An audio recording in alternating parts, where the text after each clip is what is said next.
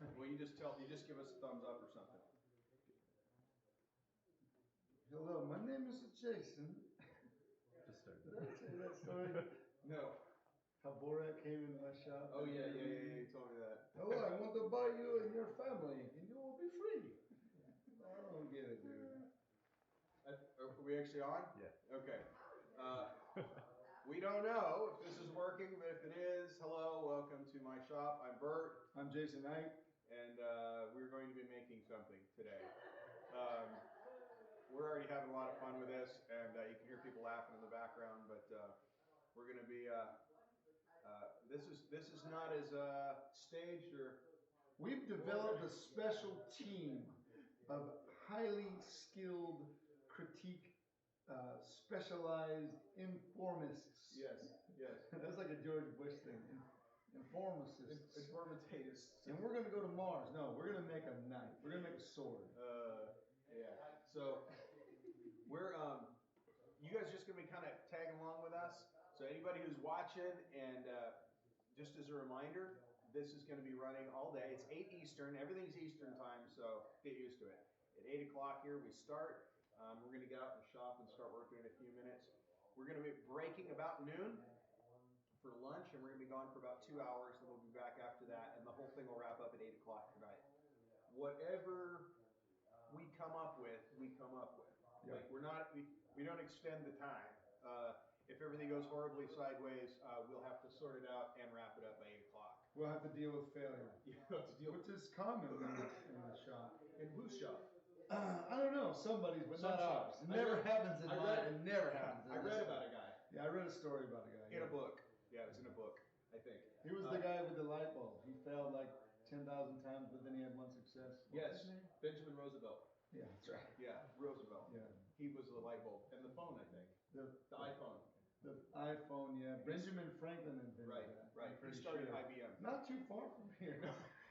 In the woods. Yeah. In the woods. We are making a knife today. This isn't just a coffee show. It sounds like a bad morning show. Like a couple. What are you advertising on there? This is the Carnival Cruise Lines, I guess. We can do this because this is not real television, so we can do things with labels on them. What I like to call this, when this kind of event takes place in my studio, I say, this is metal mashing mayhem. So what happens, happens. We're going to take steel, fuse it together on the atomic level, and forge art out of it. It'll be beautiful. Yes. What he said, which was very poetic. You didn't write that down ahead of time, did you? No, Okay. You can't write. So here we go. So and just another reminder, you can sort of tune in and out all day long. So you're able to watch what we're doing and just cut in and out. If you have literally no life, you'll be watching all day. But if you do, when this is all over, call a friend, go out, have something to eat. We got anything else we need to say? Yeah, one of the things with doing an event like this, my why is this. I want to inspire people to make. We live in a culture where everything's packaged in a little plastic package, and it's the whole life and spirit is taken out of these things. But when we're in this studio and we're forging and we're making something, we're taking an idea, we're going to put it on paper, we're going to make it real. So I want to inspire people to be makers and not takers. And that's one of my main goals with exposing the art of bladesmithing and blacksmithing to the world.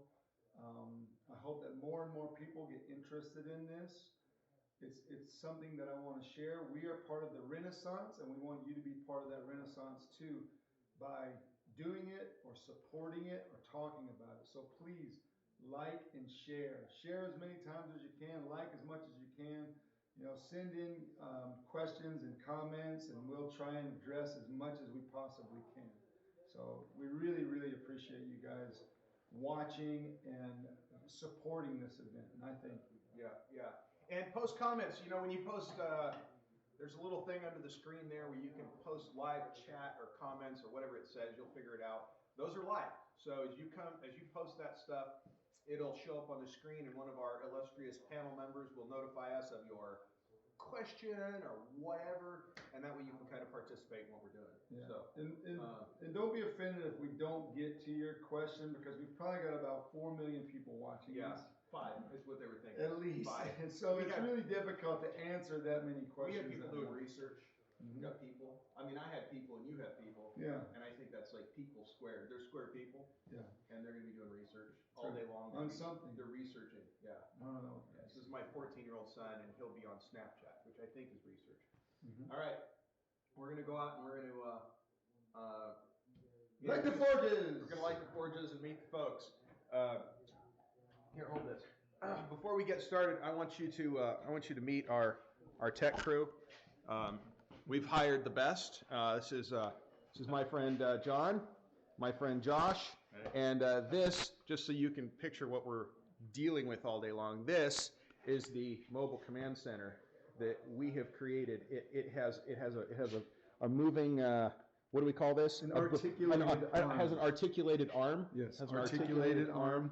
Very And, high tech. I mean, It's you got, don't just it's got a find this double anywhere. coffee holder, and we think an ashtray. That's what they put on baby strollers, right? But you could put a cooler in there too. You could put a cooler in there, usually on the baby, and then that way, if you got something breakable in the cooler, it keeps it cushioned. Yeah. Or donuts. Or donuts. Or a chihuahua. Right. So come on in here. We're gonna go into the forge, and we're gonna give my coffee back, and we'll meet everybody.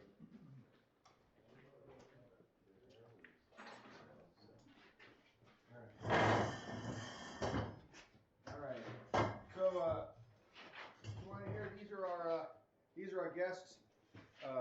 You come on in a little closer so everybody can see. Yeah, I think you. And then we could just go around and we'll go over here and we'll just go around and say who you are and where you're from and how far away that is for anybody who doesn't know. Kenny Pope. I'm from Abingdon, Virginia, which is about 20 minutes from here. Okay. So I'm a local guy. James Horn. I'm from Gray, Tennessee, which is 18 miles from here. Okay. I'm Mandy Cambry. I'm James's wife, so I'm with him. I'm Frank St. Clair. I'm from Bristol, Virginia, which is about an hour and a half from here. Okay. And I'm Emmett Faircloth, and I live in Wolf City, Texas. Wolf City, Texas, which is not an hour and a half. No, it's an hour not. and a half. All right, we're going to. We actually gave this a little bit of thought when we were doing last night, but not a ton of thought. So I think we'll light the forge, and then we'll go talk about what we were thinking, Yeah, we can show the sketch. and then we'll go from there. So Yeah, satellite's 12. this is like the mobile command. Man, you did those last night? Yeah, we did those last night. Oh, by the way, I did actually mention that Jason and I might have some knives for sale. I said might, so we don't have knives for sale. We had a lot of fun last night, Yeah. and then went out and had dinner, and then we really didn't feel like making knives anymore after that. So we could have this on like some kind of board. So what we've got in mind is some kind of big, curvy, short sword is kind of the goal. Like I said, we're going with something that we need to have wrapped up in one day. And so what we're trying is pretty ambitious, but we don't want to start off with something that's basically guaranteed to fail because we're trying too much. So we're going to try to do something that's a lot of fun. Yeah, we didn't want to be constrained by, if you choose a historical piece, then you have the accuracy of weight and size, and there's a lot of subtleties in these pieces that if you don't follow them, it doesn't work out. So we're kind of going with something a little more fantastical. So I'm thinking like this is a fighting knife from Barsoom. Barsoom, Yeah, Mars. which is on, yeah, it's a suburb of Mars. No, that's what they call the planet. Oh, never mind. It's okay. All right. But the idea is something that we can do that we don't have a lot of rules in, and that's one of the things with like the style that me and Burt go with. Hey, there's a lot of great things out there. Man, it's amazing.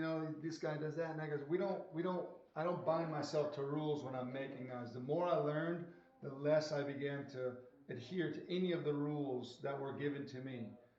So I just do whatever I feel like doing. It's got to look good, it's got to feel good, and it's got to work. That's it. Those are the 3 rules. You gotta cut. The It's got well, that's part of working. Oh, it is. It doesn't have to keel, but it Does does it have to keel? It doesn't have to keel, but it has to cut. So, anyways, I'm gonna go. Do you want to talk to the folks for a little bit while I go light the forge, or should we just? Yeah, go light the forge. I can talk to My them. forge takes a while to heat up. So, you know, when I'm sketching a piece like this, you're thinking about what do you want to make. And I know sometimes people go, well, I just shape it with the hammer. Well, that's cool. I think that's fine to do. But I like to design. So I'll draw a lot of lines. I don't know if you can see it from there, but I just draw lines everywhere. And I start pulling out the ones that I like. Now, this, at this point, is an idea. This is a concept. As we begin to make the steel, this concept will probably change. And I like to keep old sketchbooks because I'll go back and I'll look through some other concepts, like a blueprint pieces, like for example. You see that? So this is a knife that I designed a couple of years ago. So there's the blade. You know, this is an idea. I want to do it over again and over again. Or some other ideas I'll just sketch out. I may never make these things. I hope those phone numbers don't go anywhere. Like this. This is a piece that I wanted to do.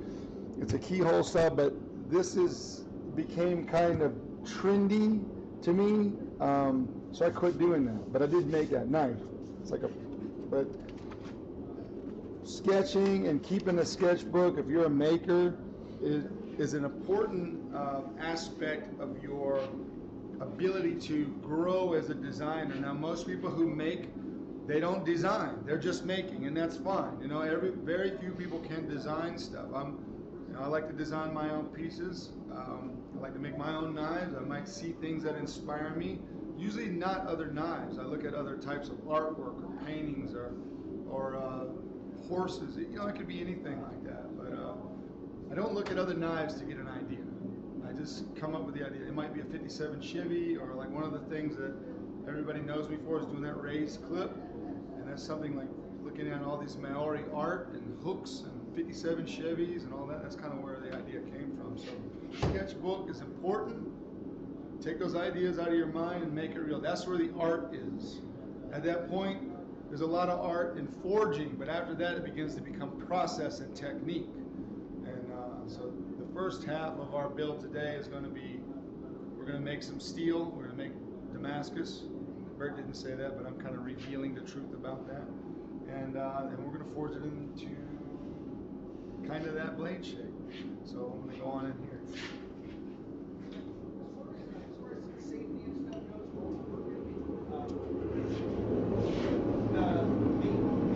I'll talk about this real quick. So last night, I didn't get here till late, but last night we had this kind of a foraging session. We just kind of warm up and see how things are. So these are some of the blades that we did. Burt started. This was, I think it was 1/2-inch round bar. So this is a blade board.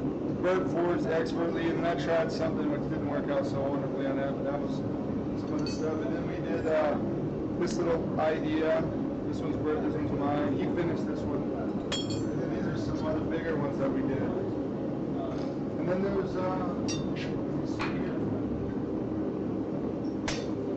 here's what Burt forged the blade, and then I did the handle. And on this one, I forged the blade, and then Burt did the handle. And throughout the day today, as we're working on this piece, there are some lull times, or some times where like, he might be doing something and I can't do anything, so I'm going to work on one of these pieces, and the same thing goes for Burt. But hopefully, we'll have other pieces that will be available. Now these aren't part of the auction, but the blade that we're making today is by silent auction. You can bid on it all day long, and it'll be available tonight when we finish it. But these will be later on, and I'll let Burt talk about that because I don't even know what it's there.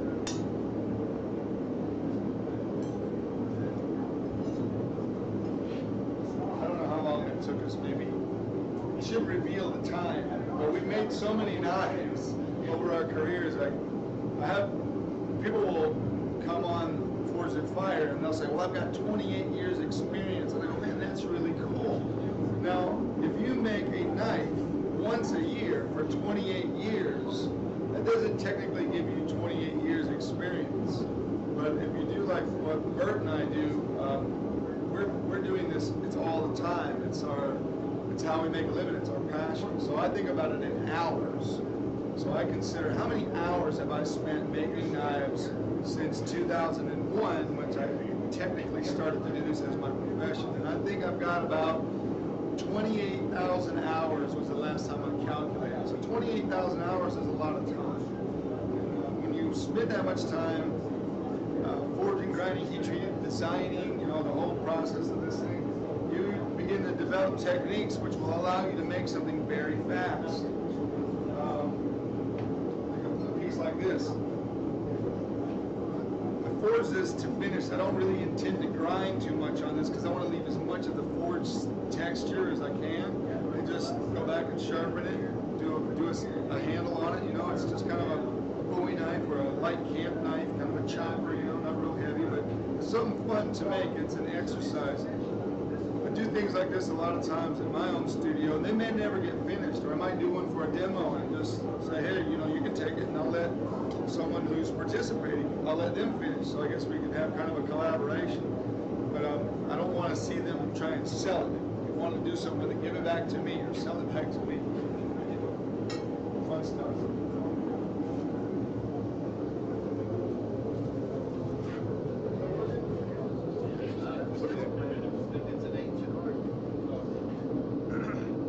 All right, so we've got our thing. Let's get some steel cut and prepped, and the forge is hot, so I mean it's not hot, but it's getting there. All right, yeah. All right, let's go in the other room and we'll.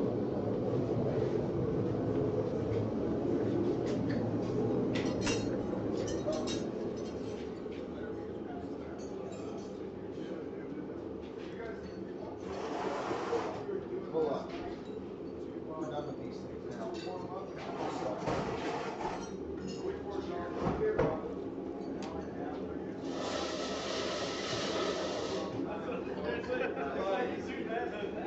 Yeah, please handle those. Yeah, let's go. I wanted to get a haircut before we did this. What kind of steel? This is 18. Yeah, these are ones that we went last time. Yeah.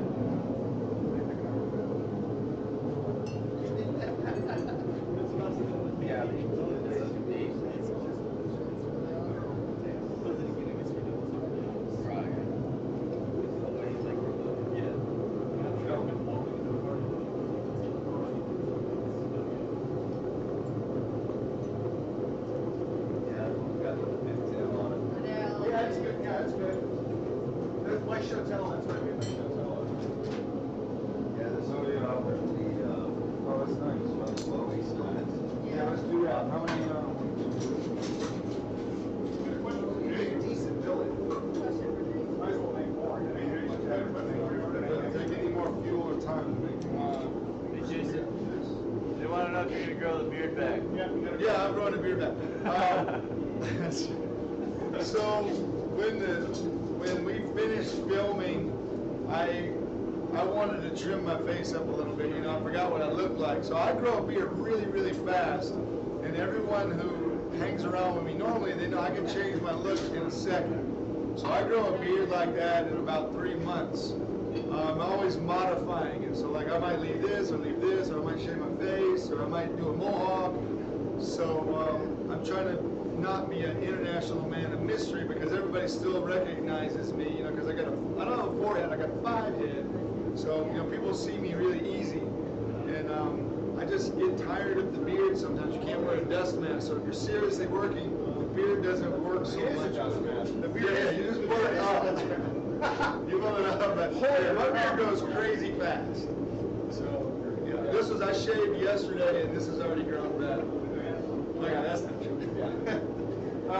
So we're grabbing some steel. We're gonna go kind of assemble our billet while the forge is heating up, and then get ready to start. I always like when people say, what kind of steel is that? I go, it's metal. It's metal. It's metal steel. Yeah, that's plenty. So we're gonna say this is 15 and 20. This has some nickel in it. It's 2 to 3% nickel. It all depends on who's making it, but usually it's made by a company called Home. And that's technical nerd talk, but This will be the shiny stuff in the steel, the shiny steel. Yeah. It makes it really tough. Yeah. The main reason I like to put this in the Damascus is because it looks cool. Yeah, it looks cool, and that's the truth. It is true. You want to use something you got, or do you want to use that? Mine's really, really thin. You want to use that? Doesn't matter. Yeah. You can stack it up evenly. Yeah, let's stack it up and then we'll chop the end off. All right. All right. We'll go over here. Box. Can we hold that? Hold that. Get out. We got top secret stuff in here. I can't really let anybody see it. You can't even get it out. So.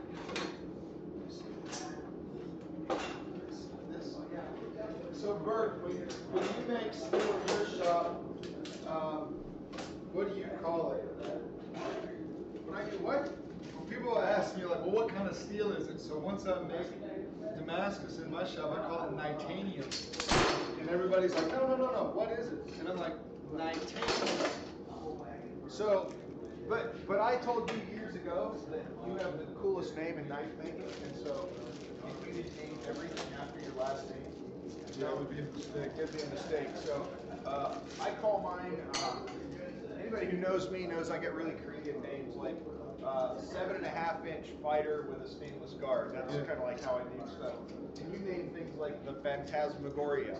So you know, I just call it metal or Damascus, or I've got something really creative like that. But Phantasmagoria is an actual word. I know it's not a made-up word, but it's a creative word for your knife. I can make up words though. I know you can. You make up a lot of stuff. I mean, we're not speaking English, we're speaking American. So That's right. we can make up whatever we want. The language is a little bit like knife design. You need to have some rooting in a historical reference point, but from there you can just run off and do We've whatever got you want. like a layout spot. I can wipe this grease. This grease doesn't matter. I mean, there's some dog hair in there. 'Cause Yeah. I wanted to That do adds this carbon. thing where and I it had adds this teeth. dog that I loved, and I wanted to put the dog hair in the Damascus. It adds teeth. This is our layout spot. We'll do it on our drawing.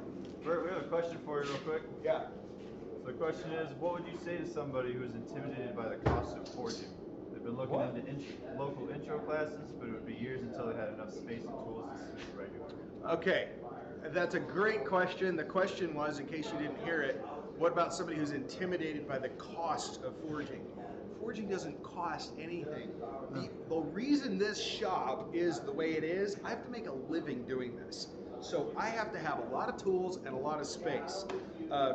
On my website somewhere, I think it might still be there, there's a picture of what I called my first shop. And it was in my 2-car garage, and I had like 0 legitimate tools. I had a railroad track for an anvil, not a railroad track that had been turned into an anvil, but just a piece of railroad track. And a little homemade forge that was made out of junk. Everything I had could have been worth $50. But I had fun. And so I think that you can take a file and you can file a piece of soft steel and then harden it with a very hot fire. There's just so many ways you can do this started. You can Google some stuff on neo-tribal bladesmithing. Neo-tribal bladesmiths use very, very, very basic minimalist tools and techniques, and that would be a great place to start. You don't want to get intimidated by lots of tools. You want to have fun with this. If you ever get to the point where it's not fun, quit. So start simple. I got an answer for that too. When people talk about cost, I always find that to be very interesting because it's what are we perceiving as value when it comes to cost. So I know that people will go out and buy new vehicles all the time and think nothing of something. It's $30,000. You drive it away, now it's only worth 20, and every day it's worth less and less and less. So I'll use the anvil, which is the king of the tools. I bought an anvil. It's a petting house anvil. They cost about $1,000 brand new. Now, if you buy $1,000 anvil, man, that's expensive. But in 10 years from now, those petting house anvils are going to be $1,300 or $1,450. And guess what your anvil's going to be worth? The same as the brand new one, because if you can wear one out, you're a bad bladesmith. I mean, really, really bad bladesmith. You are either bad or you're bad. Yeah. Like it's either way. It's one of those things that when you buy and you use, if you decide, this really isn't for me, more than likely you're going to sell it for exactly what you paid for or more. And the same goes for a grinder. Yeah. You buy, like, I've got a Wilmot grinder, this triple arm grinder over here. I don't know what they cost because they're expensive, but they're worth it. And when you buy one and you use it for a couple of years, and somebody goes, "Hey man, you got a grinder for sale?" Well, Chris is probably selling that for 5,000. No, not 5,000. Like more than he started. Wipe the top. I'm sorry.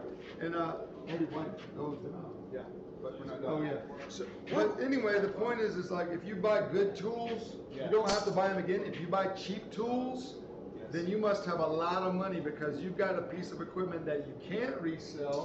It won't work and it won't be effective for you. But don't go out and buy everything. Do one simple thing.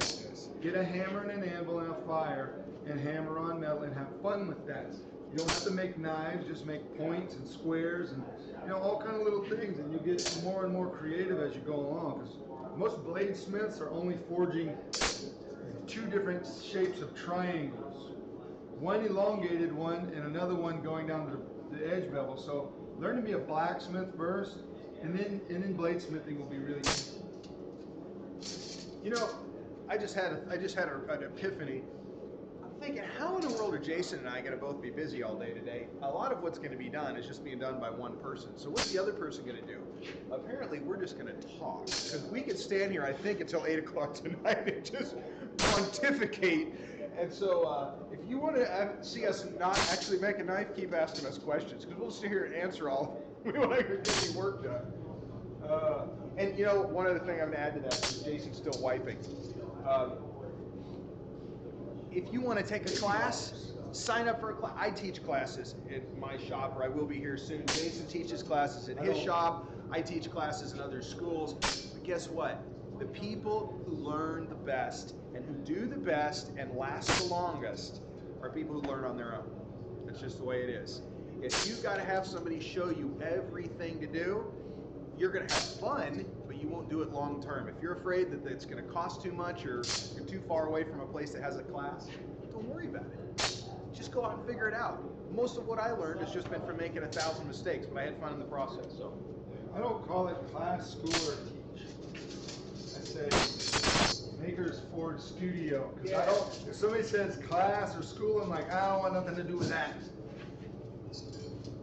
all right, your steel is all got. It's all going whatever direction it's going. It's like here.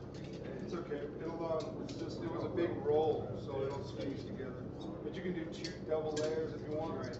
Because it's real thin, so we'll put 2 in between, then we'll chop the rest of it. Right. Weld it up and chop it off. Go like that. You good? Yeah. Should work. We'll go out and.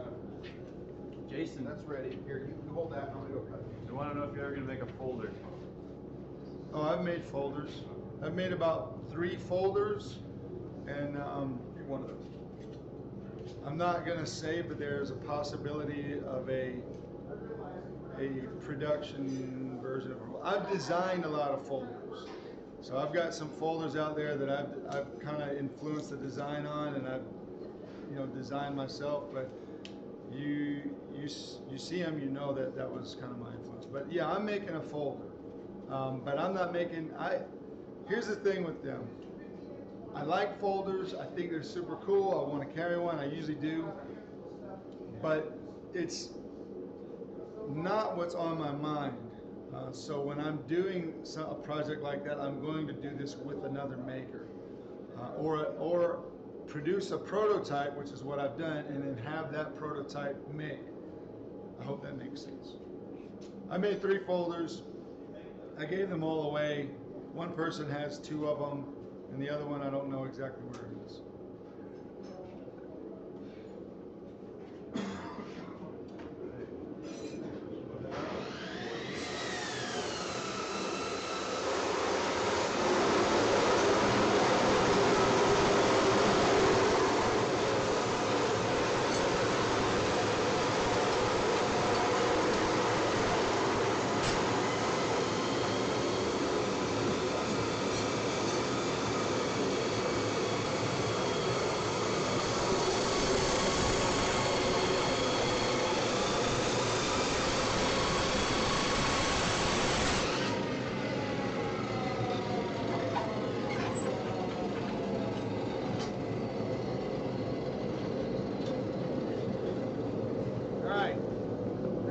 stack this. Oh, here we go.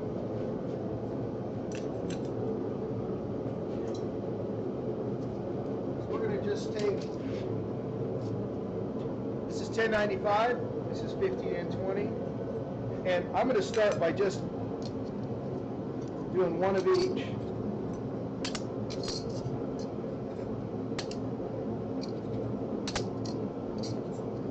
And you don't have to stack these evenly, but I'm going to start that way, and then I'm going to go back and mix it up.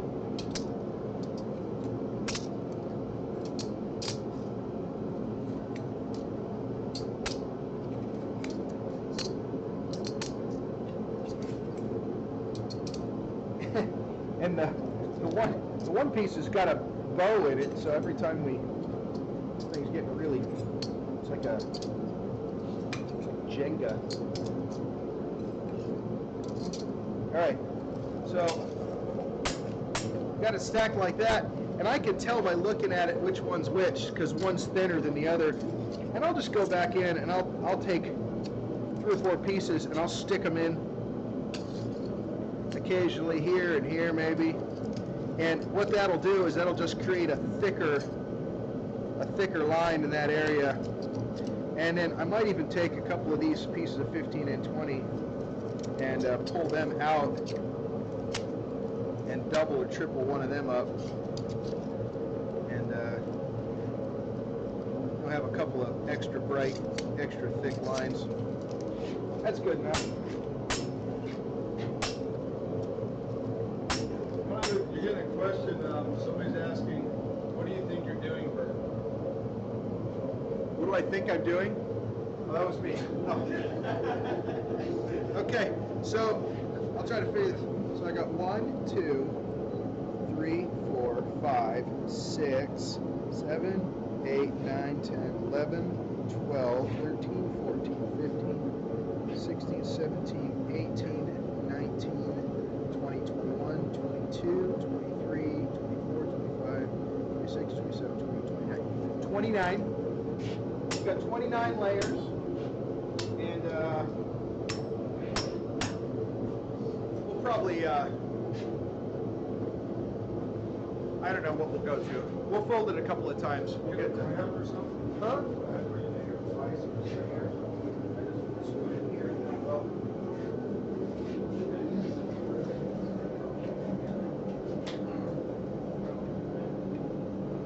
Is this gasoline we're quenching in here?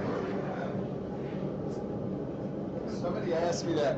Do you quench in diesel fuel? And I'm like, no, I wouldn't quench in diesel fuel. Mother loves it. She told me don't quench in diesel fuel. Don't let anybody see this stuff. Secret? Ancient Chinese secrets.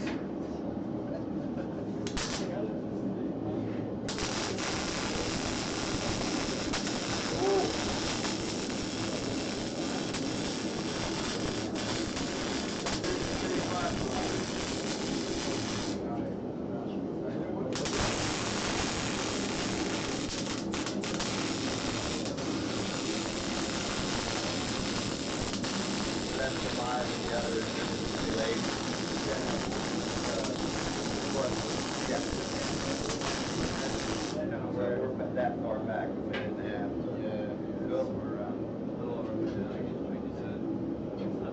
That makes me look fat, man. You got a skinny cam on there? Yeah, those are handles. There's also a big stack over in that bucket right there. Oh, okay. You might. I like using the bigger handle, one of the longer, heavier ones for Damascus.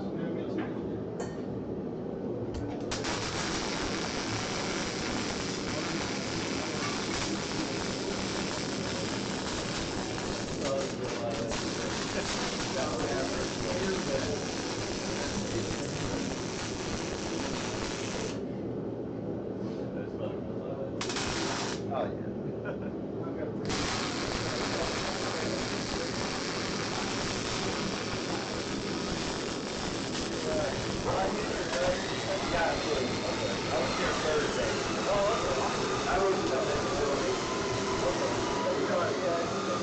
Well, I get amped up, you know what I mean? redneck, so.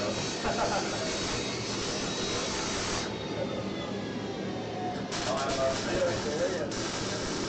This area is kind of similar to where I live. It's all, country, agricultural. Yeah, we have ranches.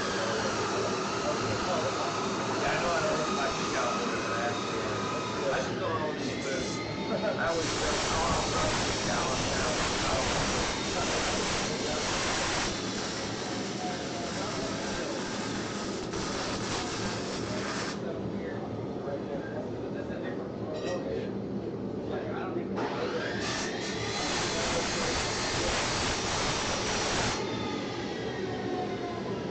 I'm sure the audio in here is just miserable.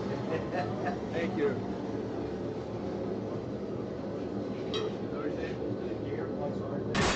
Oh, okay, thank you.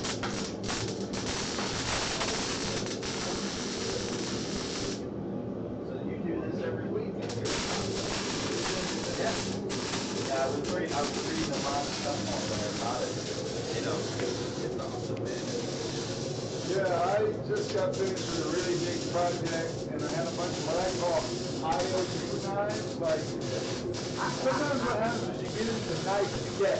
Yeah. And you come up with a project, and then the customer allows you to be their bank, which is a really terrible, terrible mistake. It's all this is like, hey, the knives are all towards the ground, and I'll begin finishing. They go, okay, well, I'll take you the money. I'm like, no, don't do that. And they're like, hold on, and then some of them are like, well, send me the money because I'm broke. Anyway, whatever you do, don't do this. Right. Because then you'll spend your time. No bladesmith really has a firm grasp upon, number one, what day it is, or time during the day. That doesn't even matter. But me particularly, what year it really is. So I'm thinking, I got a firm grasp. It is now 2016. But I was still thinking it was 2014. But one thing that I do now is, like, I don't really take orders anymore. Right. I make certain things that I like, and I will make several of them. And there are some pieces that I've made that are pretty famous, but they're also notorious. Because, like, this kukri, that's why I have this ink of this kukri, because it's like, Is that your nemesis? it's my nemesis. It's like one of the coolest things ever made, but it's also one of the most aggravating things ever made. And each one is really like getting a root canal every time I make one. Because that's the one I liked on your website the most. Yeah, I like that too. I've done 2 series of them, and I've redesigned it again. So I will be making some movies, but they will not be like the other 2. People might see it, but it's like one series is a big one with a big fuller. One's a 1 inch shorter, but it has bolsters. The one that I will make now has no bolsters. But I like to do that black finish on it. It doesn't wear off. And, Is that an acid finish on it? It's rust gluing. Okay. Like old shotguns were done. Okay, yeah, like naval jelly. No, it's a long process to get it like that. But we started doing that finish because hammer up finish, man, it's beautiful. You go cut it one time, you ruin it. Yeah. Spend hours getting it clean and nice. Got one thing done. So I started this I call it blackout, because early on I would glue blades and I didn't ever kill the rust. And then I would go out and I'd be rusty and I'd steal them up. I could never get that blue to come up. It would just get darker and darker. So I watched this old documentary of making shotguns, and they're getting the bluing on by rusty finish. So it's all these different techniques they did to do it. But they did that because they were hard soldered together. If you hot glued them, you destroy the solder. But the finish is durable, and it doesn't wear off. Videos I used to run cutting all this stuff. It's really great. In fact, we have to do test cuts. Right. Test cuts. So I use that to bring a lot of test cuts, because if they're going to cut it, we're testing it first to make sure. See if you get anything in here. Finish doesn't wear off.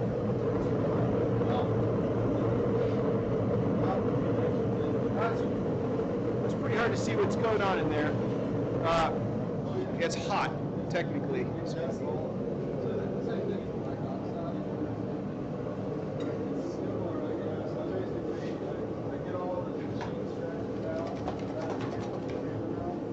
lot of ways to make Damascus, and we're still going to be using flux, mostly because this is my shop and that's how I do it. But you don't have to use flux. There's other ways of doing this. Flux ensures success, so we don't have a lot of time to redo this if we make mistakes.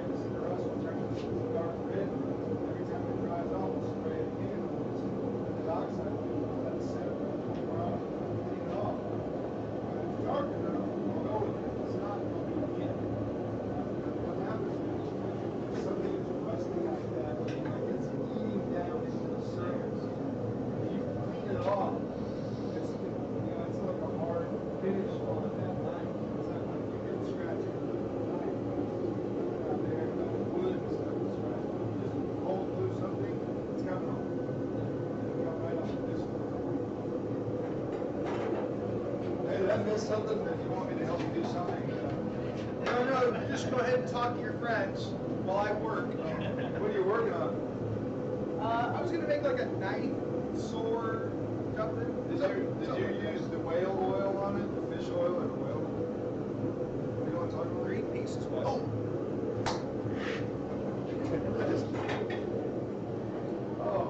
I can't believe you're doing it. I know, you can't, can you? It's disgusting. Like I told the camera, we're using flux because it's my shop and it You're right, you're right. You don't give a flux. I don't give a flux.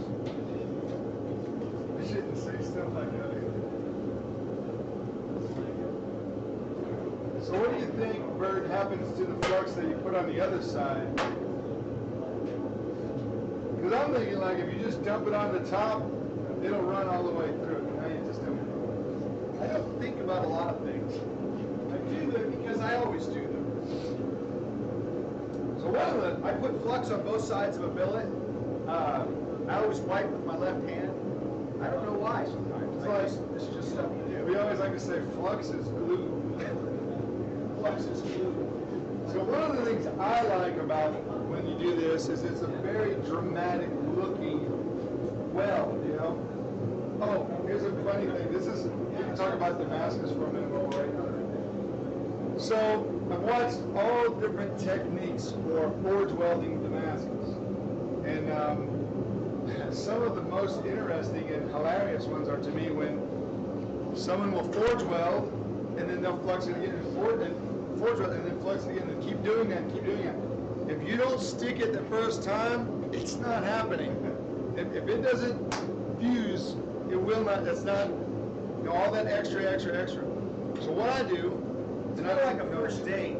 You just get one of those. yeah, you get it stuck and then you move it and then you have a great piece of steel.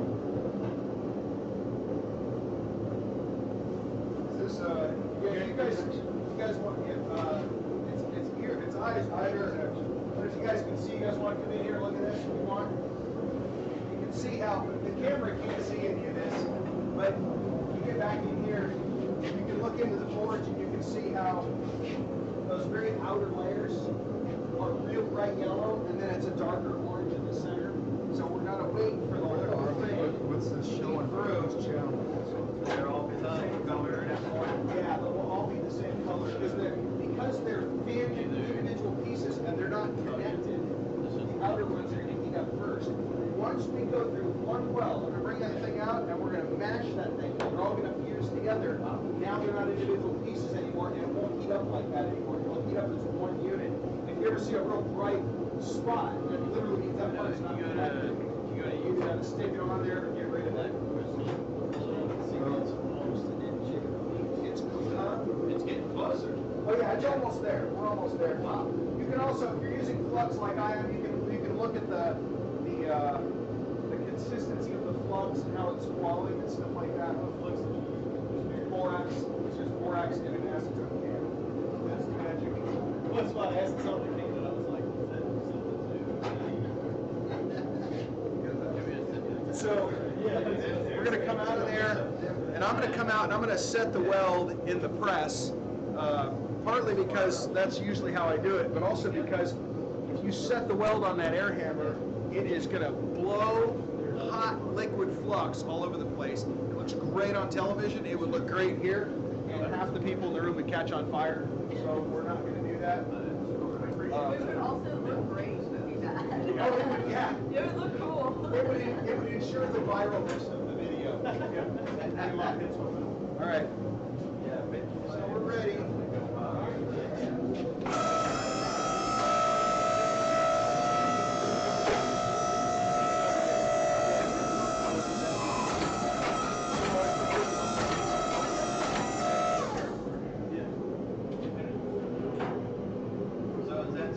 All we want to do is just make sure that those things are kind of stuck. We're going to come back here and they're all stuck now, but every time out from now on just ensures that we're getting good consistent bonding. I'm going to change the guys out. Yeah.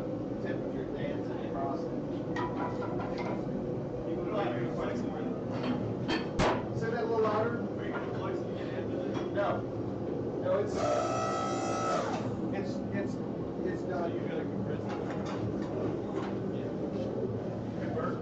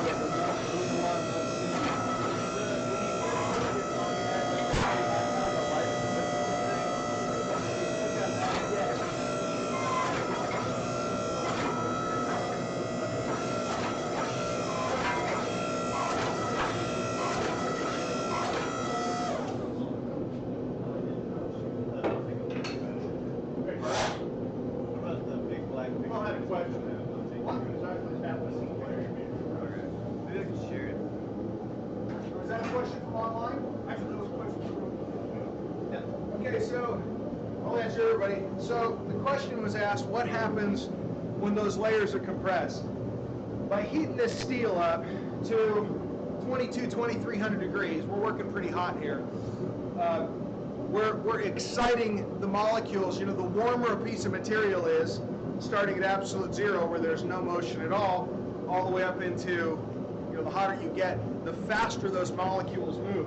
And when we're putting them in intimate contact with one another and then we're pushing on them, we're actually forcing layers from adjoining sheets to jump into the one next to them. So we call this forge welding. In industry, they call it diffusion bonding. It is where the one material, both materials diffuse into the one next to them.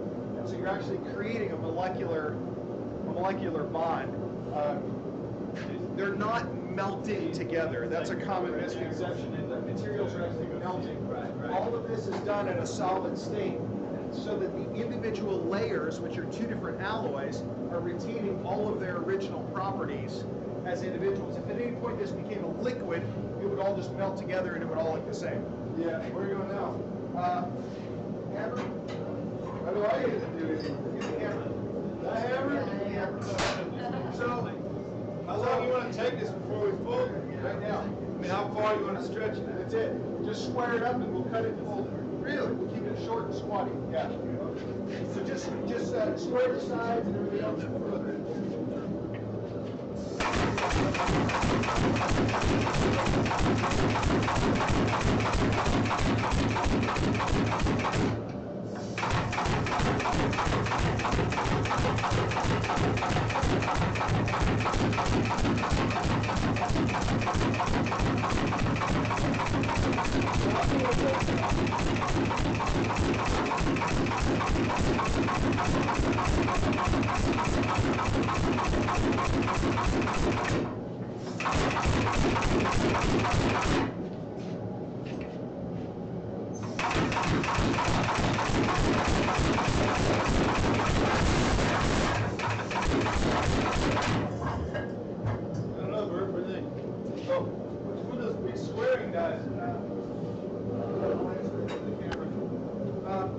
Somebody asked real quickly if the video is available after the broadcast ends. Yes, it's kind of automatically archived. And so I think what we're going to do is it'll just be there. I don't exactly know what that's going to look like, but Josh, are we thinking you'll that just yes? upload it to your channel afterwards. Okay, it'll just be out on Burt Foster Knives or whatever my YouTube channel is called. So you want to use this to square it up? Or what? Yeah, we'll just square it.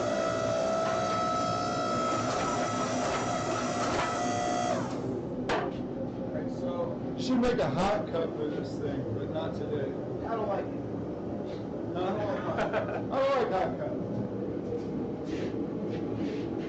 I like how you did that. We're out here trying it. Everything's wet. We have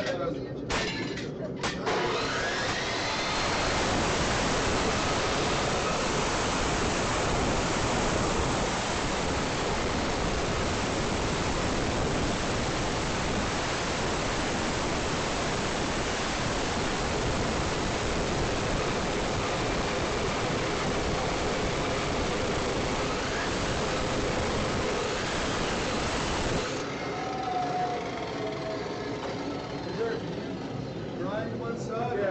Yeah, I'll grind it one side. You do it? Sure.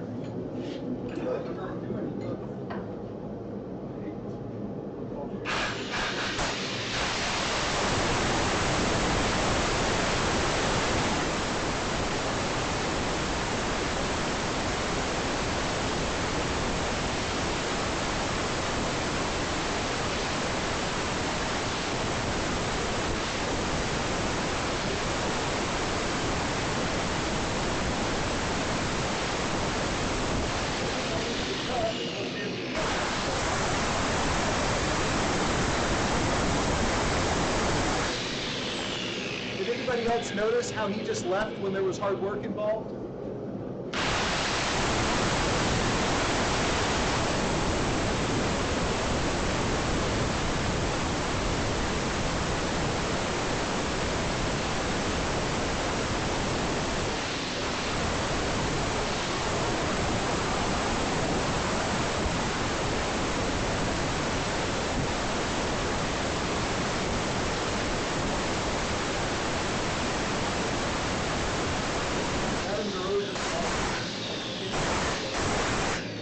Okay, let me try this one and see if this works any better.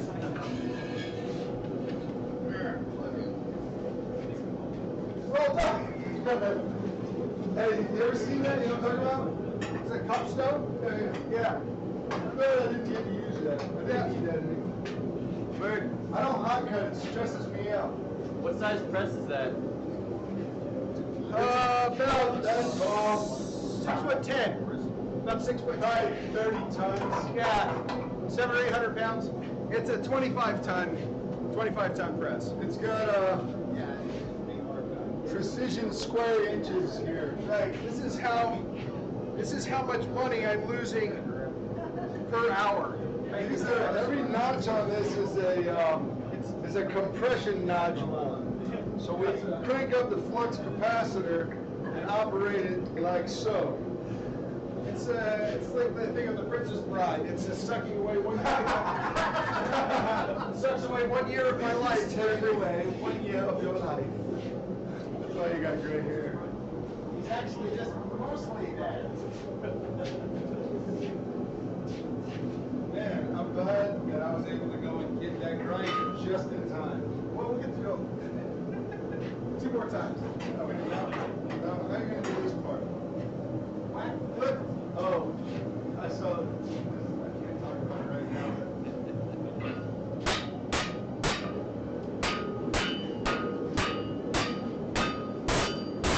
Wow. That's cool. Yeah, just for glue. Put on the glue. Glue on!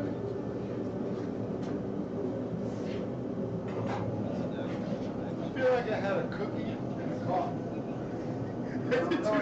That's all I had for breakfast. It was a chocolate chip cookie and a coffee. What's wrong with us?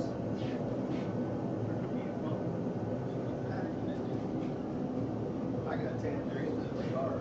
So you got fruit out there. I just didn't eat any of it. We were just walking around. I hated it. Here last night. Exit 7. Yes, yeah. Big Blue makes Yeah, I was by here. buy these from Big Blue. Sure. You do just tell them, Jason. Good. I didn't stop. I just Is that gonna save? Yeah, I've forged my own hammers before. Yep. I've made a good many bit of hammers, but I usually end up giving things away. So I used to have a lot of things away. But I like this because I can move steel really fast with the round side, and I go back and smooth it with this side. My technique for forging blades is all rough forging, getting where I want, and then making it smooth. Normally when I'm watching blades and sports, they're doing all these planishing blows, smooth, slow, smooth, and I don't have time for it. I'm not patient with it. I just want it to go boom, boom. I want to move it really fast. So a couple combinations make that happen. I'll show you this anvil real quick. So one of the interesting things about, we're talking about tools, and people say, how do I get into this? If you're going to be a bladesmith, this is the tool that you want. A good anvil. You can buy junky ones, get a good one. Because it'll always be worth the same or more. It will never be worth less. Don't put your anvil on a wooden stand. Put it on a steel tri-leg stand. It'll always be level. So when I hit this thing, it doesn't move. Got a magnet back here, so I can kill the sound. So without the magnet, it'll make you deaf. Put the magnet on there, it dampens the sound. But I can move steel so fast with this thing, it's crazy. I don't need a giant anvil. I mean, I like big anvils just because they're cool. But this little anvil will move steel incredibly fast. The anvil is moving steel almost the same speed as the hammer is. So if you have a soft anvil, it is not moving the steel as fast. It's also, if your anvil's not like, I call it grounded, it's not like electrical grounded, but you see how this is making contact with the ground? The anvil's making contact with the string. I mean with the stand, there's no shock absorber in between this. So when I'm hitting it, it's giving me a return. There's no movement. I mean, it's not going anywhere. Put it on the stump, and that stump is absorbing.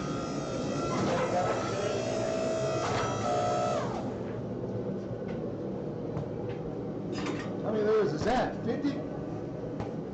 What did we start with? We started at 29. 29. So that means we have 29, and we've doubled it. So that's 29 plus 2, which is 31.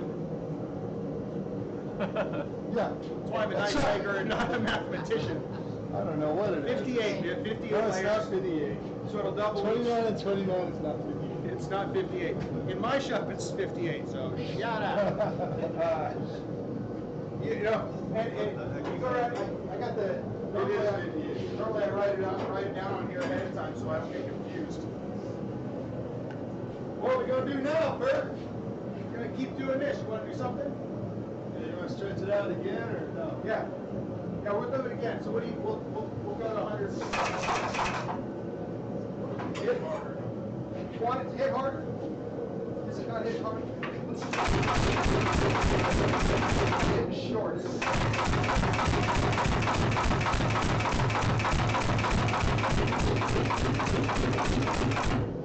Oh, I like. Remember that.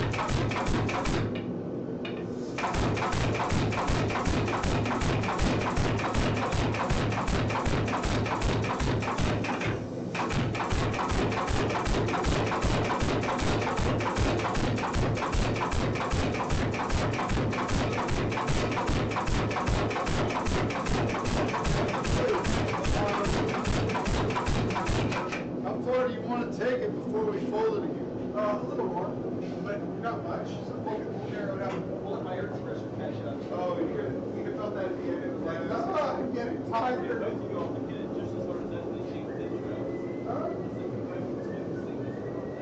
Hey, while we're It's not about how long I can, how hard I can swing it for a ball. Hey, while we're waiting on that, you guys let me show you your fourth and point on tonight. Oh, don't show off. You don't show. Work on what we're working on. Don't make up new projects. You're right, I'm easily distracted. That's why I'm just whole time, where's my knife? I don't know, I got another project. He spends his whole time talking and not helping me with the work. I feel like a wife doing the laundry all the time while her husband just goes and galvans off with his friends. That's how I'm making you feel. That was your choice. My job being the wife in this relationship. Yeah, hold it, stare it. Look, what's the word? Thoughtfully. Look thoughtfully. Pensive, be pensive. How do you look pragmatic? How do you look pragmatic? Like this. That's pragmatic. This is an evil.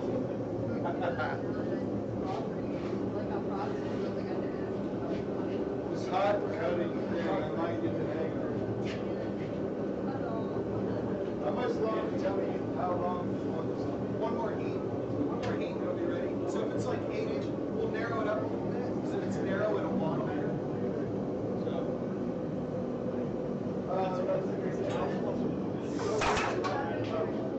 Something not right. Yeah, if it's on edge though, let's see.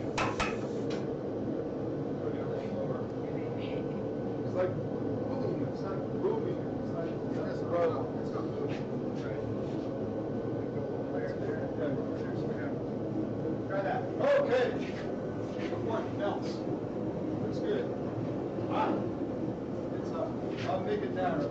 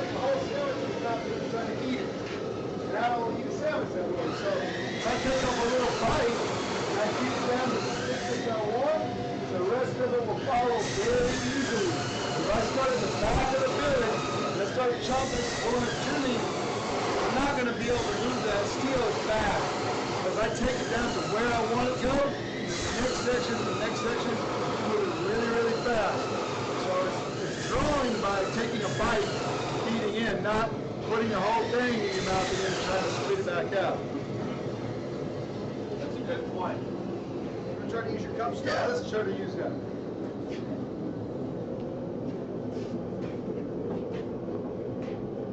Well, this did come apart one time.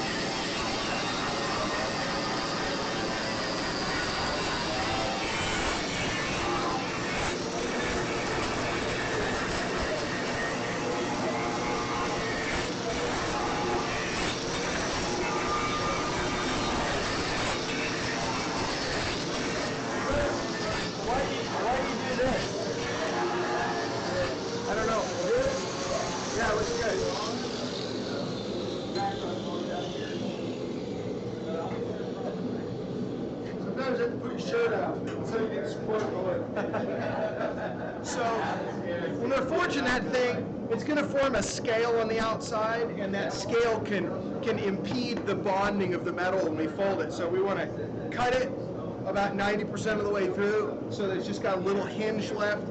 Grind that one area clean. There's a lot of ways you can do this.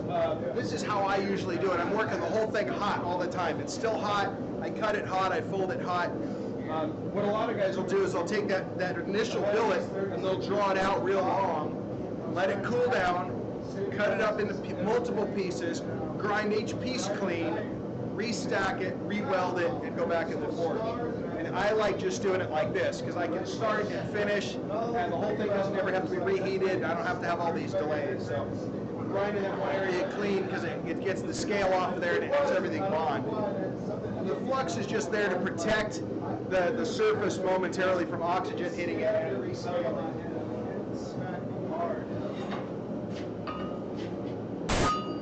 That was cool.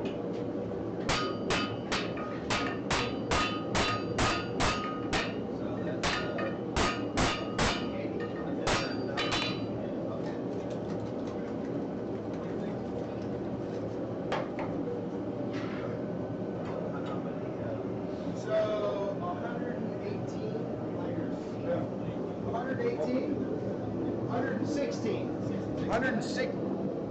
Yeah, 116. So we'll be at 116 layers here. Are we going to quit there, or are we going to do one more?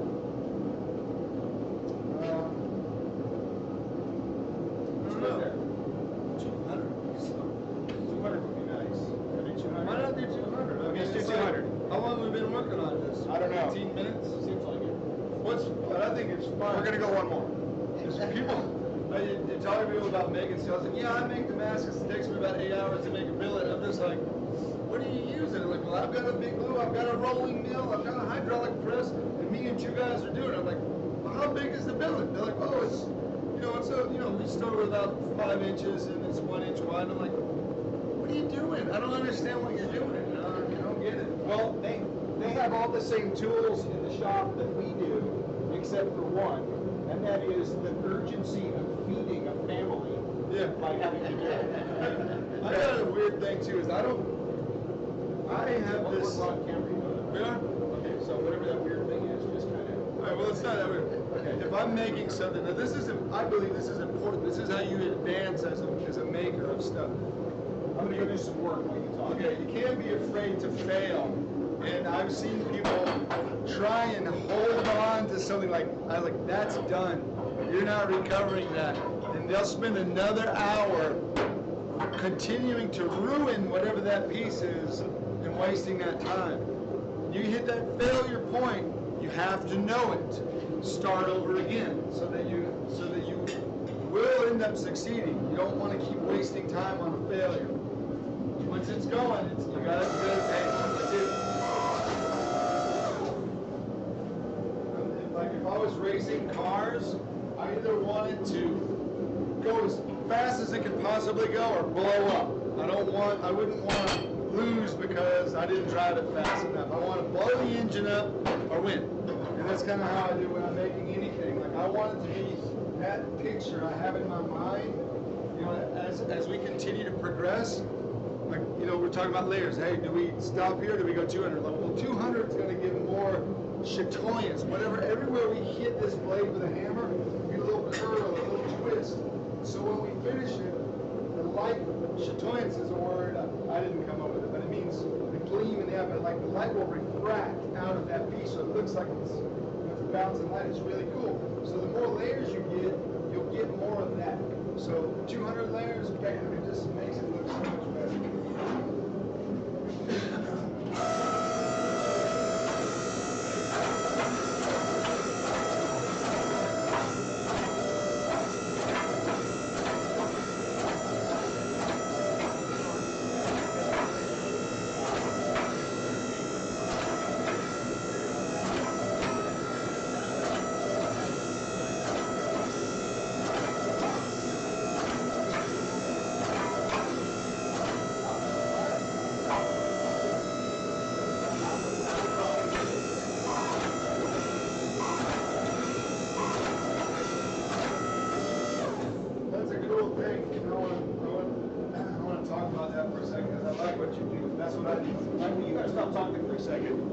The other way of looking at failure is if something starts to go wrong, Before your 190 mile an hour car runs into a brick wall, think about it, slow down, figure out what's going on, and take care of the problem before you explode and die. You're right, I never thought about that. Yeah. There are ways to look at failure. There is a crash and burn factor. There's a crash and burn factor.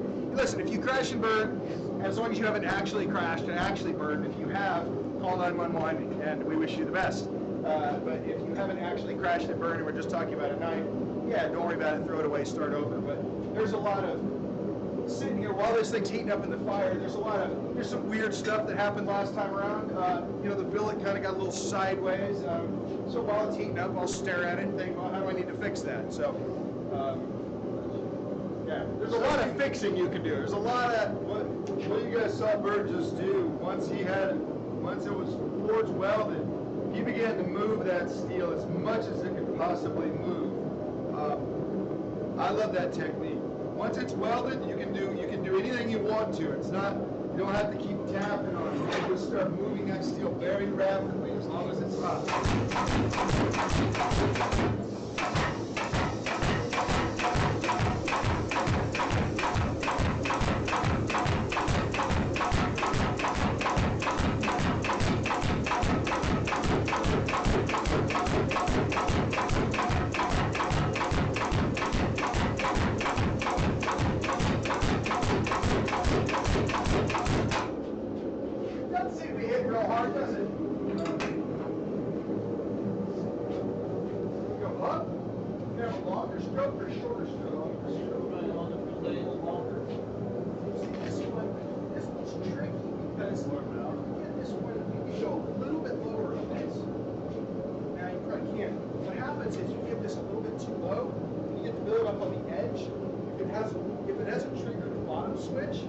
It'll hit that, it'll just lock up on it because it needs to be lower. So it's almost as low as it can get. Do you want to stress that at the very end, piece of chop that off? We'll fold it again. So it's all ended up in the tail. I thought that was 200 layers there. It is 200. No, we're still working on 119 or whatever. Oh yeah, that's the tail now. Well, that's why I usually check them off the mark because I get done talking. So we got to pull once more out of this.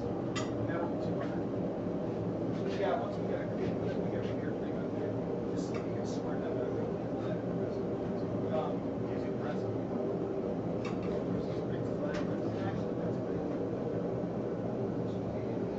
We're just flat that.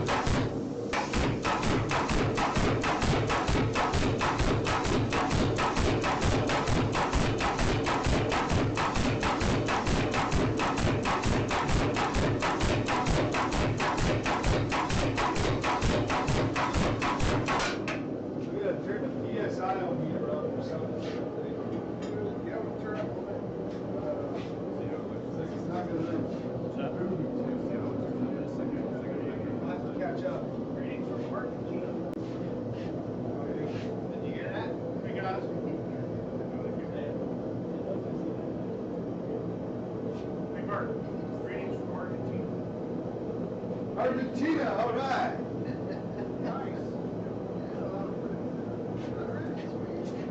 Nice. All right. So we almost lost track of what we're doing, but we're doing one more fold. it's very easy to forget, especially if somebody's here and you're talking and they're asking you questions.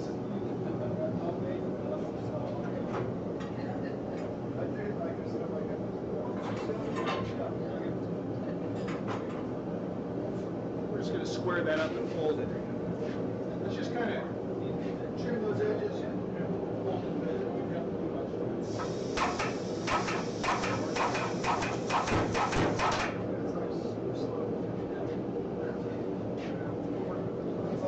It's not heating anymore. It's 140 now. It's 140 inside. Well, we can probably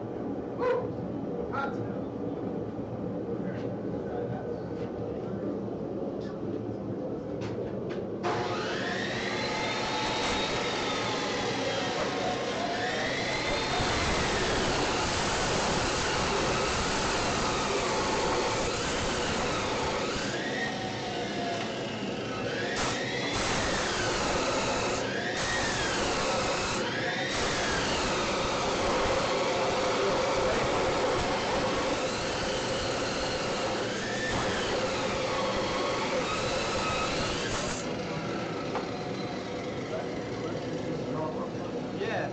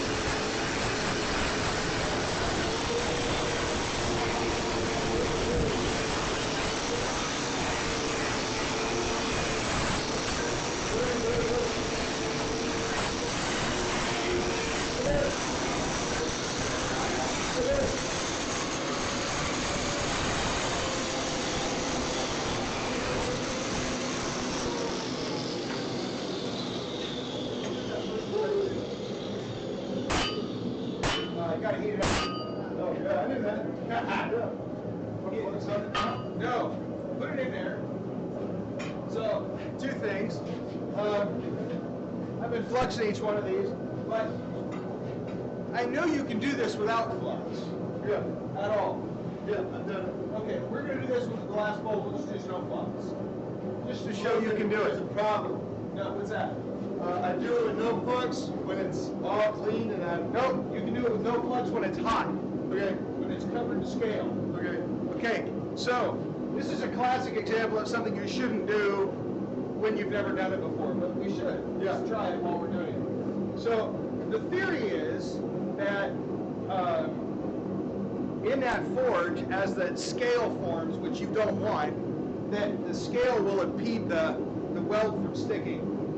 The scale is iron oxide, so it's iron mixed with oxygen in a molecular bond. The theory is this forge right now is running what's called rich, so they've got more fuel than air. So it's super hot, but all the gas going in can't all burn because there's not enough oxygen. So if we're running it hot and we're running it rich, the gas will starve for any oxygen and will actually use the oxide, the oxygen in the oxide, and it will consume the oxide and reduce it back to iron, steel in this case, and that will create a scale-free weld, so long as we keep it in here and soak it long enough to dissolve that scale. That's the theory.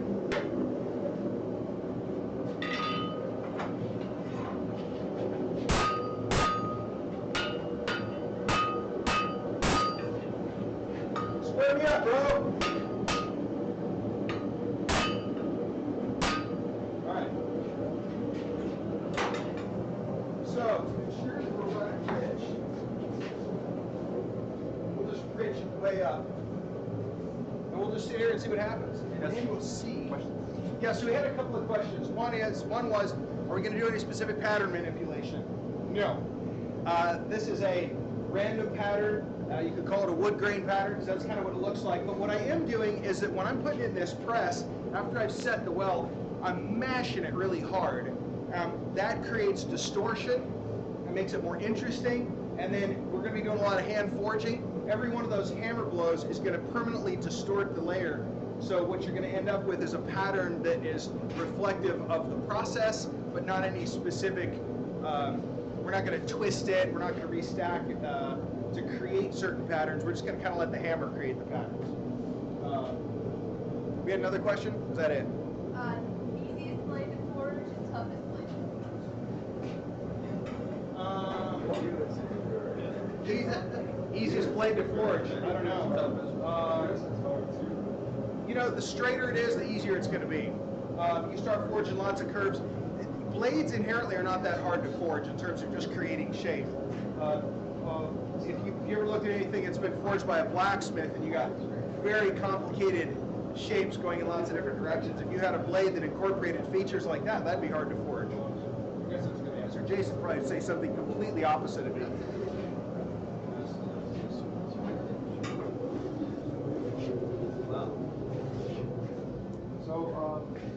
So, yeah. Okay. You want to take camera with you? Yeah, should I? Hey.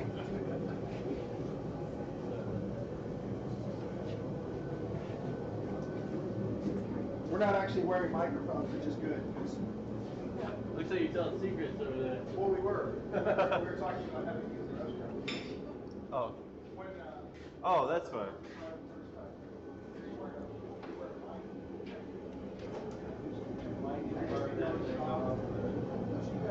Pocket, you're wearing it, and so I was in the bathroom, I'm wearing it, and then I'd walk back to the house and talk to my wife, and I'd be saying stuff, and I thought, oh my gosh, I hope I didn't say anything.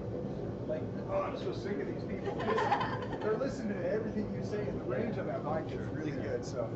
How long were they here? Were they here just like 9 to 5, or were they just as long as you were working, they were here? Yeah, they got here a little before every day, so the actual working time was very structured. There's no fudge room in it.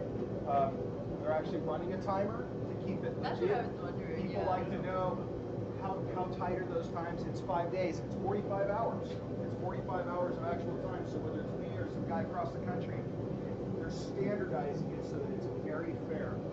People want to know what's real on television. Everything's fake, but those times are all real.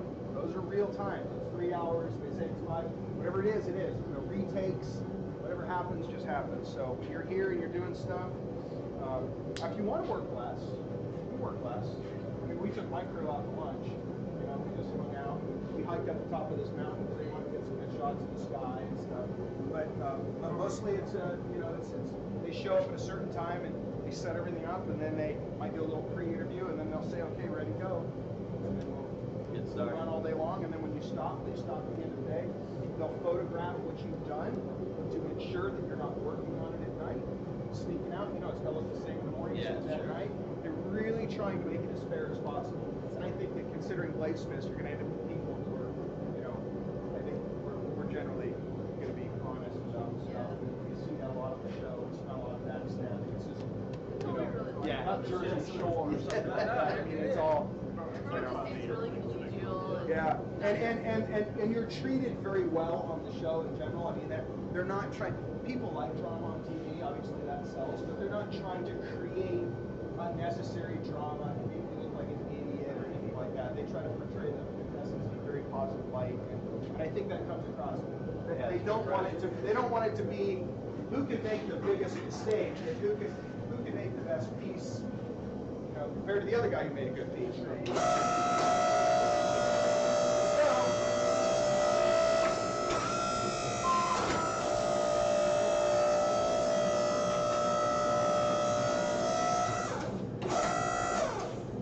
That makes me so nervous not to see flux squirting out, but we will see.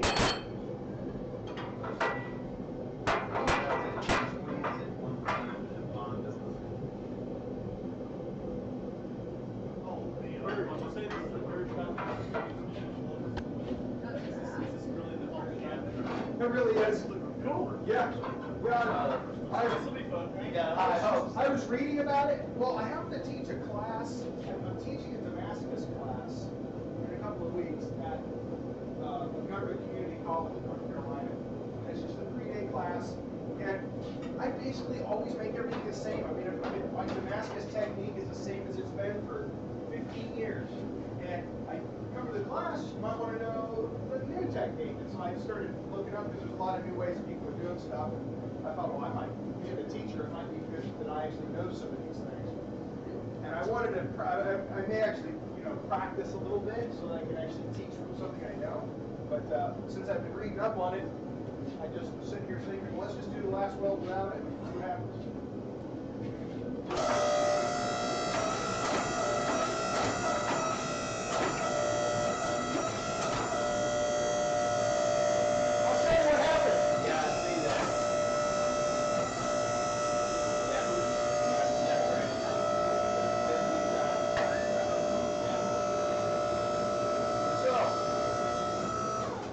So you can definitely weld without flux. I don't know how to do it, so. Yeah, so are you gonna turn your mixture back to less rich, or? More rich doesn't hurt anything. It just makes a big yellow flame come out of your forge. And it uses a little bit too much gas, but it doesn't hurt what's going on inside there. It can only help. But I just threw a little flux in there, and the flux. What happens is at this high a temperature, this borax melts. Basically acts as like a very aggressive acid. So not only is it covering the steel and protecting it, but it's kind of chewing away whatever oxide might be there, and be like soaking it in boiling acid. So you think at the scales that will allow it to bond? Yeah, whatever. Something that will allow it to bond. And sometimes you gotta work it harder. It doesn't just stick, just press and stick. And sometimes it's more of a a gradual process where it kind of sticks, but you don't want to work it too hard in the very beginning. I might just squeeze it too hard that second time.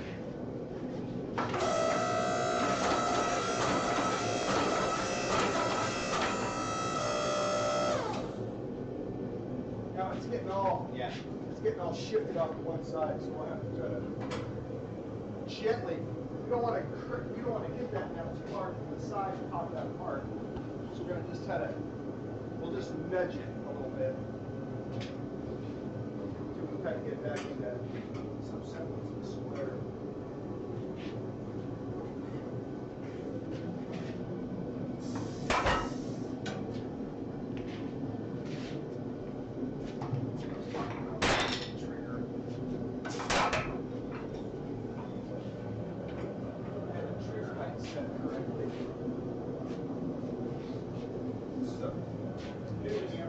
Now, does it matter which way you have the steel when you put it in? In other words, is it side to side or on the top of the other? That's what matters. It's kind of hard. You're just kind of aware that the layers are running one way, so it's strong one way and less strong the other way in terms of just being able to beat the tar out of it. But it's you can actually make a knife out of it sitting up on edge like that and just have a totally different effect of the pattern. It's gonna change the way it looks at all. This is effective.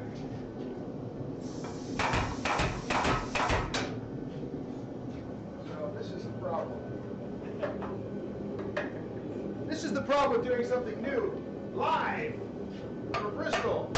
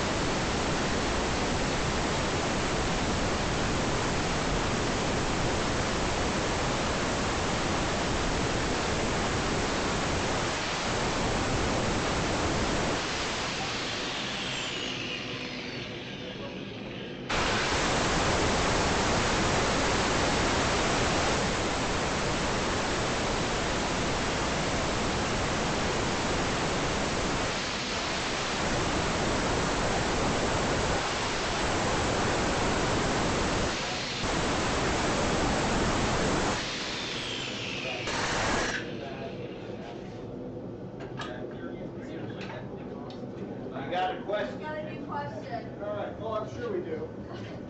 They're not caught up yet. They're not caught up Yeah, with they're that not. yet. This is a different thing. They're not caught up with the, Right, so just so you know what's happened here, it's a great example of what Jason and I were just talking about a minute ago. You can, there's failure and then there's failure. So we tried something I've never tried before and it didn't work. So I tried it again and it still didn't work. So I opened it up, I ground it clean, I threw some flux, we're gonna go back. You can't just keep doing the same wrong thing over and over again and hoping it keeps working. After a shot or two at that, start over and do it the right way. If we had to, we could shut the whole thing down, we could take it all apart, we could clean it all up, put it back together. Just think through it. So once this gets hot, we're going to refold it, we're going to re-weld it, pick up where we left off. So the other question was, what's the main difference between using a hammer to set the weld versus the press? There's no difference, it's pressure. The press has a lot more force, a lot more. You know, this is a 150-pound head moving up and down, and that's 50,000 pounds of pressure per square inch. So it's a tremendous difference in pressure. But as far as forging goes, the hammer is a lot more versatile than a press. A press can you know, exert a lot of pressure, but it mostly just squeezes. The hammer can be used to actually shape metal and basically create a knife. So this is the more versatile tool. That's more of a specialty tool. So that's more effective at just making steel. So we learned that there may be more to fluxless welding than I know. Yeah, So because I don't know that I pried it back done open. much. I pried it back open and grind it again, round it off, refluxed it, fold it, started it.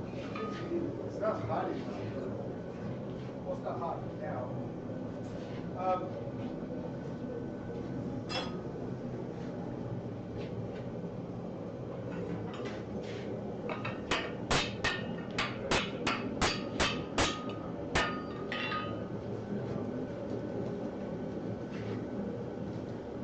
So,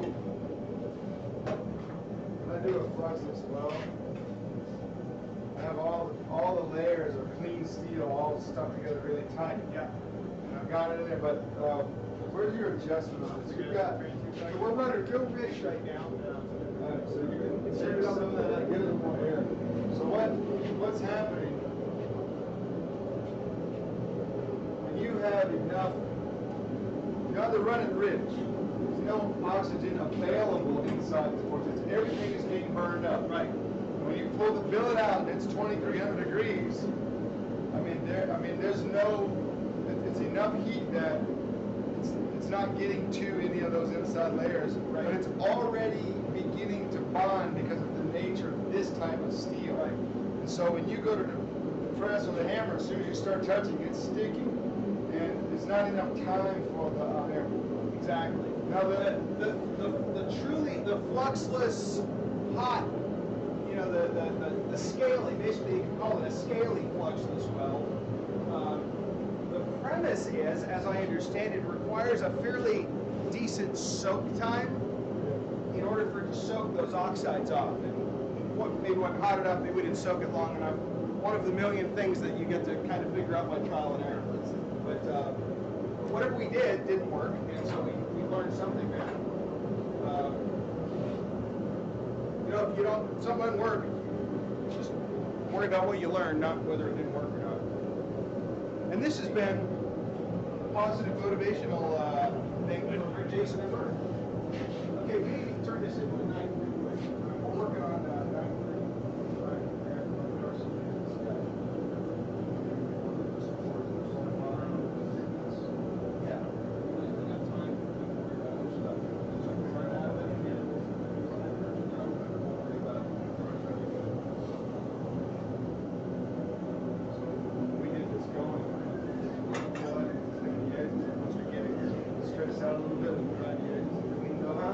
Yeah, we'll get it into like a bar stop. Yeah. A pre-form of, you know, maybe whatever it wants to be, 2 inches wide by 5/16 thick, by whatever, and just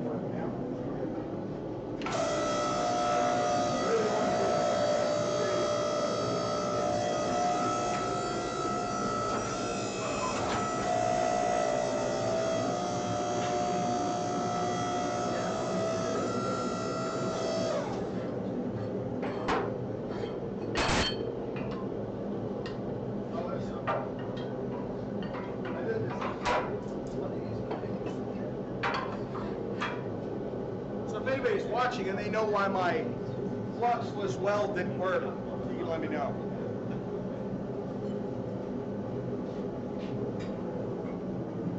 We have someone from France watching now too.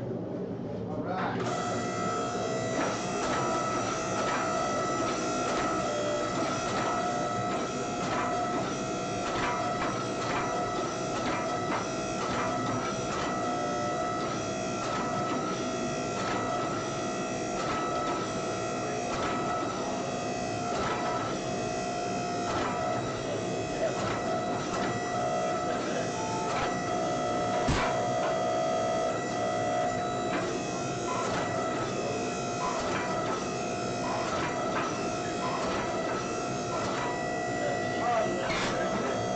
What else we can do to get this going a little quicker?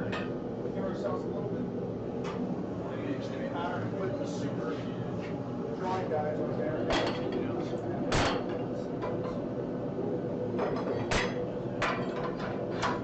It's a high precision tool, but the guys only going one way.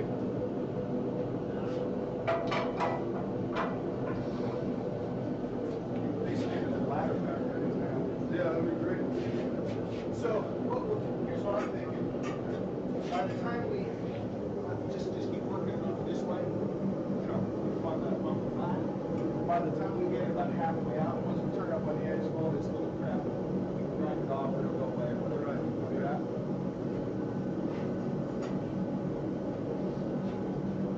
What's that junk at, Burt? Drawing X on the floor.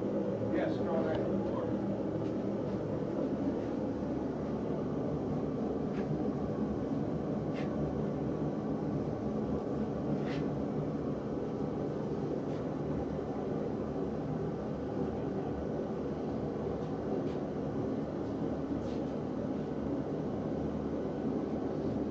This is exaggerated. I'm saying it's gonna be The scale right there. Wait, we're not making it that big, are we? No. Oh, good. This drawing, this idea. Yeah, this is big. This would be too big. I think we might not have made enough steel for that one. Yeah, that's pretty big. I don't want to get that in my head because we might end up wanting to make that big. It might not work out. Okay, because hey, you see that picture, you're like, We hey, want to be able to claim that it came out exactly like we wanted it to. So this is not helpful. I like this. All right.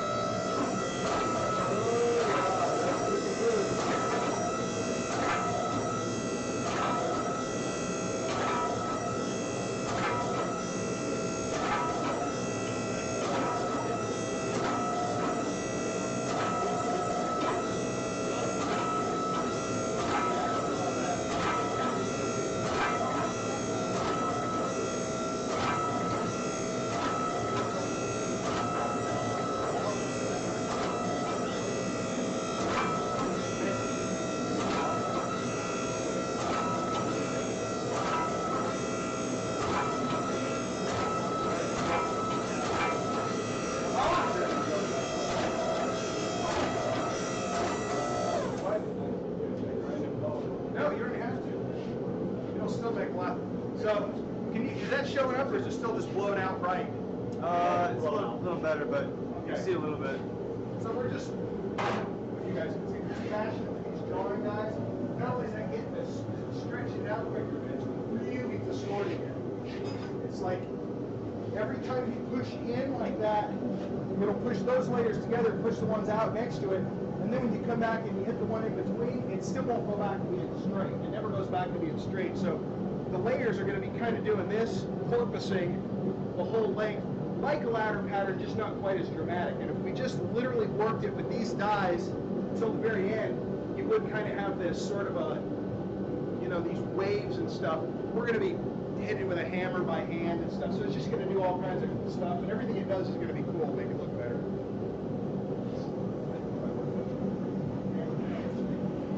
Which way?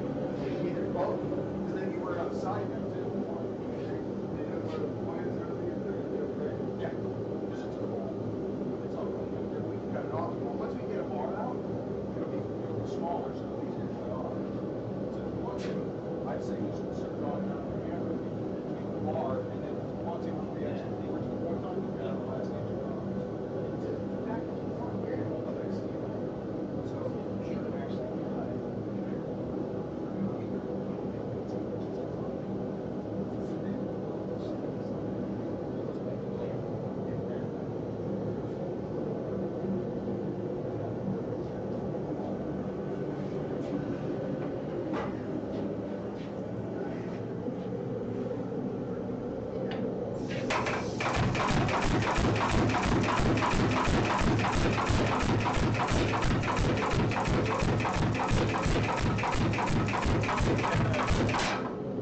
Goes up to 48 a couple minutes, 48 a couple minutes.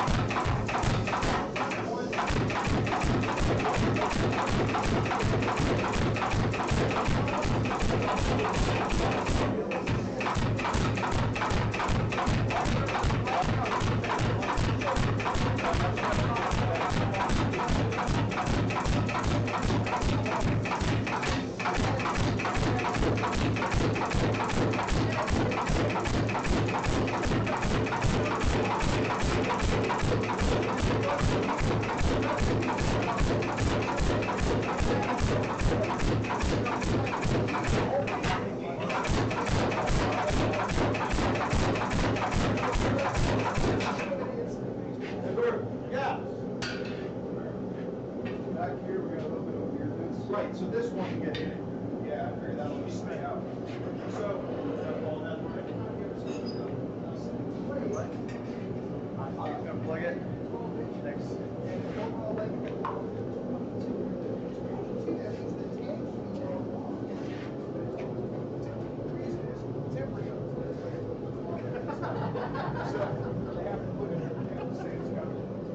So, Bladesmiths, we have 2 hours to forge the shape and grind this baby and get it hard. 2:15. Okay. Yeah. You're not wearing a watch. How do you know? I don't care what's We'll edit that later. Where's Will? Yeah. We need a little recording. But we're not supposed to mention anything about a television show. We're not. That's historically, well, it's on a channel that focuses on historical things. I can't remember the name Yeah, of the we're channel. not talking I'm about not allowed that. to say it. And it's about forging things. It's about fire. Okay, when I say we're gonna forge some things, everybody goes Yeah. forge. And then I say we're gonna grind some things, everybody says grind. Hey, we're gonna forge some things. We're gonna grind some things. Hey, we're ready. The Oh, yeah. peanut gallery's ready. Teaching the college kids was hard enough. Never babysitting. Yes, that's true.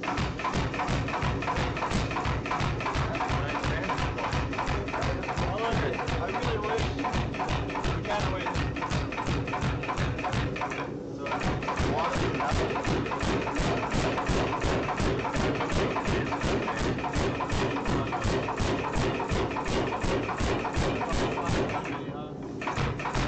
yeah, it was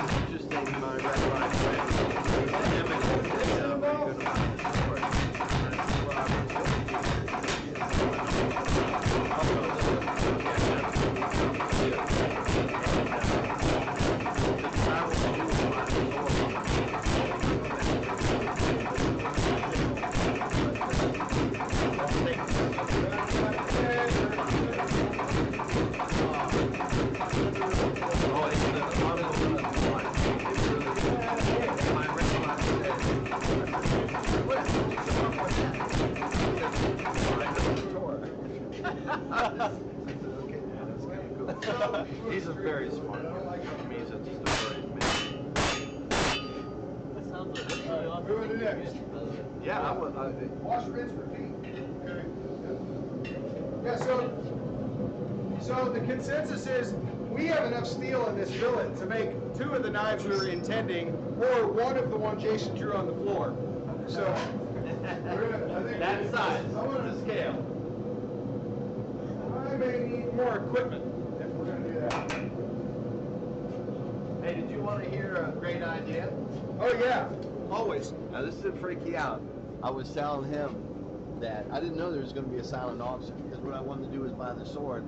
Then I was going to give it back to you guys and say, let's do another show and do a sword into a plowshare.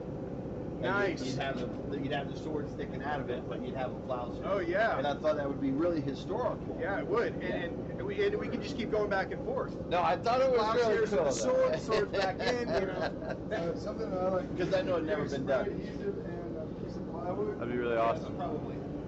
All right, hang on. We're gonna put this up. Over there?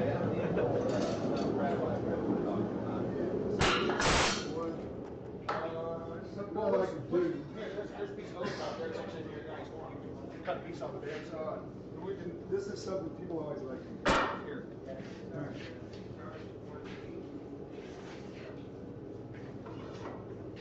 Something I like to do is I make a pattern for stuff. It just helps me. It's cloggy. Just spray it. It'll come out straight. No, it'll get all over. Now we have a late edition. What were the steels that you used in the billet? 15 and 20 and 1095. Was that 1095? Jason, Yeah. 1095? Yeah, 1094 and a half, 1095, whatever it takes. There you go. 1094 and a half. 1095, 1096, whatever it takes. All right. I like to draw knives and then make a pattern, and it affords to the pattern. It does a couple things. It keeps me from wasting time, and it keeps me from wasting steel. Also, I get a really cool wooden knife and a pattern out of that. So with this, because we haven't determined exactly how the handle is going to go, I'm going to do most of the blades.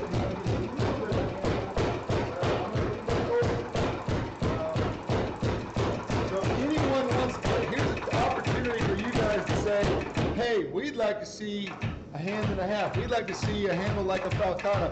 Whatever, you know, me and Burt have both our signature style handle. If you'd like to see that, then let us know. You know, let's have some feedback on this. But what we wanted to do is be functional and cool. So I'm just gonna let it. It's gonna be open. I'm not gonna get real specific on that handle right yet until you guys start giving me some feedback.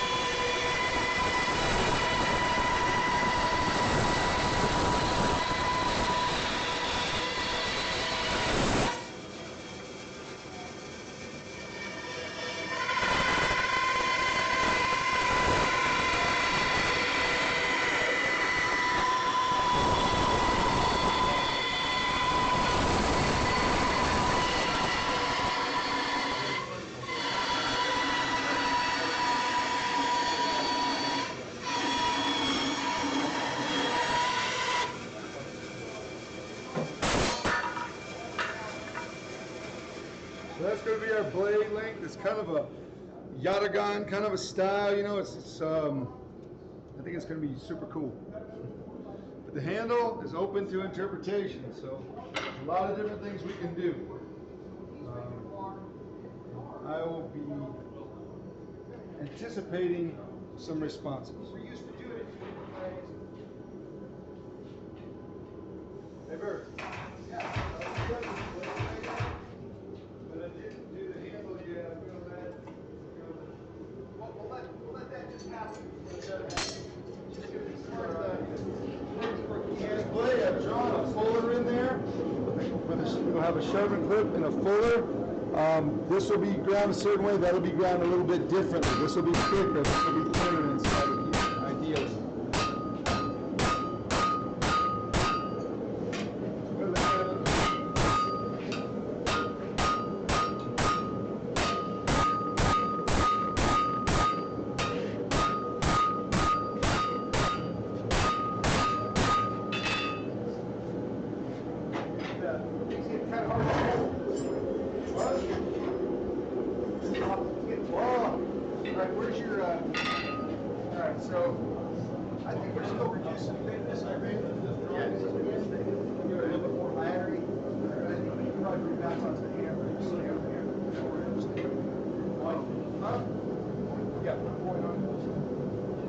Just keep doing that, like you can talk for a minute and I'll forward and then we switch back and forth. All right. So I'll put a hard point on it because it's going to get a lot longer as we stretch it. So I'll put a short point and it's going to get longer as we go.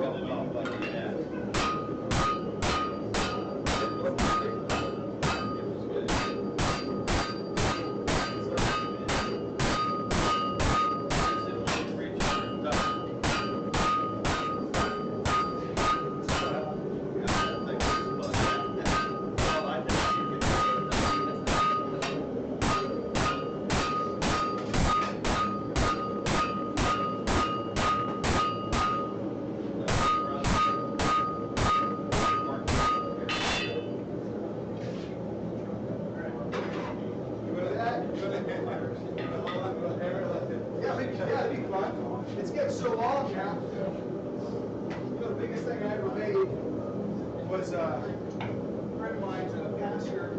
He used to like to do these talks in like men's groups. And so I made Goliath's. Oh, I remember we talking. It turned out to be like that long, but I started out with an unlimited bar. So by the time I was really enough work swinging this giant thing around the inside. Do you have a bigger hammer? You know, 16-pound sledge outside. Questions about the handle. So you said it's different to interpretation. We know what materials, full tang or pin. It's going to be a full tang knife. I think that's the way we're headed. That's the direction we're headed. Materials, it's 1095 and 15N20. Oh, for the handle. Materials for the handle. It's we're going to reveal that later when we figure it out. Yeah. Whatever fits. Whatever actually we can find that will work. All right.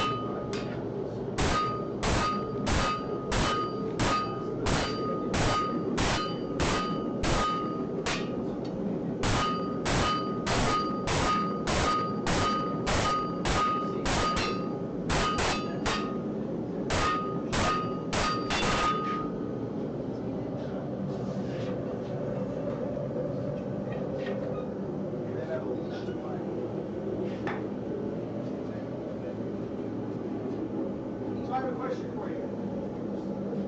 When you quit forging and go back in the fire, are you looking for very specific color variations, or you just do it when you're tired?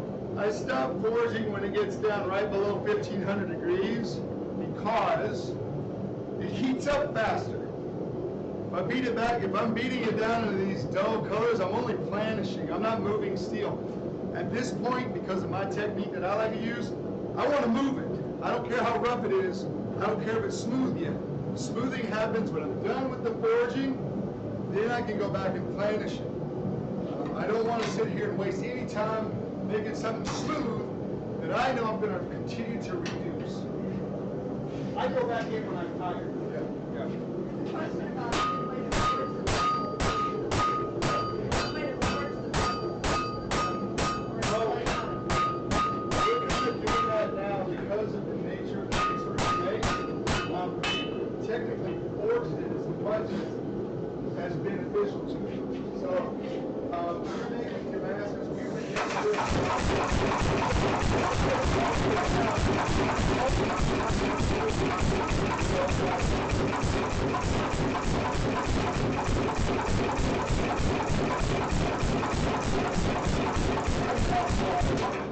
how many layers do we have? I said we have 200. Let's do some math. 232. Divide that by. So.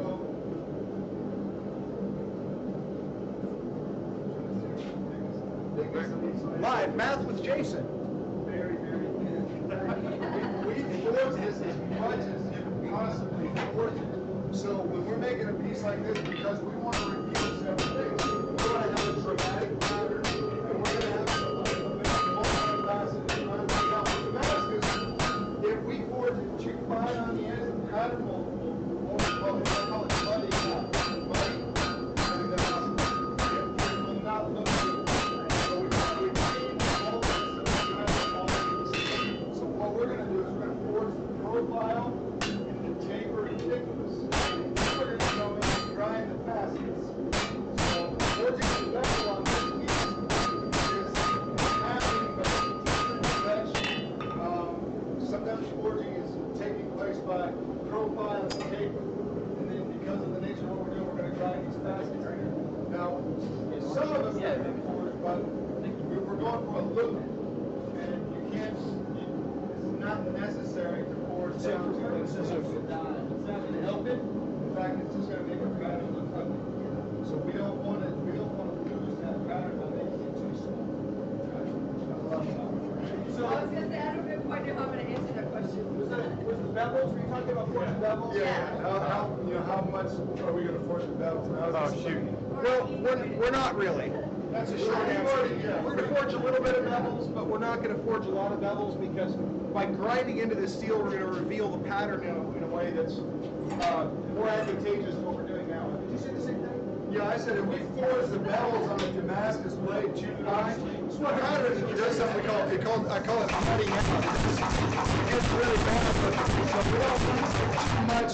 We don't want to forge it down too much. Also, this is a multifaceted process, so we want to make sure we don't have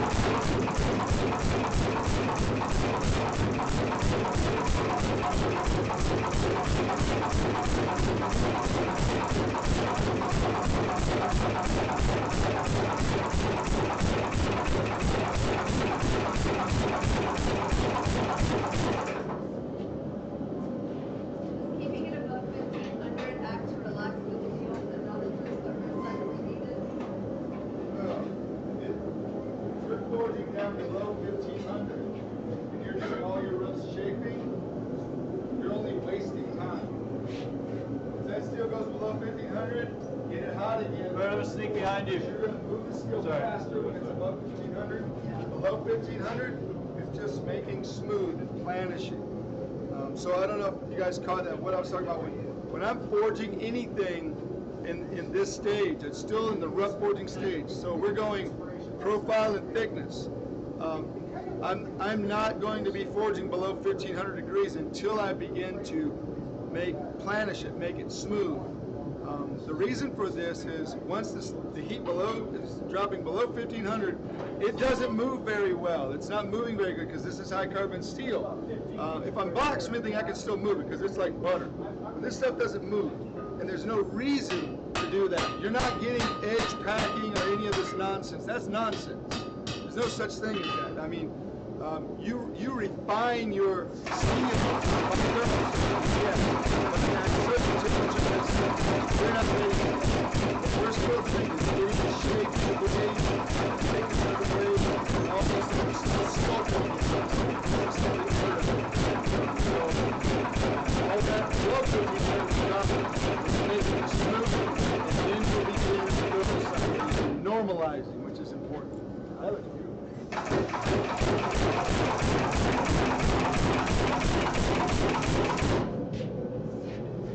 All right, so we'll let you take over for a bit. I want to look at like shit. Okay, let's go along. And it doesn't have to be, it can be more subtle. The recurve should be more subtle. I think we got too much curve. But you know, this is probably 15 inches. Yeah, we want 18. Then we can do a 7-inch handle, a big long kind of not hand and a half. Yeah, it doesn't have to be too detailed. All right, let's go. And yeah, we got a lot of thickness though, so It's a lot of thickness. I think it's still a lot of width. Yeah. He talked a lot about it.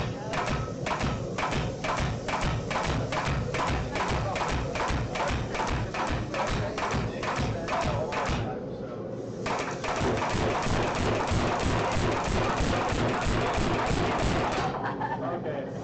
I was like, I didn't want to keep it high enough when we go back and forth. I was like, really something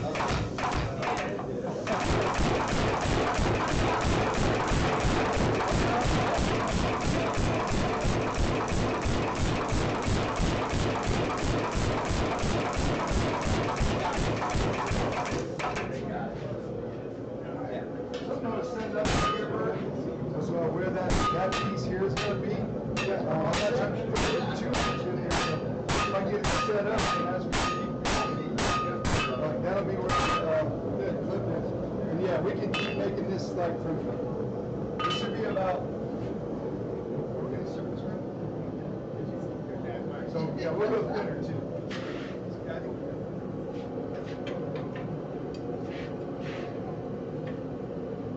I think we can leave that right there. I think we can leave that here.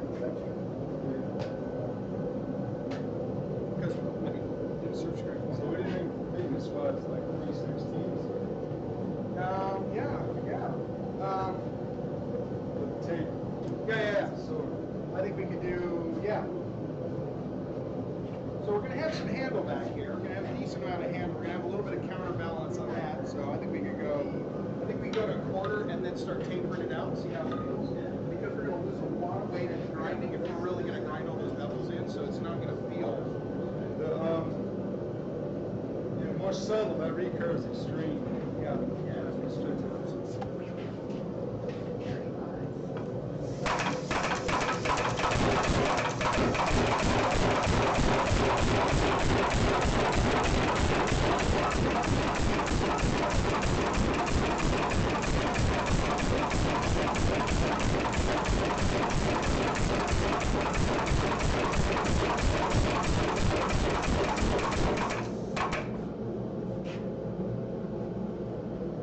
It's already pretty sweaty. Pretty sweaty. All right.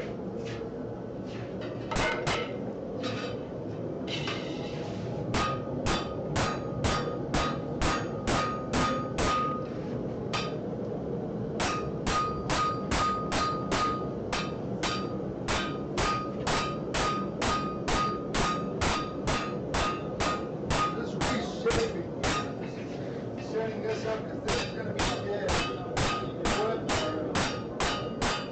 We shouldn't have no way to go.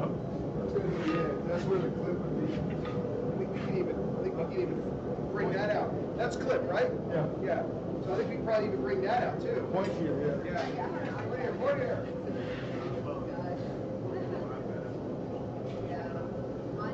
And seriously, I mean, I don't know, at what point you want to just jack this handle?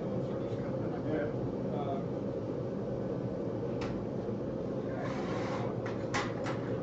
I think we got a kitchen that's in there too.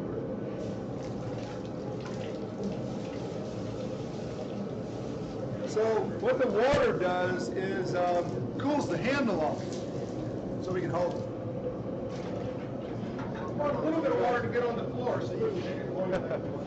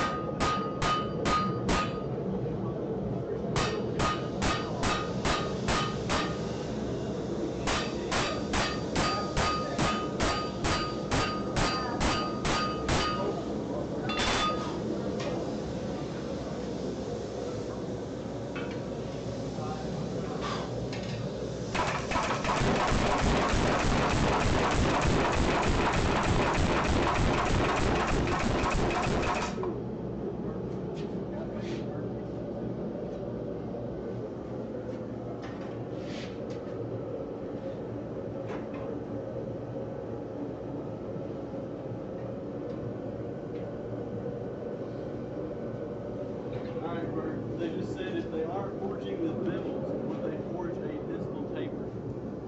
Yeah, it's going to have a taper forged in. We're trying to forge primarily, it's partly for the sake of time. We could forge the bevels in, it wouldn't hurt anything particularly, but we are on the clock. So yeah, we're forging the profile and the taper. Then we're just going to drive the bevel.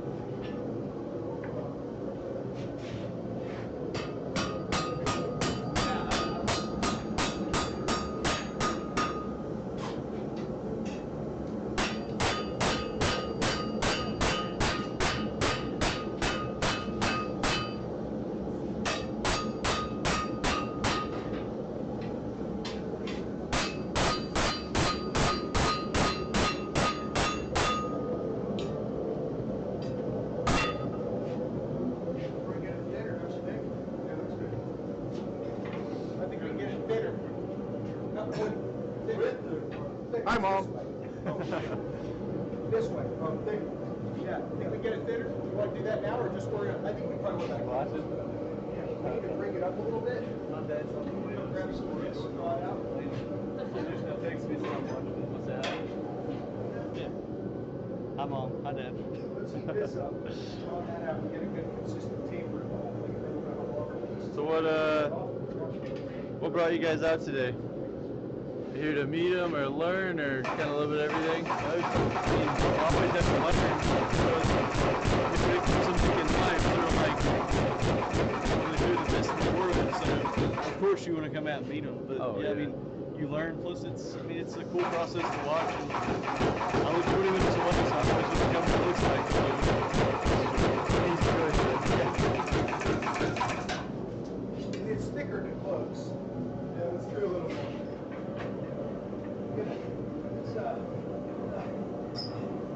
Do that. Get this piece, pull it out. At least get that down where we want. I always start with whatever I think I'm with the Picasso to make, and then I'll taper it on from there. If I haven't got the Picasso, I can.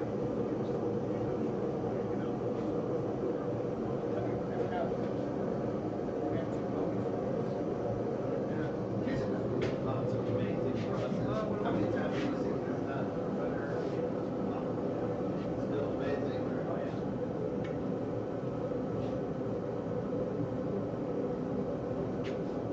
Well, thanks for tempering on the bird. In this case, it's the same as the heat treat gun, which is that big one. So we're gonna take the salt off. We're gonna just take this out, carry it out there on the patio. Remove this big board, got the boards around, set it up like this. The only thing that's kind of annoying about it is that your heat treat in there.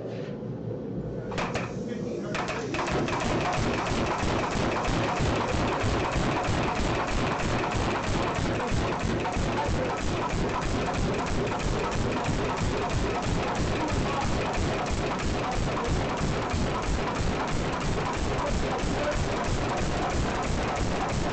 From an air compressor.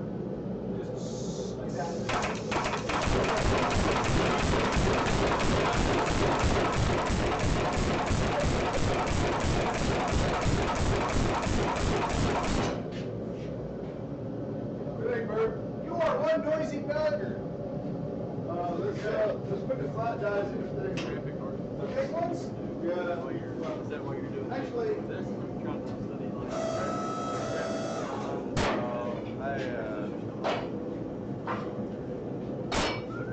So this was a favorite bird.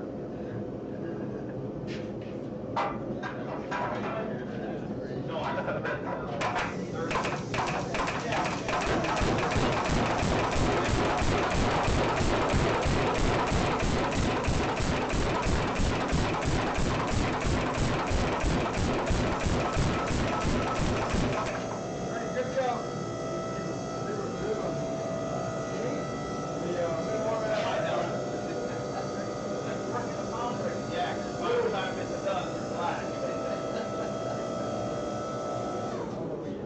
My daughter said the other day, she said, What do you like doing now? Just so dirty every day. I said, well, first of all, you guys like to eat. Second of all, I like it. I always like it. So it's hard for me to work for him.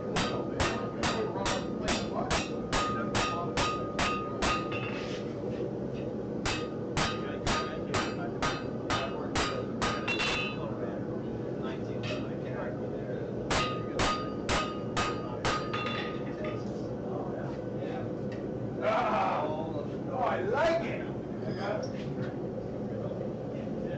Like it a lot. right.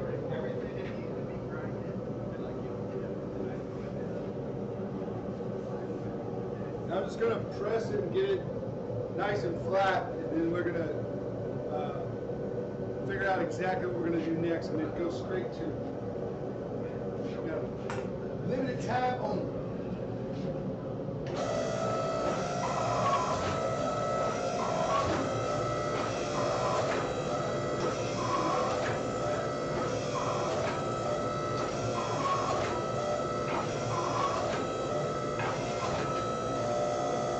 Okay, so now we have our freeform.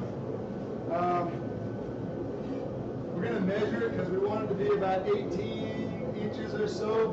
And I think we're really close to that. And then we're going to get our shape. And then we're going to get the handle worked out. So, let's go on up there.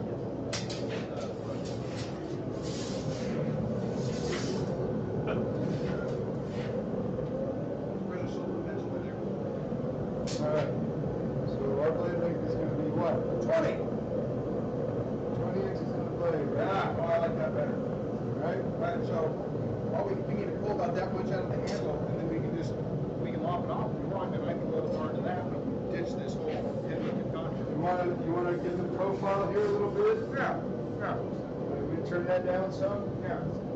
So now we're going to start working at lower temperatures. We've got our profile and our thickness. Now we're going to change the profile. We've got our preform profile. So now we're going to change it to where we want it to be, and then we're going to work the handle out. Hey, our Yeah.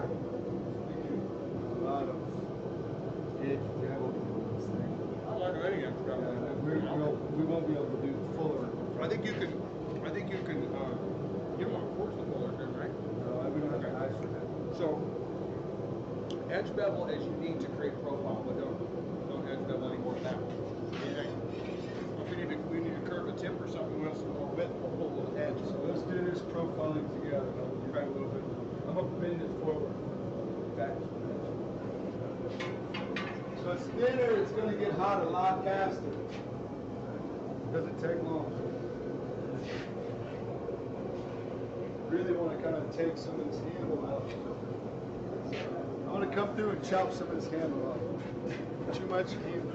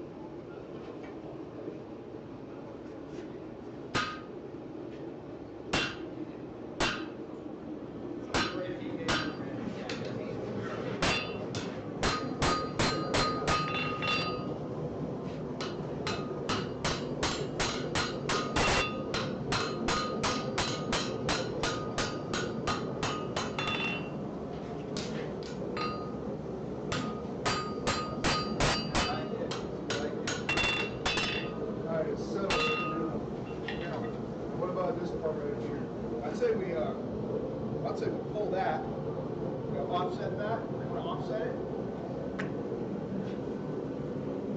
Yeah, forge an offset, and then if we forge the offset here, then we can let this run a little bit wild and just hack it off and do what we want with that.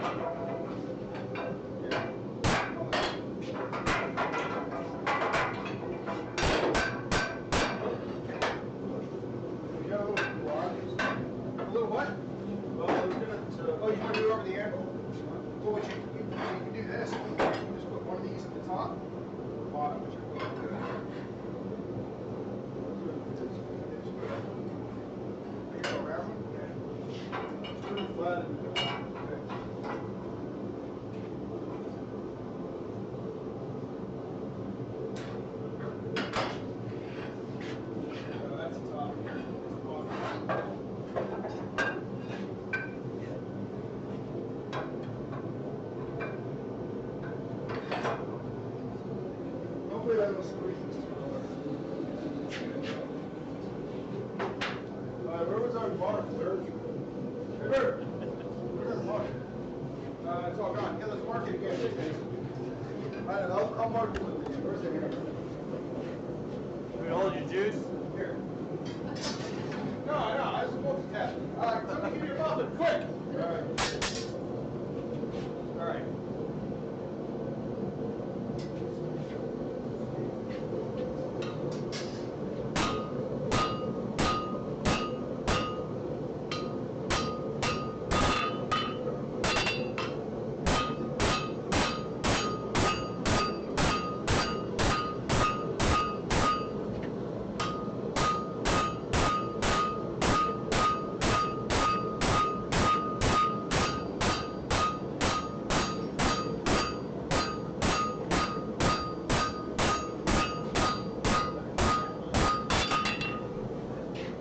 Yeah.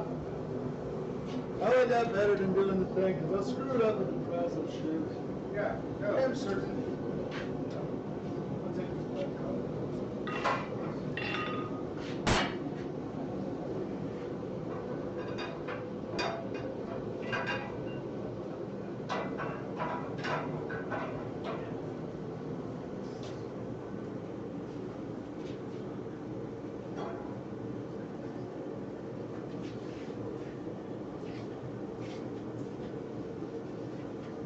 Soft curve. Just soft curve into this. Number one.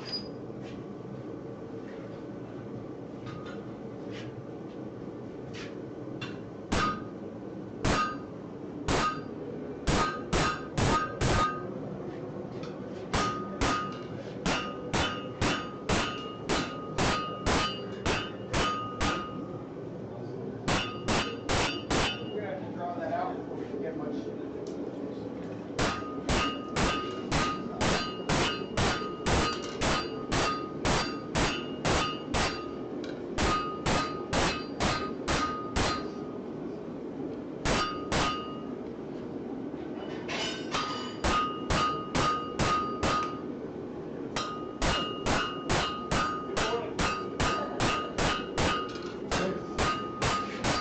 It's all part of the technique. Foot turn on his back. And then we'll put that on there and hammer that. That'll give us what we want. Without getting distortion. Yeah.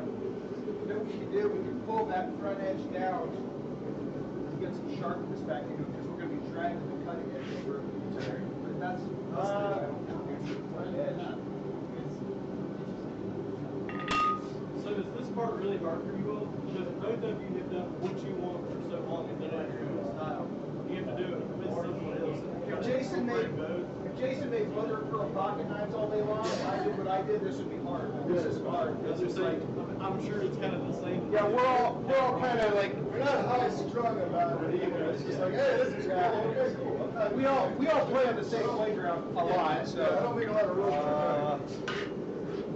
Good? No. Oh, my hand. Oh, that hurts. Oh, oh, tell me where. One more time.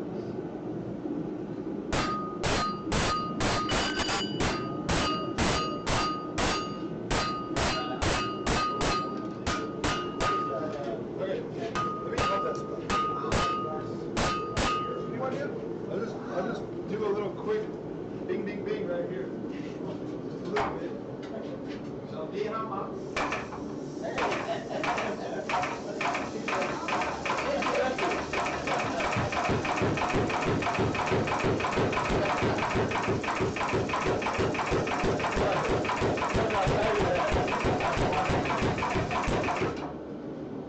think we can do that. That'll be perfect. Yeah, we do that, and then we flatten it again.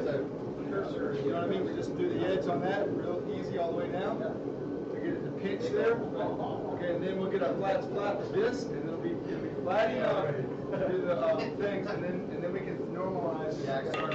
Yeah. We're gonna have to, it's a real gift. Do you want to keep on with the rest of this? And I'll start moving stuff around because I'm Good, gonna I'll do that. get that oven in place. Perfect, let's do that. All right, we're gonna come in here. Even though she's from Connecticut. Connecticut. Oh, that's almost Canada. Yeah. Yeah, she's a CPA.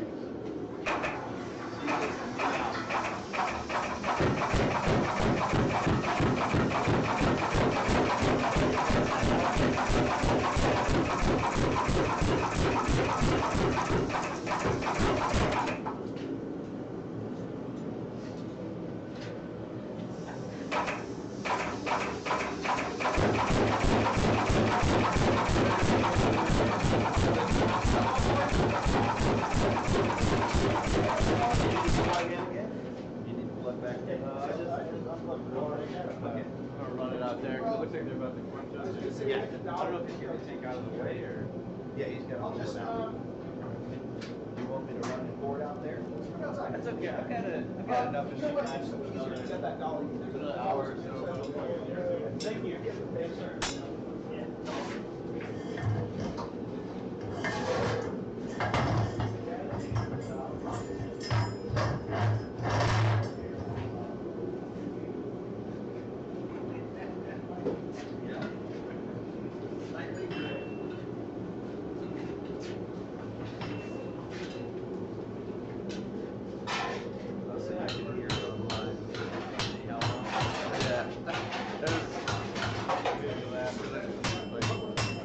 Yeah, it's pretty, yeah.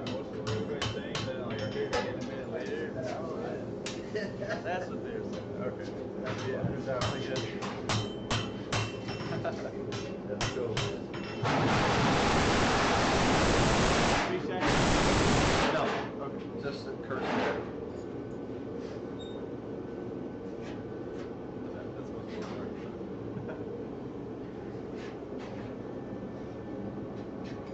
I'm a Chinese food.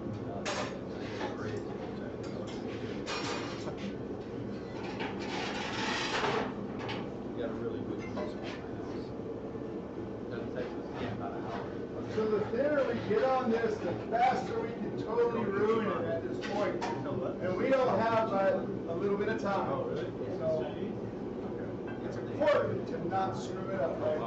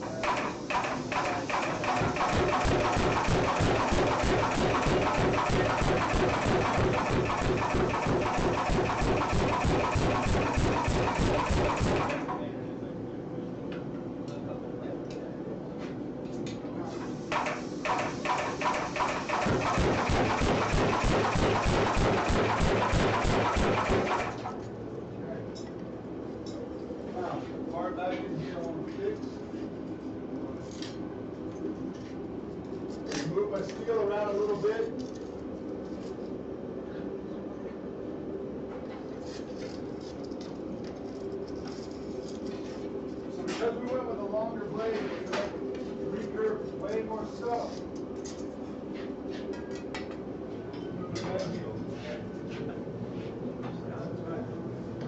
Little part right here. I don't like the way that looks. I'm gonna move this seat.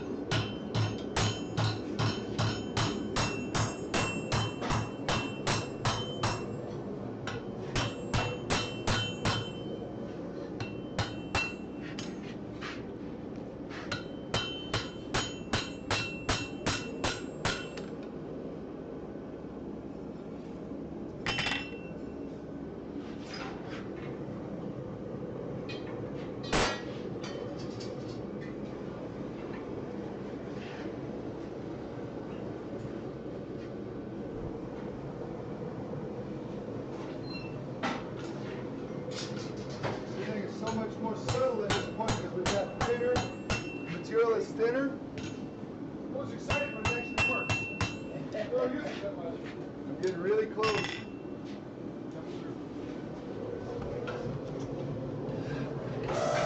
So I always want my reference point to be flat.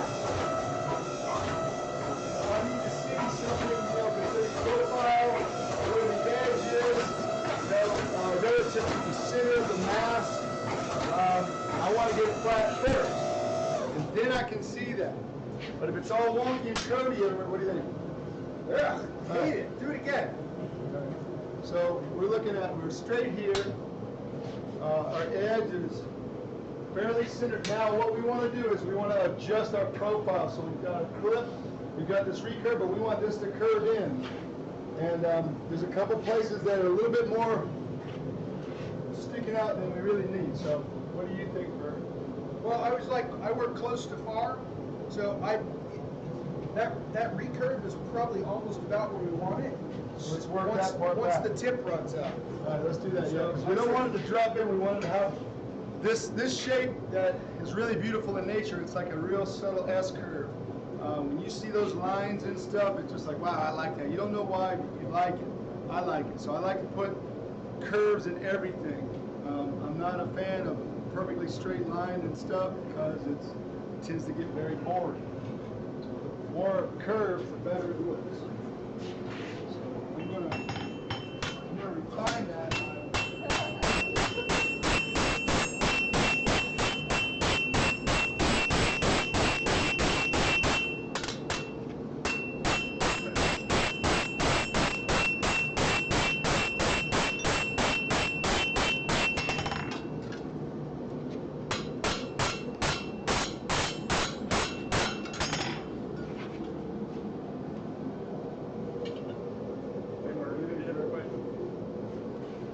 Got a little bit of I wanted to know wonkiness. if you were digging a mouse nest out of that porch. No, but that happens. No, one of the bricks fell off sideways. If there's a brick sideways, then you just have to fix it. If there's a mouse nest in there, you just light the torch. Exactly. It's a problem that takes care of itself. That's lunch. The mice come running out. Yes, see what that is. That's a good answer. I like that. I want a higher point, okay? I want to have more S. More S? Yeah, just so that I want that clip to be rocked this way. Sort of here.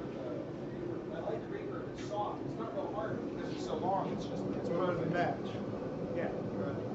We'll do that. Okay. That is my end. Oh, okay. Glove. I don't need no glove. After you've been making knives for a long time, your hands are getting less sensitive to heat. So you go to the Mexican restaurants, they say, it's hot. It's okay, I got it. And then every once in a while it really is hot. You go, Salt. We're doing the high temp salt? no, we're doing that. What are we tempering in? Same thing.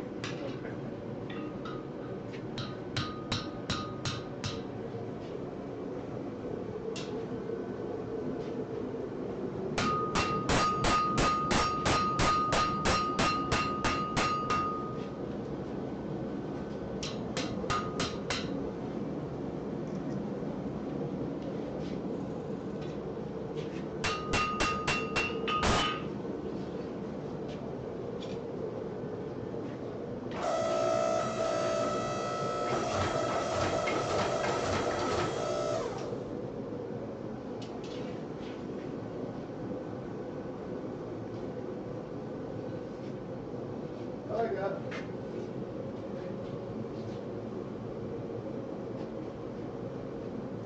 Did we get any handle suggestions? Maybe hold it this way against the wall. Kind of.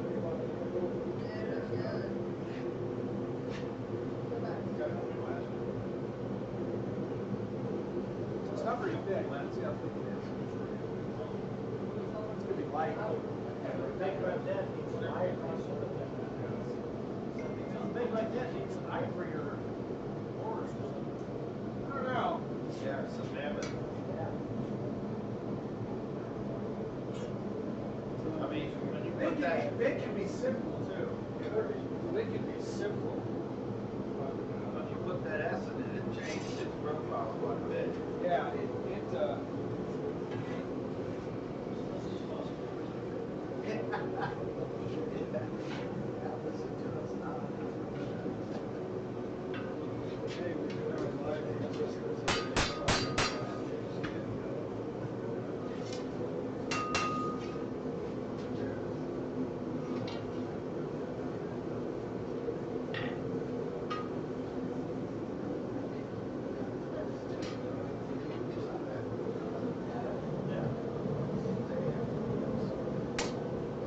Jason.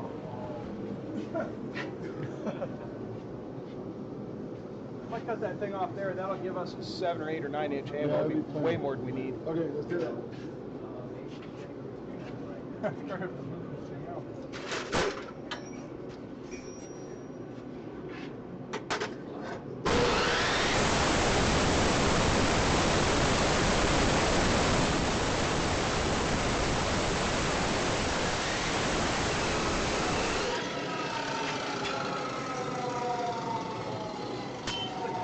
Oh, straight, Burt. Huh? Straight. Yay! Cool. That's always amazing. To see what you're starting with that much, but making something that's good off 2 feet long. Hoping to use that. So, yeah, I'm gonna make 42 chef's knives out of that. the kitchen out of that. Yeah. I gotta make a couple.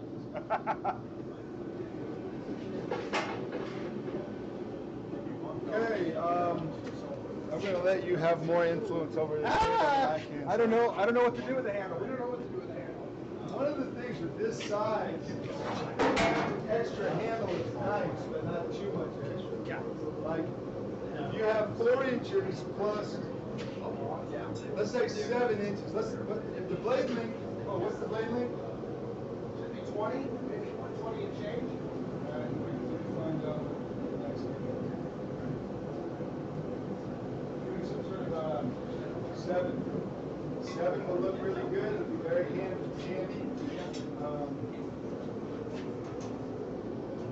It could just be a one-handed piece, but I mean,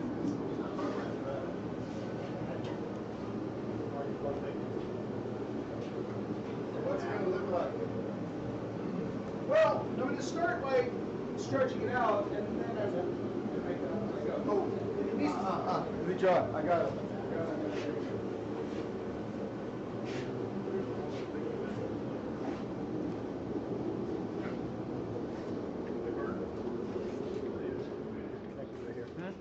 Connected right now. Oh, thank you. That's perfect. Like that.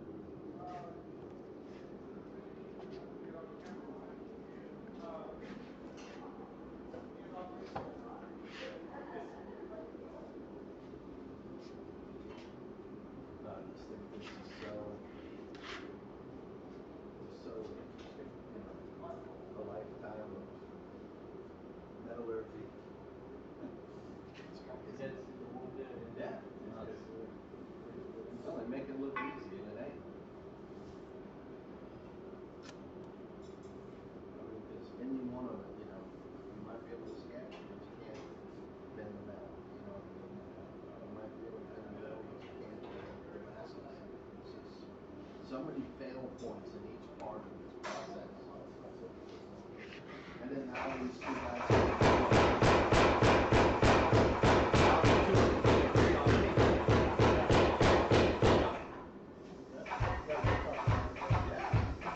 You really got I'm doing, let me take this off. So there's the type of handle I like to do on something called a parang. Parang is like a jungle knife. And this is a pencil, which doesn't work so good. So I like to make it, I'm bringing the handle and I'm just a slight drop.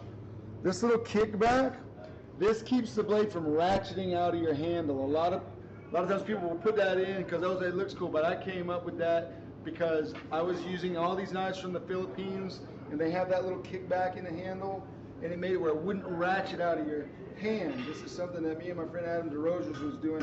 I know it was already done. It's an old thing, but it's something that I like because it wouldn't allow that piece to come ratcheting out of my hand. So this will be a little more subtle than that, but it's basically a 7-inch handle. So 4 inches here with a little bump back here. So if you want to get back on it, you can put back here. So it'll be like this, but more subtle. I don't know if Burt can see this. And then the blade will be here. Comes up. All right. Hey, Burt. So, hey, I think that part. Yeah, that's a good idea. Get a little. Last year will be a little more extreme with that hook running around your finger. You know what I mean? Okay. And then when I do the shaping, I do that massive shaping. Okay. I already got that inside curve going. So this part right here is going to be a mark. It's going to stop right there. It's going to get drawn out. What? Huh? Yeah. Come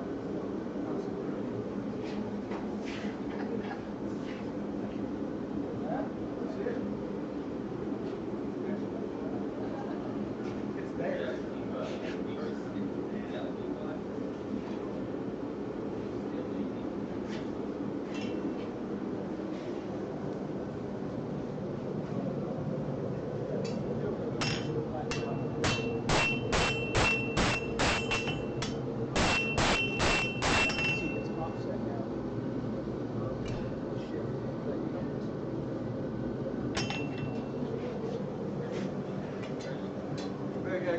There might have been a slight problem, but there wasn't, because you were over there doing something, we were over here. So, you know. Right, so I'm going thinner than that here, so I'm going to draw that first section out. We've got about 3 inches turned into 4.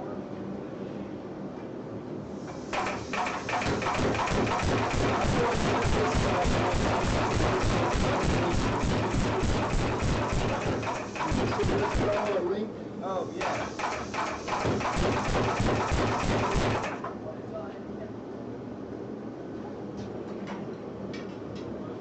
I call him, I just want to see the number. How do I? Okay, that's his number. 585.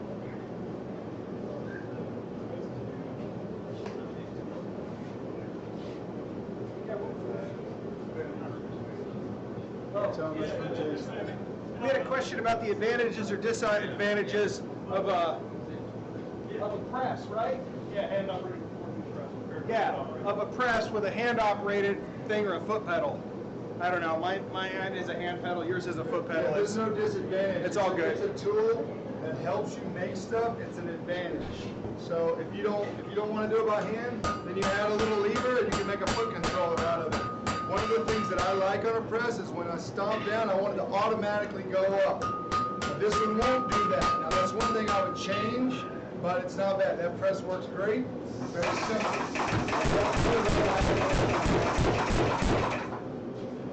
And if I'm working on a press and I let off the pedal and it automatically goes up, it drives me nuts. So it's whatever you're used to. Okay, so just set that in. And then I'm keeping all that thickness and width back there. So I say what we need to do is start going wide up and down. You want to put a pencil sketch up of what you have in mind, or do you got a sketch in the other room?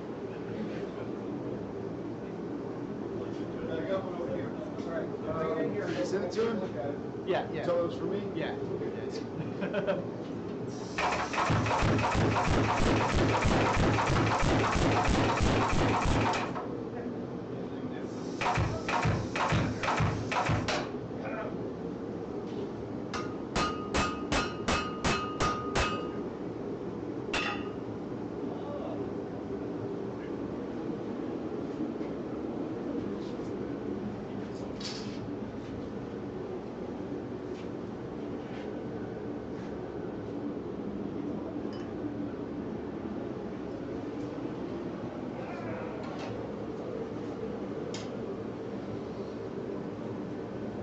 What do you think, Burt?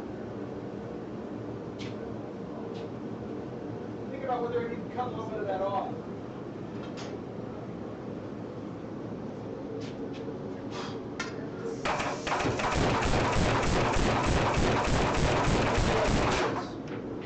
Kind of like that. Yeah, yeah. But like this would be where, if you want to put your hand back here, 2 fingers would go here and 2 in here, Right. but that's like the 4-inch part. So So- this is settled. Right.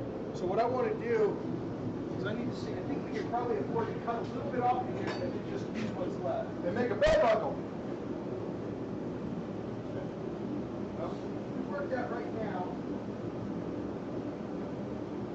So we take a half an inch off, because we got a lot of thickness in there. We're gonna go mid. We got plenty in there. It'll get long enough. So you think? I don't want to make it set. I want it to be at 8 inches. What we could do is split it and pull that out. That way we don't have too much taper tang, because this blade's going to be so light.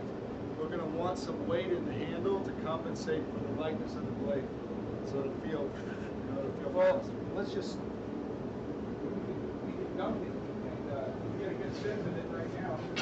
We're going to get right up here. We can just cool it off and hang on. It's not real. We make that decision whether the balance is right. Just cut it right. Yeah, just cut it off. That's good right there. Yeah, go ahead and cut it off. Now cut it off. Okay, yeah.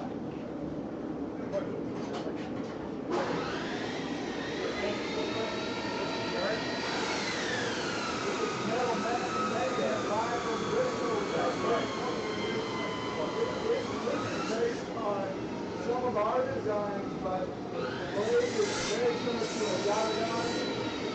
Right? I don't want to know if you guys have a name for tonight. What's your name? I had a question about what you going to name tonight. It took me 9 months to figure out what I was going to name my kids. I don't know. The question was what Burt and Fish going to name tonight. And Suggestions. It might be his. Suggestions. Send us suggestions. Maybe we'll talk about it over a hamburger. I didn't choose the name.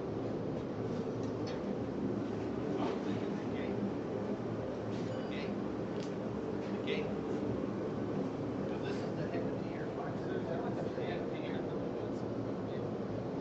And you know, you're in the city of, Gate City.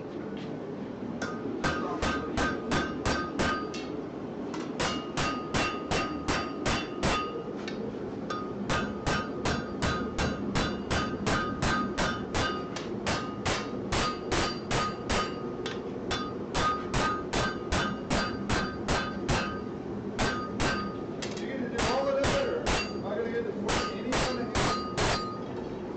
You start talking, you get a chance to work. Okay, there we go. Think I'm talking too much?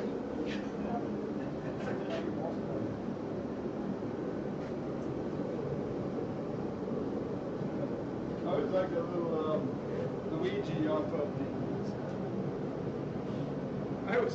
I was fortunate in the choil. I had the choil up and I was going like this. The front of my hammer hit the choil, which was hard because I was working right behind it, and the hammer bounced up and hit me right there.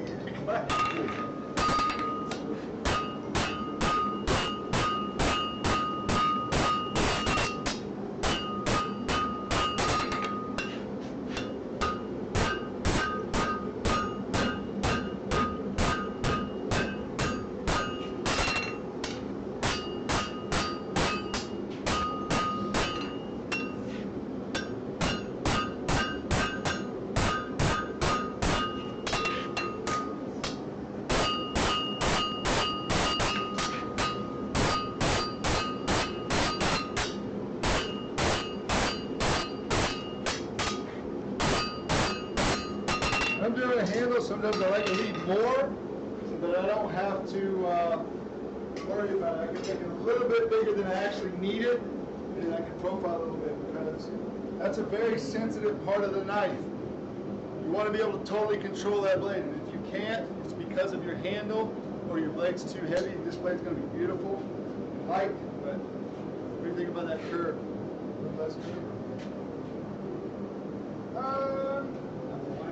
You know, I'd like a little less curve, but a little bit more flare. I think that flare would be really dramatic. We'll make it more flare. So it has some tape.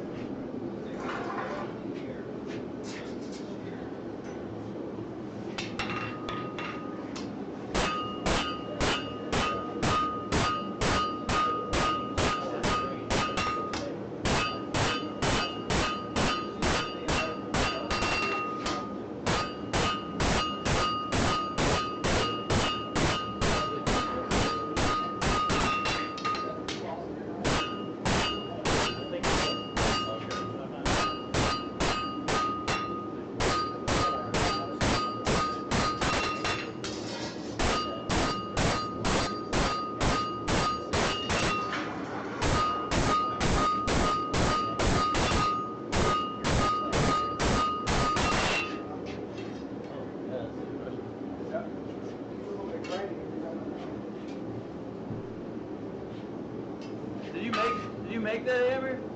No, this is made by Big Blue. Big Blue. Big Blue. This is a rounding hammer. The cool thing about a rounding hammer is this side right here will move steel like nobody's business. This side is flat, but also we have fullers here on each side and any one of these edges. So when you want to move a piece of steel very rapidly, you can work these half on, half off face blows like this, and you'll move the steel crazy fast. And then when you start smoothing out, you can do this. And all these little fullers, you can do little T-tips. So to me, this is one of the ultimate hammers. I like that. It's everything I want it to do. I'm going to go right over here, and I don't want to burn the baby.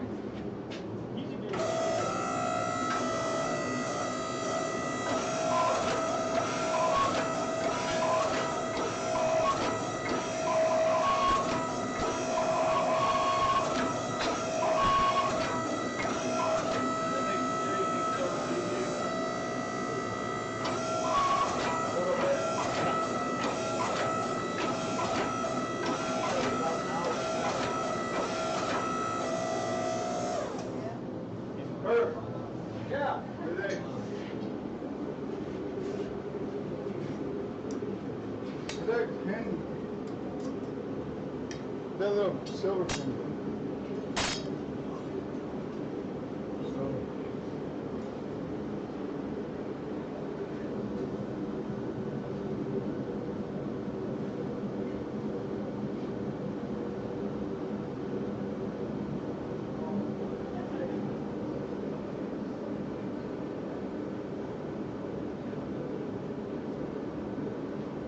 Burt.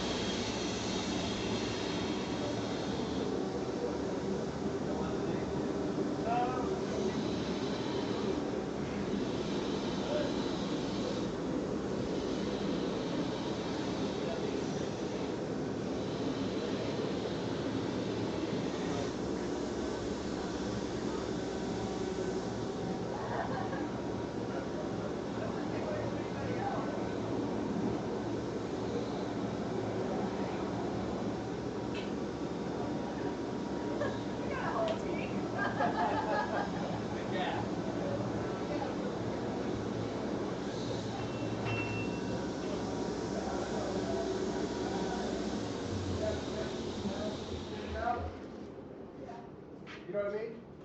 Here, you want to put that up here? Do it. Yeah.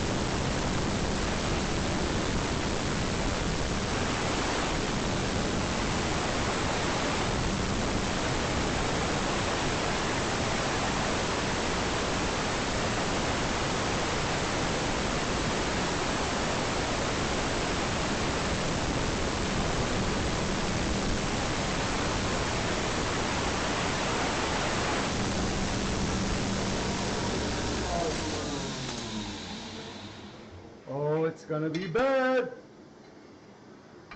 Choke it up. Oh, sorry. Yeah. Here. I assume you make a shot. Oh, nobody saw that. Quench it. You can dunk it in water when it's only 150 degrees. That's a little hot for my hand.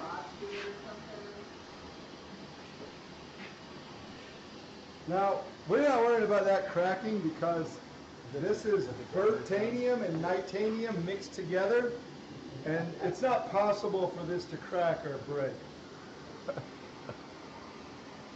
And that's not arrogant. That's obnoxiousness. Indignantly. I'm just kidding, that's wrong. Alright, so this is what you can actually try to film. So this is how I look at my knives. I hold them up against that fluorescent light right there, and I can see the profile. And you can see how the curves all need to blend, and how the handle looks.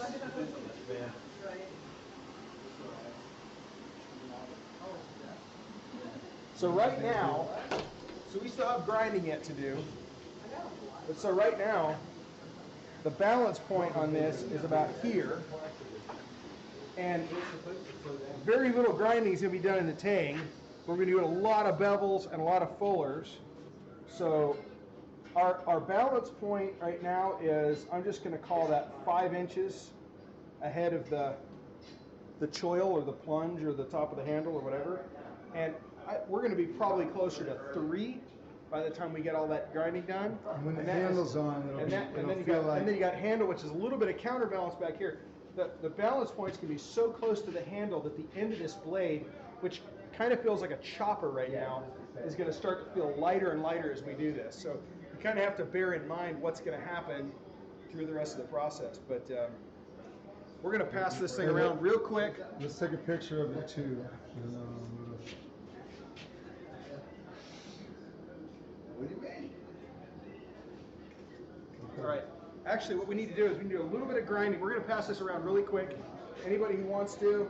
They've got a question too. Okay. Somebody wants to know what horsepower motor on the 2x72 and what belts do they prefer? That one is this one is a 2-horse motor. Yours is this is Jason's grinder. That's probably also a 2. 2.5. 2.5, because he has to be better than me. It's 2, it's just 2. The one on the table behind is a 3, because I'm trying to compensate. This is for like the everything else. Ferrari of grinders right here. Yes. You can tell because it's black and red, so anyway, but yeah. This is like the Tesla of grinders, because Ferraris have been around for a long time, and who needs a Ferrari? That's right. Yeah, so we can pass it around, you guys can look at it. So we're gonna do, I think what we're gonna do is we're gonna normalize it. We got the oven going, and then we're gonna put some bevels in it, and then we're gonna heat treat it.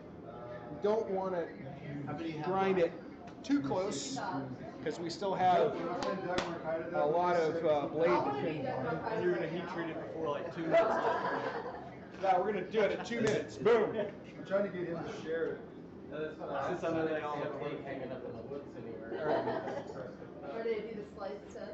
All right, so That's actually pretty long too. all right, so this is Emmett. Nobody can handle that thing right now, but you can touch it. So how does it feel now? How does the balance feel? How does the Well, for me, the balance is just about right because of its length. And then with the parang, the way the end of this is, to me, that's the way I would want one. And its length is right because it's not overly long. Yeah. And it's definitely, I'm not pointing this at you, but it's arm's length. Yeah. And this, to me, if I wanted to keep something away from me, this would be the device that I would use that for. It's a great weapon. Yeah. You know what that's good for? Jason and I were talking about this last night. That's for fighting poverty, in our case. So that tends to keep hunger away from our front door. Yeah. Ha. No, this is a lot more heavy duty than it looks. And when you guys go to bid on it, just remember you're gonna be bidding against me too. So this thing is awesome, man. What a beautiful piece. That's cool. Yeah, That's cool. When we talk about this kind of stuff, me and my friend Adam DeRozier would be like, "What's that for?" Like we would say, "Well, this size knife is for skinning frogs or just some crazy thing, because some sizes are just useless. Now this would make an awesome machete. Or what is best is when you forge a blade like this and someone has it in their collection and they worked a hard day. Maybe they're a brain surgeon, maybe they're an attorney, maybe they're a soldier who retired or whatever. And this guy was telling me, he goes, you know what I like to do with my knife when I get home? I was like, what? He goes, I like to sit back in my chair, and I like to sit in my chair and watch John Wayne movies and just hold my knife. And I'm like, that's cool. It doesn't have to be, it is a thing of art. It is the art and science of forging blades and making blades. And, doing what we just did, I don't know. And we only have an hour and a half to grind it, so we got to get busy. Yeah. One of the best compliments I ever got on a knife was from several months ago, and you know who you are. I made a dagger for a guy, and he got it, and his email was like 2 sentences long, or maybe 1 sentence. He said, I got it, I love it. I feel like, my wife thinks I'm silly, but I feel like a gladiator. And that was the whole email, and I thought that totally sums up how people feel when they get stuff like this. Yeah. So use it or not, make you feel like a gladiator. All right, we got a rough grind. Yeah.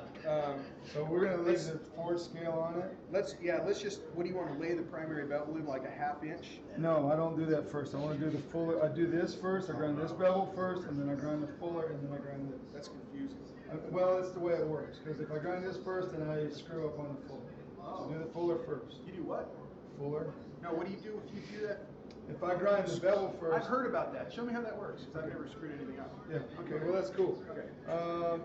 We need to make sure. Should we normalize this once? And Yeah, get let's straight? normalize it once. Because then grinding will make it warpy and loopy. Yep.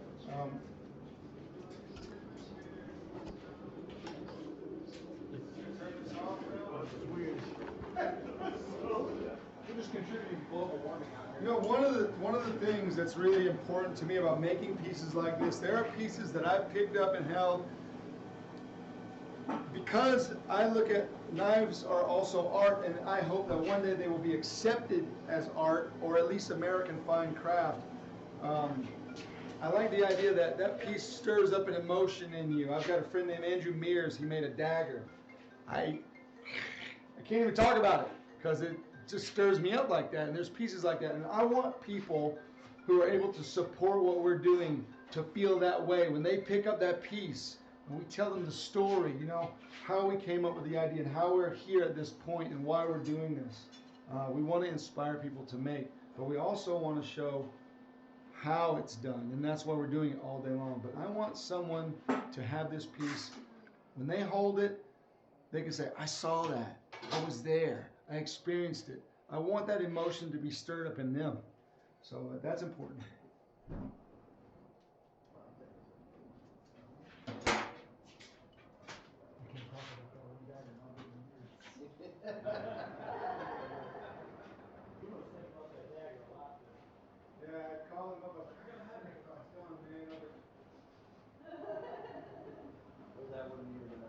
So we're going to normalize this.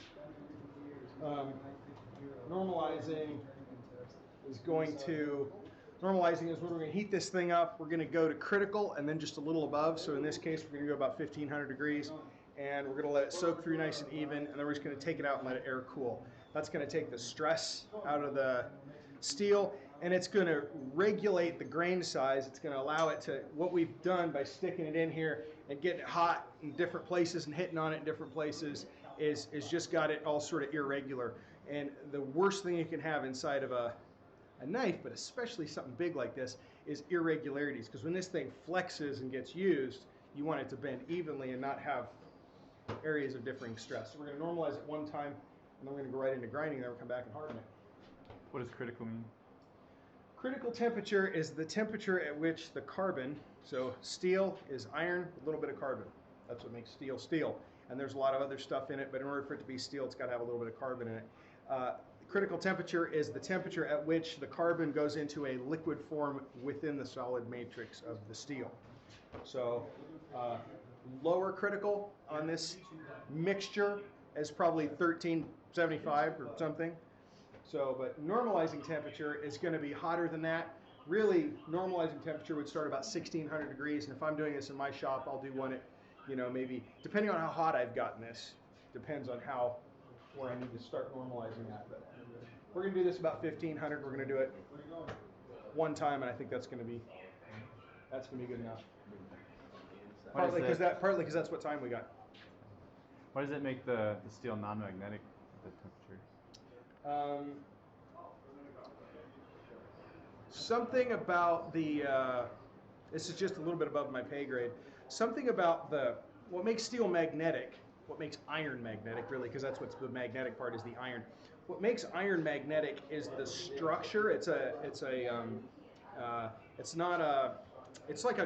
like a crystal. Steel is like a crystal on the inside. So have you ever seen the way ice grows or the way a piece of quartz grows? It's a diamond is a crystal. So steel has this crystalline structure on the inside, and this crystalline structure exists in several different forms based on temperature and other things. So at lower critical, once it gets to critical, the whole structure of the crystal changes.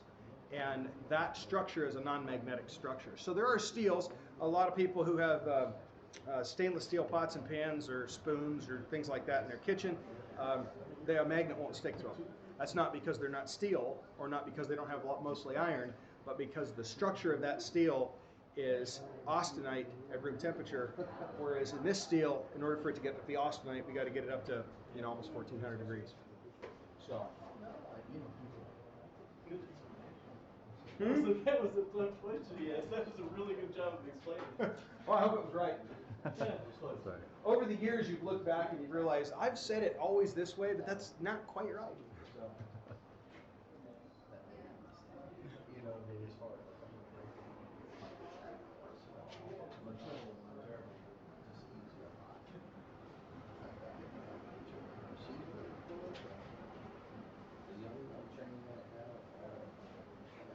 You want to look at this thing, you can see it. You never did it on camera. If you look at that hole, and you find the tip of the blade, get a little closer if you have to. Find the tip of that blade in there. Can you see that it's not just brighter, but it's distinctly brighter? It's like a whole band of color brighter. Yes. And you'll start to see that. It's not a gradual brightness. There's almost a line, and then it's bright. Okay. That effect is called decalescence. And so decalescence is actually the part right behind it. What happens is the steel darkens right as it's converting into austenite. So as the steel darkens, it's converting into austenite, and once the conversion is done, it brightens up again. When we take this thing out and we let it air cool, we'll get recalescence, which as it falls back through that boundary, the cutting edge, because it's thinner, is going to darken first, right? And then you'll actually see it brighten back up again as the conversion is done. So we'll pull the door shut and we'll show how that works. It looks really cool. I think even on this camera we'll be able to see it okay, because it'll happen in a pretty dark area. And it's cool that you can see it. So basically what you're saying is you can watch that photo and work itself back. Right, and you can see critical happen. Now the only reason, if it was a ball bearing, it'd be almost impossible to see that happen with the naked eye. But when you've got a wedge where you've got thicker and thinner areas, then you can really see it happen.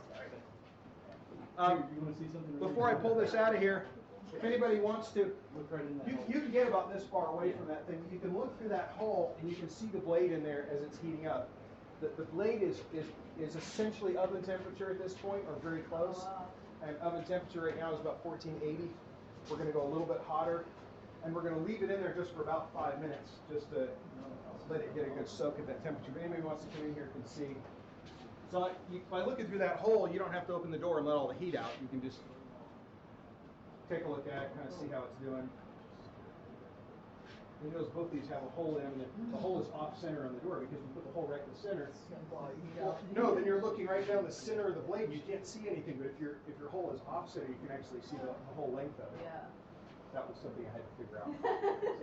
Oh, if I Not immediately obvious. Gotcha, right. Because everything putting it in the middle makes more. It looks like I missed the hole. You know. So did you build both of those? I did. Yeah. I built all the. I didn't build that little one, but I built all these. So these two are built on the exact same premise. There's a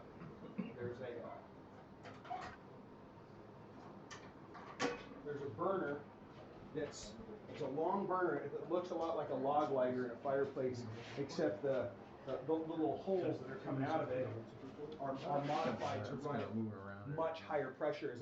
The log thing in your fireplace puts out a little flame. If you turn it up to these pressures, the flames will just blow out. So they've been kind of modified to run it so they can run a lot hotter. So it comes up, it hits the bottom of that ceramic shelf, and it boils around, and then the whole thing. The big difference is this is brick, and this is cable fiber blanket. So this heats up a lot quicker, but it's not as even because that brick holds so much thermal mass that it really tends to be more even.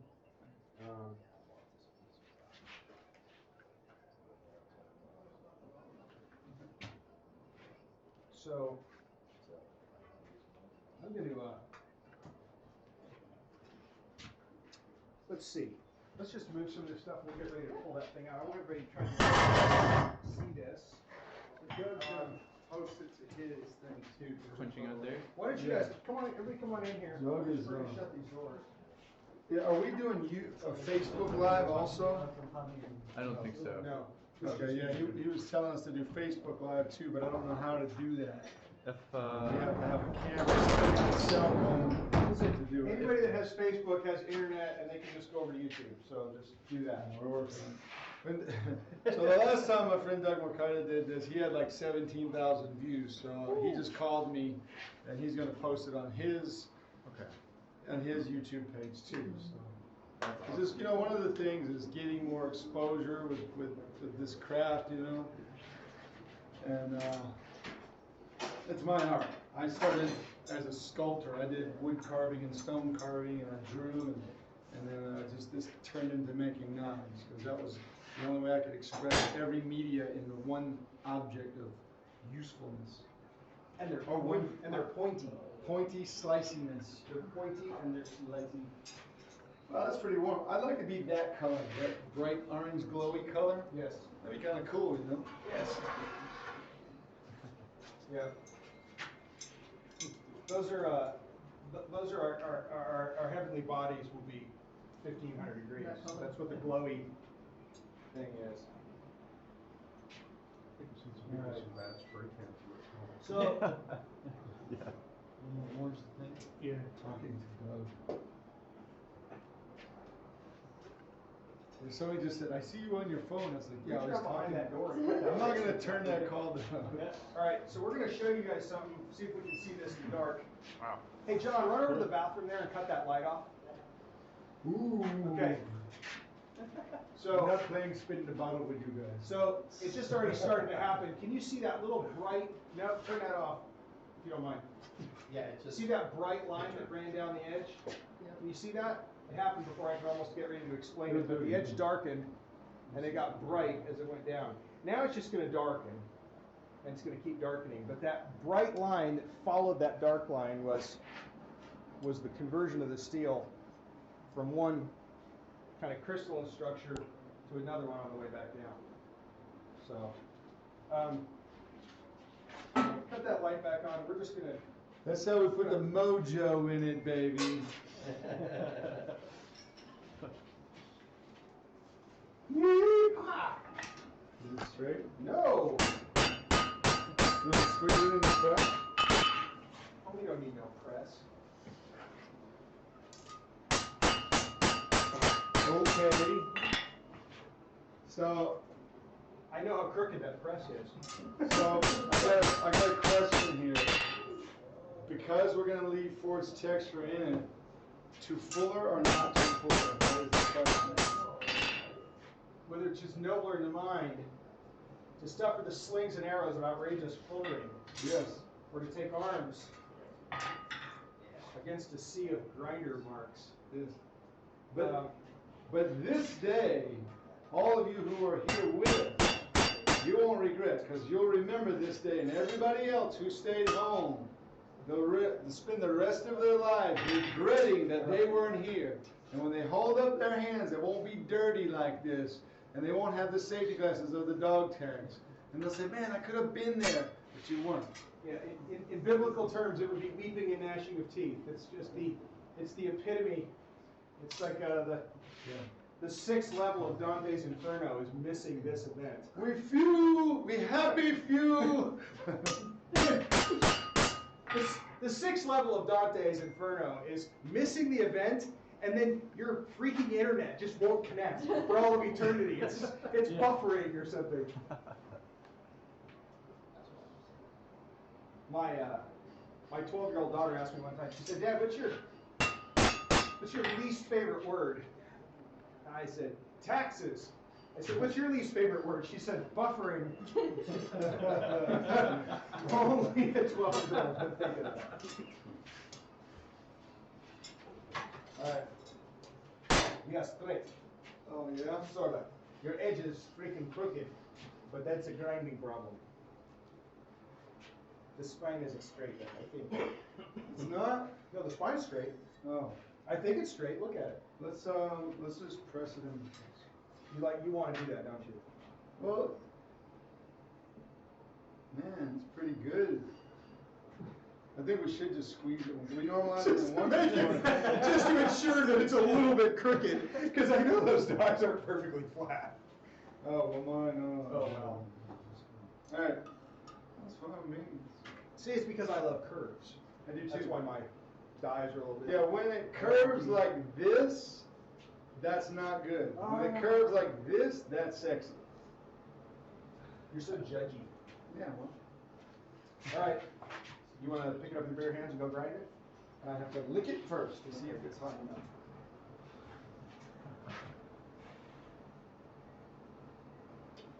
I'm grinding the whole thing? What part are you grinding? So let's think about this real quick, Bert, because I think, now as far as the fuller goes, I don't know how you normally do it, but I just assume leave the fuller out. When we harden it, we can put the fuller in afterwards if we want to. No, you don't want to do that? No? Okay. Why? because it's harder. Well, yeah, it's harder, but we need to quench it, and we've got 35 minutes. Well, let's do some of the grinding. Well, see, you want to, I mean, if you want to lay the clip in, and I mean, if you want to do it that way, and you want to do it before we harden it, let's do it. Are we going to grind this part with the radius platen and this part with the flat? Like, I like that. I like that too, because if we grind this with that 48-inch radius or whatever yours is, there's a little more extreme. 36. Okay, 36. So that's like, that would be cool. So that'll give us a really nice hollow grind right through here. Yep. And then so half, like if we have, this is divided into thirds. So this last third will be flat ground, and we'll see that facet. Yep. This will be there, and then this we can That would be flat-ish or convex. flat-ish. So why don't we, but for purposes of rough grinding, we can flat grind the whole thing, because the hollow grind will always dish in, so we can hollow grind after we rough grind, but not the other way around. I mean, we can hollow grind before we flat grind, but not the other way around. You know what I mean? So. You know what I mean? I like to shorten up words. We don't have to say, "Do you know what I mean?" In the South, we can just say, "Know what I mean?" I like that. It's just simplify. One big word.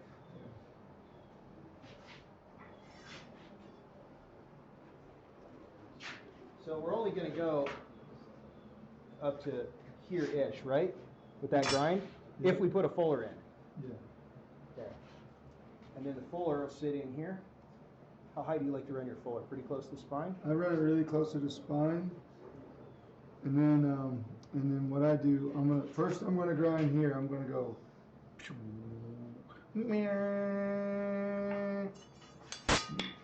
I was doing fine. Oh, did I take this away from you? No, but you're doing excellent work. And then I'm gonna grind the fuller right off to here, and then Bert's gonna grind. Bert, you're gonna grind some on this? Well, yeah. I don't want to grind that fuller. You want to grind the fuller, you can. Why don't you grind the clip first? I'll grind the clip. You grind I'll the grind fuller. the fuller. I'll grind the bevels, and then we'll just keep. But what if I grind from here to here, and then you grind from here to here? Why don't we do this? Why don't you grind this part? I'll grind the fuller, You grind this part and let it go swoop, and you grind it to here, and then I'll grind that. Okay, okay. Why Let's don't go, let's do it. why don't we let everybody here grind a little bit, and you and I can have a beer? Let's go, let's go do that. Okay. That's not a good idea. No offense to you guys. Just No, I have no idea. If I'm doing it, it's gonna be really bad. Nice and warm in here. Yeah, it is. Everybody's trying to I don't want the wrath of the internet. We're not I'm ready for that. You just swirled, didn't you? This is Oh, I was- the origin of a man's got to know his limitations. I know, you're right. I was skating down this avenue with my friend Gabe, and we're skating down the thing, and he's like, man, if you wreck on that, you will be fully exposed. I'm like, no, I'm not gonna wreck, it'll be fine. And I came down, everybody's in this one place, we're having like our finale party, and I wrecked. I was facing the other way, though, but I broke my watch, and I was like, and my hip hurt for like a week. It was cool. I turned the volume down on it.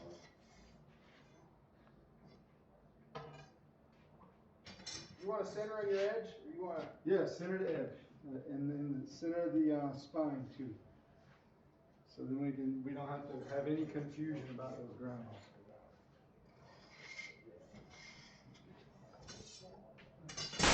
Man, look how flat that is. That's amazing. It was like almost like two master bladesmiths forged this thing. Isn't that crazy? It's amazing. It's wild. What is that right there? Well, I don't know that you can. How close can you get in on this thing? We just scratched a little center line. It's not in the center of the forged edge because the forged edge weaves a little bit, and given It gives more activity in the pattern. it does do that. That's why I was I going to did say, that. given more time, we would have made it straight, but I changed my mind. We wouldn't have because this is better. Nothing that we're doing is actually done for the sake of just expediency or because of oops. It's all done. It's all very intentional. On purpose. On purpose. Hey, if you're gonna grind the clip, right? I'll run the clip. And you got a 1-inch wheel? What size wheel do you have? Yeah, I have Should I grind a 2-inch wheel? I have a 2-inch wheel, 1.5 inch, 1 inch, 3/4, and half. Ooh, that 1.5 inches looks cool. What do you think about that? I'm gonna cheat just a little bit. I'm gonna do it with the 2-inch one.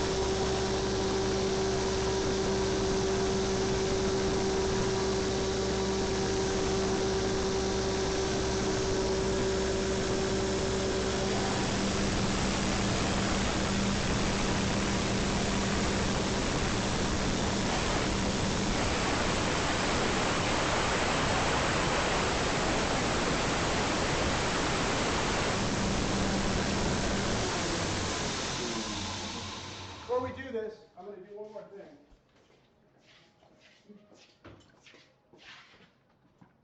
Is that candy? Yeah, that's some butterscotch. Thank you. Butterscotch?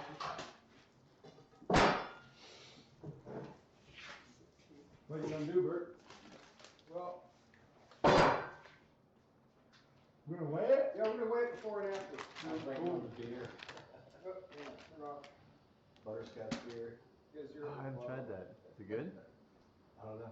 Sounds I don't know good. if there is any yet. Butterscotch beer. It's a good idea. I've heard of butterbeer. You got that Harry Potter thing though. Yeah. 113.3. 1 pound, 13.3 ounces. So.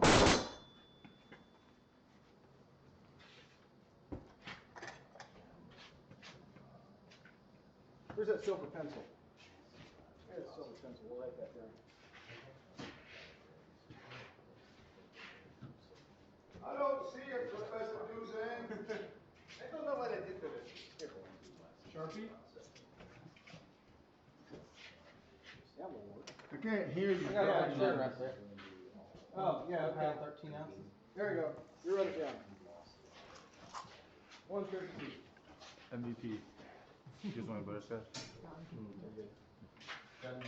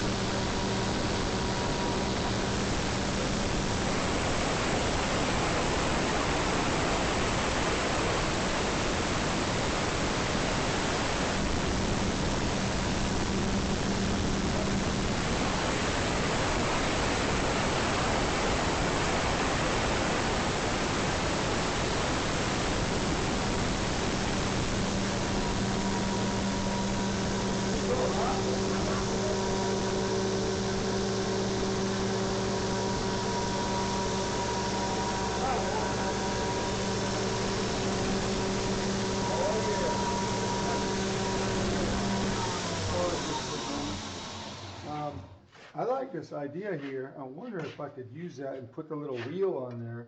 And Got a question about Nah. what belts are It stuns on the bottom of the audio. clip, that looks good. Put it on there. What? Nothing. Okay. I have a question for you. What grit belt are you using? Right now, 36. And this is a pretty mashed up 36. We've been using it all day. And grinding the scale off of this just chews belts up. So we'll probably, or what are you doing next? You doing fuller? Fuller. Okay. So you want to rough it in, or do you want to put a sharp belt on? Or I got 60s. 50s. I got 50. I got 60.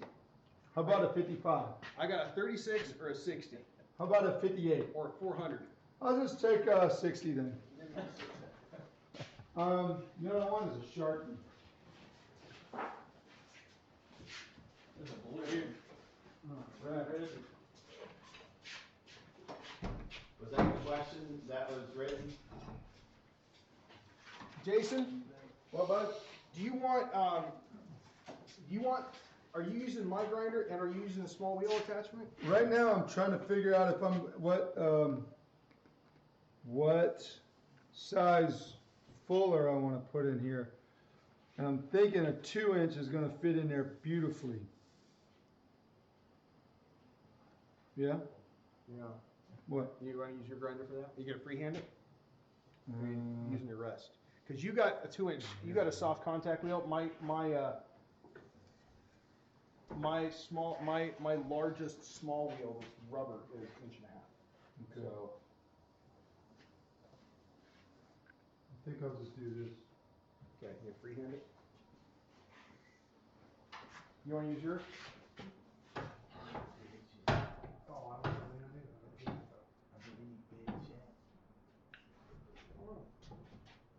You guys have any bids yet? So I just need to know what the highest one is. Oh man. There ought to be some advantage to being here in person. Well, that's what I was thinking. Actually, what was funny is I put that, I had to build that little form, I had to figure out how to do it and everything, and I got it in.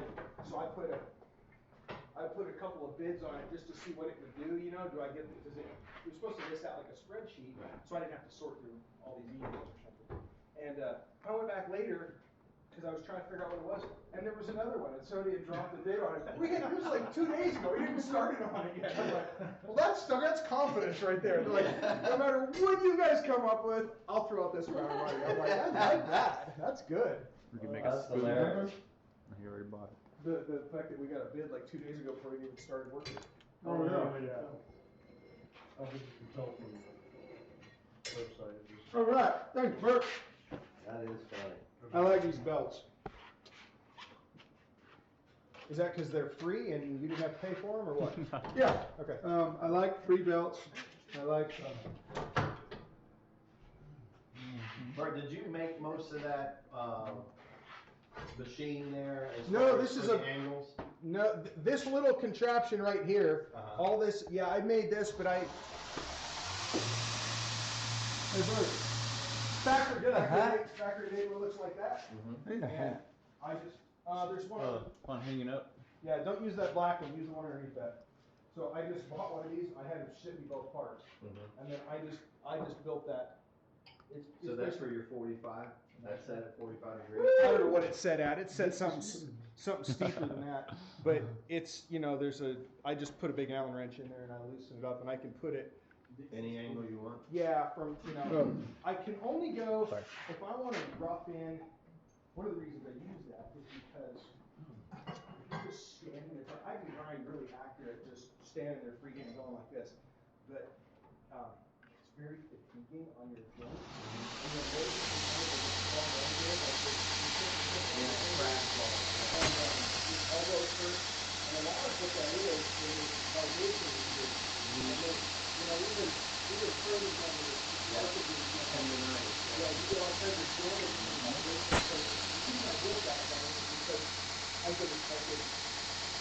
can't put a knife on there and grind the whole out. Because my bevels are real long and they're real steep. Yeah, I got a technical problem. What's that? I need to tighten these up. These Allen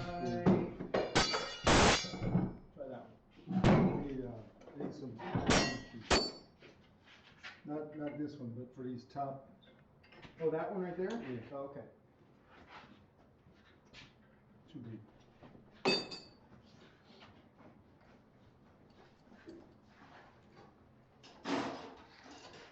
There's an air compressor hanging next to you, just blow it out. Just like a knife maker. These are nice. What? That's crazy. High tech. Yeah, that's just not working properly here. That's what I was wondering, how do they agree on anything, you know, when there's such a, you know, a skill level. That would be the crazy part. You'd have to be really tight with whoever you're working with, because that would probably drive you crazy. Is it tight enough? Because it looks, the things are rounded out just enough. Yeah, it's all right. That's good. Let's go. We don't have time. Like especially. No time to fool around. The Anyway, I'm having fun. I just set that thing there like that, and I tried to find the depth out of it. Like, I'm looking at 40 cents like that.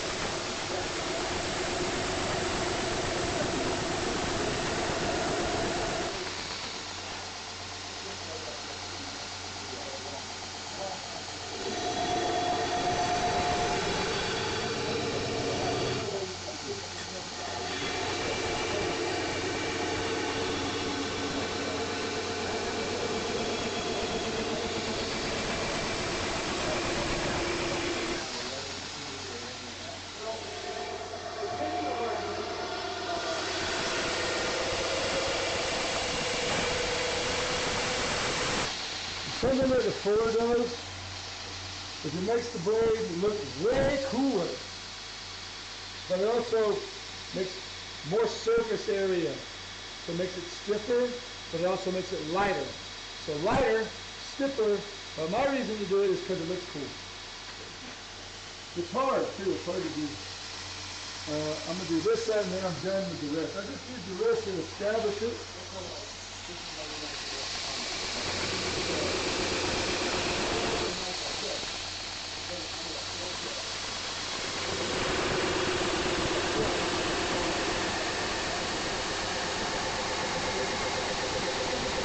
Hey, you want to stick your camera on this side? Yes. And try that, see what it comes? And then I take this piece of metal and I take it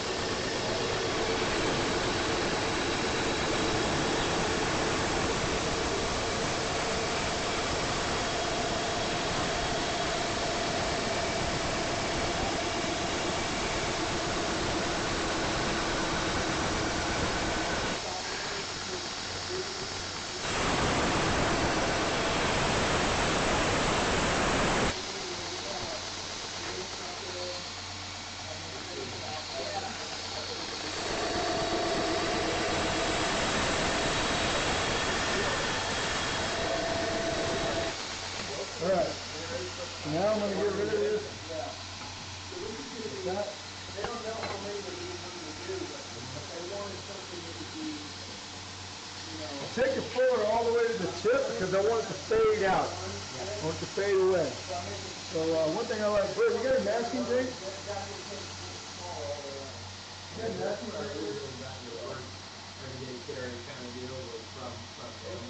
Jason, I just gave that one away at 2 weeks ago. I'm not offended. Oh no, I gave it to a seal. Okay. That's not sorry.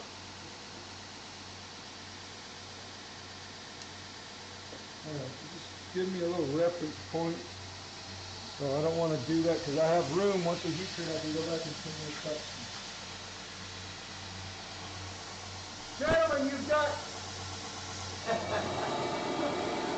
10 minutes before we have the heat treat. Maybe 15.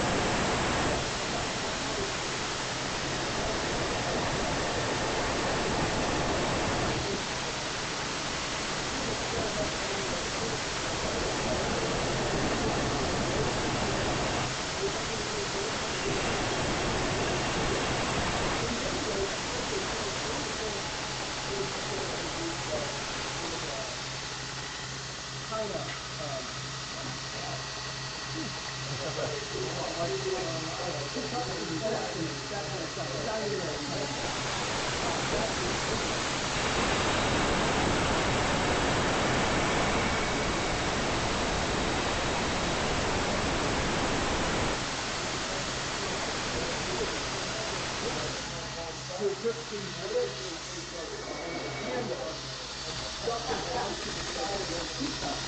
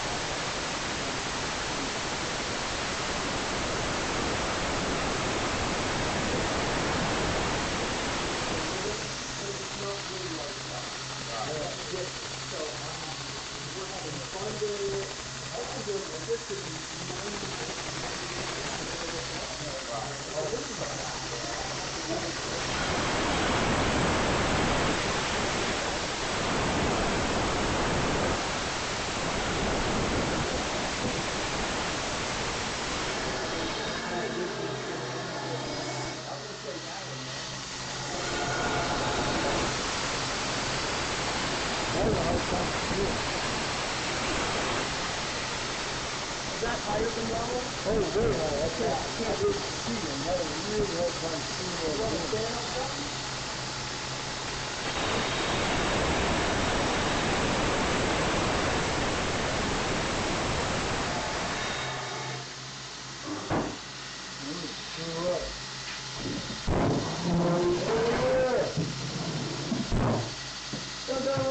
Okay.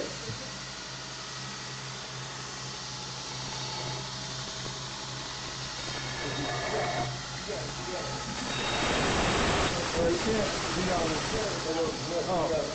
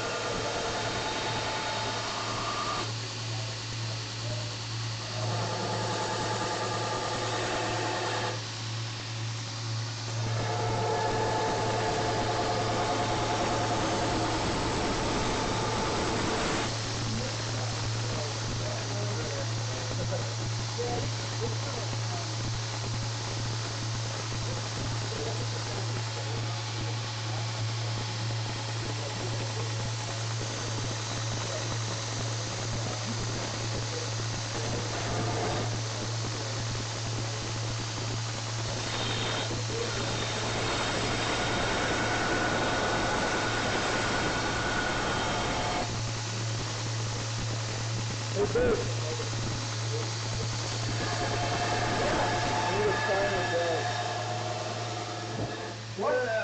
Can you do that? What do you want? Need a finer belt. 120, I got rigid or soft. Do you have the Sizak one? Nope. I got J-Flex or I got ceramic.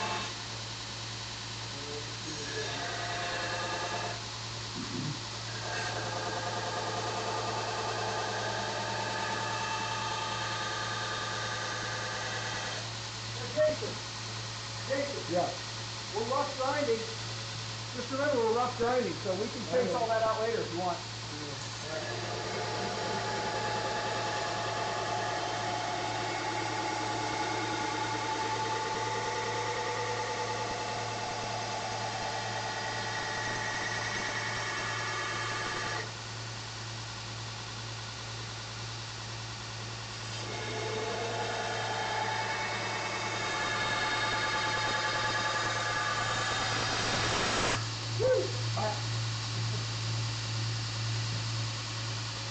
I got a little screw up part here.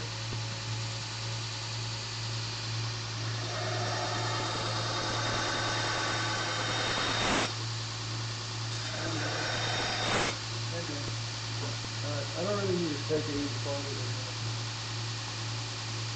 Just trying to figure out how to fix. I got a spot right here that I was grinding it, and because I didn't choose to wedge it first, it got stood on, and then I messed up a little bit. That's okay, then we can fix it. How important is this part, the grinding part, in comparison to everything else? Well, it's incredibly important in the way the knife looks, for sure, and to some extent in the way the knife works, but it's, Is it 50%, 20%? All right, so one of the things is we got texture, but we're not going to worry about it going all the way out here. Or right here, come here, Bert. primitive weapons, they never Here. come very well at all. See how I got this right here? Yeah, I need to fix that, and that bothers me. well, let's fix it after we heat treat it. Okay. Okay. I don't think we can, I think we should just flat grind this. I don't think we can do that other grind. Well, we're definitely gonna flat grind now. If we want to, if we want to change our minds about hollow grind it later, we can. But we got to flat grind it before we can heat treat, and then we can. You see those lines on there? You think we can get away with that? Yeah. I mean, I'm not gonna go that much, but I'm gonna go. I'm gonna leave 40 or 50. Yeah, I would leave 50. Because as a knife maker, we think we can see 50 thousandths with our eye. You want to have it?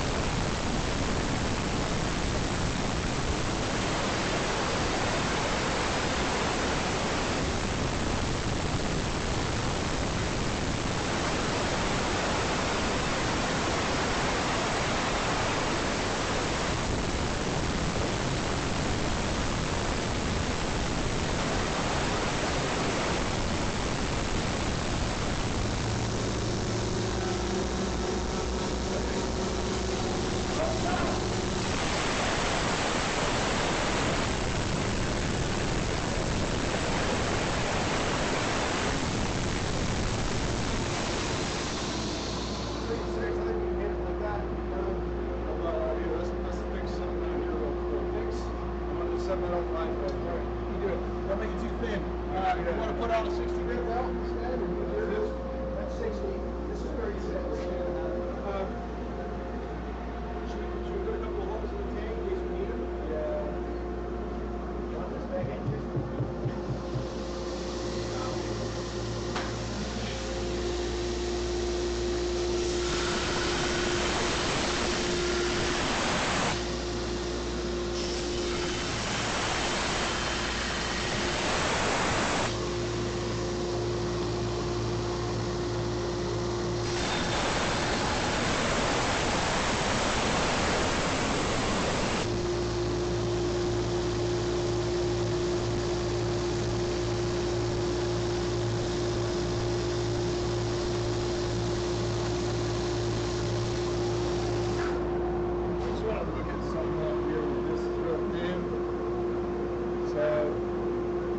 Scary, but it's good.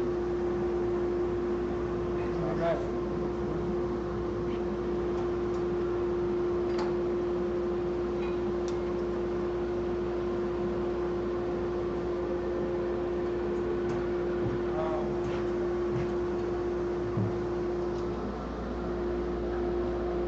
Thank you so much.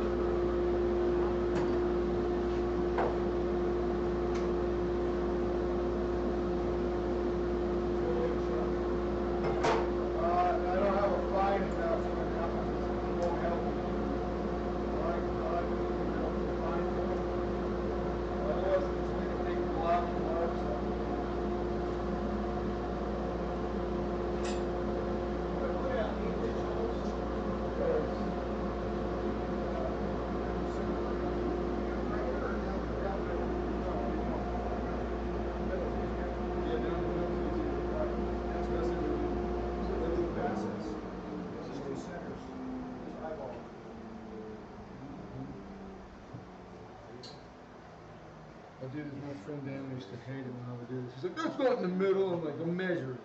Yeah. Middle enough, middle enough.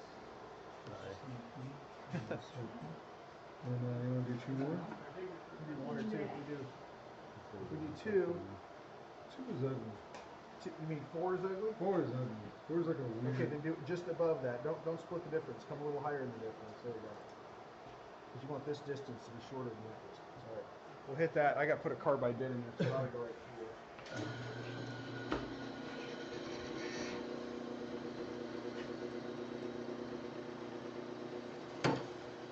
What? Let's turn it up. Didn't need to go that slow for this. Oh, I can do it.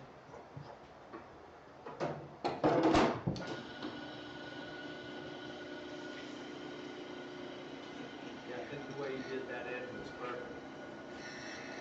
Thank you. No, I mean, and keep it in your hand.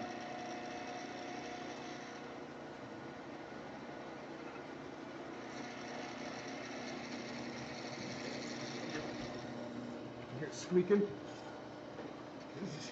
You ever take a class with Timmy Chin? So what are you doing? What are you doing? Drilling a hole. So why are you drilling hole here?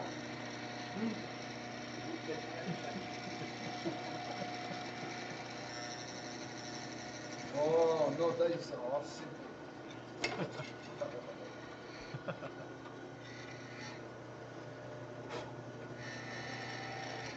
Holy handle, Batman! Can I do that again?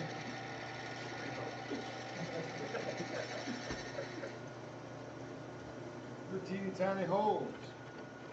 Well, it's definitely warmed up in this room for sure.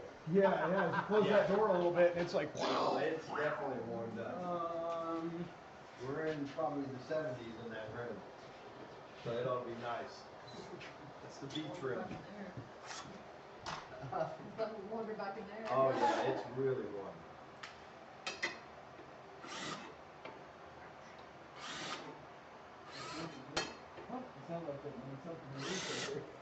Was that your back cracking? Yeah, that's what I was like, what's that do? I feel like I feel a lot better if my back. You're running late. All right, I want to show you guys this. Come on over here, Josh, real quick. We'll just do a little preliminary etch so we can see what this looks like. So try to get up real close. So you can't really see. There's no distinct pattern in this. If I get it in just the right light, I can see just a little bit. But the reason we make this out of two kinds of steel is that this ferric chloride will react with one layer more than the other, and it'll bring out the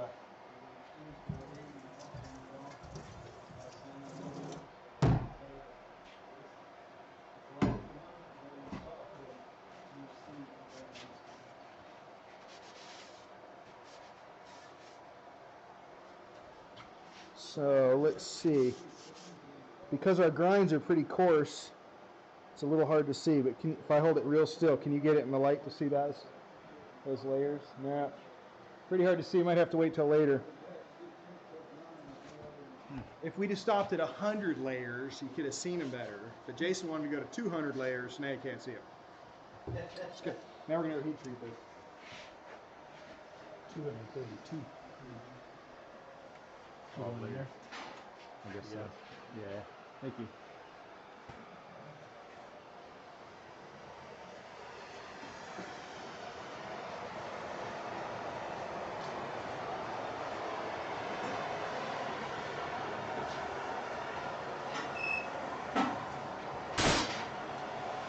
Only thing I'm worried about, Burt, is out there near the tip. Probably should have not pulled that fuller all the way to the tip, but I think when we grind it, it'll work out. Yeah. If it doesn't, you just put it on a chop saw, cut that tip off, and start over. I like that too. You can weld the new tip back on. I'm a fan of that. I want to, two things. I want to bring the top grind down, and I want to bring that fuller up where I kind of screwed it up a little bit. So the box shifted. Sorry. No, it's all right. It was my fault. I should have wedged it. It was. Whenever stuff like that happens, I don't blame it on anybody else. It's something like I know, and if I'm on a wobbly surface, I should have already decided, hey, I should have set that up. So it's not your fault. It's fine. I didn't think about it. No, it's totally cool.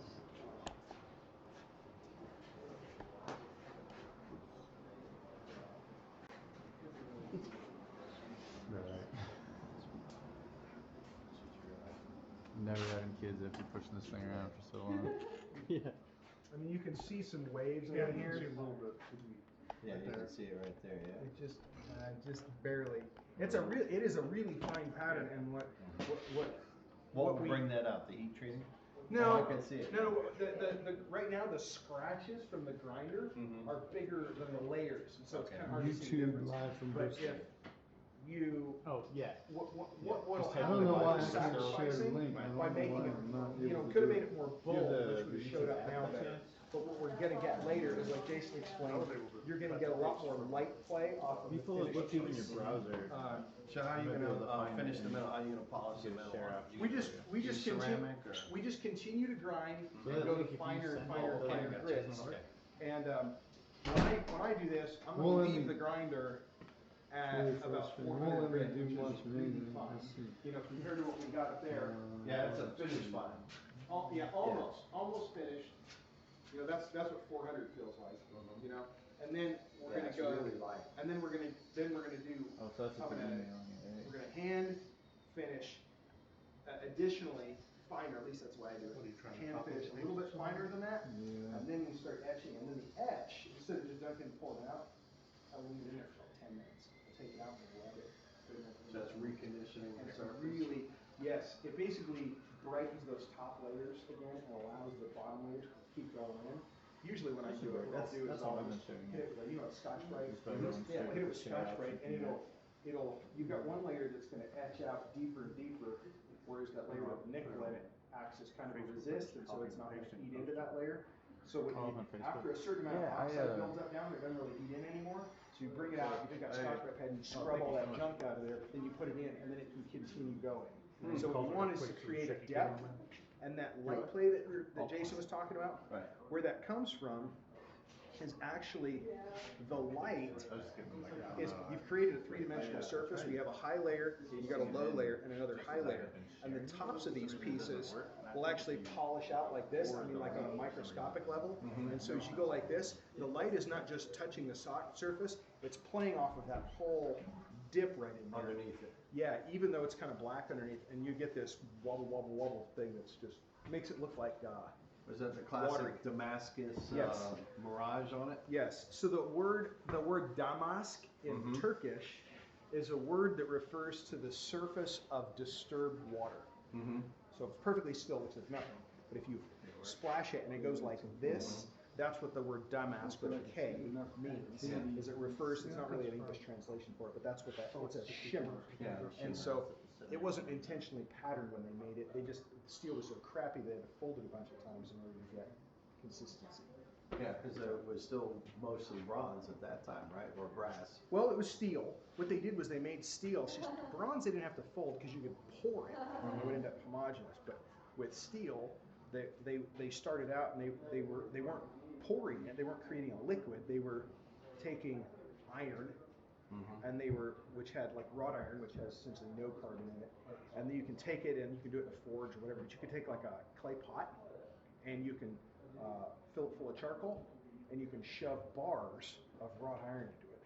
Put a lid on it, seal it up, put it in a fire, and then run that fire for hours and hours. What happens, you can heat the whole thing, you heat it up to 1,500 degrees, like the inside of that oven, and that charcoal will release carbon monoxide gas, and the carbon from the carbon monoxide gas will bind with the iron, but only around the outside. It doesn't go all the way through the bar. So if the bar is that thick and it's that wide, it's going to just be around the outside. So it's going to be like dragon scale, diamond hard all the way around, and then dead soft in the middle. So they would take up several layers of those and they put them together, and they'd fold it. And now that high carbon stuff is like trapped in there, but you've really kind of got high, low, high, low, high, low, and you fold it. You know, you start out just once, you can't hardly use it. But if you fold it a couple of times, you restack it. So they made scissors out of stuff like that. They call it shear steel. And so they had double refined or triple. So the more they folded it, the more homogeneous it would get. And so that's where those patterns come from. So we look at the patterns and think, oh, those are beautiful. But really they were done for reasons of having to create strong bonds. Damascus gun barrels were high and low carbon because a gun barrel, you don't want it real hard because it'll blow up like a bomb. You don't want it real soft, and so they kind of would mix things together, and then they wrap those bands around them and create these barrels that were, I mean, at the time, they were very, very strong. Sure. You know, not so much now because we have metallurgy's better. Yeah. But back then, that's why they did it. Now we look back and we don't think of it as being strong. We think of it as being beautiful. So what we're doing is we're saying, you know what? Either one of those metals that we started with, we could have just used the one and made an amazing sword out of that one thing. We didn't need to add something to it and fold it or anything else.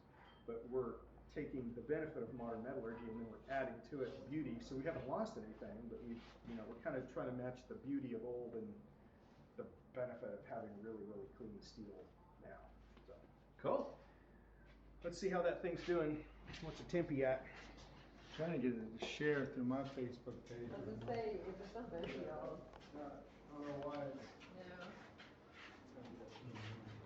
The way YouTube Live works is you can't embed it, and I think that may be like I couldn't embed it on my homepage. It doesn't allow embedding it. It may be that when you're trying to embed it as part of the Facebook thing, it somehow won't allow that. I was looking, there is a way to dual stream, but you'd have to download something else. Oh, really? Yeah, but I can. Yeah. My role is I'm a communications manager, so I've been trying to figure this out. All day long. Yeah. Okay. Oh, I have to fix it. You're probably the only one that noticed. Right. Yeah, I would feel like, I've been trying to share it on my Facebook too. I put it. The only way I was able to do it was just cut it and paste it as a post it. Yeah, I think, definitely put it as a post. So here's what we're gonna have to do. Doing the link or whatever, I don't know. I don't know what we're gonna have to do. In the kitchen oven, one. Not my oven. Not my oven. So I don't have. James would just sit here and try to do it. I spent an hour and 15 minutes in the gym yesterday. Where do you normally temper? Kitchen oven. So Even long ways, it'll fit in there like angular. You guys ready? Hey. my guy will work. It's over 2 big logs. My oven's not as big as some. So what I can do. So with this thing, see, I can. This is the programmable setup. And this is. I'm trying to figure out if I can. This is higher thing. Thank you. And then you set it 500 degrees. You know. Yeah, 500 you pay for that too. But.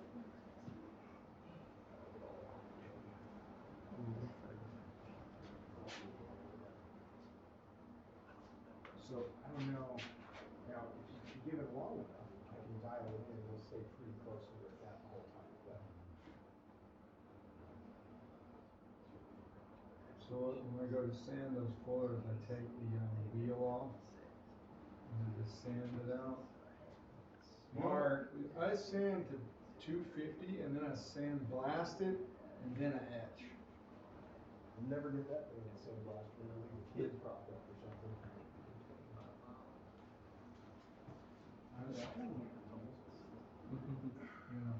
That looks beautiful. All right, what do I need to do now? Open this door here? Yeah, open the door.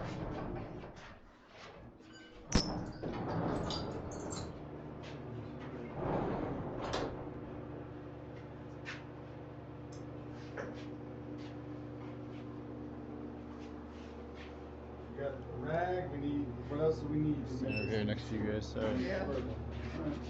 You want a rag, Burt? Missed that? Right there. Right there on that bucket. There's my rag. Did we catch that clinch? Right now, we still have time. If we have a warp, we have time to straighten it. There's a couple ways you can do it. You can just bend it straight by hand, or you can clamp it back in the vise, which is something I like to do.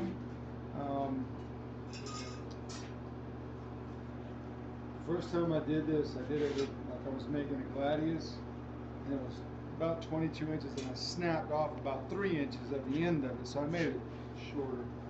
So, you have a limited time to straighten it. Like the best, the most simple explanation is it's hardening, but it doesn't know it, and that's the only thing I can tell you. Really good. A little bit out. Best to get it in. The other thing too is go as far as you can, but don't do anything else, and then you temper it, because sometimes the tempering straighten it back out. It's just a lot of stress in the blade. But once you start playing with the steel, you can get it straight. It's not that difficult. When I began making knives, if I had a warped blade, I had to start over because I did not know how to get it straight. Now it's like no big deal. Part of the part? It's just part of the process. Yes, part of the process. All right. Jason, somebody's asking what you're drinking. Oh, it's a cheer wine. It is a cheer wine. Edge looks good. It's fine, pretty straight. If we decide we're going to lose the forge texture, we can flip it over to this here. Look at this. Tell me what you think. If there's anywhere we really need to fix. It looks good. It's just like the grind line. I think the grind line off the top. That's fun. Yeah, the clip. That's why the clip is doing weird stuff. This looks good. It's still the serial line looks good.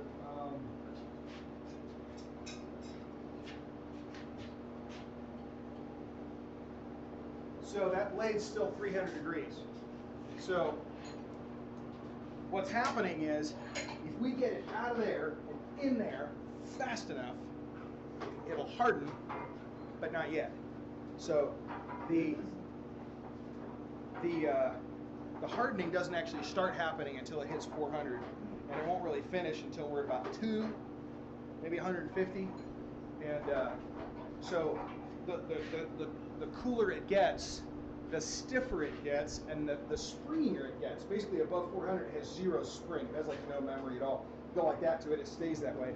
If you wait till it gets down cold enough, you can bend it like this, it's just going to bounce right back again. So we have this little, adjacent that little window of time to try to straighten this thing. But it's really quite straight now. We don't want to put it in the tempering oven until it's actually come all the way down to room temperature-ish. At least till it's just good and warm to touch. But if you're holding it with a rag, it's still too hot to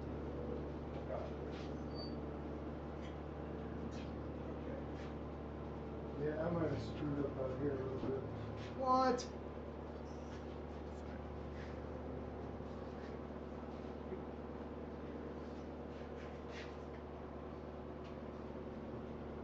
That's as much as I'm willing to fool with it. Oh, it's gonna be wicked. Lays west. It lays west. It weighs less than a pound.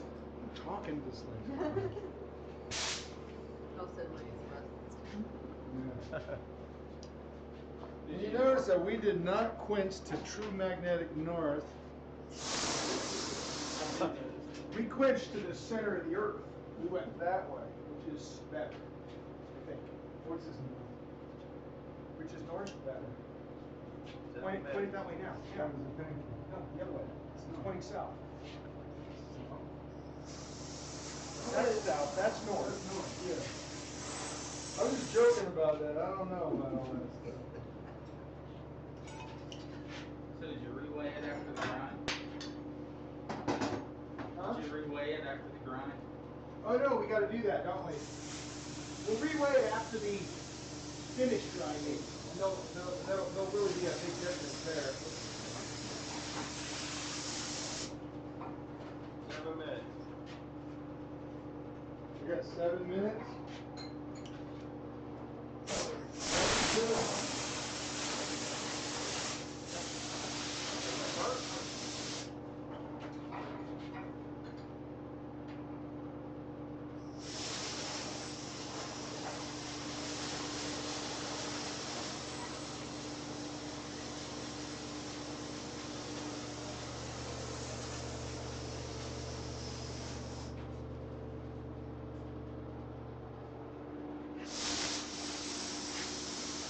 So I want to give shout outs, so I just say, hey freaks, you know who you are.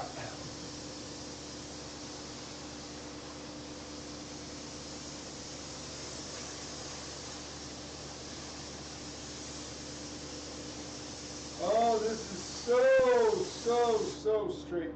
Okay. I was waiting for that word that came after so.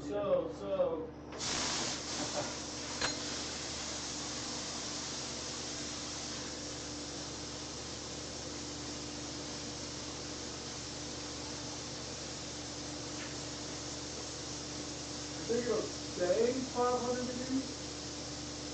Well, what I can do is you can dial it in and you can get it to kind of balance between the amount that's going in and the amount that's coming out. And it will stabilize. But when it's this hot, you don't know what that is. So first thing to do is get it down to about 400 and then run it back up again.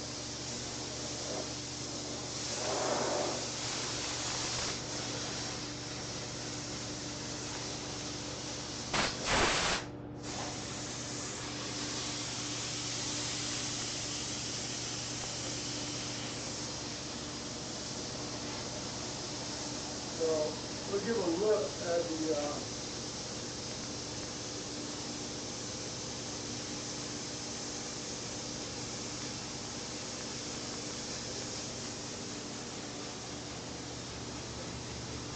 still pretty warm.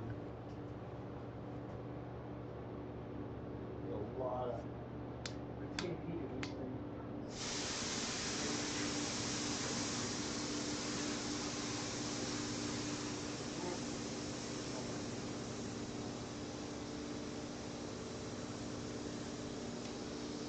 Hot.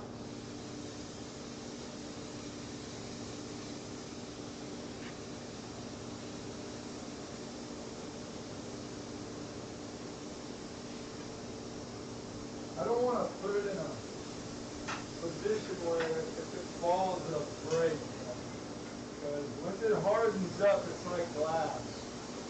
Kind of.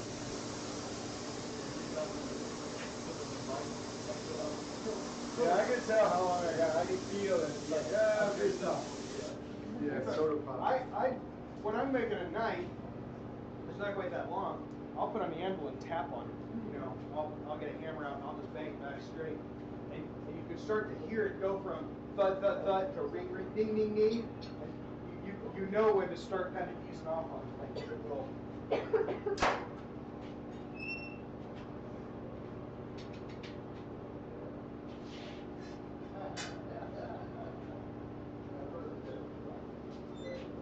We are doing not bad. We're running about 15 minutes late, but that's all things considered. We did pretty good.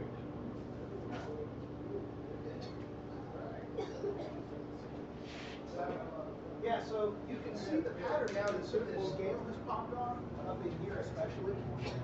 You can see where the billet was wide like this, and we necked it down. You can see it making that turn and coming up like that. Yeah, I want to blend the fuller out here. Just want to let it blend out. Yeah. As long as that, I mean, it's going to be plenty strong. But like, I had a sword, a Napoleonic era sword, and out here it was like a kitchen knife. The last 5 inches was crazy thin. Yeah. Where they mess up at? Nowhere. It's fine. I'll fix it. I'm just curious. I don't know. I can't see it now. It's my claim to fame. One time I messed up Jason Knight while I was making one. So Right here. you can see, especially down inside.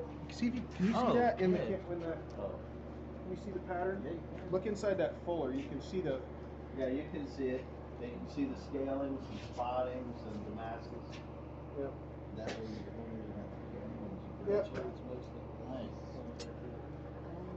It's a really nice pattern density. This is a little concern area right here because I got too high on my grind, but Yeah. I think it'll come out. By the time you bring this up and bring the clip down, I think those two things will It'll go away. they'll meet. Oh, I see what you're saying. You mean that creative part that looks amazing? Yeah. That's how you know it wasn't done by a machine. You're welcome. That's right. Yeah. Yeah, you know, I tell people, I heard this story. How are you going to keep it running? It just stays lit, it never turns off. You got a pilot on there or something? No, we'll just turn it on. I just gotta get the heat, the built up heat out, and then I'll turn the flame on real low, and it won't be hot enough to get it to 1500 degrees, it won't be hot enough to get it to 500 degrees. Where does it cut on and off? It doesn't cut on and off, that's what I'm saying. I know, but This has no automatic control. how do you keep it lit? You just turn the pilot on, you just turn the gas on, you just leave it. You know, just low flame. The flame will just keep burning as long as the gas doesn't turn on.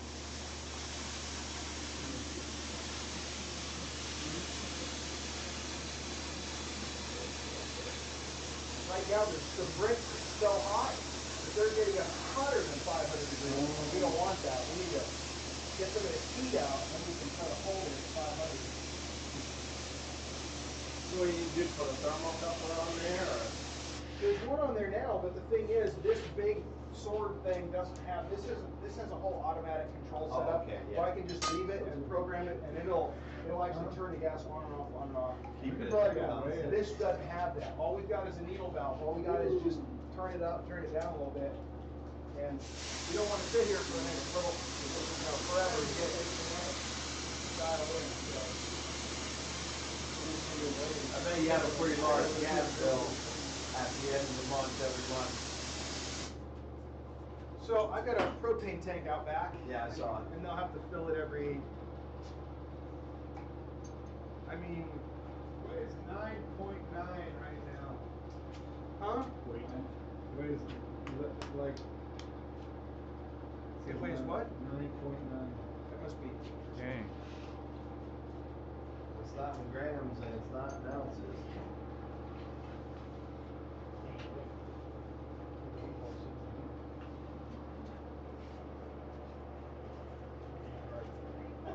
No, that's what I need to know, exactly what we're getting.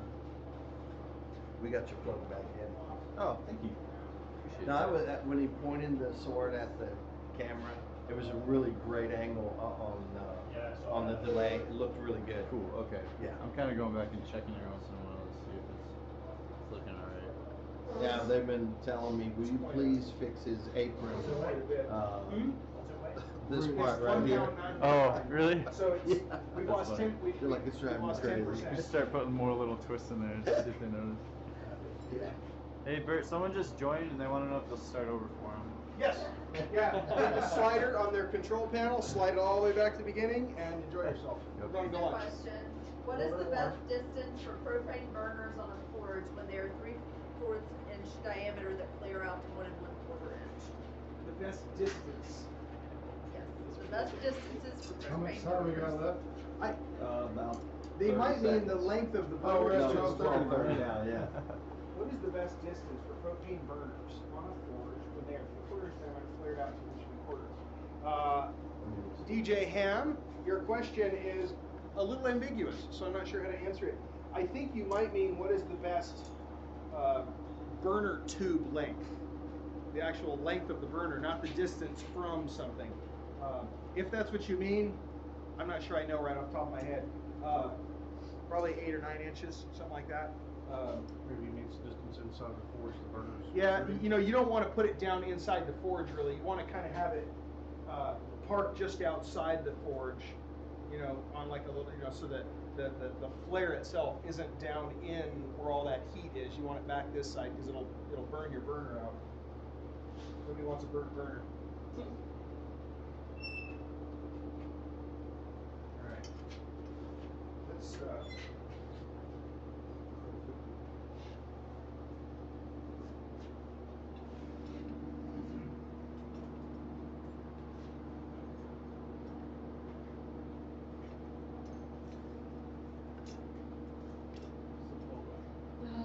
I'm forever cold. I've never.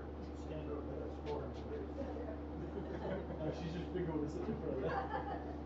I've angled the heaters and everything. I've got like a whole computer. I've got more jackets than all of this. Right. So what did you punch in? We are going to, that is Parks number 50, quenching oil. It's engineered heat treating oil, but it's very fast. So we needed that speed for the 1095 especially.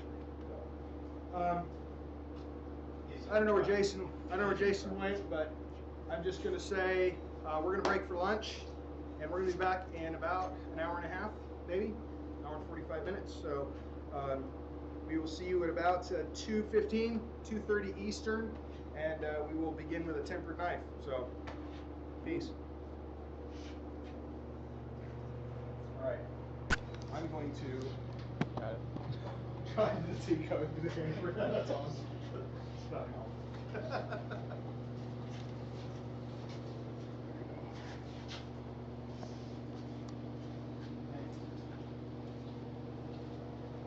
Gonna write lunch break on the ground in chalk. I'll just point it at that. That'll work. There you You go. could draw it on a sketch pad out there, out for lunch. Oh, that's true. That'd work pretty well, actually. It's probably a better idea. Right on the anvil or something. You know where the word bar is? Right on the anvil, Okay. silver pin. Yeah, that seems kind of themed, right? If you guys want to, everyone wants to pile in a couple cars and run down there, get seated. I think I'm going to stay for a few minutes and just get this thing kind of dialed in so that it's more chance of success. So you want to lead a couple of tables down there. This reservation for Foster, and I'm going to call him and let him know that we're on our way because our reservation for is 12:30. You guys won't be here for 10 minutes. So, but I don't want to wait any longer. So I'll do that and or that. Just. One with suds in it? I thought we were going to do the pocket before we did this first. Hi, my name is Burt Foster, and I've got a Burt Foster. Burt Foster. I was thinking, it's like, Burt Foster, it's like fuzz like beer. Thank you. I love this night. Yeah, I was playing with that one earlier. One of them's still broadcasting the audio. Yeah, I got some feedback. I was like, the audio's not loud enough. I'm just like, I don't know, it's the first time we're doing the best we can, man. It's kind of hard to hear stuff anyway. It's Yeah. expected. That's what you're saying. You're running a grinder, so like you hear somebody coughing from there. Or this part I really like because I use the grippy. Yeah, the griptations. I like that word, griptation. Griptacious. Griptical. Griptaculous. Griptax. I'll shut up now. Oh, that's how you break things. That's why we can't have nice things. Yeah. I was gonna say, I'm gonna just flip this off here or something. It's my wife's laptop, so don't go for that. So what I did was, I didn't want to sit here for 2 hours.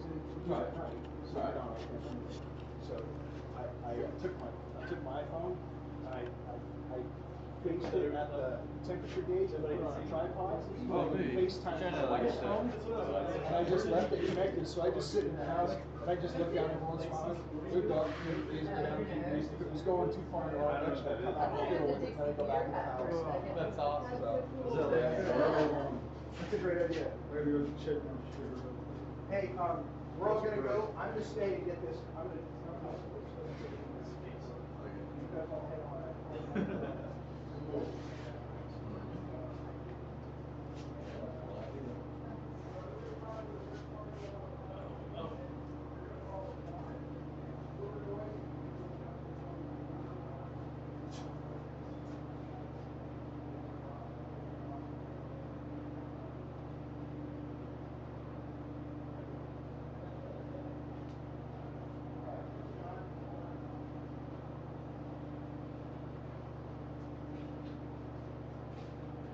Yeah, I didn't realize you had to move around. Yeah, I.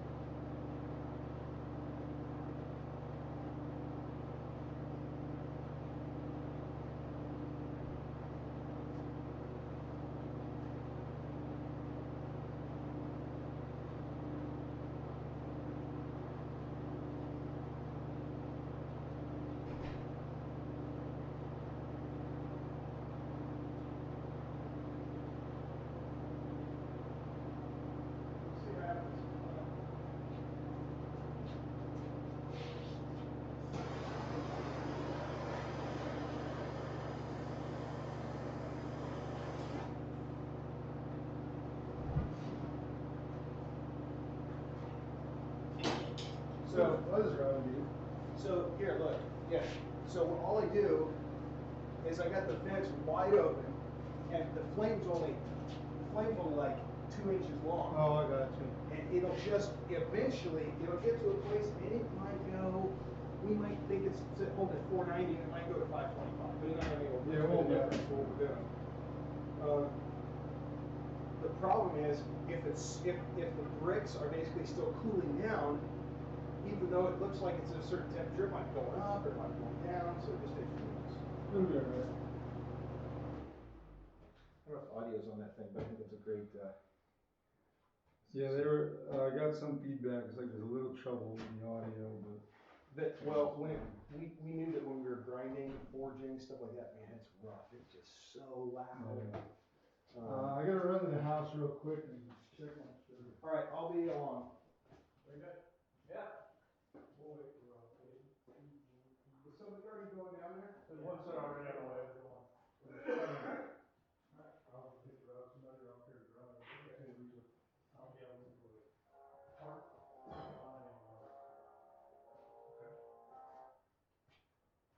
Oh, this is Burt. Out here. Driving, trying to board those trucks and all. Call somebody up. I don't know. Somebody must have called you from this number, but I don't know what it was about.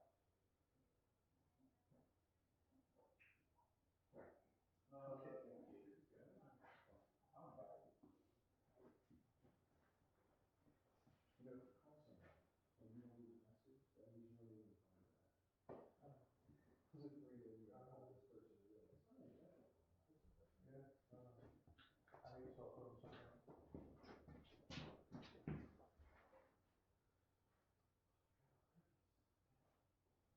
You gonna babysit that for a little bit longer, Bert, or I think I'm just gonna stay here, yeah, for like 5 minutes. I just need to make sure it's heading in the right direction. Jason had to check the sugar, so. Yeah. I'm going to catch a ride with you guys, or I'll drive and you guys. Yeah, no, we got between, so is, are you gonna head down? Yeah, I think it's a Oh. vehicle. Yeah, we don't need to be first in now.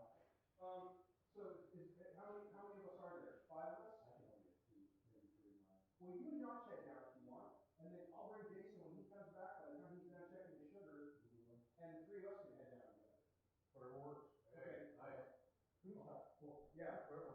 All right. I mean, I don't care to drive, I just was trying to avoid a bunch of cars and try to park you an issue. Yeah, no, it's all good. Yeah. So whatever works, man. Yeah, I just literally haven't even used it yet, just got a heat treat oven. I haven't even played with it yet. Turned it on one time so far. I'm thinking that we're gonna be good right in that range. Looks like it's holding pretty. I want to hold on the low side. You can always, Yeah. you can always bump it at the end if we have to. But.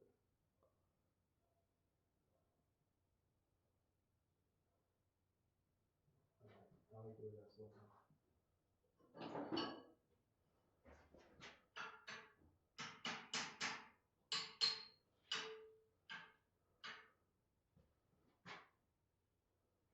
Did you build that specifically for the heat treat or what?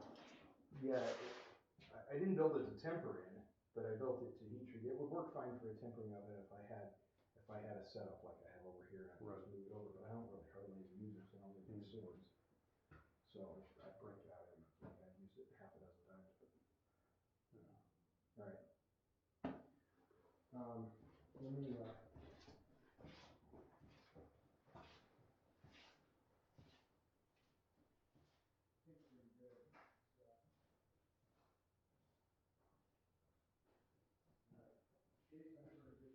We're holding at 495 right now. We can go up to 5 and 4 will be fine.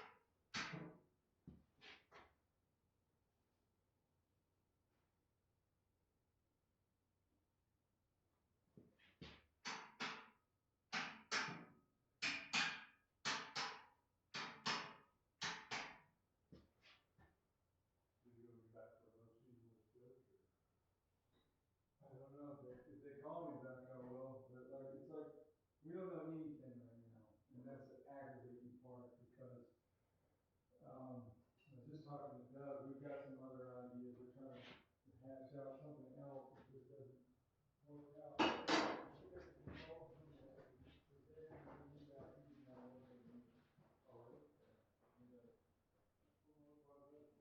Well, he likes working with me. And, he got something different.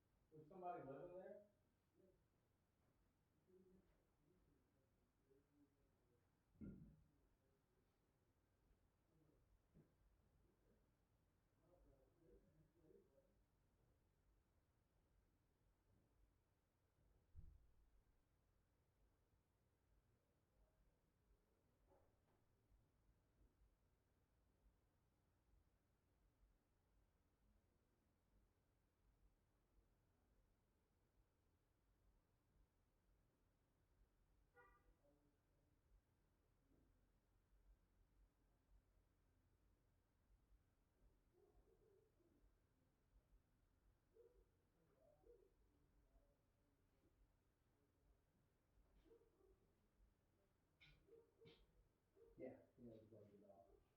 Oh well, half the way.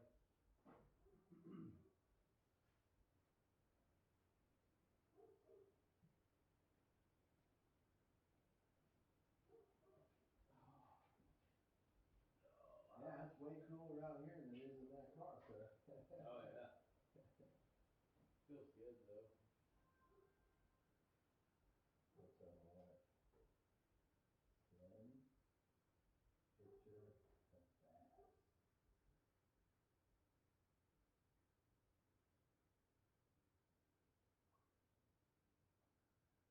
She asked me, you know, on the way home in the truck, she goes, "Do you hate me?" And I was like, "Yeah, yeah, I sure did." I said, "You, yeah, crushed me emotionally. You've ruined years of, you know." You made me feel like less than a man. Yeah, unman me. Couldn't believe it. Golly, she was freaking around the middle left and right. You know what's sad having a 2-year-old now? This,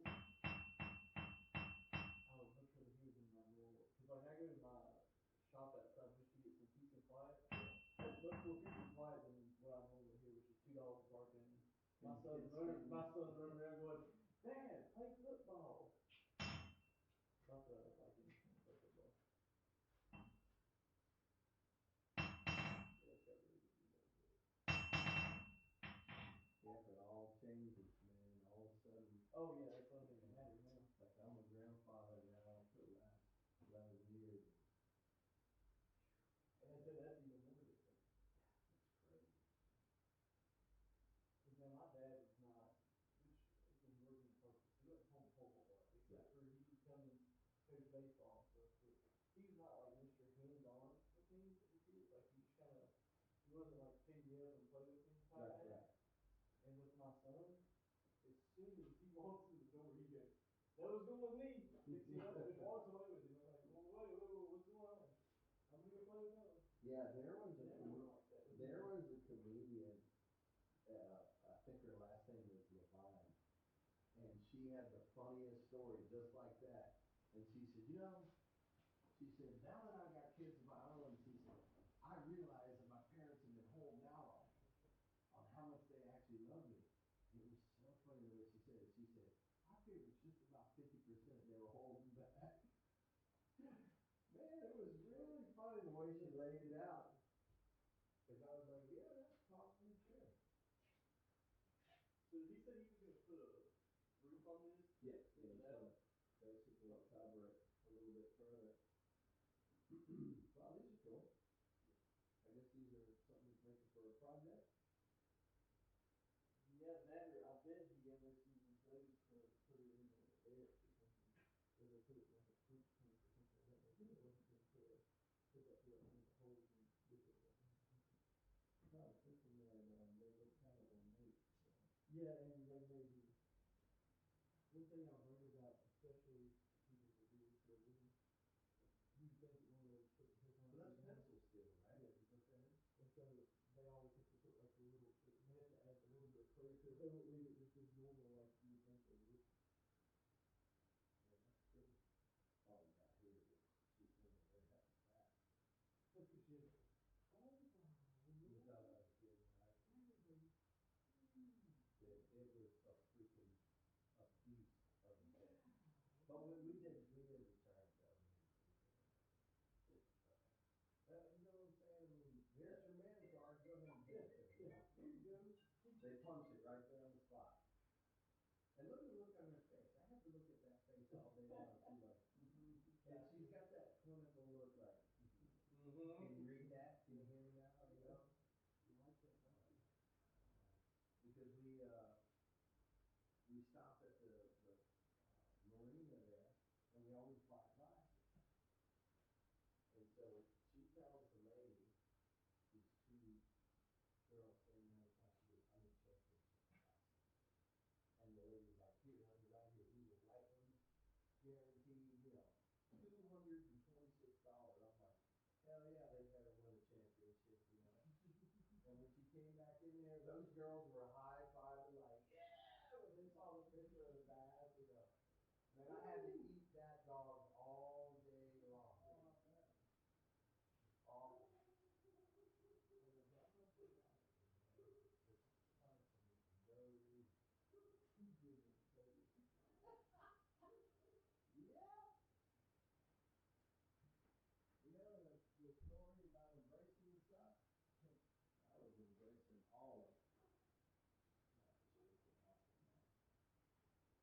know, as my best friend, I'd rather get beat like a dog by her, you know?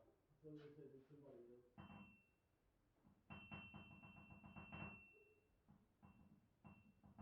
I even noticed he's got a smaller animal sitting down here, but I bet he never hit. I bet he takes that for like.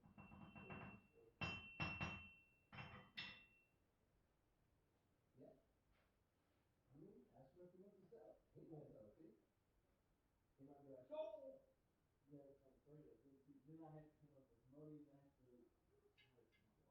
My wife. That's whatever. Then I'm the litigator. Yeah. He's got some wonderful stuff. That big blue hand is a. Yeah, I would say probably. Press, I would say it's 5 or 6. Base weight is probably 15 grand. But Roger says you got probably 2 or 3 times something. But I guess this is your professional. Yeah, my neighbor got those all our fences and stuff, but he's got so much money tied up in it. Yeah. Which, you know, I didn't know how this all started going with my grandfather. He had a thing he used to go buy a tractor like every other year, which is mainly just because he out of town and needed a tractor. I didn't realize how expensive they were until I went with him. I was like, it's how much? He said, $56,000. What? Say that again. I've got a John Deere bill sitting on my desk for $106,000 Yeah. for, Bristol, yeah, I bet this happened. That's a working time, that's $1 million. Yeah, I gave it. Yeah, I think my son could be done. That's a 300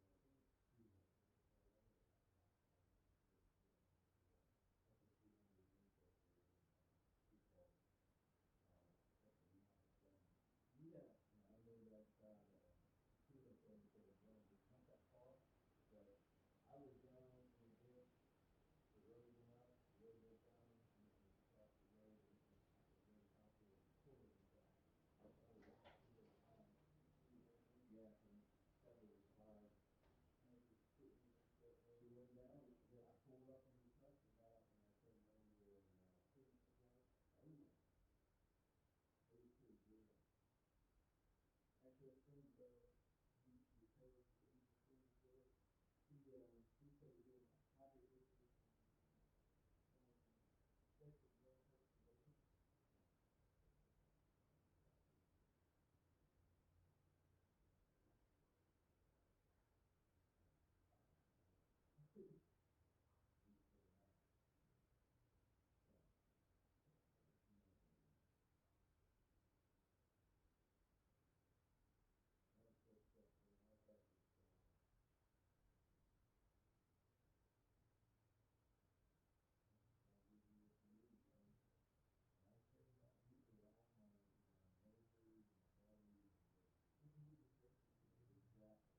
That's one thing the Native Americans have figured out. The white men did not. If there's nothing to kill more than what's illegal, you should kill what's legal. Yeah, the rabbi told me to go clean up all the blood. Okay. You know,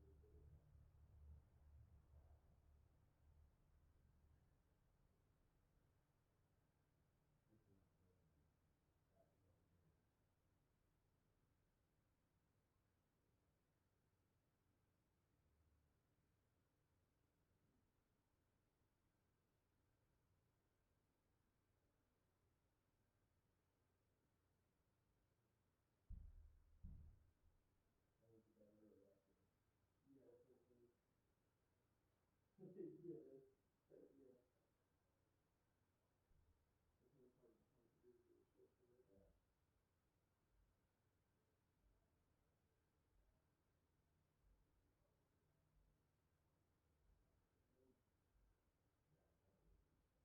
Oh. Yeah. But that's the real, that's the reality. Yeah. That's what people need to see. That is what happened. Yeah, I mean, before you go marching out and stop shooting, you really understand what it's taking. Yeah. It's awful. I mean, it's such a violent, it's such a violent thing. I mean, I felt terrible, but, you know,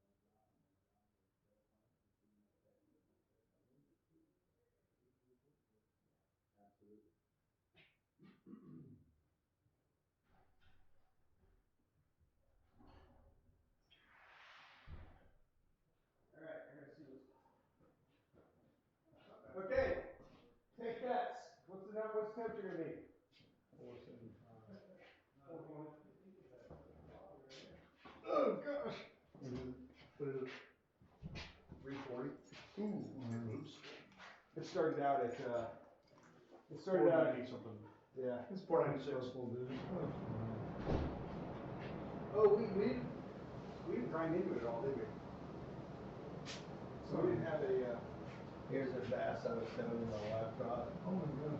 Yeah, yeah. that was the last time we were She caught that with a string, or did she shoot that with a gun? I told her, I said, that's, no, you don't even own a fishing pole. It was 10.6 pounds. Yeah. She ruined my day.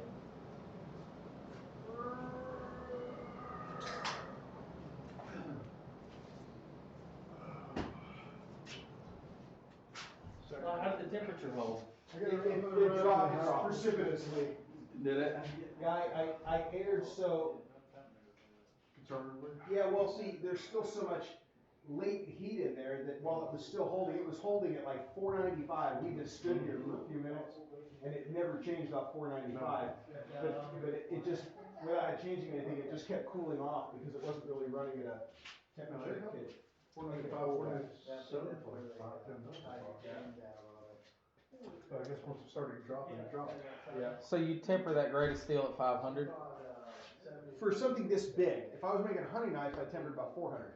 Oh, okay. Yeah, but this is something that requires a lot more toughness and flexibility. When it's this, it's not just the length of it, but it's the fact that when it's moving through the air, it's going to have so much force behind it that you really need to have a very tough blade. It's not, you're not using it to skin squirrels. I just know that some of the,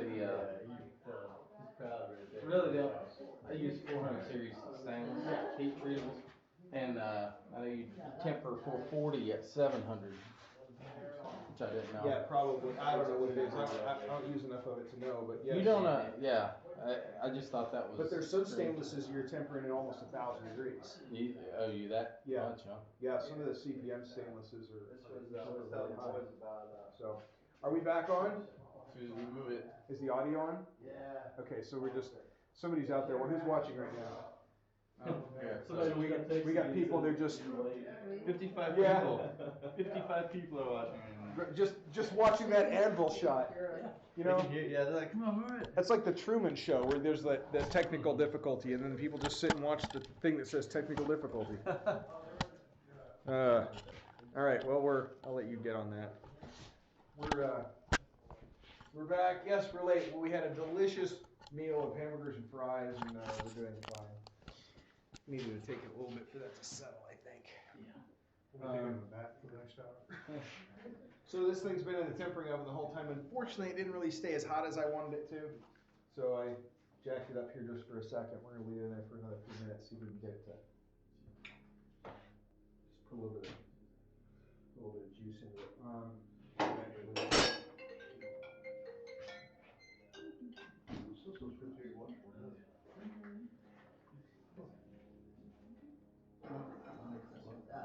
How many people are watching it? That's not bad. Blade's 450 right now. That's pretty good. I prefer a little bit more. We should get Jason to talk about what we're going to do with the handle. Now, I don't think he knows. Jason? I know, that's why I want him to. Go find Jason, see if he will tell you what he's going to do with the handle. He's out there. Oh, he left me alone.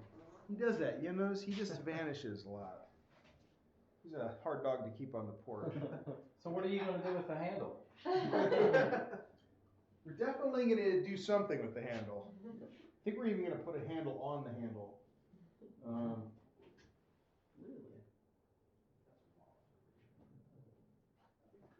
Yeah.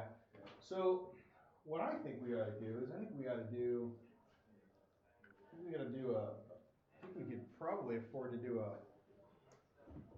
wood handle with maybe some kind of a wrap or some extra detail on it. We're thinking of doing a faceted handle, octagonal cross section.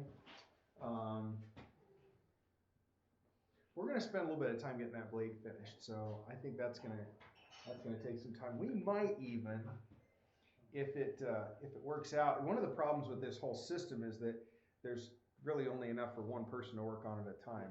And unless we're making parts off the knife, like we're working on a guard over here that's going to fit on it later, there's really nothing for one of us to do. So time permitting, we may just, once the blade is maybe roughed in and the handle's getting worked on, we'll do a tracing of the blade or something. I'll go and make a sheath or something for it. Really more like a scabbard when it's that big. Yeah. So, yeah. So, Josh, why don't you go around and interview our honored guests and ask what they thought of lunch or what's going on? And I have nothing to say at the moment. Hey, honored guest. I don't want a cookie. I want my sugar's Yeah, really. Precipitously. Run over by the bus. All right. Apparently they don't. So you guys over there. I saw What'd you that. think of the morning? Fun. Loads of fun. Good time. Yeah. Then we got to go eat good food. Now it's about time for a nap, but we don't have that option. I'm glad I don't have to actually work. I was gonna say, yeah, actually we have that option. He does not have that option at all. So you could string some chairs together over there. Make it comfortable. Jason had a message from his mom. Is that? Yeah. I was gonna say. It is. Well, it's like, What the I heck? guess something flew in here because that wasn't there when we wrote that on the handle. I kind of want to rewind and find it. Oh, that's true. We can see it. Go back to the point that it just appears on the anvil. That's We- awesome. yeah. We caught you. Something pooped on the anvil. It's not a normal problem to have. It's not something I normally see on there. So do you guys both make knives? No, I don't. I'm just Okay. a fan of the. We actually neither of us make. Oh, okay. Just a fan of blacksmithing in general and knife Okay. making Awesome. and Yeah. television shows. That's Yeah. awesome. Yeah, we were. I was getting ready to go back and film a television show that we're not allowed to talk about apparently, and I wonder what that was. yeah, it's a show on a historical network, and yeah, we were Tri-Cities Airport. Yeah. Yeah. You were flying Yeah, out and I was coming back from somewhere. That's right. That's right. You were like, "Hey, were you on this TV show?" And I'm like, "Yeah." I still got your business card somewhere. It says something or other beverage Yeah. distributors Yeah. or whatever it says on there. Yeah. Well, and you were on my friend Steve's radio show. That's too. right, Bud. Yeah, but Steve. yeah. What's his last name? Hoss. Haas. Yeah. Yeah. So. Oh, that's cool. It's a random happenstance. Yeah, it is. It is. Yeah. Oh. It wasn't random. I was stalking Burt. Oh my gosh. He was pretty serious because we were behind the security checkpoint at the airport. He had to buy a ticket bought a to go ticket. somewhere. Oh, just Yeah, to and I get had to in there. pretend that I was coming back from somewhere. He has that. But now that I see you again, you apparently always have that sort of jet lag look about you. Yeah. Sleepy. Thanks. Yeah. Appreciate that. He's not an opportunistic napper like his wife. Good. I can lay down in the back of the truck. Might not be so bad. Yeah, that's. There's a camper right That's there. what I was doing. I I was was Yeah. gonna say there's a camper right outside. I can sleep anywhere. I just slept in the cab for a few minutes. I was like, all right, I'm ready to go. Man, I used to be able to do that. I can't anymore. It's like conditions have to be perfect. It's my superpower. That's a good one to have. Just like if I just had like a light switch or something. In grad school, that's how you develop that sort Oh, of okay. superpower. Fair enough. It's practice. Yeah. Well honed skills. Where there's a necessity. That's pretty funny. Man, you guys should fire up the forge and hammer something out then. Yeah. No chance like right now, right? Right? Oh, I can swing that hammer the rest of the day. No good would come of it. But Oh, I thought you were talking about the one right here that you could swing. Oh, yeah. Because I can swing that one all day. You can just sit here and do this. Yeah. You just nap on the bars. Yeah. Years. Yeah. Done. I really want to go back and see what pooped on the anvil. I'm curious. That's so cool. Very important. Something's pooped on the anvil. Yeah, there's a little bird poop right there, and it's right where he wrote, and I know it wasn't there when we left. So somehow, I mean, you could get it around that fan if we had it turned off. If we had that thing on, that would be that'd be We a would know trick. exactly what we're trying to do. David there. Copperfield. David Blaine came in there and did this. I'm gonna run it live. It's a special type of bird. The fastest pigeon alive. That would be too. Man, how's it feel? It feels hot. Okay. My clothes are smoking. Yeah, it's about 500 degrees. Oh, well, that's kind of hot. A little bit. Cool off some now.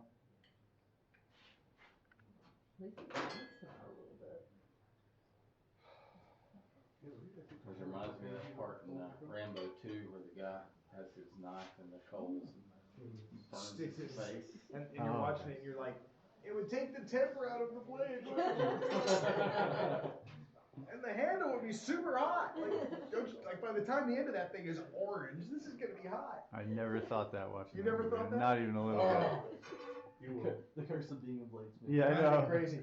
I didn't even know what a temper was. Yeah, no, Unless my like mom one was of my- mad at me or something. like one of my pet peeves, like I love the way this blade shape is, just in general, like recurved edges. And all of the kitchen knives on Ratatouille have like this cool recurved edge. And I'm like, that would never work. Because it would go down to the cutting board and it would like, the carrot Would be a gap. Put separated. aside the fact that it's rats cooking. Right. That didn't bother me at all. The fact that the blades had the wrong shape, I'm like, oh! They need a knife consultant on the at Pixar. Like next time they make a movie with a knife in it, call me and I'll be like, no, that's a bad shape. Don't use that. That doesn't. What do you think about the premise of our whole story? I don't care. I don't care. As long as the It's a knives are talking rat realistic. who's an exceptional chef. Yeah, that's But fine. you would have figured there would have been a chef consultant that would have known better. I don't know. No, They might not have got any chefs that want to consult on a show about rats cooking. Hey, will you help with us talking about this? No, do not put my name on the credit. Hey, money talks, man. The rat wasn't right either, though. Oh, Sure, yeah. Oh, That's that's my so. special My puppy. gosh. I bet you didn't like that movie. No, I hated that movie. I'm That scared hurt. rats That hurts to in the watch you future. do. Correctly. It actually hurt my knee a little bit because it's Oh, super 'cause it's hot. still hot.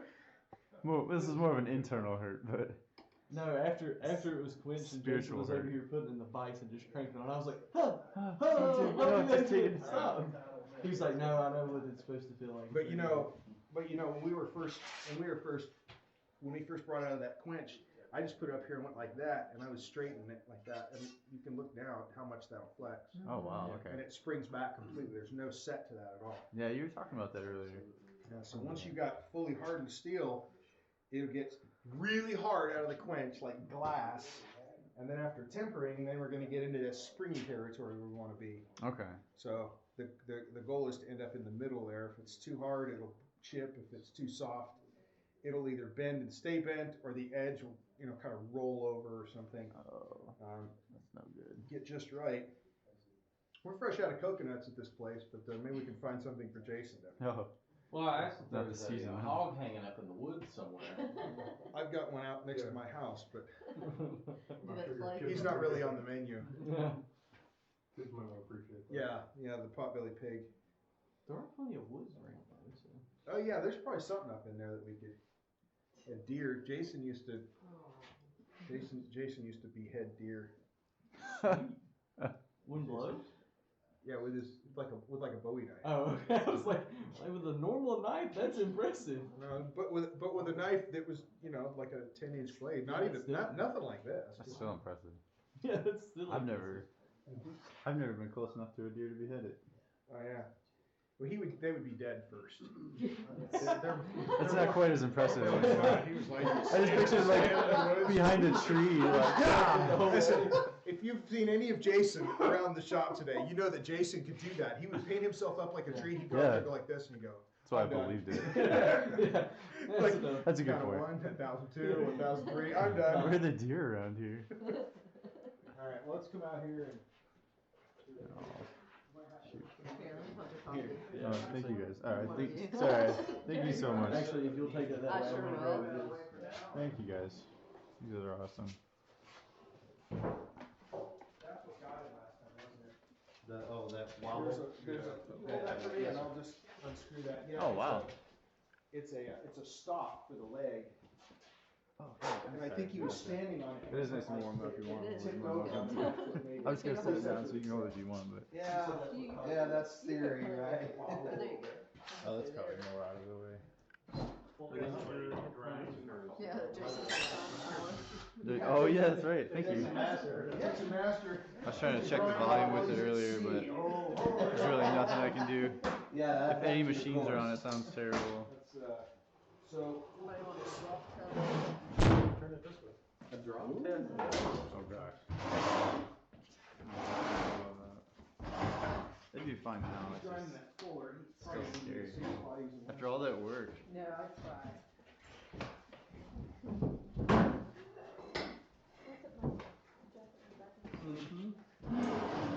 You done with the air hose up there, buddy? what's that? You finished with the air hose? Yeah, we're done with that thing.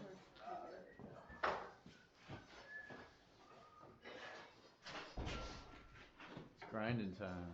Grinding time. Right. Where do you want to put the nozzle? You can just lay it over on the workbench, I suppose, and we'll, Oh, I'm hungry. She's blew it up, she knows I'm charging it, so now she's gonna Blow it up some more. Yeah. So we didn't say this earlier, but it really is a good idea to wear respirator, good breathing protection. We didn't just because we're kind of in a hurry and we're talking to the camera and don't want to have to take it off all the time. But yeah, you really should if you're doing this. Something I learned when I built this shop is I would wear a respirator when I would grind wood or micarta or G10, but I wouldn't wear it when I ground steel because all the steel would just go straight down on the floor because it's heavy. And I was working in this shop for about 2 weeks, and I saw this and I thought that there was a screw popping out of the wall, and I realized that every screw head in this entire shop has got magnetic iron dust stuck to it. Oh, wow. Even in the bathroom, as far in my office, everywhere. Holy crap. It's that fine and it floats all over. So I've got dust collectors and stuff, but you have to wear a mask because you will suck all of it in. And all you have to do is do this for 1 day without it and blow your nose and you will know why you need to wear a respirator. Yeah, thanks, Burt. Oh, you're welcome. Or if you use it. I'm not going to demonstrate that. Too. Yeah. Get the cold. Yeah, that's pretty much. Yeah, you get put pneumonia from that. But for the sake of our loyal viewers, we're not wearing one. We're going to suffer through Yeah, this. taking one for the team.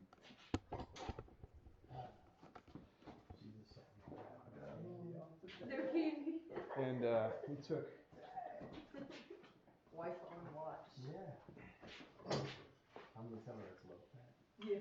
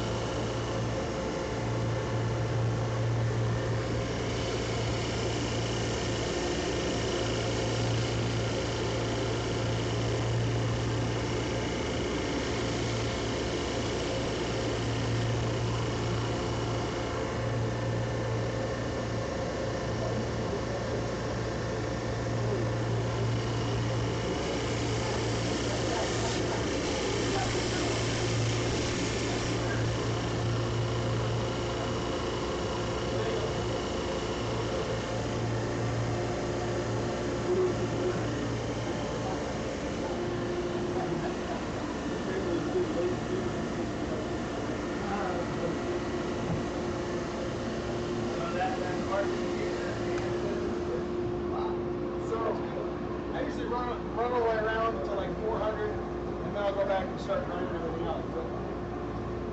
Yes or no? Now you good?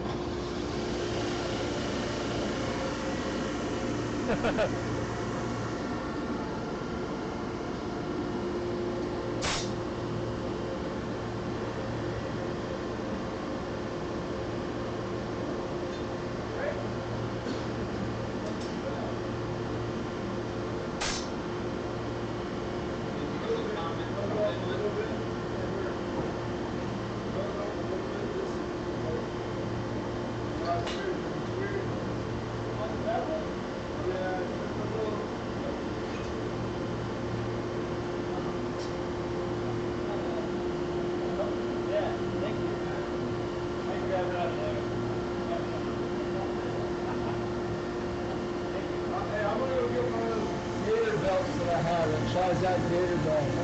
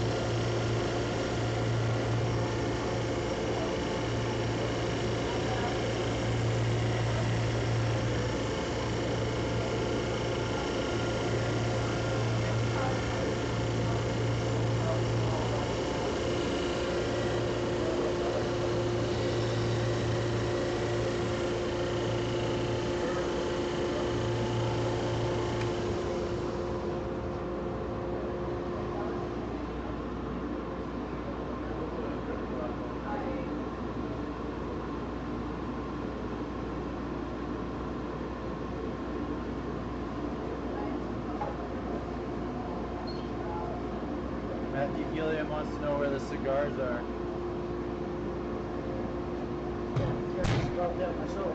Matthew, I'll have one just for you.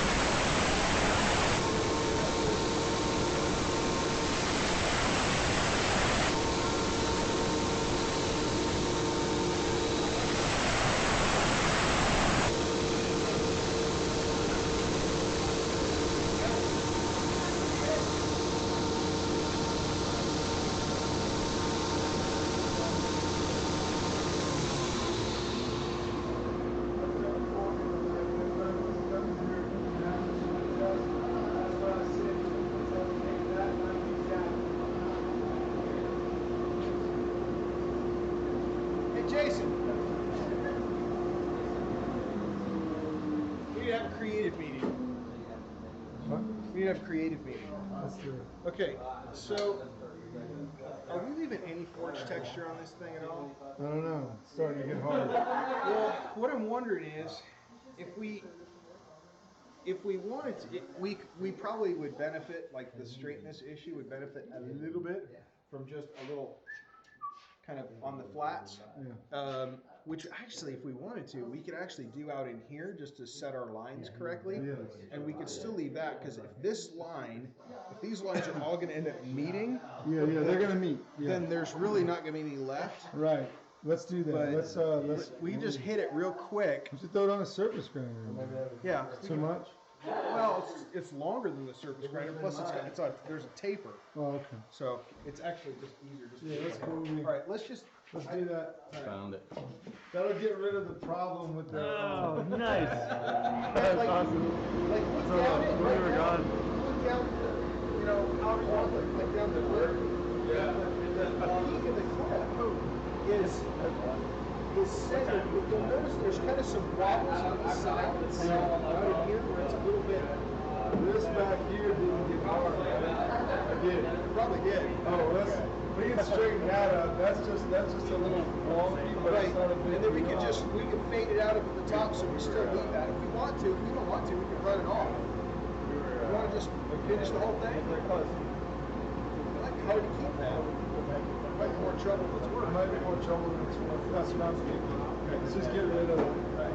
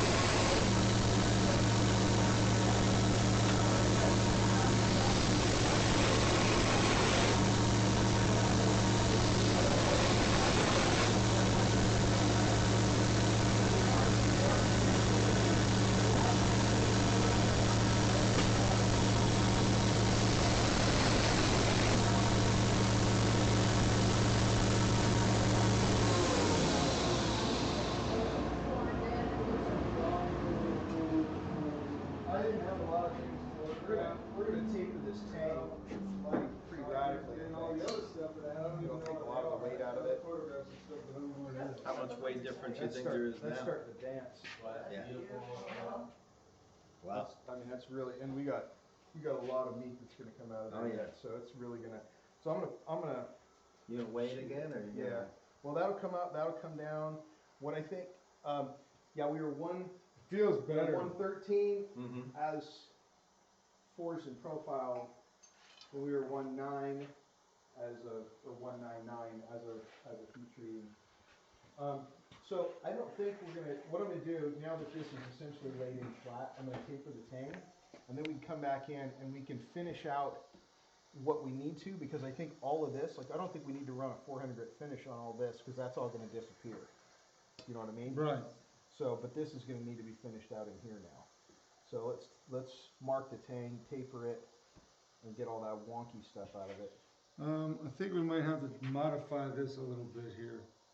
It's Too like wide? it's too. There's a way to do this. It's like you hold it here. You know what we can do? We can Make it more subtle. Well, we can actually do that. We can do something in the scales, which I never do. But we can put the scales on, and we can have two hips in the scales. We could have faceted sides, and we can have a hip here and another hip here, Right. so that you have a high point in the center. So when you're holding this, that's a natural stop for the hammer, Right, even okay. though it's not back there. Okay. You know, Yeah, that's cool. let's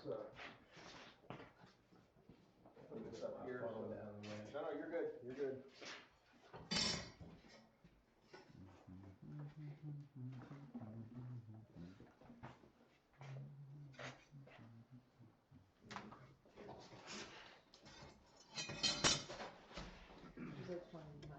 Yeah, that's cool.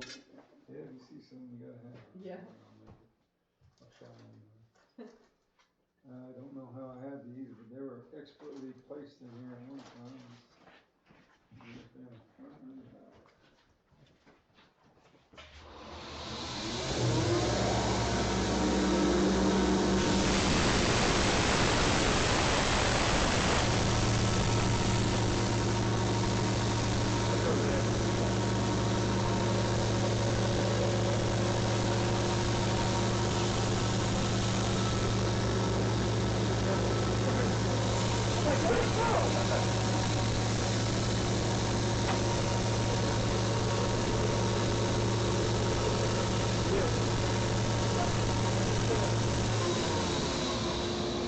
I'm gonna switch it here. You want to hold that? I'm gonna just put a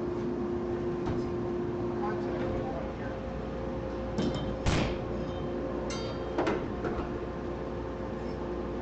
What was the grid of that, and then was it diamond?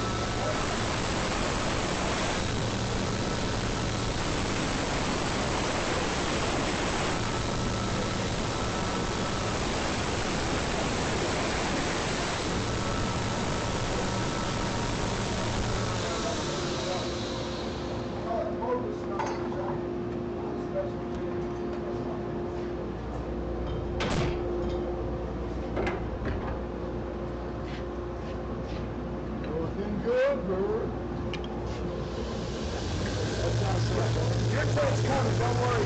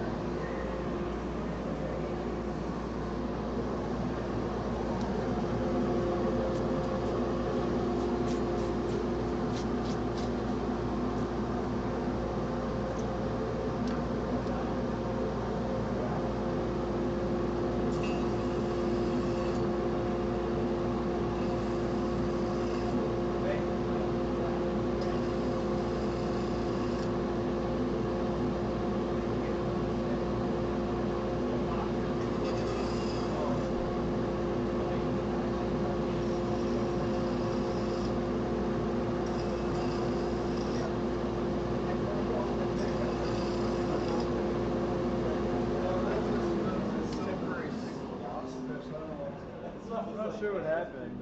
So, are you gonna stop short of the spine a little bit? Yeah. Okay, so I still need to go through here and make sure that there's a flat that's finished that doesn't have a bunch of 36 grit Yeah, scratches down let's it. do Okay. that. Do that. The whole length of the thing is fine.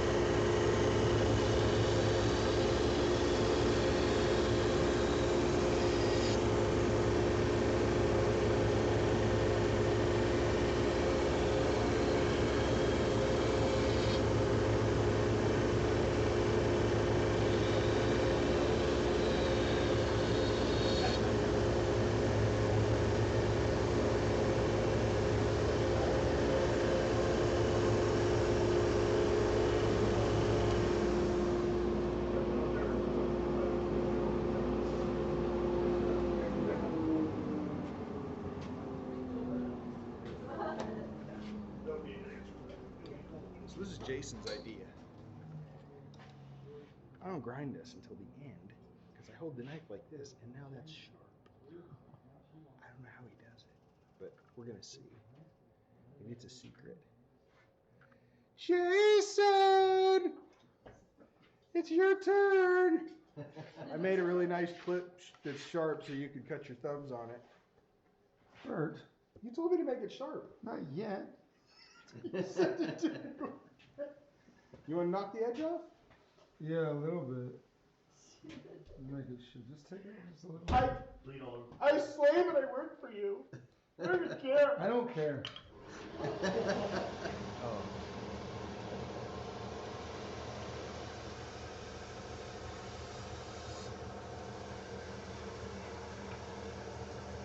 You're good. Tough guy. Got him. Go on. It's sharp. I'm having trouble to sharpen it. You see it's sharper. You know better. Well, I know better, but I didn't think you knew better. You told me to do it. You said I do the clip first, and we're gonna bring it all the way to a really sharp edge. Okay. Well, we're done. Alright, I can't grind that dust like you do. I can't breathe it, you know? Really? Yeah. I don't want to breathe that dust. I don't either, but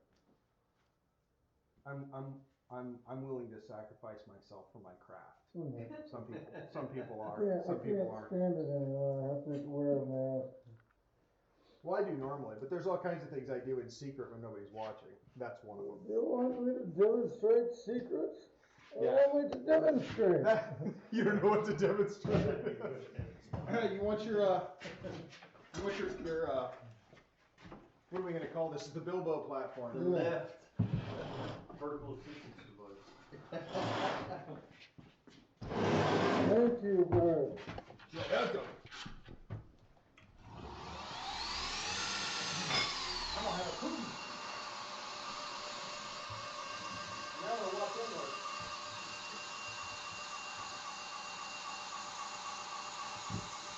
See, Jason, I grind fullers too, but I keep them hidden. Yeah. That's what I had to put on.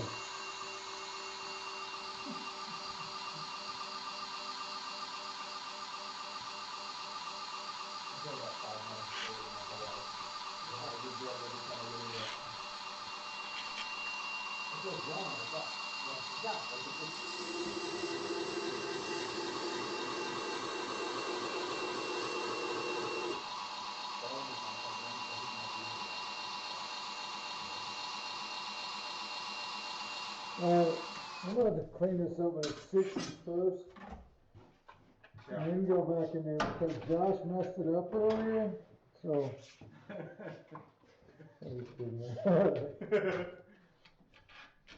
We're not doing it now. See, Yeah, I'm way back here I now. took the block out.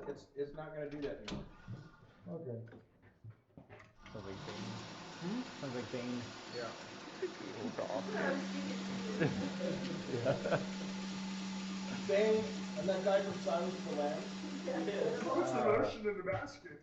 You know what happens to you when you mess with me when I'm grinding? Allow me to demonstrate. Allow me to demonstrate. What?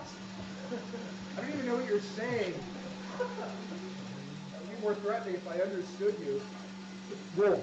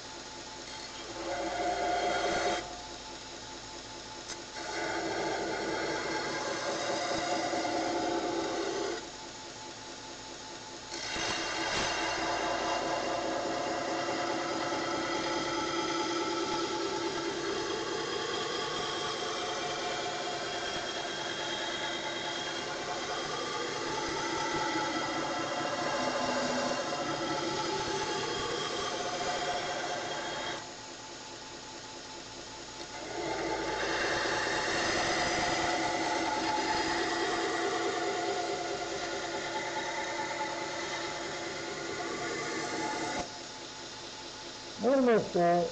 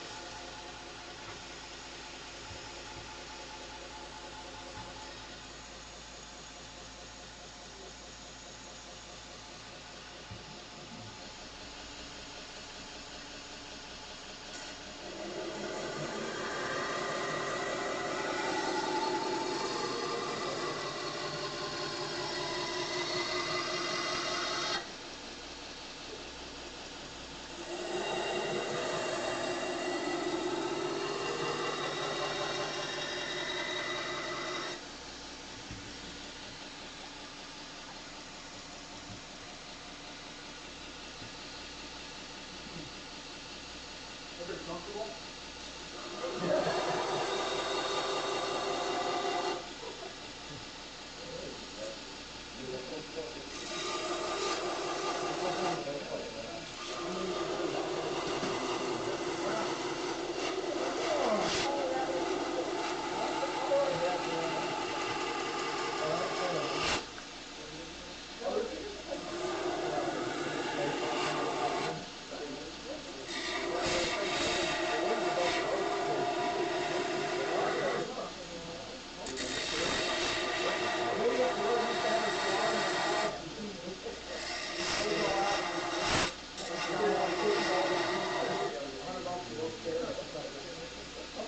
Actually, we're all rusty when we bought them. I was rusting my garage for a long time. They got real bent. Once I was moving out here, I thought, oh no, now I don't want to get out of it.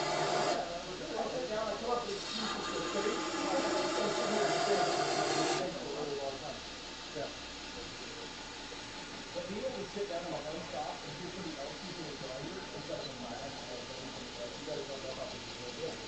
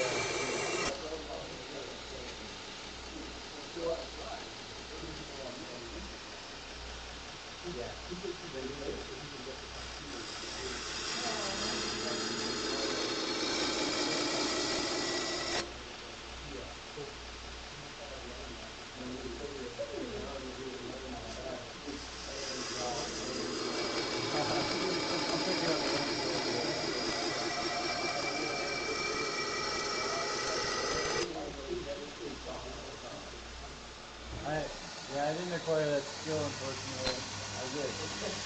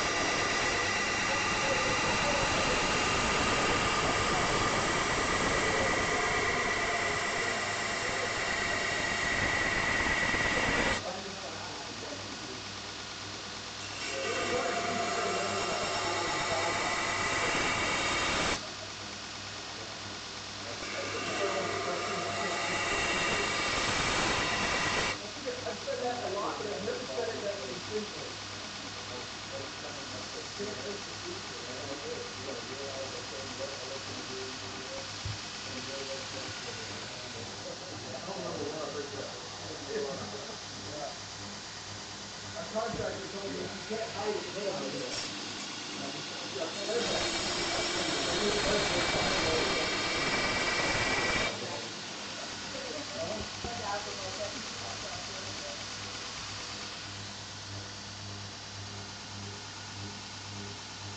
That's like a, you have a very subtle kind of a little curve or a bump or something on the knife. Once it hits, and once it's gone. But that little subtle bump, you need to keep that stop.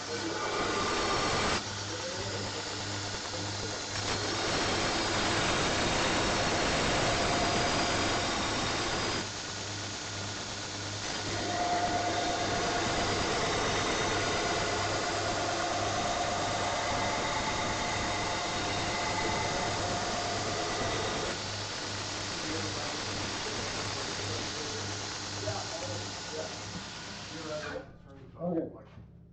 Metal catching dust on fire. Yeah, I used to, and that never happened.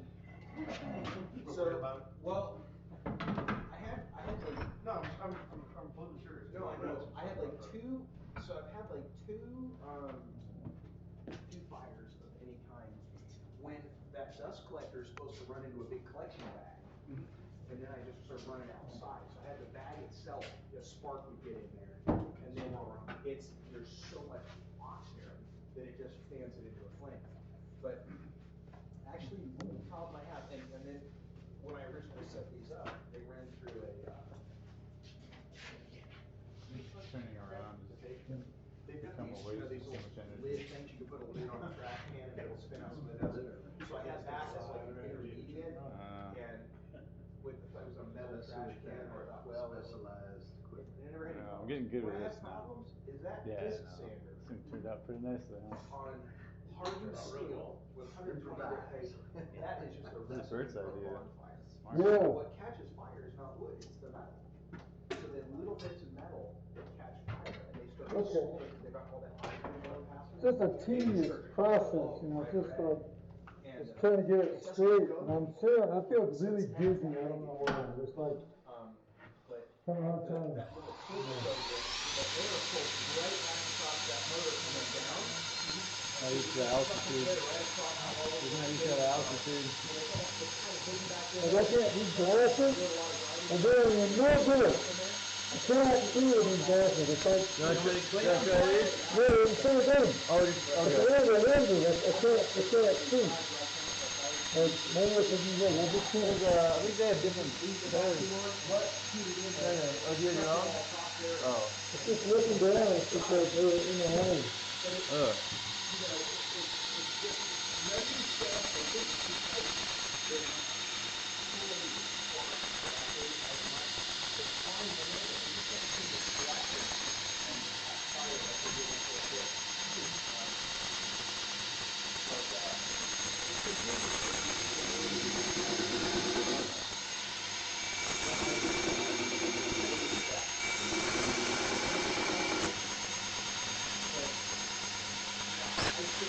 You want another light? The one up there? Oh, this guy. Everything. I can't, I'm having a hard time here.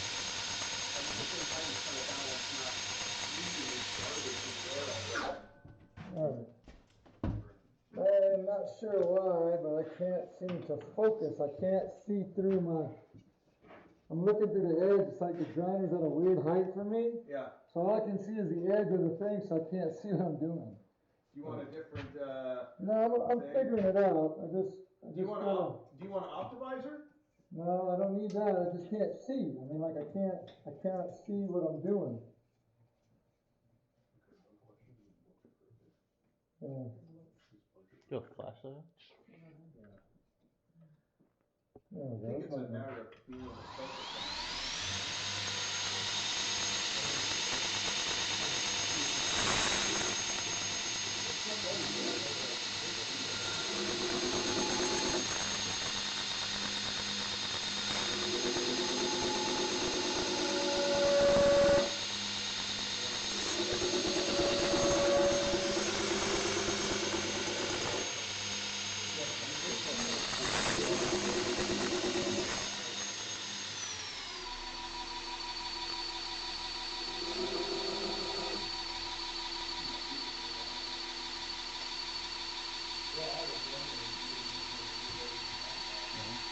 I can't see.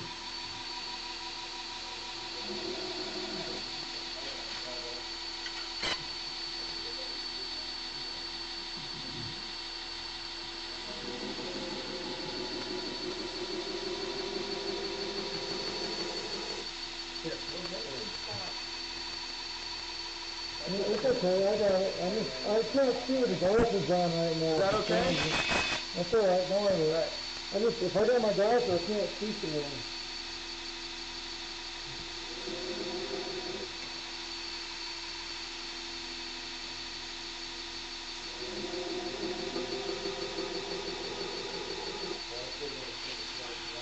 Yeah, it is. I mean, it's still 4 o'clock and you see that right there.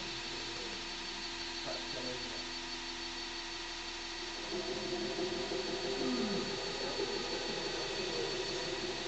2004 is when I got my master's Bladesmiths stamp. And you same year we moved back here. We're from, where are you from? California. Orange County, just from where I am. So you come here originally then? No, we saw an ad in a magazine for a house for sale. Yep. 3 months later we moved here.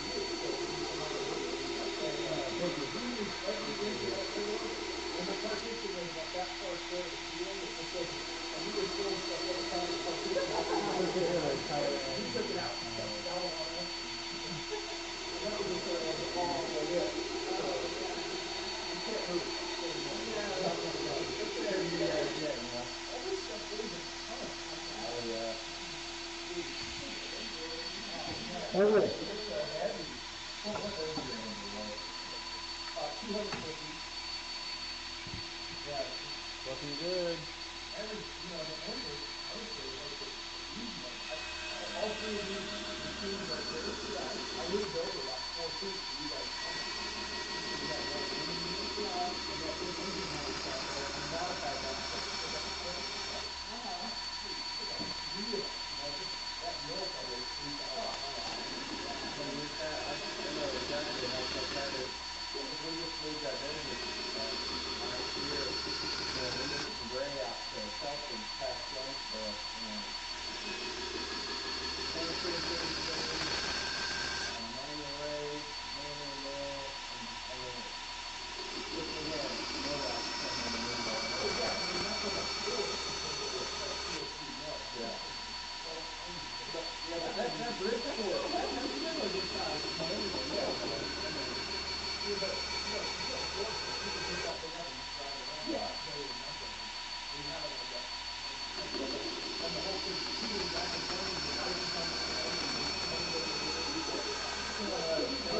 Stand-up hydraulic forklift in that back. Okay. Is there a 300? 300. Yeah, there's a power, you just stand up behind them. That'll move. Just like a forklift, it's sitting straight behind you. Or you don't walk around or what? Move? Or is it like, no, is it like those underneath it on the back? On the back.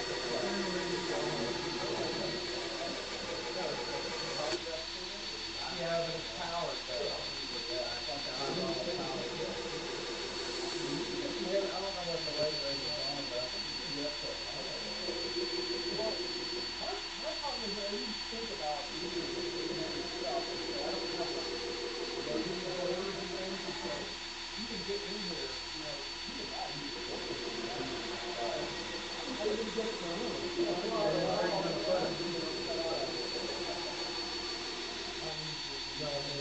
I have a friend who's 20 years old. He didn't make it out for a couple of years. He's really talented. And and he had just told me, I think I want to build myself a shop. And he was like, the second he said that, I got a call from the company that was delivering that big reel. It was a company.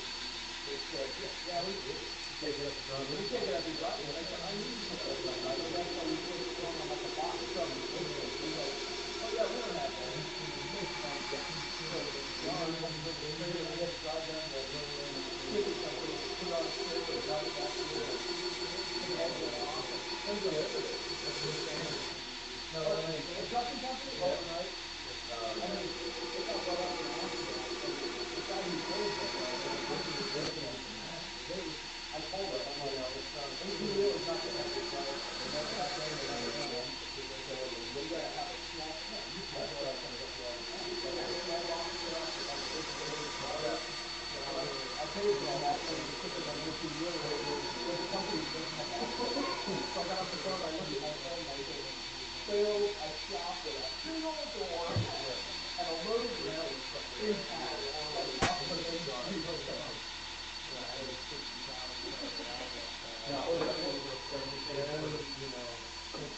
All it is delivery. Most of those big machines.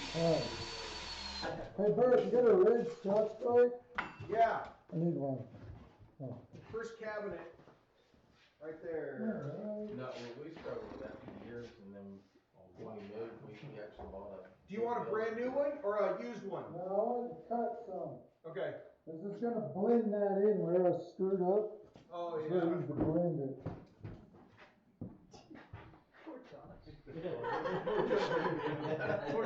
I was hoping that would have gone away by now, but See, this would be the real reason why Jason wanted to whip that stuff. that was $100.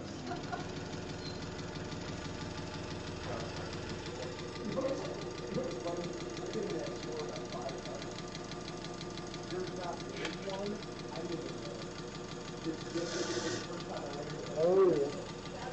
He had not sold one single thing.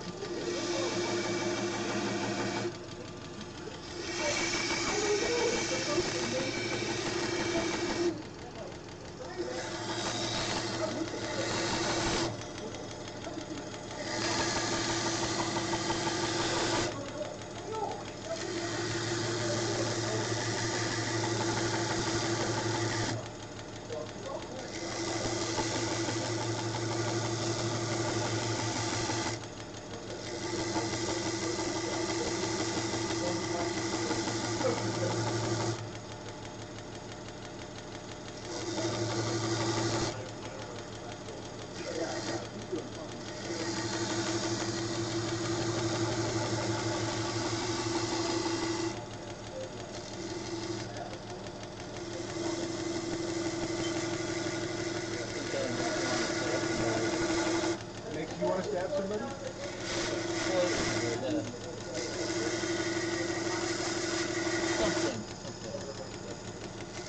If you were smart, you would have gotten a hold of like a, you know, some kind of a big animal fight, or one of those, the ballistic dummy. Yeah, with the rib bones and all the different internal organs. It costs $1,500. I know. Whoa.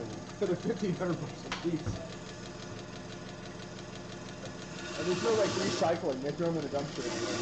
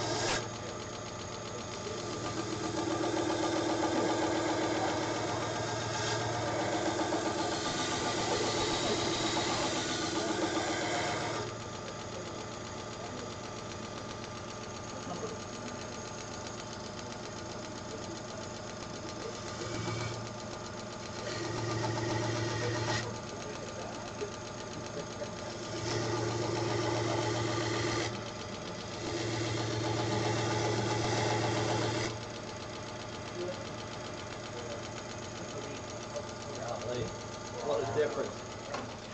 What a difference. Holy crap. And all that freehand. That's amazing. You do that with a jig. Wow. Yeah, they don't even make any sense at all.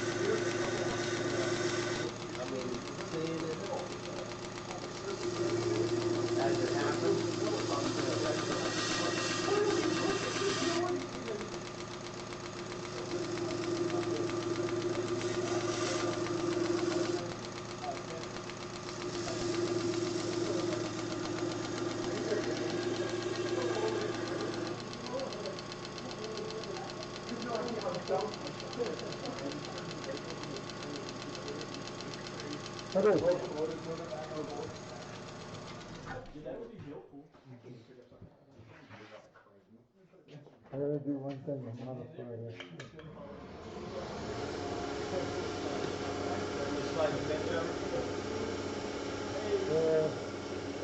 I can take cover if you want.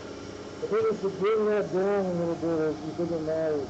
Yeah, that bring the bevel? Yeah. Oh, for sure. Bring it down so it's like touching. This is a. That's like a 400 grit belt. That's not going to do anything. Here, you want? Then we slide your bench over.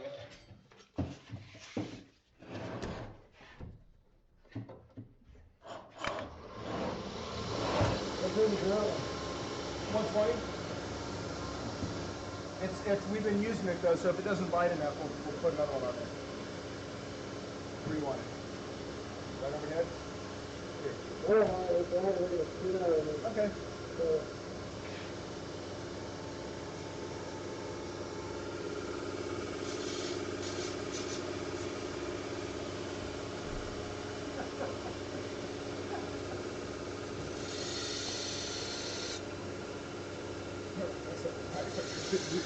That's amazing. Where it was and where it is now. You guys are pretty great. New one? Look at that size that one. Oh, okay. What's that?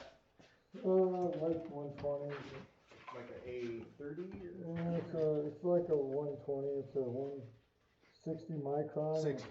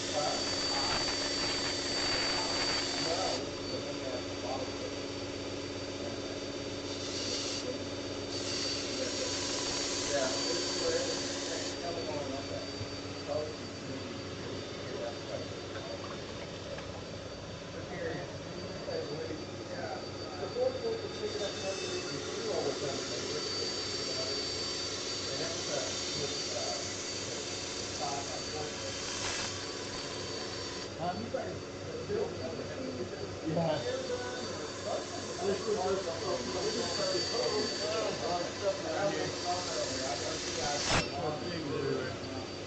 don't want some over here?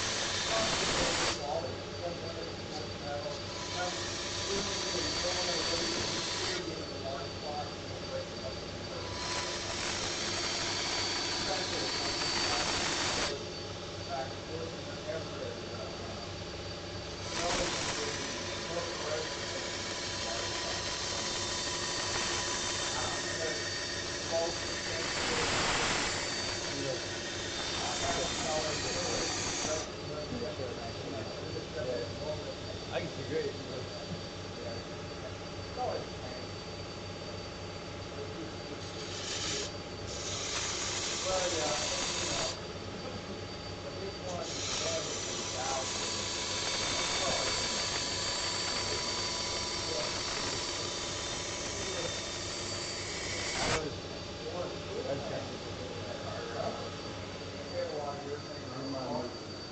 And those are all molded in mold.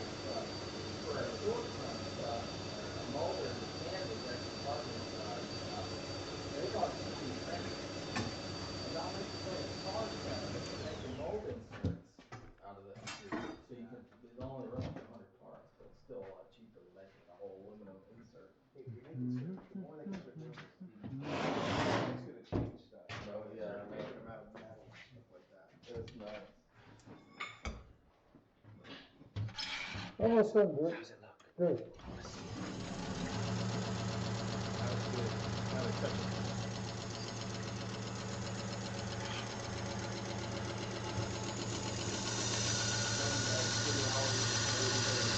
Gentlemen, you only have 3 hours, 50 minutes remaining. Whoa! You're gonna really surprise what's in the thing.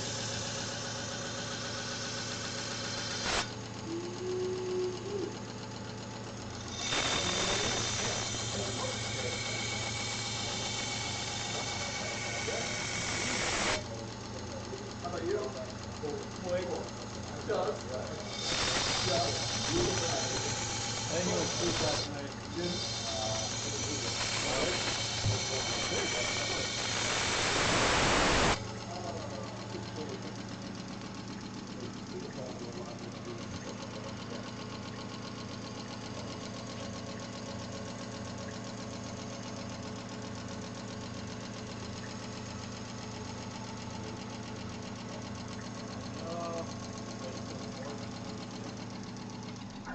¿Qué piensa usted? ¿Cómo? ¿Te gusta? Me gusta. Búfalo. 20s. Está bonita. Mm-hmm. 20s. What are you looking at, Bert? Oh, I was just looking at, I forgot I was filming. I was just filming the ceiling. Great, make everybody, I'm getting sick watching this thing. I can't watch it anymore, I got motion sickness. Riding down the road. Stop it. See, that's why you can't have People friends, all, Bert. people all. Don't let me. Don't look at me. This way nobody wants to be my friend. Oh How man. many free people That's gonna have be my seen fault. here? You paid us to be here. Wow. That is amazing. All right. Can I touch it? Yes. Can I touch it? That grind line should roll into that thing. Well, it would, except that there's that booger down here. I wanted it to start in that corner and come up, That's fine. but it won't. You'll be right. See, it just got hit there a little back further. I think you did that. I did that. Okay. It's probably my fault. Yeah, there you go. Got it. God, it's not Josh's fault. He fell asleep. Invited that guy. Oh, it makes Stop me, doing makes that. me nervous. Why? Make you nervous? Yeah, we didn't temper it enough Okay. yet. We're doing that tonight off camera. No, it's perfect. Plenty good. All right. That looks beautiful. Let me take a picture of it. You're afraid it's gonna get worse if we keep going? No. Here. Here, hold. I'll set this up. Oh. Jason, be careful. That's a bad spot. You want me to hold it for you, Jason?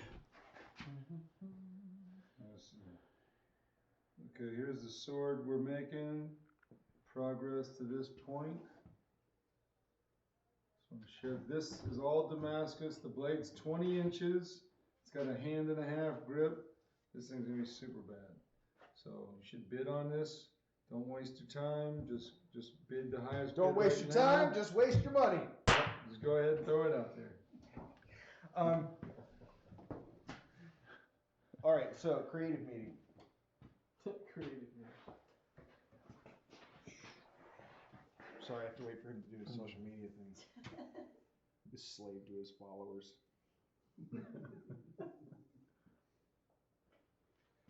We now have 3 hours, 45 minutes. Dude, that is, what a transformation. You ought to do this Fuller thing from time to time. You're not bad at it. I'm thinking about it. I think you should. Somebody was asking the thickness on the spine.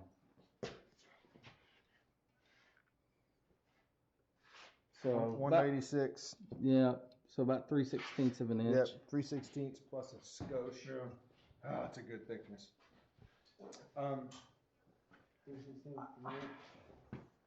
Yeah, it's about 200,000. So, Okay, when you're grinding I this. still kind of want to do the hologram bevels. Well, do it. Do this. Okay. But- So here's but where But how, I'm just figuring out how we need to break it down as it crosses. it over. disappears. You don't worry about it out Well, I here. know this is gonna. Some of this is gonna come out as this comes back in like that. But you're gonna lose some of the definition. But we still want to run it to like there. Hologram. Well, we're not gonna get that facet, so I would hologram it to there, and then we'll blend the rest Okay. down. Alright. Or Burt, technically, I would take that thing. This will blend into here. This will come off to here. You know what I'm saying? Yeah. And then don't let it touch, and it can't touch It can't touch until all it the way hits up. here. It's gonna touch. If it does, we have to do some flat grinding We again on can, we it. can mess with that. But when it begins to go into this, it doesn't matter anywhere else out here. It can touch it anywhere else. It'll still be a nice line. And that line will change. It'll look better. So yes, you want to use, that one is the 40 Which one is that? This is mine's a 36, so it's a little tighter. Everybody catch me picking my nose and getting Oh, stuff my out bad. Yeah, I think that one might look good. It'll look really nice. It'll show Something up. that people, I want to explain too about swords. Everybody has this imagination, I think a lot of times, that everything was flat ground. Well, very few things were actually flat ground. It's something that you don't really, you don't find lots of perfectly flat ground things. You find a lot of things that are hollow ground in different types of radius from the sword era, even some Viking swords. So, there's all different types of facets. We've got a convex grind up here. We've got a fuller in here. We're going to do a hollow grind in here, which would represent a 38-inch wheel. Is it 38? 36 inch wheel. And when you're talking about a sword, see, swords are not necessarily meant for you to hack through 2x4s.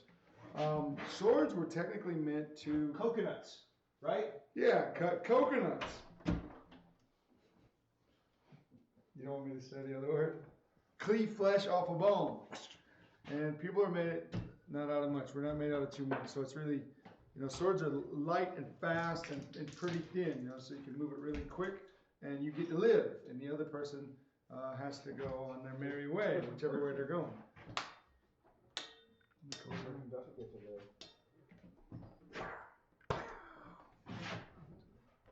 People are, You're as long as wiring. people are less than 58 Rockwell, Yeah, if you're less than 58 Rockwell, this will cut clean right through, right through.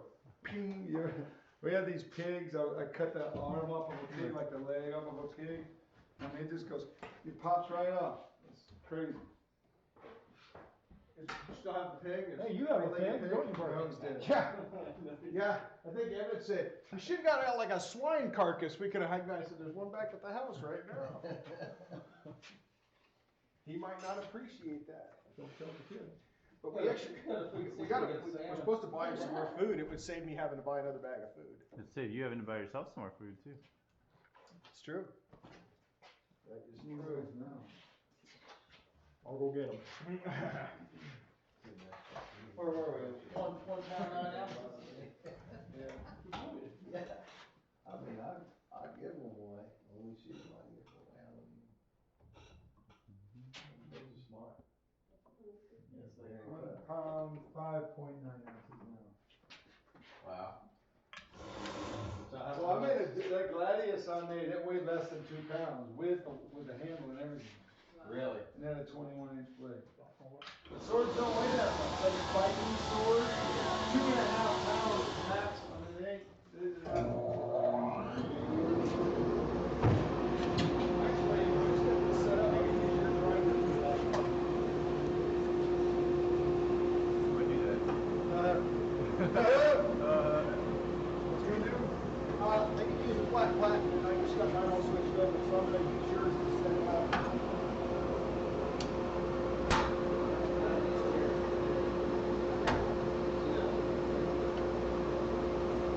Man, we should have water. Is there no water?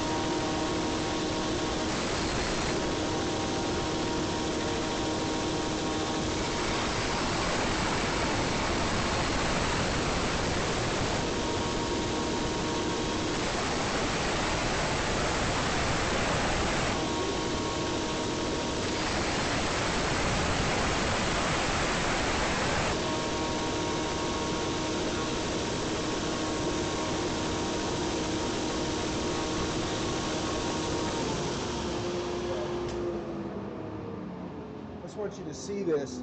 Just even though we've already set in a lot of bevels and we've already done a lot of grinding, just look how thick the heel of this is right here.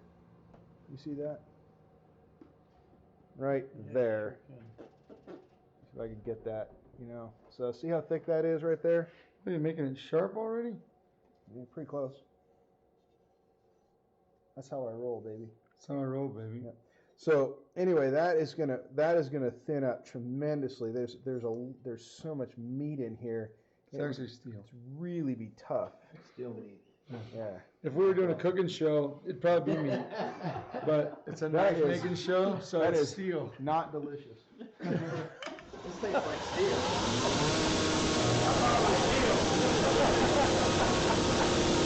Yeah, the iron is high.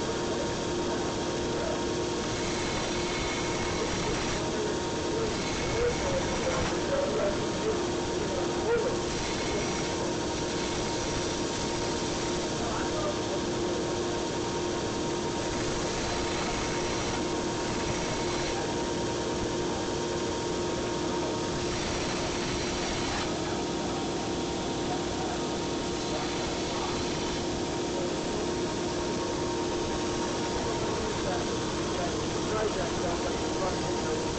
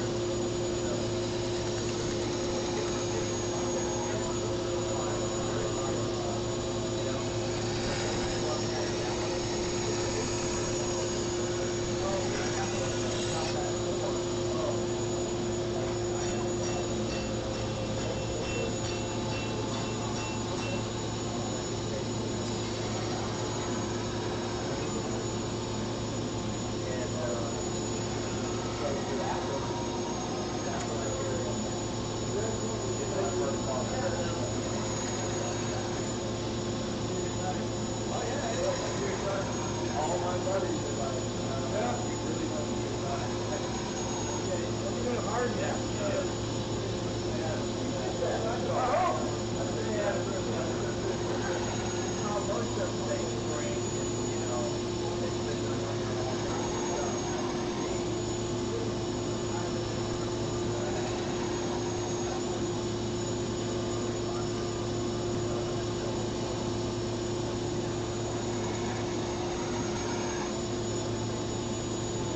push that back so it feels not touching.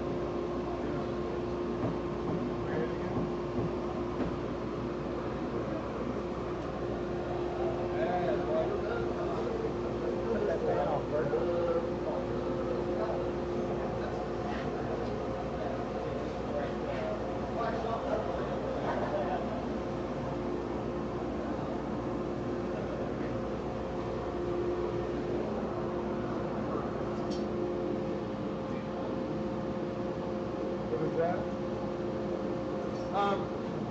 Go for the calipers at 40,000. About 3/16 behind the edge. That's the weakest edge. Yeah, or maybe, this is even more like an 8, so it'll be tough as nails, but it's plenty stout. Just shut that fan off, would you? The fan.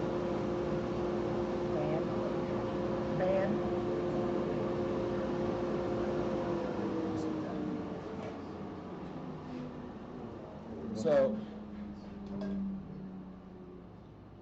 we're hollering over the camera this whole time. You can't hear a word we're saying. Hang on just a minute. You're covered in, the audience is covered in dust. This is a trick I learned from. Oh yeah, sorry. This is our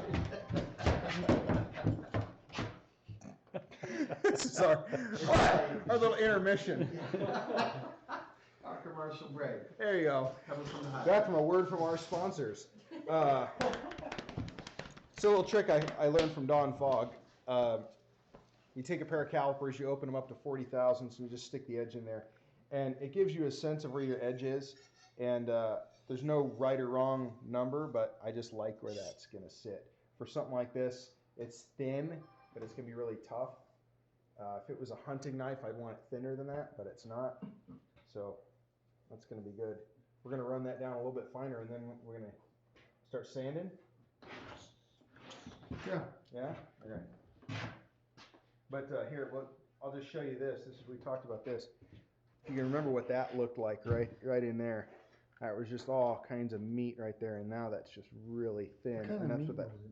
whole edge. Rockwell. Prime. Rockwell. Yeah. It's prime. It's just prime something. Prime something. It's prime something. Okay. It's primitive. Now, Burt, do you think this sword is better for thrusting or for slashing? You know that came from? Can you make me something? Sometimes I like to go into town and I want to be able to put this under my coat. Yeah. I'm gonna need Get a it on trench the coat. subway. We had hey, I'm not joking. We had a really good friend at Cutler. He's like, would you say this knife is better for thrusting or for slashing? And I'm like, he'd be holding a 12-inch bowie. I'm like, I think it's multi-purpose and you could use it for both. Oh, that's good. That's what I really want. That's really good. I'm like, all right. So he goes, okay, I'll take that piece and that one and that one. And I'm like, all three of them? Yeah, I might want this one on Monday, Tuesday, Thursday.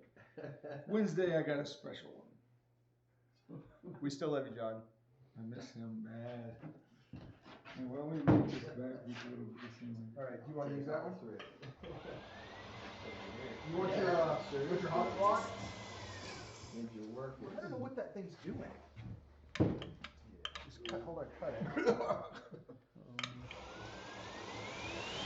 I got any pressure on it? It's cutting out.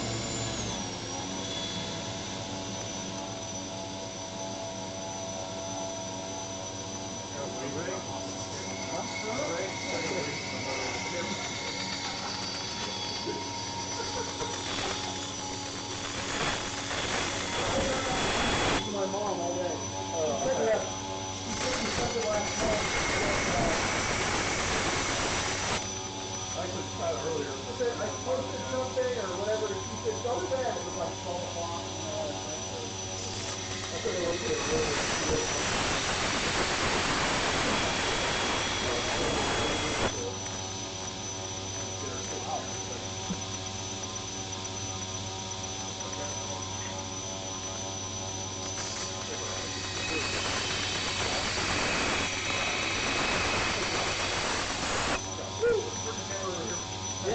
His mom wants to see him. Oh, wait, that's not live. There we go. Yeah. Come up a little bit. Hey, how you doing? Go. Picture. Shoot us low like they do, like, yeah, Miguel Gibson. Yeah. Like I'm flying in. Yeah. I get on my knees and be like, you get on the end ball. I was just really shortened. Yeah.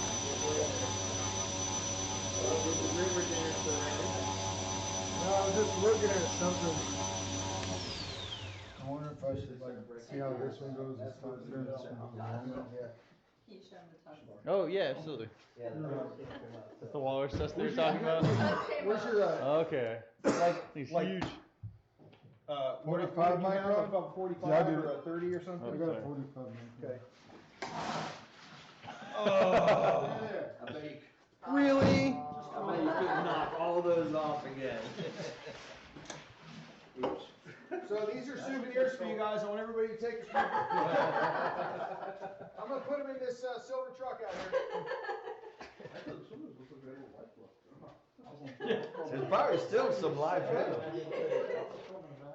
Yeah. You guys are like, yeah, a little. Yes. When John comes out and visits, he goes, "These aren't that bad." That's what I was thinking, didn't look better, but I have some life left in them. Hey, Burt, Don't go more. can you tell us about this? That seemed like a good idea the day I forged it, and the day afterwards, I just didn't know what to do with it. It looks like a Rambo. Yeah. It looks like something an Urkai would carry in the Lord of the Rings. Hey, It's definitely too big to be called a knife. I don't know what it is. we inspired It's that a knife. knife. Hey, the two people who had cleavers published in Blade magazine, Burt Foster and Jason Knight, and someone saw them and said, "Hey, will you make these for my next movie?" Yeah. How do you do a Stallone? I can't do a Stallone with something wrong. Yo, make these for my next movie. Hey, all right. I'm not gonna give you no money, but you know. There you go, Burt. He's just playing. Hey. You done, huh? You want me to do the next part? I think you were gonna do Yeah, that. you're gonna do that? No, you did that, now you gotta do It's that. kind of scary.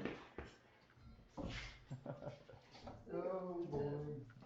Oh, I love it. Well, that temperature is definitely dropping up to this. You feel it? Yes, I You did. guys can close that door. See if they'll just sharpen it up for you on the way out as an extra souvenir. Yeah. Just put an edge on it real quick.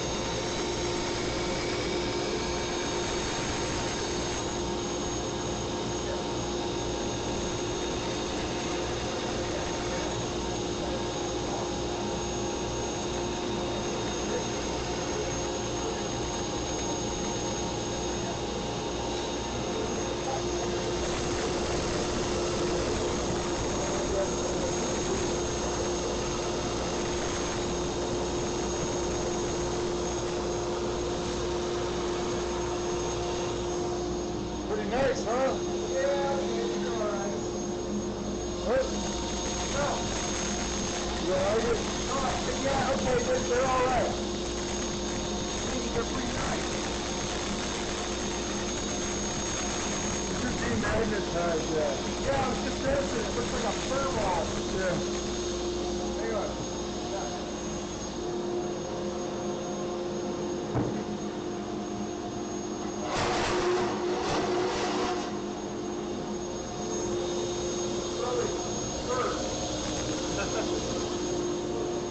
I think that's about the manliest thing you can do right there.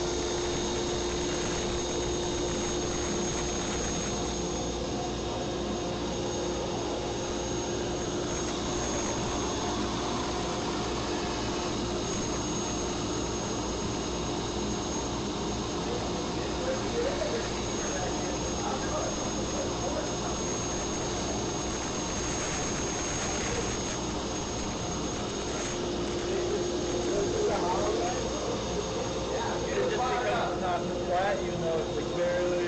Yeah, it would represent like a 36-inch wheel.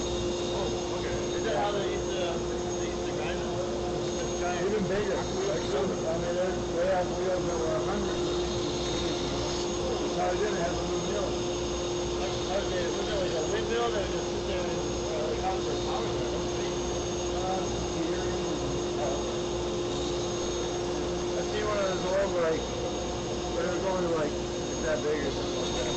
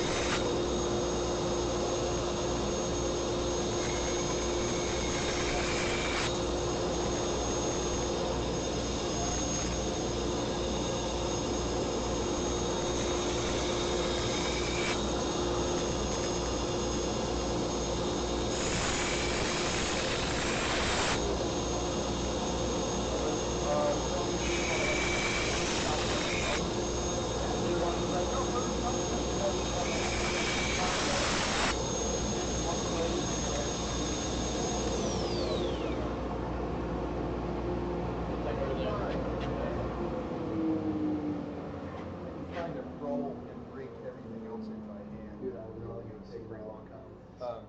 But the edge, I think so. should we roll that? Or should we just drop a little facet right on the end of there? Okay. You get it going. Yeah. Yeah, it's starting to get chilly. I was watching the Sweet Forging show and everybody just Yeah. started falling asleep. Carbon monoxide. Yeah. Everything was dead before you knew it. Because they didn't have a Just put on carbon a- monoxide meter in there. Something, just knock it over or slap belt. Surprised there's not an iPhone app for And then, that. Yeah. start saying I can. That'd be crazy. The iPhone 8. That'd be pretty Mike, do crazy. anything while it's like this? I like to do this before we start doing these. I like to sand this before this gets sharp. Could make one. Okay. It wouldn't work, but everybody'd still Really download it fast. anyway. So. Okay. Oh, it's so You guys cool. are closest. You're Okay, let's do that. You got a board to back this Here's up? the whole lot. Here's what I do, you can do whatever, we can do whatever we want. Esteemed panel members. Relocate you for time being. Yeah, listen, if you didn't get killed by carbon monoxide earlier, it's not gonna happen now. Right here. We're gonna be here for a while. That was half smooth of a turn right there. Yeah. The answer would be no. Thank you. Thank you so much. But it's still exactly 530. I know, it's holding beautifully. Here's what I. Brother. Yeah, I'm trying not to sizzle the cord. Oh, we lost our feed. Put that like that. Put that somewhere, and then I have this in here. And I set this out far enough so that if we're. I'm gonna stand for the next one. You rested up? If we're Smaller trips usually. I've never had one that long, so we can put a piece of steel here. Y'all just dragged me out of here. Get a piece of bar stock. I picked it up earlier. I was like, hey, but it's not hitting. You know,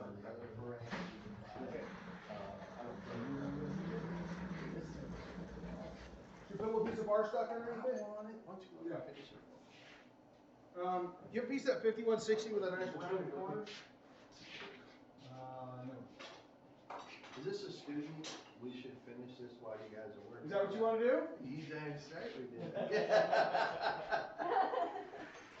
You guys have the run of the place. Oh, man. Just don't hurt yourself.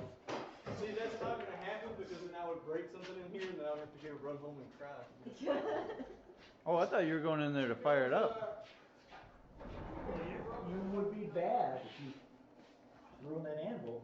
Yeah, exactly. That's what he said. I think you should do it. Fire it up. Should do it. Yeah. Everyone could leave here saying they used a power hammer today. You just want to get cookie. He's back. He's cheating. Here we go. I synced it. Nah, they're telling me they got my tractor running, so. Hey, can we get more coffee? I make you some. You don't worry about it.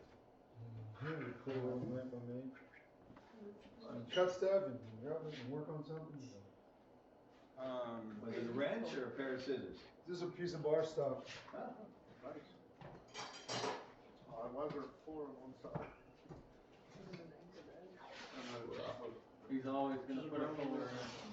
Oh, that's a technique to relieve, when you're cutting and you do a chisel ground blade, if you chisel ground the backside Bless and you. you track, you'll just cut straight. You feeling all right? Yeah, I think we're good. It's a nice odor. Huh? It's a nice odor. It is, yeah. Keeps you awake Do you have any, for a while. Windex? Until it does. Yeah, it's a very quick transition too. I used to have a bottle of soapy water, but I don't anymore. You don't use Windex? Where do you carry your acid? I'll order the handoff scissors in the first one. Order one. None of the roads. You tell that to shitload of knives. You can do whatever you want to. I'm telling you. That's what we're doing. Do whatever you want. I will. I mean, you can do whatever you like. I don't care what you do. I'm kind of Just do whatever you feel like doing. as they say around here, I'm fixing to. Here, I'm gonna, Seen that comment so many times today. Yeah, I know. It's the favorite. What was the comment? It will kill. You would kill. Was that from Doug? Everyone else. Oh, I posted, this is funny, I had a Mustang, an old Mustang for sale, and Doug posted that on, and he goes, "You will kill." I'm like, thanks Doug, that doesn't help me sell the Mustang, if people think it's gonna kill him. I was like, wrong word. Oh, this is crazy. That is funny. You would kill. Sanding time. There's some serious scratches in that right here. Sorry. brand new red Scotch Brite belt. Sorry. Josh is following you. You, I'll when you take the start blame that, for it. Someone's got it. What do you start with? I start with 400 because I don't use red Scotch Brite belts, but actually looks like it works pretty good. You got, you have just out that one little piece, or do you want some more? Was that self-adhesive paper? Oh, yeah, I don't wanna work myself with that. Okay. Where's my roller hose over there? Oh, here. Thank you. This way, neither one of us has to get actually tired. So what is this technique that you guys are using right now, other than just sanding? Is it conditioning? No, it's just sanding. This is a special technique we call taking, Labor? yeah, labor. This Take is, well, this scratchy is, metal and make it finer and finer scratches. we're setting ourselves up to have serious regret later on in life. You know, we just be laying on our deathbed thinking of all the hours we scrubbed minuscule scratches out of things for no particular Well, this is reason at all. the technique you were telling me about, reducing the layers with the green scratch pad towards the end. Yeah, yeah. So we're just taking all those scratches, and you get the scratches finer and finer. What you can do is, if you get to the very end of the process, you can get the scratches to a point where they're fine enough to when we go to etch them, they'll etch the scratches out. If they're coarse enough, it's almost like the acid goes in the scratch and goes that way and makes it bigger. So there seems to be a point where scratches get worse when you etch them, or disappear entirely. What I like to do There's is ways of wiping them out altogether without having to scrub, but we've got some pretty.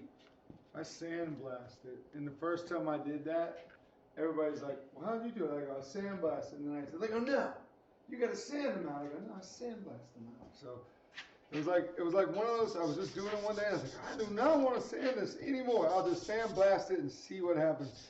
And it just so happened to be on a really crazy expensive knife that if I screwed it up, I mean, I was like, well, then it's ruined, but it worked out.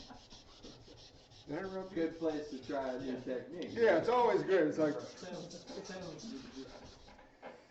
Wow. Did you use aluminum oxide or what kind I of don't know. plastic agent? I don't know. I think it might have been garnet or something. It was whatever was in this thing.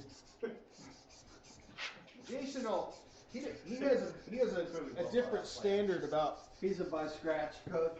Yeah, so Jason tells me this technique. He says, you just sandblast these scratches out. You etch it for like 15 minutes, rub it with 1,000 grit paper, boom, it looks amazing. I said, what are you blasting it with? Aluminum oxide? I use aluminum oxide. I said, all right. So I go in, I etch it for like 15 minutes, I pull it out, I rub it. It's terrible. It's terrible. It's got all these pits. It looks. I says, are you sure you sandblasted with aluminum oxide? Yeah, it might have been glass bead, I don't remember. Well, there would have been a huge difference if it was. Thank you for telling me. Still learning. He said, I rubbed it with a paper towel. It just shredded the paper towel. Are you sure? You just wipe it across and that blade feels like 400 grit. What is that in there? It's soapy water. That is funny, though. I had somebody tell me one time, oh, you got to use WD-40 when you do that. And I'm like, I don't want it soaking into my skin. Like, I probably spent a solid year sanding. Like, I know I've got like 1 year, 24 hours a day, 1 year doing this right here. You're, yeah, but you know how soft your skin feels after your hands have been marinated with WD-40 all day But long? you got to condition. It's amazing. you know Todd Begg? I don't know him, but Todd will sit there and sand stainless steel until he gets a mirror polish on it, and I'm just like, you're crazy. It looks cool. Yeah. It's like, but what's funny is like the people who get those, they don't care if you did that. Yeah, cool. What'd you do that with? You buffed it? No, I hand sanded it. Oh, that's great. Why didn't you just use a buffer? See, nobody cares how you do it. People care how you do it, Jason. That's why millions of people are tuning in right now to watch. Millions of people out there in YouTube land. Dude, that's really flexibility. I know, it's annoying. Why don't you just have a board or something? Well, because I don't make 25-inch long knives mostly. This works beautifully for 10-inch blades. Wow, those are coming up pretty fast. It's not necessarily the paper. 99% of this is my technique. Is that what? Because I was just going to ask you. There's 5 of us here, and I'm sure somebody would jump in and sand for you guys if you wanted to. I think Kevin's volunteering. That's what I heard out of that. Oh my goodness! I'm a community guy, so. Voices from heaven just went. Oh. I thought it was nice that Jason was grinding earlier. Listen, we got like a little, we got an old army cot. I'll move it out here for you, man. And you can just hang out till I'm ready to hand sand, and then I'll just sit in that barber chair and watch you. Well, you know, metal conditioning on firearms, is a huge deal today. Because, just painting them is not enough. When you Cerakote them and all that, because there's a big fee for that. If you want Cerakoting done and it's an older firearm, that metal conditioning has to happen. Because you Cerakote them and they look like crap, and then they're irritated like, well, I just paid $200 for that job. Well, you didn't have it conditioned. Yeah. And that's a big deal if you know how to do it right. And not everybody knows how to, prepare that metal, so this is a great lesson. You ever just slipped off the end and stabbed yourself? Oh, yeah. Yeah. All the time. What's the prep for That would hurt so bad. Like a 120 grit aluminum oxide? That's it, bam, blast it and you're done. Yeah, but the problem with that is, once you do Cerakote it, for the gunsmithing part, they have to literally, hand lap everything back together, so that whenever you do reassemble it, it doesn't catch and drag. It's like a half a Do you forge your belt buckle? Yeah, so it's all Huh? over. Do you forge your belt Rookies buckle? don't Yeah, me and a guy named sometimes Charlie are Ellis Cerakote did. That's awesome. But it might be, you know, Choose an a armor, buckle. but not a Choose a belt gunsmith. buckle? It's a gunsmith. Oh, yeah. Yeah. Crazy. So it knows what's Does it gonna just, like, rust and clasp what's over not everything? gonna rust. Looks like the vine goes over the leaf. You making a sheet for this? Cause I wanna know what the bid. Yeah, if it just becomes a sheet, I mean, that's like. Yeah, what are you gonna do? Really? How do you carry it down the street? How's it look? It's good. Now I'm gonna switch to Just saying. And 400. that roll starts to get expensive. Switch to what? 400. What's that? I said the roll starts to get expensive when you start bidding. Oh, this sandpaper. I used to say on that. It's terrible stuff. It's like black Silicon carbide. silicon carbide. Garbage. It's that right there. That Rhino Wet is probably some of the best sandpaper made. I think it comes from Finland or Portugal or something. It's amazing. If you got paper that the grit will actually wear out instead of falling off, then you got good paper. Is that guy from Finland still on there? I don't know. Did you hear about that earlier? He probably went to bed. There was somebody from Finland who said, "Hey, hurry it up over there. It's getting late." There is somebody in the UK who said he was planning to stay up till 1 a.m. to finish watching this. Is anybody talking about wanting to bid on the thing? or- Well, we're not actually talking about it, are we? What is that? We just talked about it. Oh, this is What are you talking about? You like That's his this? special night. Yeah, it's funky. Yeah, that's one. It's your little Karambit utility. I don't know, just something I made. I made about 10 of them. They were on technical elements, but we couldn't figure out how to make a Kydex sheath. Tom Crine even couldn't. He goes, "You didn't have a dent or divot for Yeah, the there's- Kydex to there's hold on to." I was nothing like, to- "Ah, you're right." Nothing to grab. Tom was like a Kydex mess. In fact, what's funny is I had the guy who kind of started the whole Kydex sheath thing was a dude named Tom Maringer, and it didn't belong to me. It belonged to a friend of mine. I had his original wooden Kydex press, and I remember taking this thing to Arkansas to Tom Crine, which I thought was cool. And it's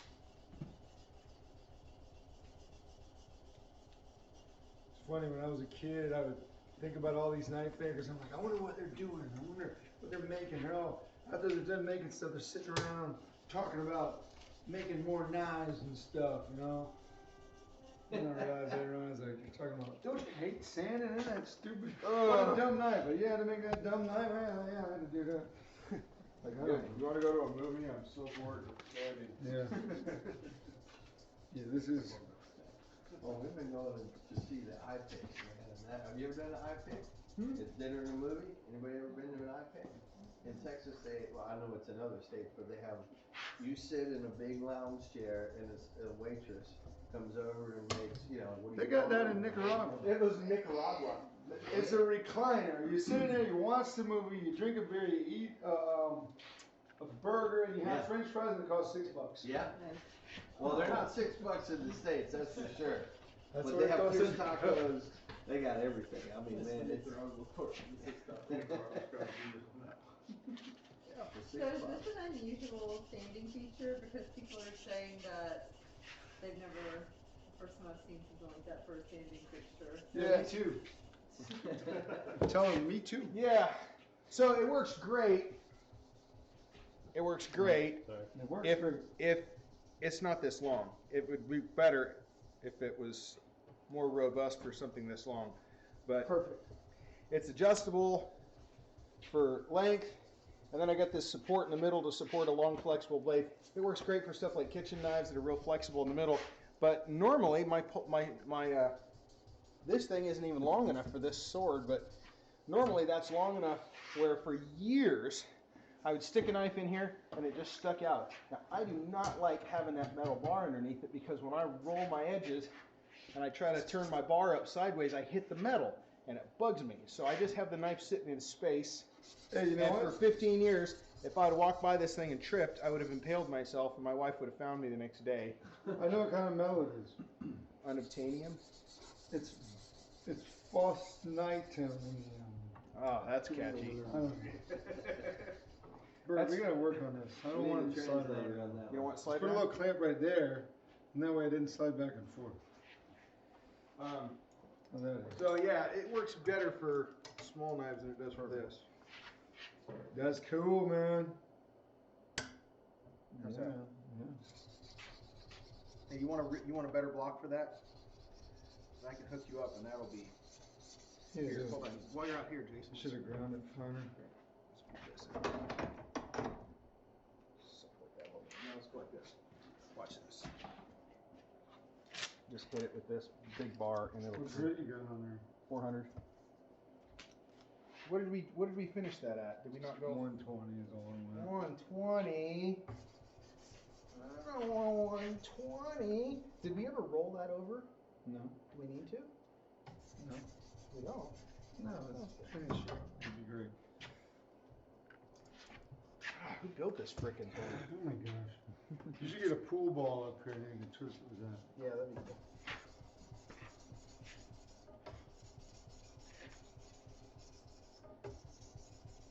I have some Coors in the refrigerator if anybody wants one. By the way, did you check those things? Did they blow up or anything? No, they didn't blow up, but when you pull them out, they're all like a beer frosting. Okay, because That's probably close enough then. Beer frosty is a good because sign. that fridge, I don't use that fridge anymore because it runs. It just you can't turn it down. It just goes. It goes up to Anybody want freezing. one of these? I told him that when you put them in there last night, and I was afraid that they were going to blow up. Is that a beer slushy? That one, Yeah, beer frosty. It feels like it's still, it's alright.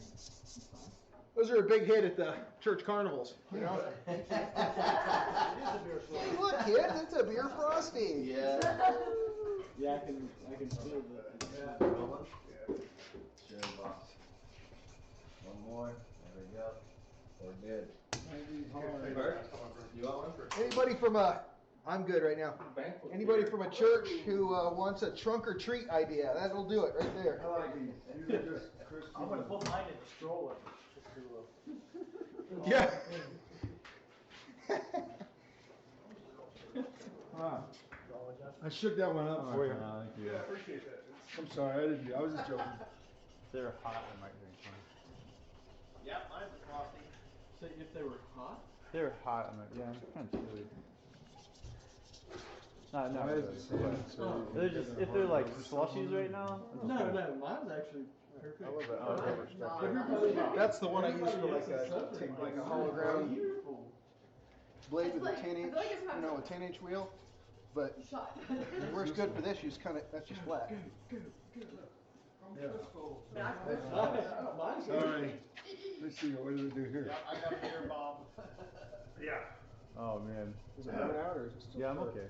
Man, I came out lucky. Mine's perfectly You fine. did, 'cause mine. You must have got the one in the middle. Yeah, I think I did. I think I got the one on the end. Good thing, Jason, mine's perfect. Floating. I don't know if anybody else is complaining about. Oh, there she goes. Hey. Swing. Hold it in front of me, for a second. I just had to get some ice out of it. That was coming. Basically, how to turn a Coors into a high gravity beer. You freeze it, and then you fish all the ice off the top, and you end up with about half of it left. Oh, your alcohol at the You're like, bottom. wow, this Coors has really got some kick. It's not 3% alcohol anymore. Ah, yes. You know what Haley DeRozier said last night? I took a picture of you sketching, and I put it on Facebook. And apparently your can of Coors was in the picture. And she said, Coors? She said, if he could design like that on Coors, get him a microbrew. See what he can really do. I'm like, the Coors was not my idea. That was Jason's pick. It's just simple, you know. All right, so before we go any further, I think we need to roll that edge. Unless you want to roll, just break it by hand. You just want to break it by hand because there's still flat down there. Oh, we were going to do that later. Remember, you were just going to sand this, then we're going to roll those. You got carried away. How was I gonna waste the beer? That's better too. You get some of it, but then I like this. flash froze completely. Yeah, me too. You mean call it? It's not as hard to hold on with my thumbs. Oh, man. That would've been so obvious. I mean, it is warm Okay. in this area. Flip. Flip. It's kind of sad. I know. Guess I should have mentioned that before now. Well, that was all one side, wasn't it? Yeah, I should have put mine over there too. I had a beer bomb go off immediately. Yeah, we all had kind of a flash frozen experience. Yeah, everybody's complaining, that's fine.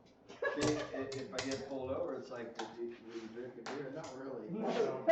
It's slushy. No, I was kind of eating it. Yeah. Chewing on it. Have you had anything to drink?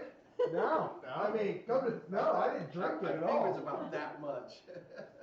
I ate a lot. You don't drink a snow cone. I ate a lot of.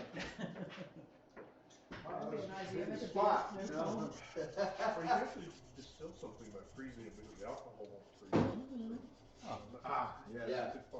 And then as it thaws out, you can't get any out of it anyway. So Got some coarse ones right in there. you do. Yeah. So What are we doing? Looks like I'm just gonna have to work at it or something. Coarse. Yes and no. It's gonna be a cool piece.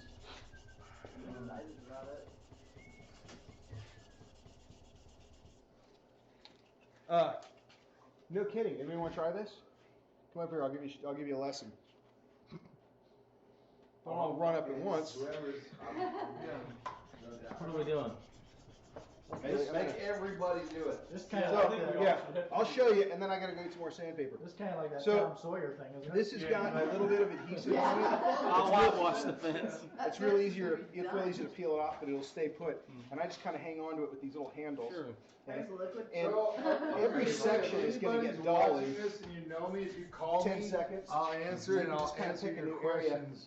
This is on, curved and this is on this curved, but thing. at different radiuses. So you can actually kind of scoot up, come across, There go we down. go. Do you want me to give your number out? And you're just No. gonna work across it That was fast easy to see where the scratches are. You can see them coming out pretty quick, but you really got to stay on it until the last vestiges of that last scratch disappear. Hello, it's a great day at Burt Foster and Jason Knight live in Bristol. This is Jason. How may I help you? Does that make sense? Killed it. How's it going? Yeah, we're live. Dude, we're filming a movie. I know. Shut that off. I gotta go. We're filming a movie. That was in. There was some movie like that where Jackie Chan answered the phone. It'll end at 9, so anybody can start bidding now. I know you've been taking bids all day. Silent auction. Hey, where are they supposed to send the bid to? Go to my website. We go to Burt Foster Knives. Go to burtfoster.com. BurtFoster.com. Click on live event. Look at me. Go to BurtFoster.com. Click on live event. And then you'll see a what do you call it? What would you call that? A button? A form. It's a form you just fill out. Put in your name, your email address, and your bid amount in US dollars. So it's getting up there pretty good, and that's Yeah. all I want to say. We So checked the last bid. it's- If you don't have at least 5 zeros after it, yeah. It's not happening. I'm just kidding. All right.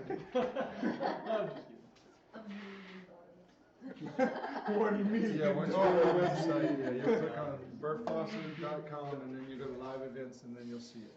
Can we get the? Okay. Yeah. I just put it. In fact, Yeah, that's when we're gonna close it. We'll be closing the bidding at 9 Eastern time.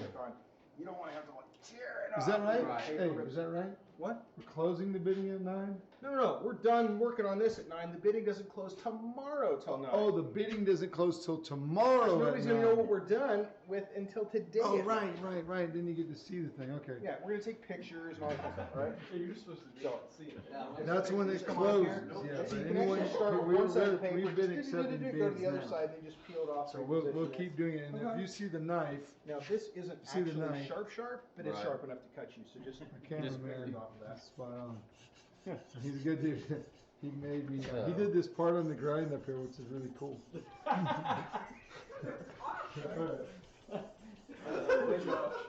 You're famous now. I know. My claim to fame.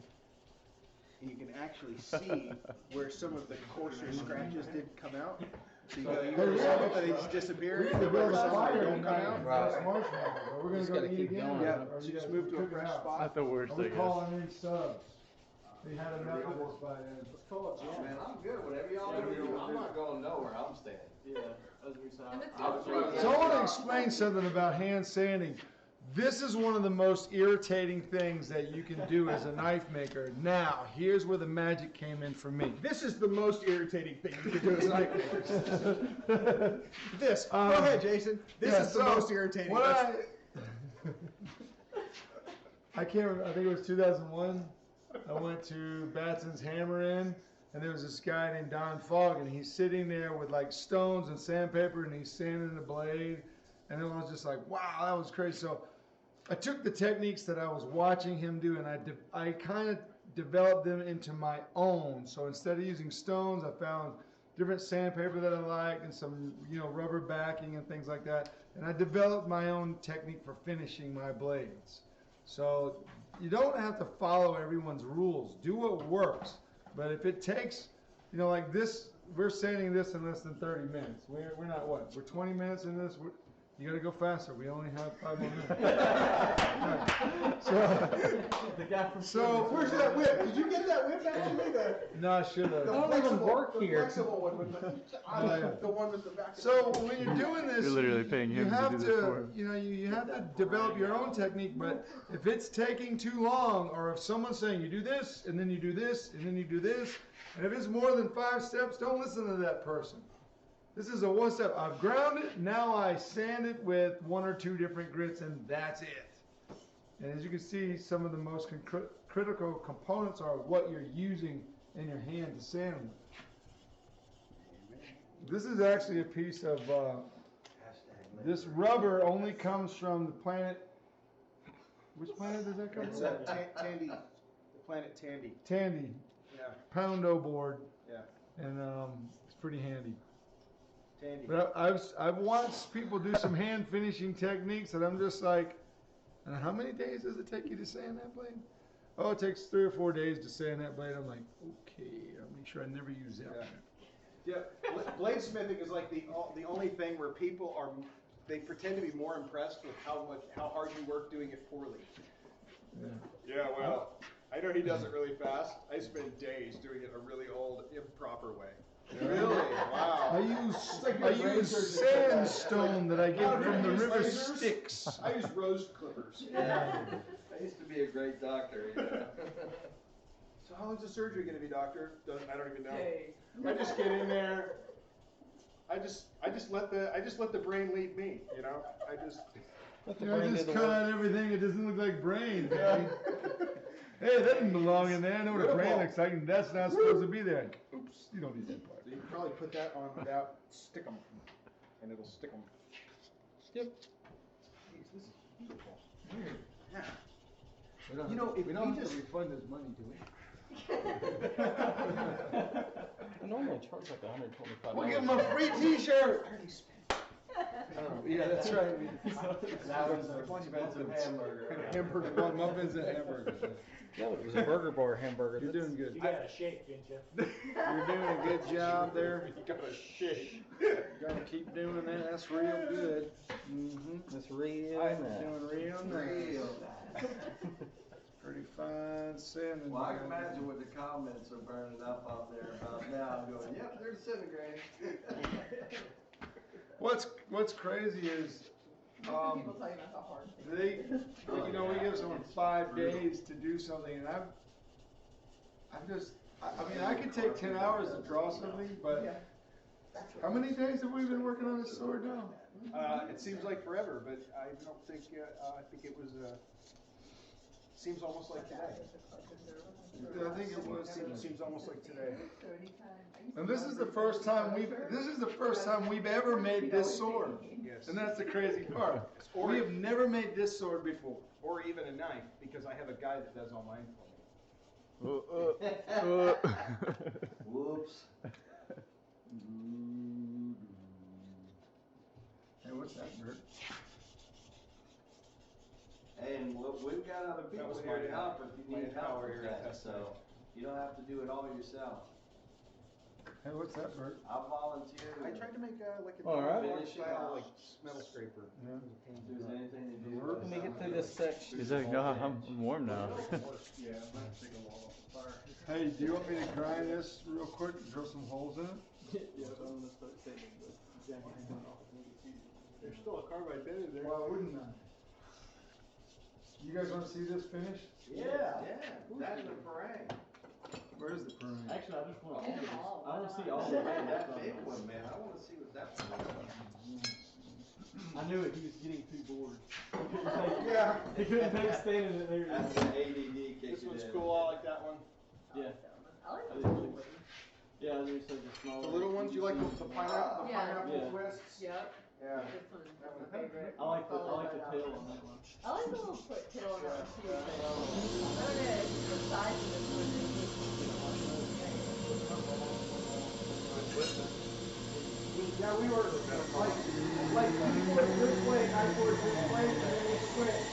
I finished the handle, and he finished the handle, and we were kind of bouncing off, back and forth. And then just did, then we went out and had big Mexican dinner, Mexican dinner, at about 9:30, and I go, you wanna go back and work on all those times? We did.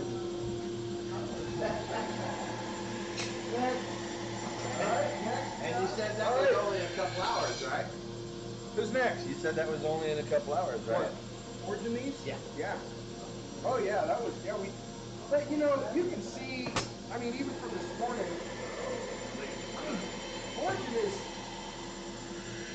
Origin's framing the house, I mean, that part goes fast.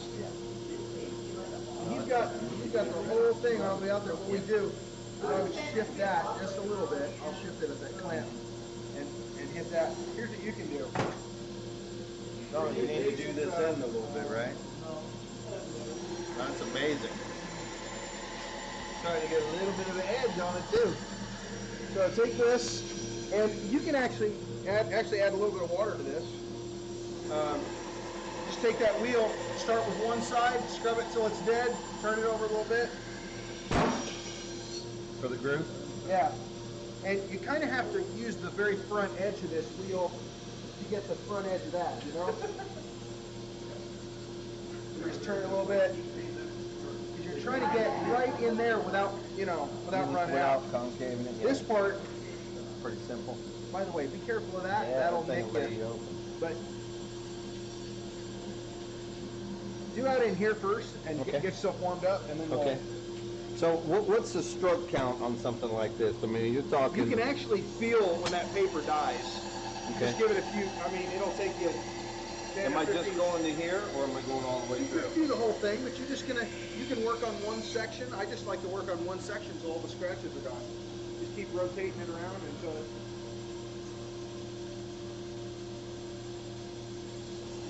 Oh, wait a minute.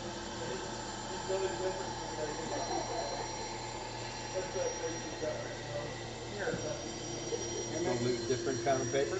Well, no, I forgot. He started out with 180 and finished with 400. Okay. So peel that off of there, and we'll stick this one on. Yeah, that is 180. Yeah, stick that on there. Okay. Wait, that was 180? Yeah, it was. Yeah, it was It 180. feels really fine.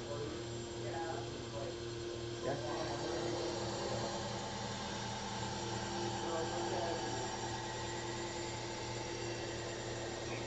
So we're trying to remove these linear. Yeah, you want everything going long way. Now we'll drill some holes. Wow, that's cool. Everybody's doing this. I like this. Well, you got your own labor force now. Look, he hasn't gotten the bill for Hey, that labor. pencil. Oh, there's one.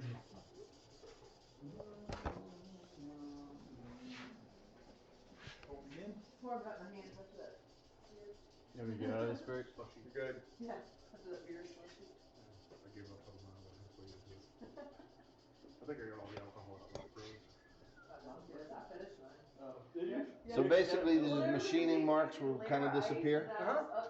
Yeah, you'll take the tops off of them first. You can already see down in the bottoms where you have the most pressure that's coming out. Okay, so how do you exert pressure on the outside edge? You'll just kind of, sometimes it's a matter of turning your sandpaper so the sharp part is over on the right side. Like maybe you'll just I'm just sort of rotating it 1/8 of an inch every so often, and that keeps the sharp part. But I'm also kind of leaning into that corner. Okay. But you'll see it go like this. Just make sure you take a fresh stroke and feel that. And when it doesn't feel like that anymore, move it over. Because if you spend 3 strokes sanding and 10 strokes just rubbing, those last 10 strokes are worth about 2 strokes with the sharp paper, you know what I mean? Okay, gotcha. So you can really...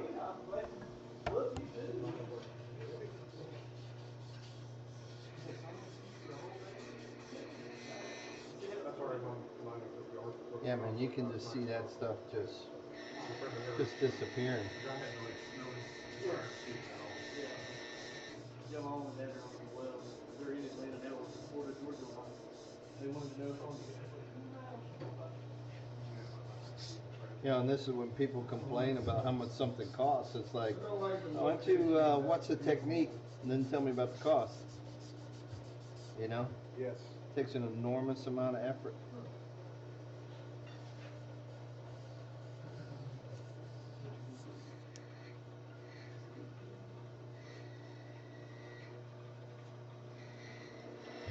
Yeah, it's already looking pretty good.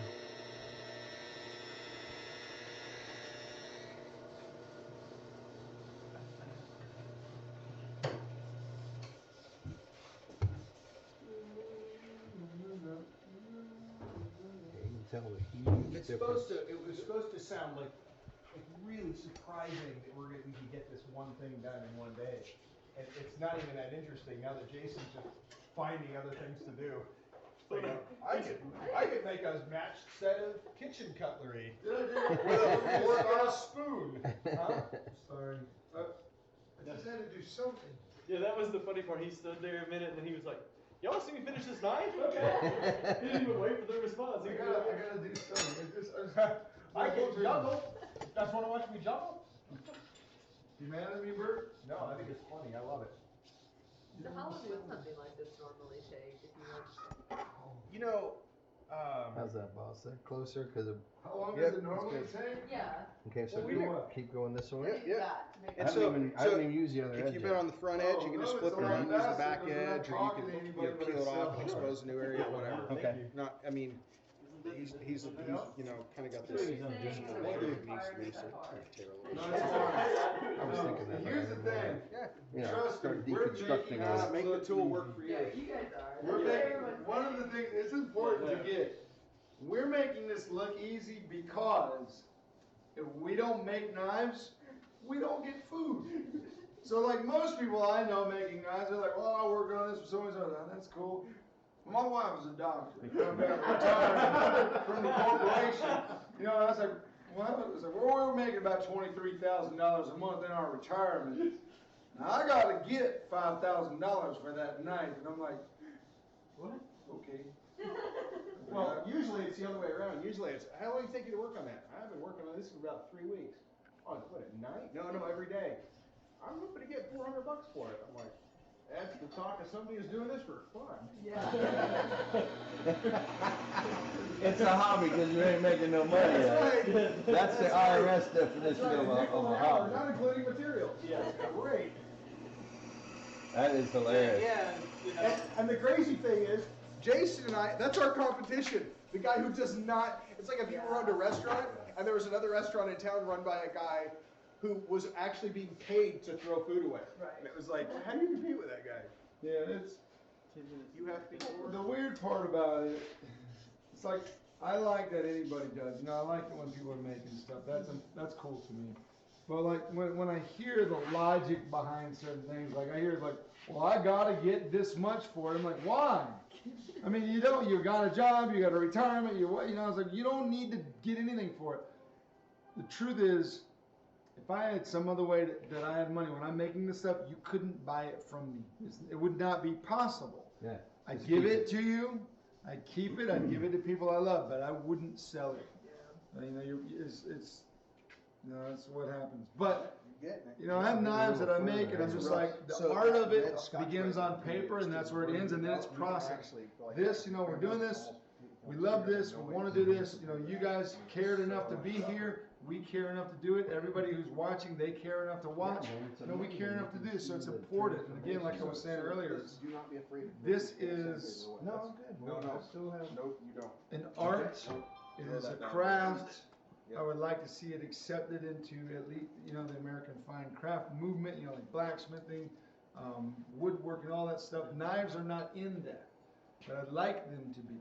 I'd like to see knives in it. You know, so here's a little knife that we forged last night. The hardest part on this so far was the holes. That was hard. Yeah. It's a good problem to have, I guess. Can we turn the oven on? Oven. I like that.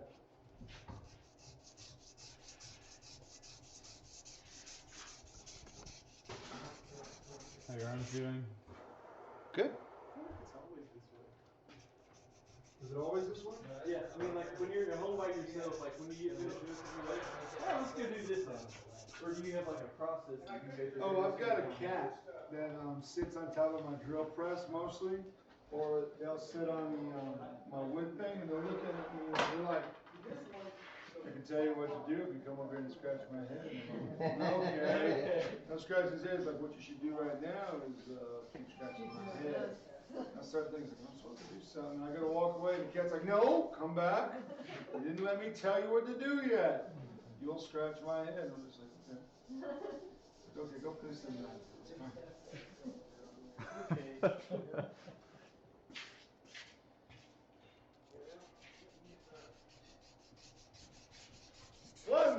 One knife. Where's another one? That's Dracula, Count Dracula. Which one do you want to see finished next? Actually, Whichever one gets to go home with me.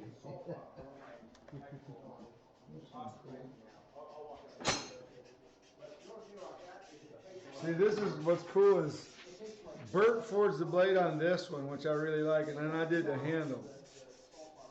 I forged the blade on this one, and then he did the handle.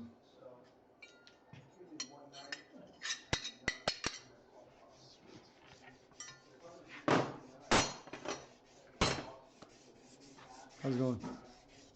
What's looking better?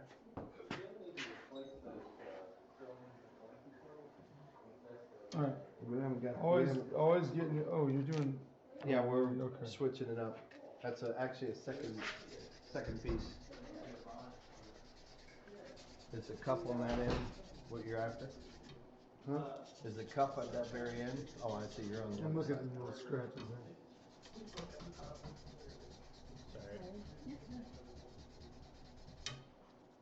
so the way this one works, I got this little basic PID controller, and it's got an output that's going to that solenoid right there. So that's the actual temperature, and that's set temperature. So when it reaches the set temperature, it closes that solenoid, and it's on a 2-second interval. You can program it to do whatever, but it'll just open and close it every 2 seconds. Just let the gas out. But additionally, so when this thing is running at like 1400 degrees, or I don't know what temperature exactly, but in 1500 degrees, which is about where I'm quenching stuff, for sure. When propane just comes out of that line, it will reignite when it hits the wall of the forge. But if you're much lower than that, or if you were at 800 degrees or 13, it can get kind of dodgy. That propane can come out and not relight, and so you have a fire hazard with the propane just boiling all over the room. So this is a bypass line, and And so the main gas comes in through here, that's the master pressure control. It comes in, it splits, it goes through a little needle valve and then reconnects on the other side of this. So that when that thing shuts, this has still got gas flowing through it just a little bit. So it sort of functions like a pilot light. So when it turns off, it doesn't actually turn off. It just goes from high to low to high to low to high to low. And so every time I light it, I crack it open, I light it, so there is all this kind of dialing it in sort of thing. But before I had any of that, I just had a needle valve sort of like that one, but I could just go like this and open those about that much, and the temperature would go down about 10 or 15 degrees, it would hold there, once it was like all set up. But with this, I can walk away from it, and when you're annealing something, for instance, I can put it in there. I can set it for 1300 degrees. I can put a stack of knives. I can put 40 knives in there if I want to, and they don't have to be spaced out. They just stack up in a big giant pile, and I can put them in there, set that thing, and walk off. I can go back to the house and have dinner and let it run for like 2 hours, and then I can come out here and I just close all the chimneys and shut the whole thing off, and it cools down in the oven. So it's really neat. It's not complicated or anything.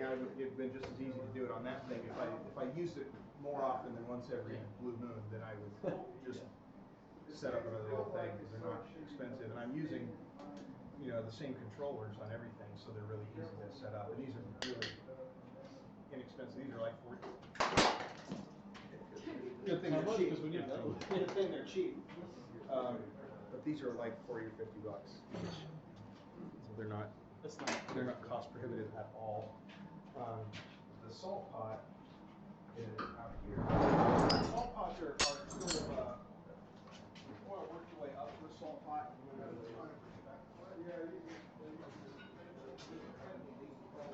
So not only do you have all of the dangers of burning gas indoors, but the way this one's designed is that it's a single burner. So I've got just a regular Venturi burner, T-Rex burner that just comes in the side, and the inside of this is lined just like the inside of a forge. It'll almost take the pot out.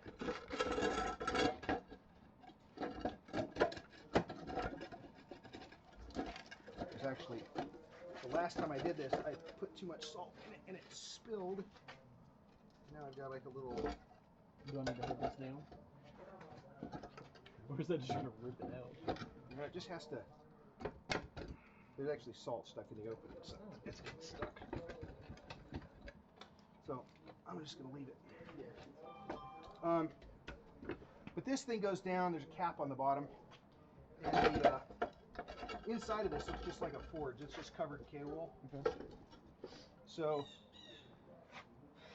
the theory here is that I get the burner coming in at like the midpoint of this thing. So heat's going in, and heat's got to rise, right? Yes. But the chimneys, I'm venting off the bottom. So the coldest air is actually this stuff, the air coming out, not the hottest air. If you had the vent up here, then it's always gonna be cold down here. But this is actually more equalizing because you're forcing this hot air to get pulled down here in order to even leave. So it just goes in and it's kind of back behind here, so it's just kind of going in and swirling around. At about 1300 degrees, this will melt. And so it's essentially like molten lava because it's a liquid mineral, just like rock or something. And so I take this bar out of there. That just kind of gives me something to hang on to. Take that pot out. So this will all go liquid, and I have a probe that's an immersible probe, so it goes all the way down inside that salt, and then goes to that little controller. I don't have an on-off thing for it. I just use the needle valve because when you're quenching knives, as soon as you put knives in the salt, unlike that oven, it's pulling the heat directly out of that liquid. So the temperature in that liquid will fall 25, 30 degrees and then work its way back up. And you take it out, put more knives in, it falls. So you don't really need the same kind of temperature control because it's always kind of going up and down anyways. But the way I've designed mine is it sits on this thing and it's about this high. This guard is higher than eye level, and I'm on this side of it. That way it doesn't. So that if any moisture, the thing is, any moisture that gets in this thing, like a drop of water would be catastrophic. But I just mean dampness. If dampness gets in there, it'll go down in and it'll vaporize underneath this 1500 degree liquid, and it'll blow it out of the thing. And like if you've ever been hit by like bacon grease, but well, that's only like 300 or 400 degrees. This is 1500 degrees, and so it tends to want to leave really bad burns. So I've got this 3-sided shield, and what I do is I'm on one side of it, so if it blows, obviously it's going to go in a direction that isn't me. It's just going to go that way and up. But I also never even have to look at it. I can heat treat 50 knives and never even look inside this thing, because I'm on this side like that. I'm below eye level, and I can hang the knives on that hook, and I'm down like this, and I go like that, and they go in there, and this thing hooks right on the edge of that thing as it drops down in, and it just holds in there. And then I take them out, and I put them in, and then I put another one in. So I'm blind to the whole process, but because of the way that thing is set up, it's going to go right in the hole every time. So I'm not doing this and setting something in, because that's super dangerous. But in addition, I now take knives. I used to do a lot of stuff with Satanite, which is going to might have some little water pockets in it stuff, and that's where you can get problems. I don't do that as much anymore, but when I was doing that, I started doing something I continue to do. I'll take that oven, and I'll set it for like 800 degrees, and I can put 2 knives at a time on here. I can make a whole cluster of things to hold knives, but I'll just do 2. So I've got 2 in the salt.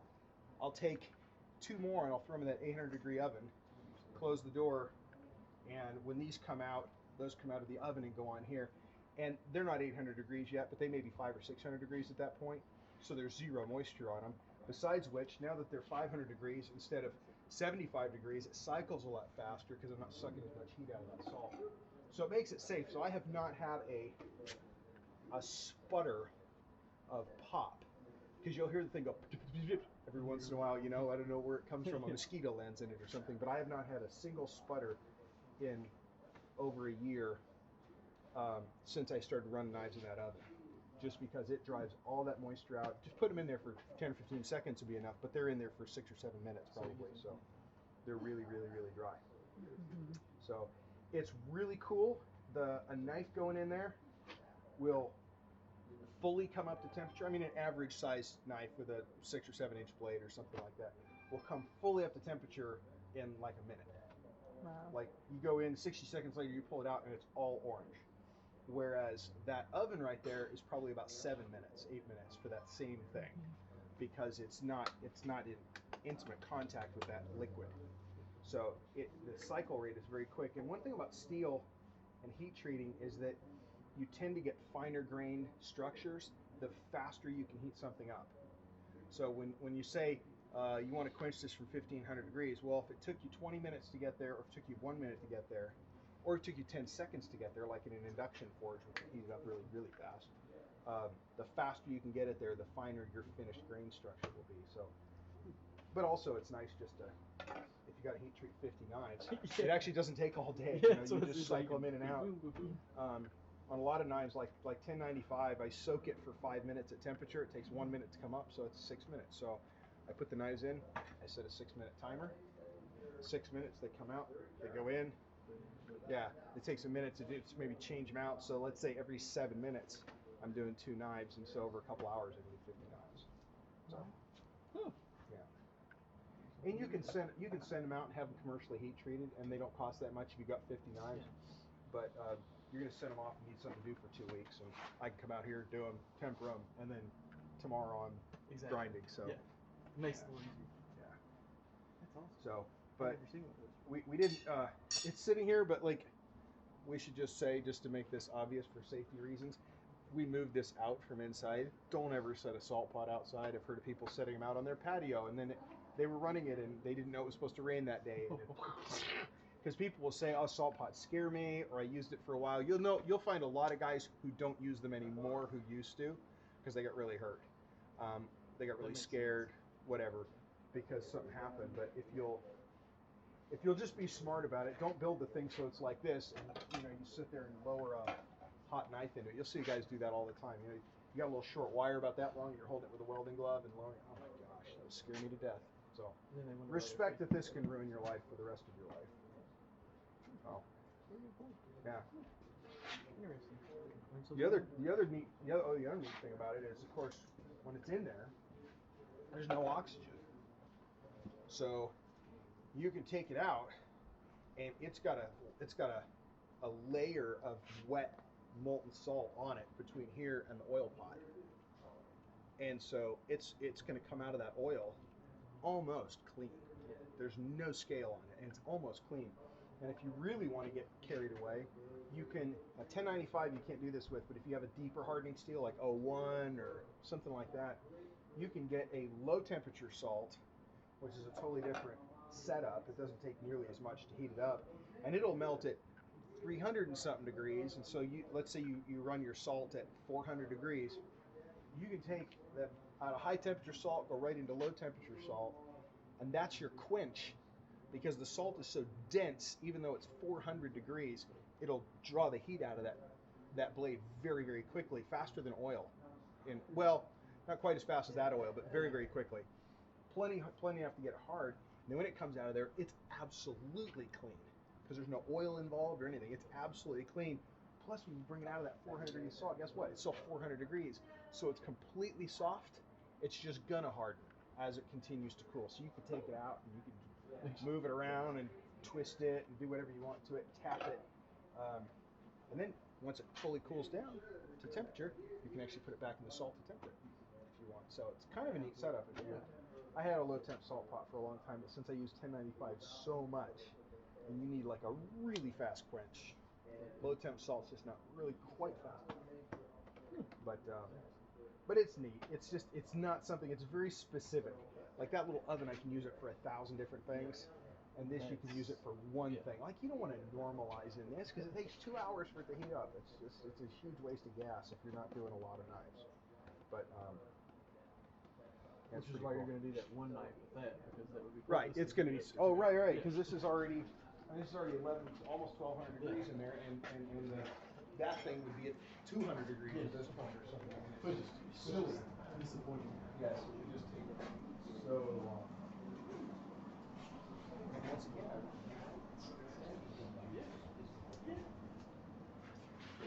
how's it coming, Chief? Pretty good. Right, very interesting. No, it is interesting. But this right here, I wanted to move over some. He was doing the part that was dangerous, which was near the end, one up, laying your hand up. Oh, that bad. You don't want no more.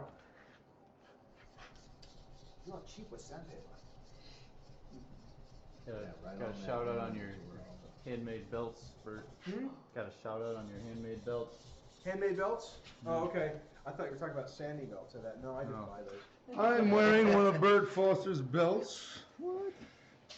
This is a Charlie Ellis, Jason Knight collaboration on this. And the belt, tell them what the belt did to your waistline. It made me skinnier. So when I began wearing a Burt Foster belt, I'll take a dozen. it had 1, 2, 3, 4, 5, 6 holes in it. And in 2014, 15, I was on the 6th hole. However, and then I had to make another hole. And then I had to make another hole yet again. But I ride a bicycle at least 25 miles a day. Just for sake of full disclosure, my belt has not had the same effect on me. Yeah, it needs to make me the Girth Brooks model, so. Girth Brooks. Yep, the Girth Brooks model. Oh wow, there's a crack running the whole length of the blade. Oh, well. Just kidding. We can start over. We got time. We don't have time. Yeah, we have Not fast. 2 hours remaining. Do we really? Yes, at 6 o'clock. All right. It's almost time to order them subs. I like the way you think. Well, it's the Girth Brooks subs that I'm after, so. We were bowling, and that's when my brother said, I was just about to release the ball, And he, he's like a boom box and make any sound effects, and he goes, Garth Brooks, aisle 7, And I gutterballed it immediately, it's funny. So that's stuck from then on. All right. I was asking, when are you gonna have a hammer in? Me? Yes. Oh, gosh. I like to attend hammer-ins because they don't have much work. Suggest a date. Another piece on this one. Now we're on this round thing. I think we're done with that flat bar. Okay. I'm gonna go through everything. I'm getting in everyone's way. Well, you nailed that little, oh, you need to hit this one area right across top there. So I guess I will put another flat piece on that.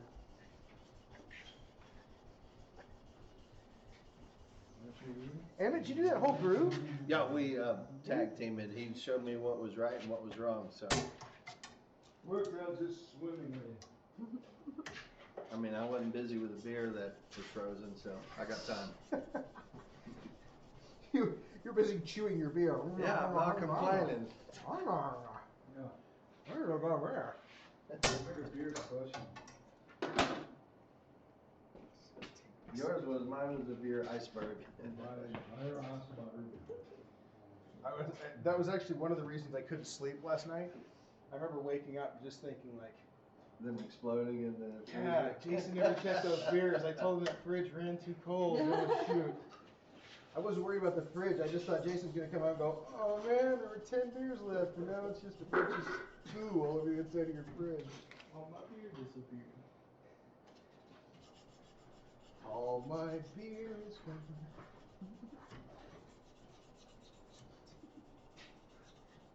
Once the Bladesmiths put down your work in 1 hour. 2 hours, 2 hours. Don't rush things. We got a whole handle to do. Getting official. Got a scabbard to do too. This hat, I was wearing it, and it fell on the side of the road. Just flip it around. And then Shelly sewed it back together. Somebody ran over with one more. For the Oh. hammer and the Oh. just the day Accidentally, is or- November the Yeah. 9th. What? Also For that. 2018?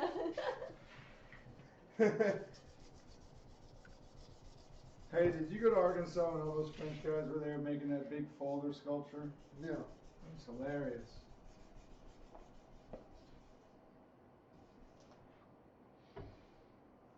They drink a couple bottles of wine, some champagne, 2 bottles of whiskey, Oh, Yeah. a bunch of beer, and they were like, oh yeah, well, we are French. This is how it works. The blood alcohol gets below the legal driving limit, they go into a coma. Yeah. If they had curtains, I guarantee there was a whole bunch of curtains if they had made that. You want my towel or something? Wash it down. How is it? Man. Do you remember holding your children when they were born? I delivered them and cut the cord. This is like that, but it's not as gooey. Yeah, it's not as slick. I have a special paper towel for doing this. Uh-huh. Did you bring that one from home? Yeah. I've had this paper towel for a long, long time. Should we go do a, we really should roll that. We never rolled it, unless you want to just knock the bevel on the end at the end.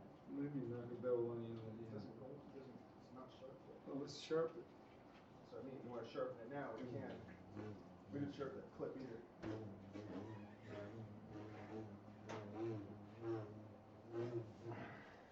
Well, the Jedi's will make their own sound effects. Burt and Jason, Carl Anderson says hi. Hi, Carl. Nice. So, Almost like Burt, a quartet, yeah. Don't do that. You might find something wrong with it that we can't say now. Man, it's 400 grit gorgeous, paper. baby. Look at it. Woo! All right, we got it. See what we're supposed to do, the grind. All right. All right, come over here, Josh. We're gonna do some edginess. Now, we should be able to put this in here and actually see. There you go. It's not quite thawed out, but it's getting closer. I mean, it's killing me because I want to drink it, but there's nothing to drink. I'm just gonna put in like half of it. so we can see it. Yeah. All right. So, you know, you can see up. I don't know if you can see up close, but there's really just there's no discernible pattern in this without etching it. Here, let's get a good shot of that.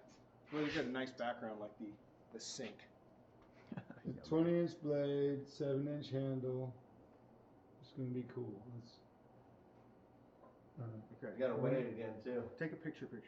Oh, a picture. Like the kind that doesn't talk. Oh, no talking. I'm not talking. You take no talkie. No movie picture.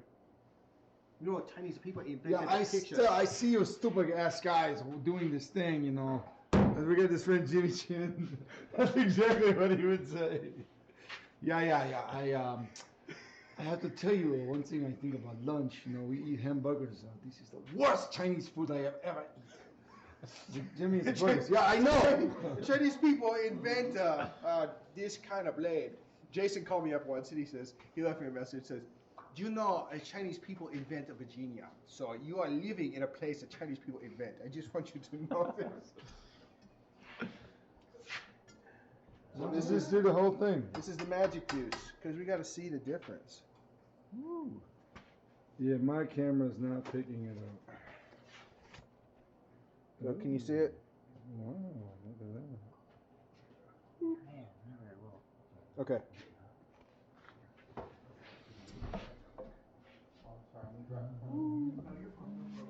Bottom of the tube. There you go. That's all you got. You need a bigger tube.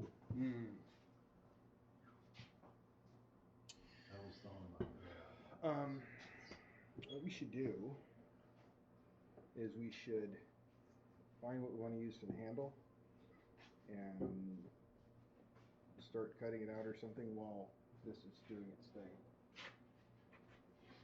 Wait, how are we going to etch it like that? I thought we were going to sharpen it. We are. But eventually it has to be etched. You know that. Oh, frustrating.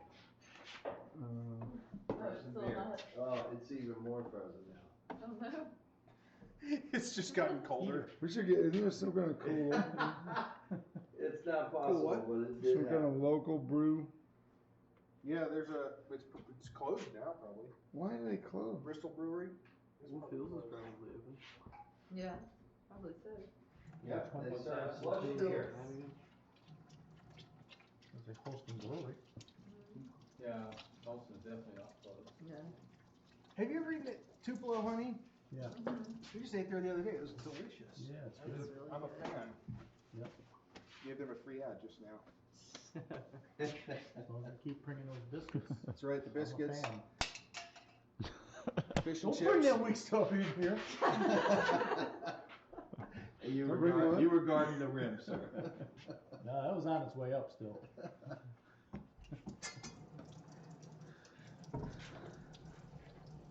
Hey, what you got there, Burt? Hey, Burt. Hey, Burt. You're it. Hey, Burt.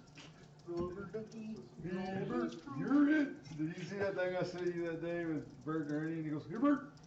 He didn't say you're it, though. Did you see it? Yes. That's funny, wasn't it?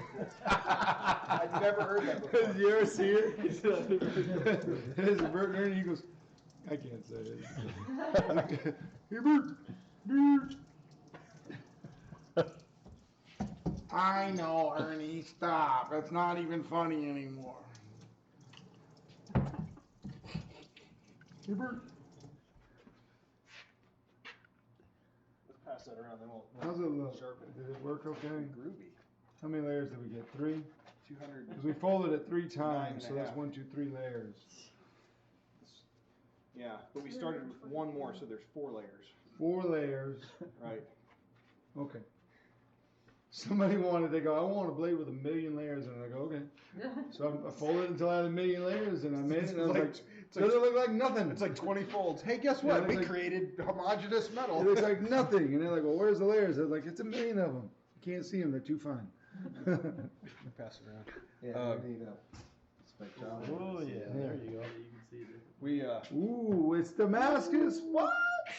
He just distracted me so he could shoot over my head. I saw that. What time is it now? We're still guarding, sir. You're 6:10? standing in the We dark. got 2 hours to get a handle on it. And 7 actually, seconds roll. I think we got it. Damn. Because I don't know if the camera could see it, but it's gorgeous. I know nothing. We're gonna do, what Almost kind of handle like we're gonna do? The teardrop in the fuller and then the first base on the edge. There we go. We can, It's not the if most we obvious want, thing, if but we you can can do see a, the. if this is the, And you can see it right there. this is the butt, this is the, Yeah. we flare it up like this, and then drop it in like that, then we can have that break be the transition between the two. This can be all rounded, Yeah. and that can be all faceted. Do you Can't get use the focal balls. the Were you able to get the- mastics on there? Were you able to Let's get try again. let's try to get It's kind of maybe hard. over near the light or something? I don't know if the light makes it, almost makes it worse. Got it actually. Yeah, right there. Right there? Right there. You open that Ooh, cabinet. look at that. Has that got it? Yeah. You got massive out. Almost like a teardrop in the fuller and then the waves on the edge.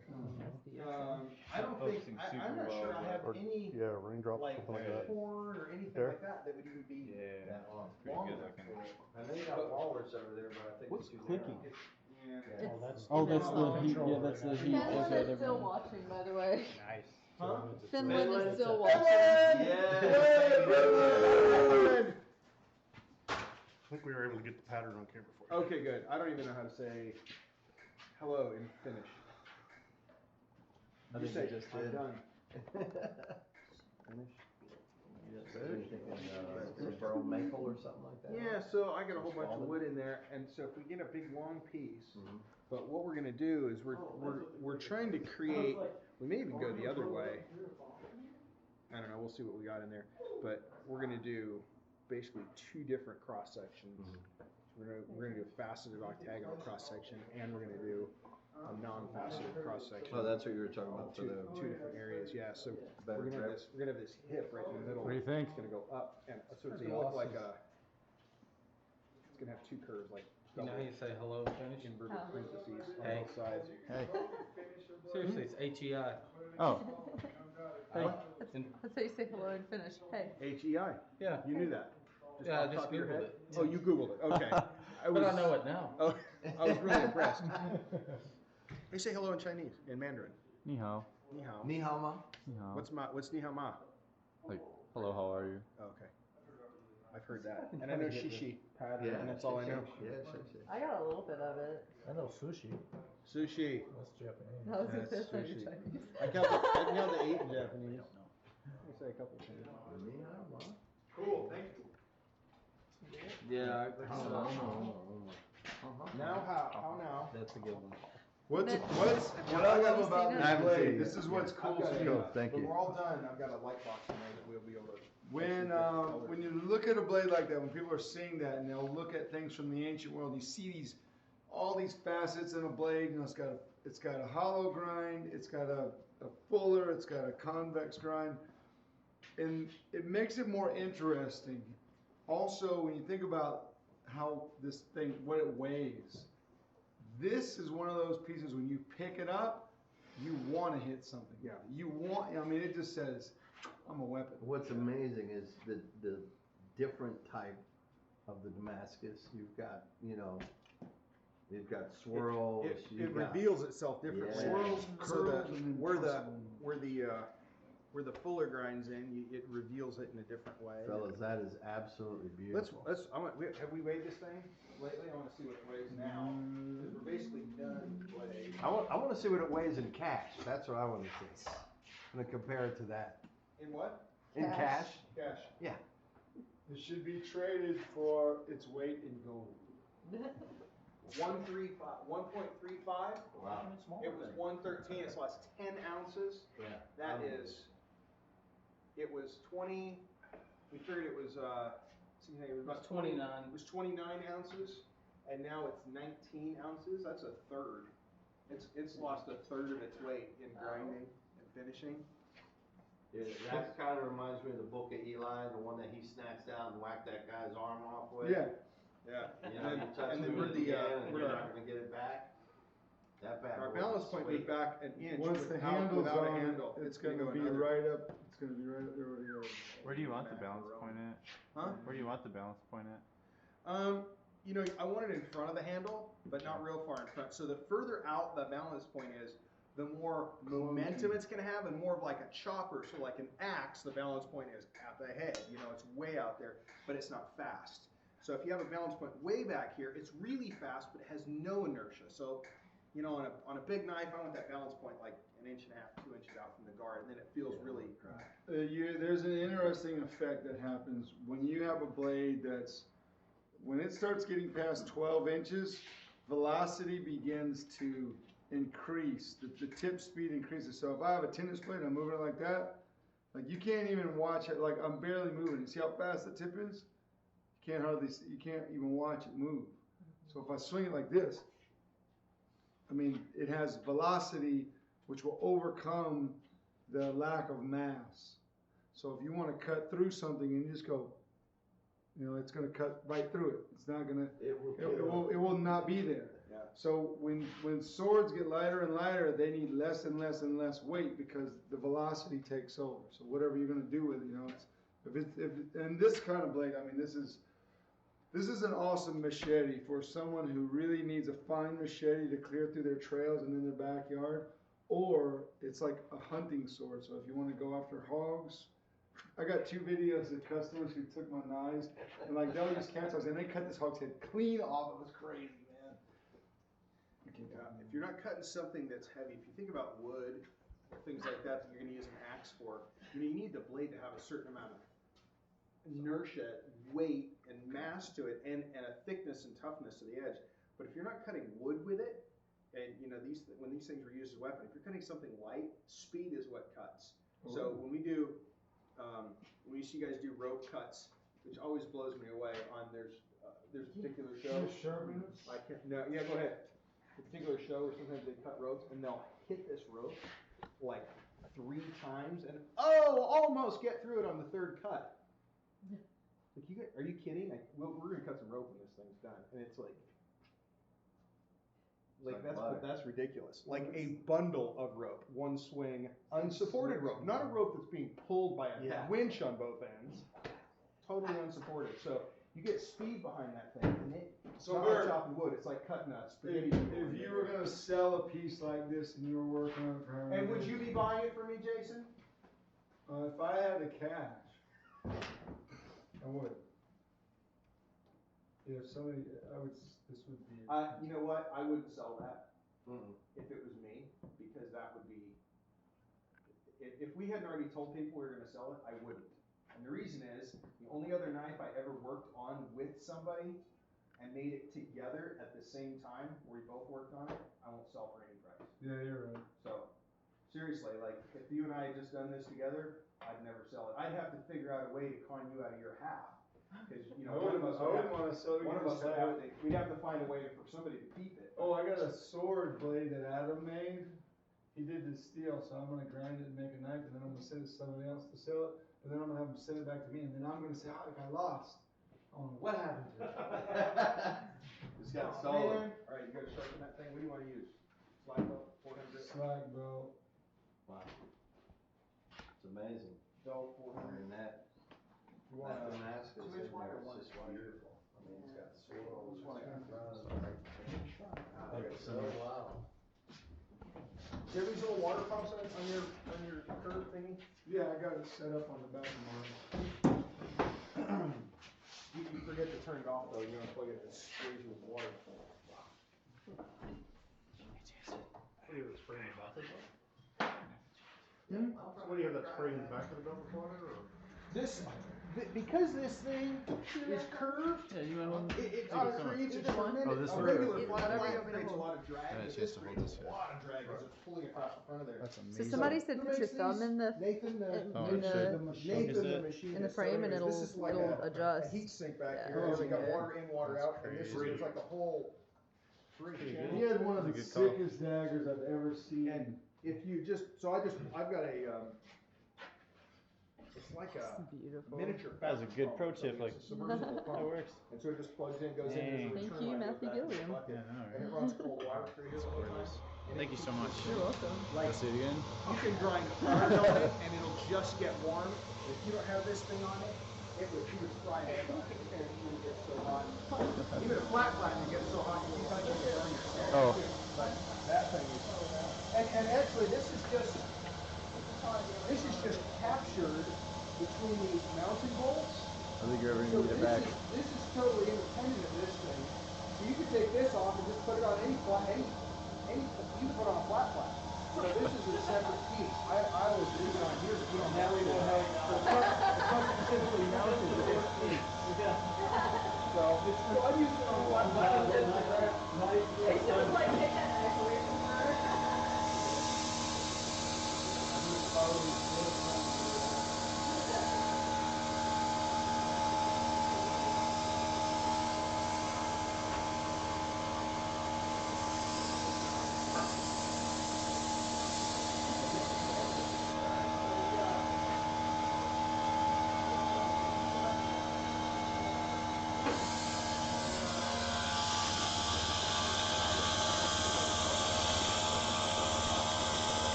Burt, we got a finer one than a 400? Huh? What? Got a finer one than this? That's 400. Got a No, I finer one? have a finer one than that. Just hand sand it, because I don't use finer saws. Why not? I've got duller ones. That's what I use for a fine belt. Is I use a dull belt. Okay, I'll try it over. Oh. My bad. Again, you're thwarting my plans. That's what I'm here to do. This stuff is cracked, and most of it's cracked real badly. I didn't, yeah, maybe about $5 each for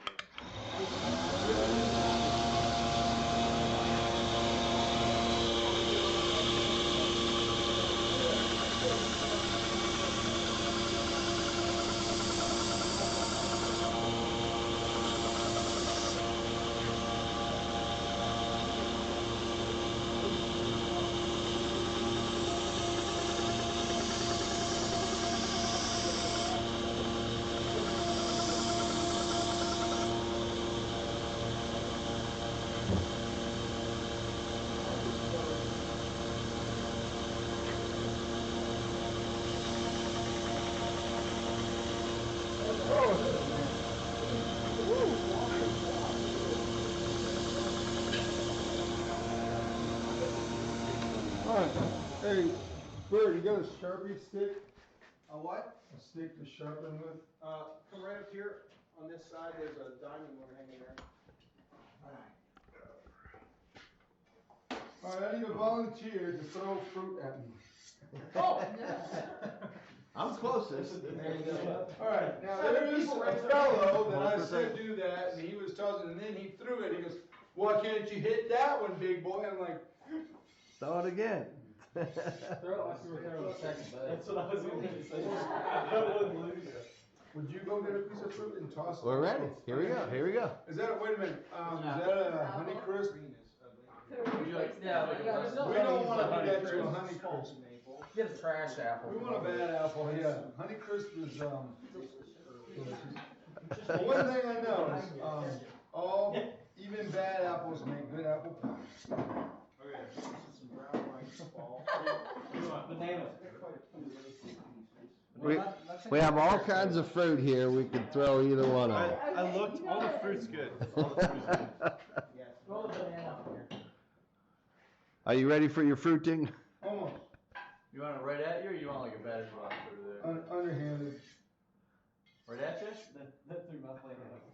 Yeah. Hold on. You stand I'm here. taking my seat back. Okay, we need two people. We need one person slightly to the right and one person slightly to the left who likes fruit. Get out of the reach of this thing. I hate fruit. Yeah, Oh, yeah, start with the banana. Hold on. This is my chair. Special chair. Hang on, we're going this way. Here we go. Hold on, yeah, I need to get some of this action. Sorry. Ooh, I'm not doing it in slow-mo. That's gonna look good. All right. You say when? Prepare to defend yourself. Yeah, go ahead.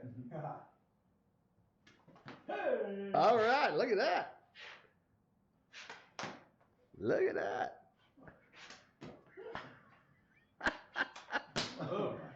All right.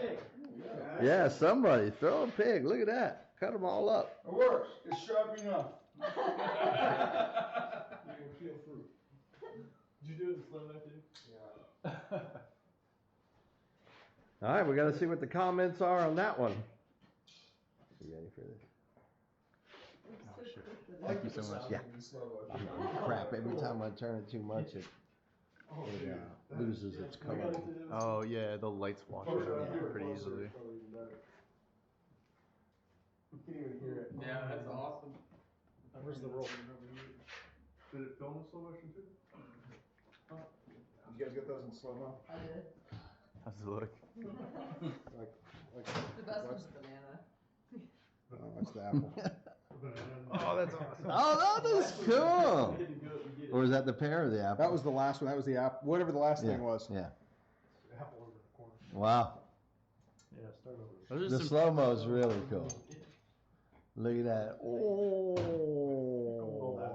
Doof. He actually hit it too. I thought, man, just don't miss. That's cool. Don't let it slip.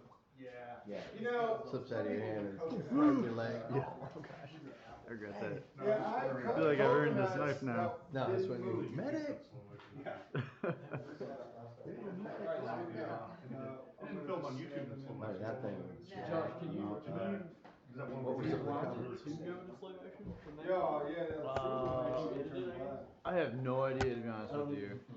Hey, let's post those. Everybody, you can post them on yours and then send it to me and I'll post them too. Well, you want me to turn the camera off to get your information to like send it to you, or? The real fruit. I don't say you consider it sharp now? Yeah. Not really. It's getting close though. Burt. The Sharpie stick, Burt. The Sharpie stick? Yeah. The stick of sharpness. Where'd you put it? Oh, I'll tell you what the baddest thing is, the black stone of sharpness. This one? No, is it from Spyderco? No, it's Spyderco makes this black stone, they mine them on the moon, I think. But that makes the wicked edge. I like that a lot. You think, huh? Yeah, it's one of my favorite edges. I'm not a big fan of the buff edge. Everything needs a different edge, you know? Kitchen knives, all these things should have different edges. I like mine to all have a sharp edge. That's kind of what I like. Oh, no, Bert, you know what I did? I left the knife in the thing over there. It's been soaking for the last 10 minutes. Wait, you put it in the oven already? Yeah, would you quench it? It's not gonna hurt it. It's not, guys, above 1,500 degrees. It'll be fine. You can do it forever. I mean, I tagged Burt in this, so you can find it. I'll send it to you. Oh, man, come on. Yeah, just different. Ow!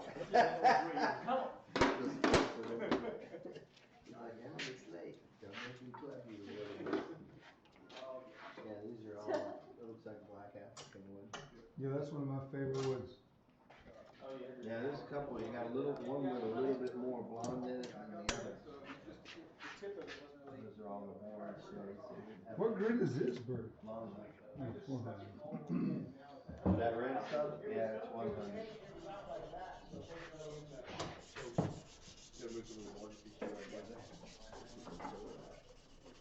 That's nice. Yeah. And what kind of wood is that, do you know? Decent? Yes. Yeah, probably. I thought maybe it might be English walnut or something. A light walnut.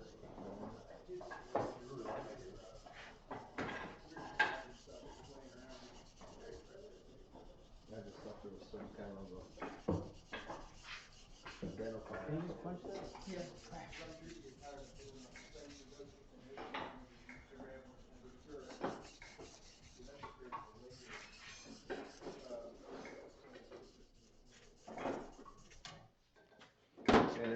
One side. So we just eliminated that secondary bevel. So here's a wicked thing. An edge that is hollow ground and convex is just crazy sharp. But the hollow ground of this is not extreme. It's very subtle, which is even better because it won't wedge in things. Where you have a really extreme hollow grind, it looks cool. It's awesome on a dagger, like doing daggers with 1 inch or 3 inch radius hollow grinds. They look amazing. And daggers cut from the point, but sword it would cut from the edge or the point. I mean, but primarily this style is curvy and. What was that? Was that the spring that came on? Yeah, I done broke it. Broke it. How many vice grips have I broken? All of them. Oh, there's one that I can't. Yeah, spring. Let's see if we can pop it back in there when it's done. I mean, that's the problem with, looking at it over the camera. It's so hard to see that beautiful detail. Yeah, the subtlety is. Yeah. This is one of the things that a lot of people miss when they're making stuff. Like, you saw how thin this edge was, but it's wild how durable it is too when you combine the right heat treat. When you get the right heat treat with the right edge geometry, you have something really amazing. And you think about the man hours that it takes just to bring this process about. Oh yeah, like I It's said, staggering. it took between me and Burt. I mean, Burt's probably got as many hours. I know he's got at least as many hours as I have, maybe more. But I calculate 28,000 hours, 27,000, something like that, probably more, because I haven't done it in a couple of years thinking about it. But it's a lot of time to spend working on these things. I couldn't say years, but it's like it's time. You know what will work and what won't work. It's really a fun experience. I've got a lot of pieces that didn't work out. I've tested things that broke. I've tested stuff to destruction, and so for me, something like this, like I know this thing is going to cut. It's going to be amazing. I mean, I know it will cut bananas and apples and pears. I mean, I know it will. I just have a sense that it will do that. Anyways, slight differences. All right, I think we're good. Got it? I think trash was spraying on here, so. Oh, I don't know how does it go? I would get these in backwards. It goes from there to there. Does it go from there to there? Do we need to clean this off again, Burt? To etch? Yeah. No. Sure. You ask me. I got the secret paper towel. Needed the secret paper towel? All right, we gotta get this doing because we gotta get going. Throw that in there. And then we can talk about. So you sure this won't etch all weird? No, well, see, because I don't leave it in there for an hour.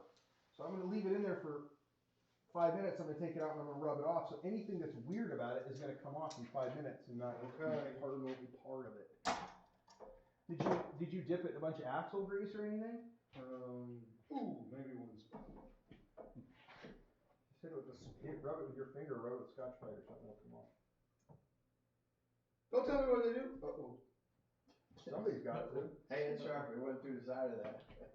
Hey, don't drop it in the bottom, just poke a hole in the bottom of the tank. Dang it. So you make a decision on the handle material? No, we've got, Some people are really advocating for bone and others really want wood. well, our choices are Bone limited is by what terrible. fits. It is not So- absorb shock very good. So Yeah, I had some porn advocates earlier we've got too. a couple of choices of things that are even the right size. So we've got some of this, we've got a lot of curly You maple. don't want that piece. No.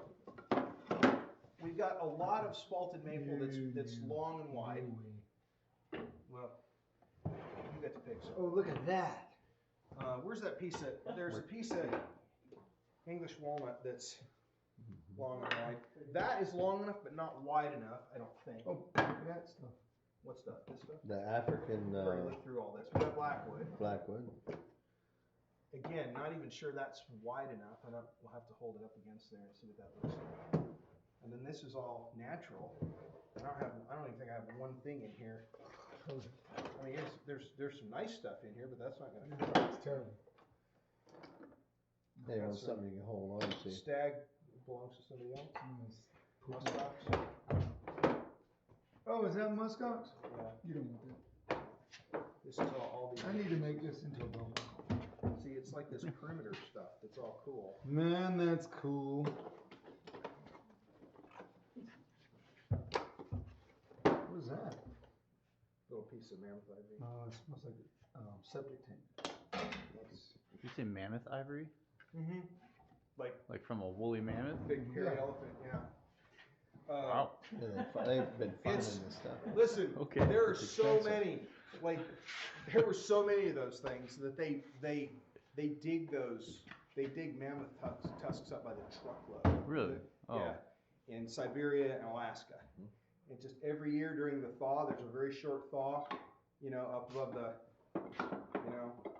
in the tundra near the permafrost area, and they'll wash out near creek beds, and they got pictures of them with this massive tusk just sticking out the side of a hill where for the first time in however many years the water came down a certain way and kind of eroded the soil. There's this big tusk. A lot of these areas, like in Alaska, a lot of places, native people are the only ones who are allowed in certain areas, so it's kind of like a way for them to go up. What's on that bottom drawer, Bert? There's just some curly maple down there drying, but it's not stabilized. So that's probably big. What do we got up here too? They're small. Small. What was that? Koa from Hey. Josh. I remember that. What is it? What is it? It's Koa. Got some curl right in here. And come over to the other side. Yeah, that's an None of answer. that's stabilized. Then we got Martin guitar wood, but that's not stabilized. Martin. I mean, Wow, that's Gibson guitar, not Martin. What am I saying? What's that you got in there? Soap? No, something special. Well, I'm not telling you.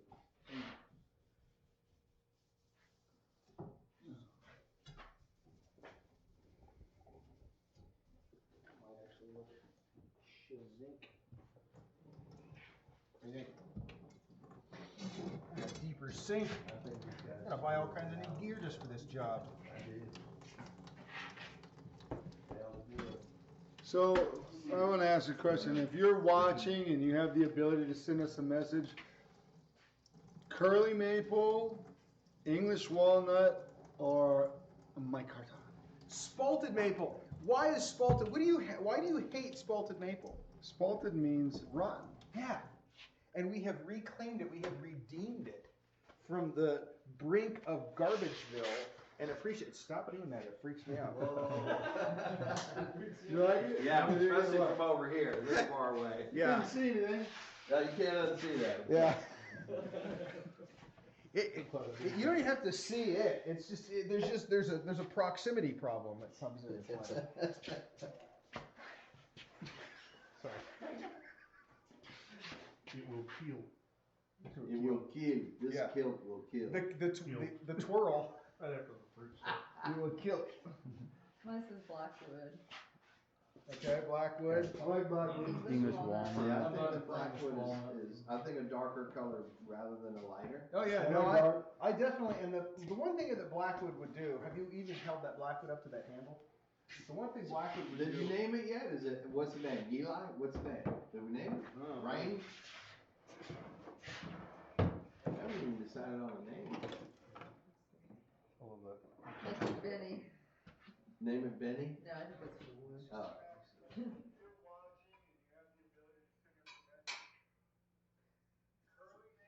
See if you can see the spin. Now, okay. So Okay, get that piece of English. English bastards. it just came through on the feed, so people are gonna start answering. That's just long enough. The waste stuff. Oh, did it see? One vote for spalted maple, one for micarta. Micarta. We're not using micarta. No, not on 200 count. Don't you have a piece of that wood from George Washington's tree in here, Bert? Yeah, it's spalted maple. One for English walnut. Dang it. This is from the George Washington. It's like, that's like he's calling my children ugly. That's what dissing spalted maple in this shop is like. Kind of run a 50-50. 3 for English walnut, 2 for spalted maple. And we gotta take African blackwood out of the running because it's like a 1/4 inch too narrow. It's a 2-inch wide block, but that handle's got so much to it. Oh, hey, we forgot to put a lanyard hole in that thing. We gotta make them holes bigger. Spalted my Why? Spalted what? That's pretty Micarta. Spalted micarta. Oh, the That's rag some micarta. rotten micarta. Yeah. That's kind of cool stuff. Yeah, That's hilarious. Spalted micarta. Just drill the holes bigger. Yeah, we could do that. I have a 1/4 inch carbide bit. Want to do tubing in it? Somebody says, I love spalted marble. Jason does. Marple? Sparkle marple? Somebody said I love spalted maple too, but Jason doesn't. Yeah. Sad face. Sad face. Mm-hmm.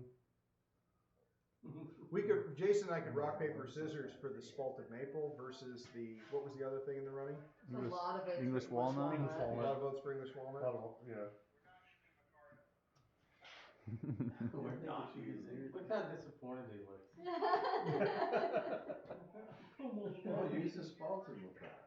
Hey, you know what? Anybody wants to take that crappy English walnut off my hands? There's more spalted maple left from my good knives.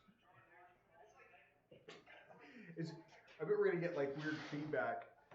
We're gonna get like this weird loop going on with the audio. Oh shoot, yeah, that's gonna start coming. Yeah, but if it's not happening at the exact same time, it won't feedback. It'll just kind of. It'll just be really confusing. They were like, what are they Oh, that repeating one was themselves fun, for? hey? Maple, spalted Yeah, I marble. like that. Yeah, we're repeating the conversation for 2 minutes. We could do tubing. We could do little holes with like. One vote for curly maple and another one for spalted. Englishman here voting for English walnut. Spalted maple. From who? Spalted maple. How about everybody in there watching this? I got 2 people telling me what to make on there. Thanks, friends. I'll be deleting 99.9% of my friends on Facebook. Your friends aren't on Facebook. They Right. came here to be with you in person, because if they were a real friend, they wouldn't have stayed home and kept Yeah. money to themselves. 1 hour and 15 minutes. Yeah, look, it's money. You can always make more, but you can't make the sword. That's what Adam said about, like, he wanted me to come to his wedding really bad, and I was like, Adam, I just don't think I can make it. I says, my kids had this to do, and my kids had that to do. He goes, Burt, you're gonna be with your kids for the rest of your life. I'm only getting married once. Yeah, that was fun. Good logic. That was a fun Can't We had feasting and Okay. all kinds of stuff. We got one that says one side spalted maple and one side English walnut. No, that sounds like a television show competition. That's pretty It's a funny. mullet handle. Yeah, it's a mullet. In Oh, the mullet addition to handle. what you've already done, we need to make your knife extra ugly by switching it up and putting some carved bumper on it. Try to make it look as bad as possible. We call that the mullet handle.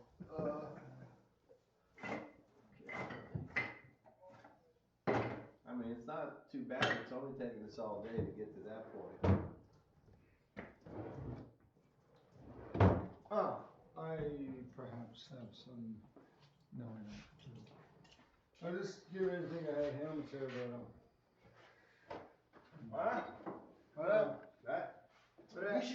We should go harvest a tree With your blade. with the knife, and then use the knife to whittle the handle material to shape.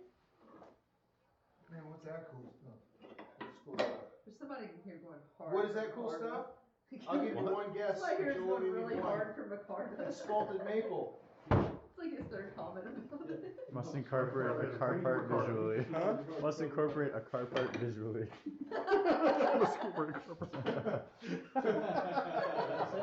Mostly incorporate a car part visually.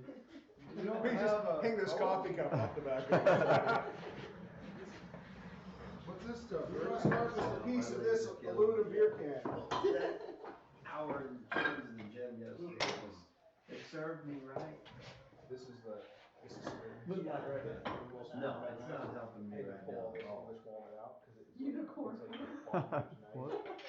Who's the guy Unicorn that horn? have the unicorn horn? Like they don't stand Tell up them to against drop any of sugar. this, 'cause the other ones just have One of a like kind. Overnight. some of this stuff is like amazing. Just all little. We could stick two pieces together. There's some parts of it and then it should have, so it's shiny like droplets, makes it uniform bunch. I saw a show one time where a girl just glued a wrap of leather around it. You could just. Parachute cord. We're not doing that. Parachute cord with about a gallon of super glue on every wrap. Well, have you got a gun stock? A gun stock will work. I've It's got a steady. gun and a sawzall. That handle will work. Yeah, but all my guns are, yeah, it depends on what kind of gun you have. See, all my guns have plastic stocks because I buy cheap guns. Let's put a magpul handle on it.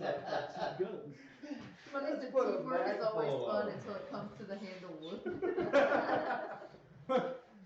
We were getting along fine while we were forging, and now Jason's walked out. He's pouting outside.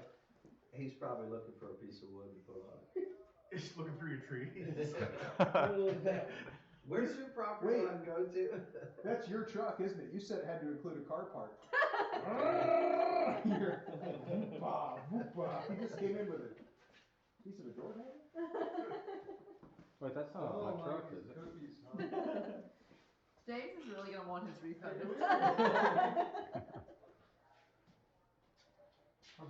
What?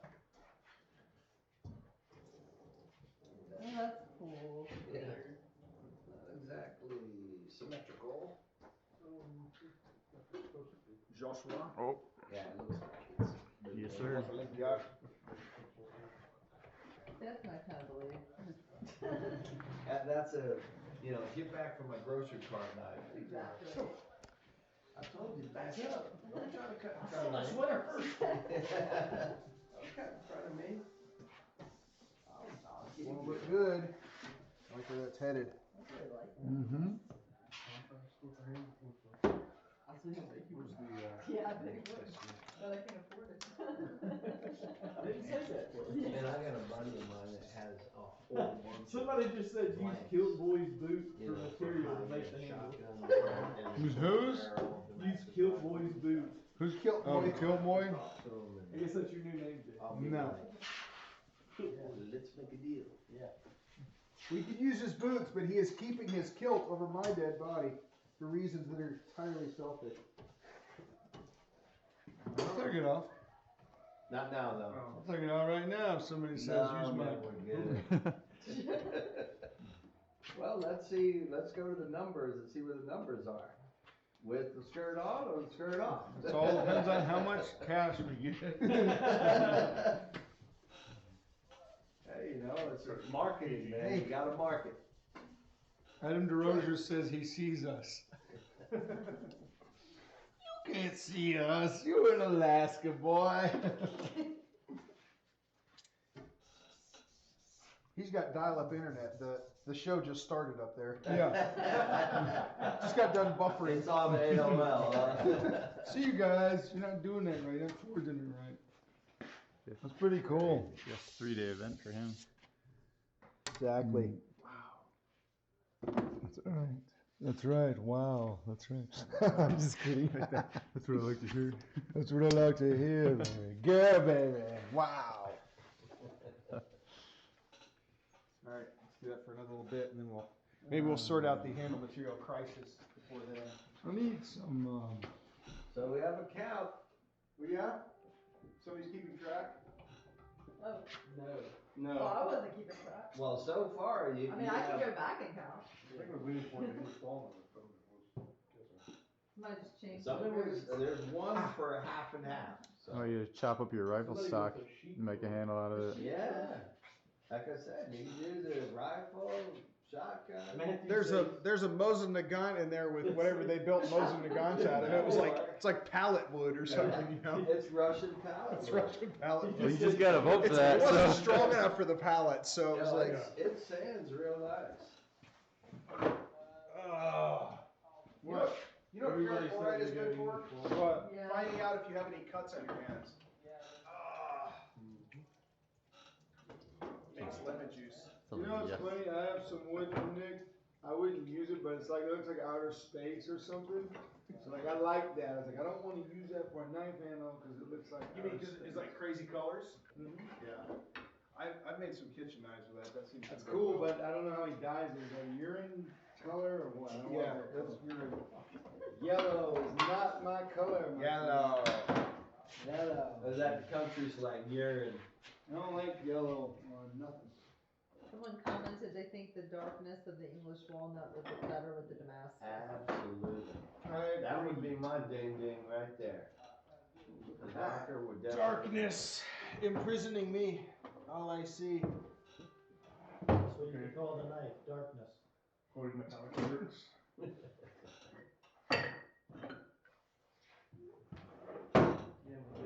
Big metallic things I hope people are tuning in for this because this is where it's getting exciting. Yeah, I'm sure they're We're all like, sitting around. Can't make a decision. what are they doing? Exciting, is that the word we're looking for? Oh yeah. There is 61 people watching. Right? Huh?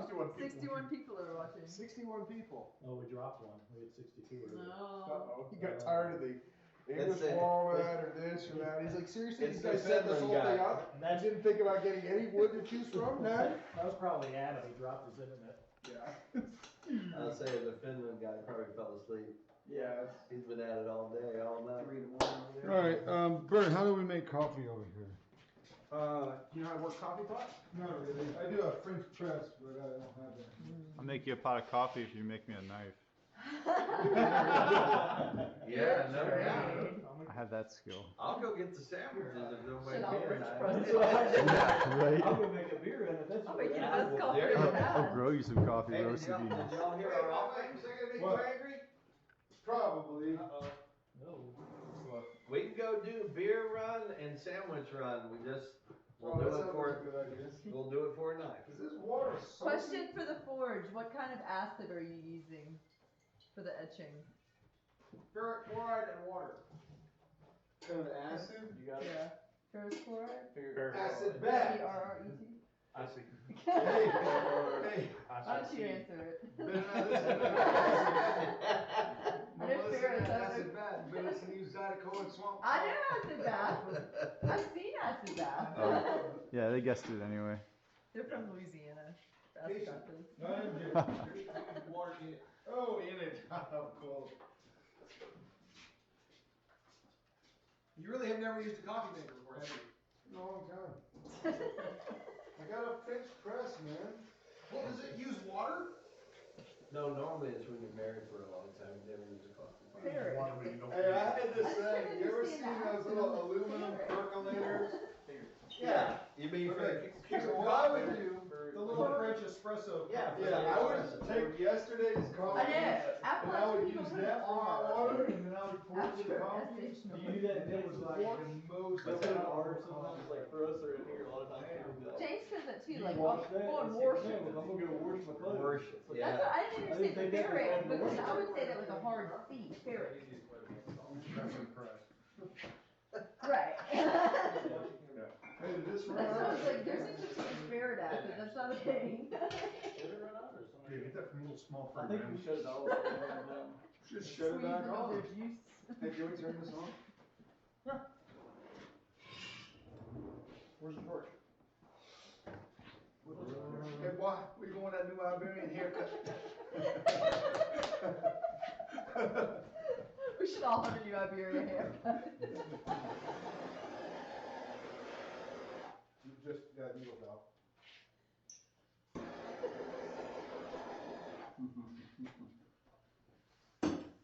All right. Is there a consensus? Do we have English walnut winning it? Yeah, I mean, That seems to be the winner. That seems to be. These are the voices of the General Mouton. Hey, out of space, man. All right. It's a real big place. Would you do something with that Been walnut? searching for new forms of rice to serve over rice. Ben Bendick says this is why knife makers work alone. Never get anything done otherwise. Yeah. Bladesmiths cooked on their forge before? Of course. Eggs. Ask them a real question. No, that you can take we had this thing where you take a piece of cheese, you wrap bacon around it, put a toothpick in it, put it in your oven and cook it. It sounds great. But the cheese all melts out and the bacon's not even cooked yet. And I thought, hey, I got a solution for this. I got a forge. So we stuck some of that in the forge, and I was running the forge, and I put it in for like 10 seconds. I pulled it out, and the bacon was burnt, and the cheese wasn't even warm yet. Okay, so halfway between the oven and the 2,500 degree forge. Where's the baby walnut? I don't know. Did you guys put it back? No. Back? It was over there last time. No, stuck. We put it in the forge to warm it up for you. That's what I made when everybody Can went somebody to lunch. send I that made picture it. of the... Look, if you don't want the wood, you don't have to throw it on the floor, Bert. Just so much stress. How much wood would a woodchuck? That's gonna be like a Norse. Yeah, so they look like a Zulu or something. I didn't put the English walnut back. That's a one hand. It's just back in its Are you guys making this one? No, I was making it. All right, we're getting back to work. Maybe. You said It's not enough for a two hand, so. No, it's a one. Yeah. I mean, I don't have big, clobbers either. Yeah, I was gonna say. I'll really get out of your way.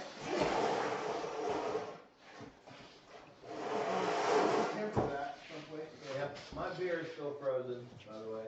Made a mistake about it. You got the Yeah, I think you got the like extreme version.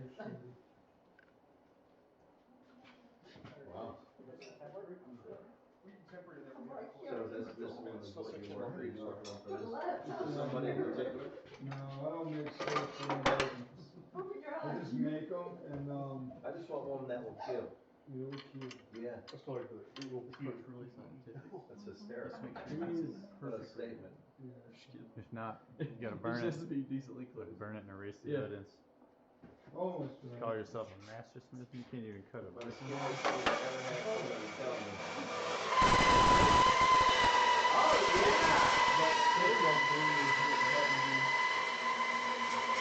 Oh, wow.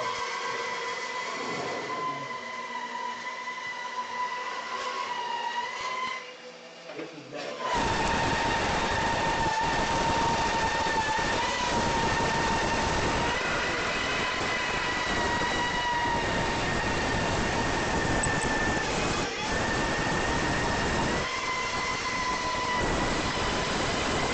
See, if that would have been my finger. I was getting in there close just in case you guys lost one, so I at least got it for you. You want to be able, because there's no replay on that. It's, I gotta get it. Thanks. Let's pull that thing out real quick. Hey, can you move that portfolio? Yeah, I'll move that portfolio. I'll move this. And then we'll trace that. Rough these out. What? Someone said put on some some Some pants and your pants. legs won't be chilly. My legs are not chilly. And tell them to stop My looking at knees his might legs. be chilly. Knees. Don't make it weird. Hey, where's the walnut we're using? Put your pants on, boy. Josh? Yes. Oh, someone want a close up of the walnut. Oh, so these are yours, Jason, that are sitting over here? I've been digging in your box over here. That's the walnut.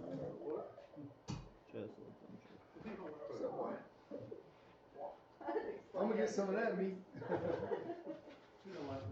It's Cajun meat.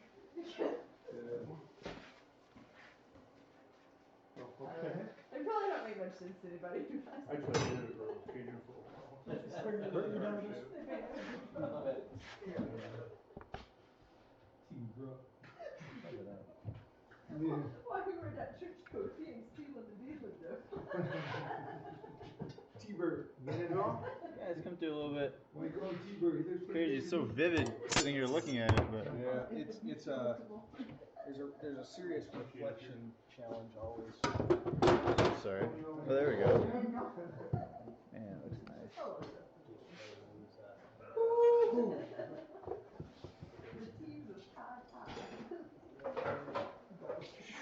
What I'm wondering is if, is this Damascus? No. I don't think so. Sweet. So you're making this for, somebody in particular? No, I was just making it, and then when it's done, I'll have it photographed and so. Anybody else wanna see it before I put it up? You wanna see it? Yeah, a little And bit. they've done that. Can I trade you real quick? Swing it? Yeah, Swing it your Thank way you a so couple much. times? Appreciate it.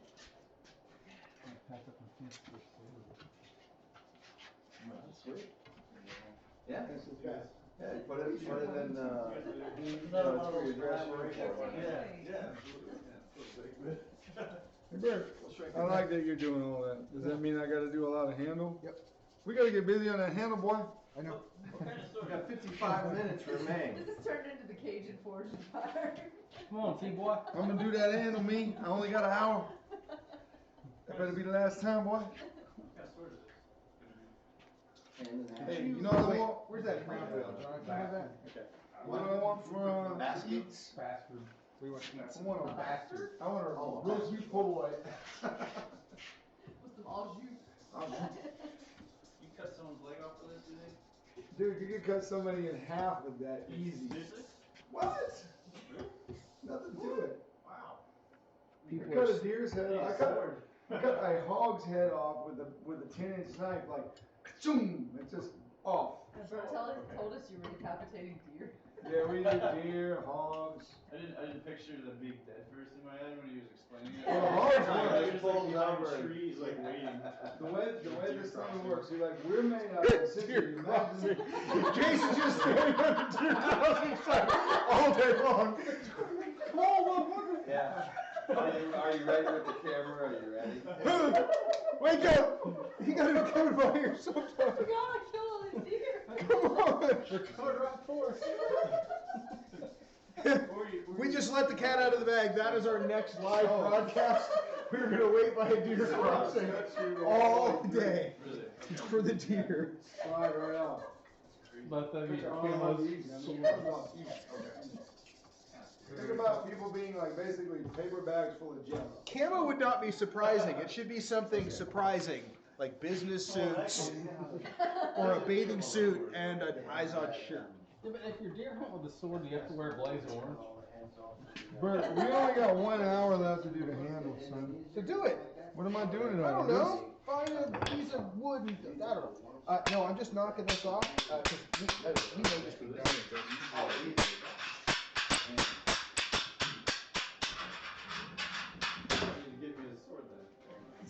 Yeah, I think. What do you mean get you a sword? You don't have a sword? I handle it.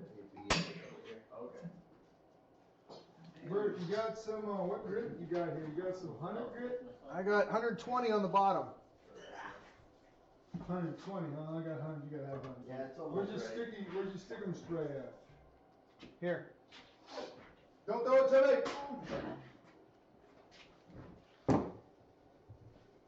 Now, has he had one grit that you've asked for?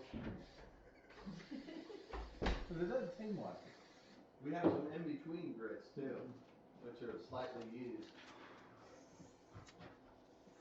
That just muddies the water entirely. 120, well, this was 120, now it's like 140. It says 120, but it's 40. really You can. It's 114. I'm gonna hold it still. I'll show you. We get it in the light box at the end and we'll get some good pictures of it. There it is. We'll go like How this. you want your coffee? There it is. This with some cream. You don't want no sugar? Yeah, hard to see, hard to You can see. kinda see in the fuller. How Yeah. much cream? Light? Just enough to, no, Yeah. Change the color. change the color. Yes, that's what he said. Yeah. Oh, is that, that's good. That's the third edge. Cream. Yeah, probably. One of those smaller situations. Oh, okay, that's what I want to make sure. It doesn't.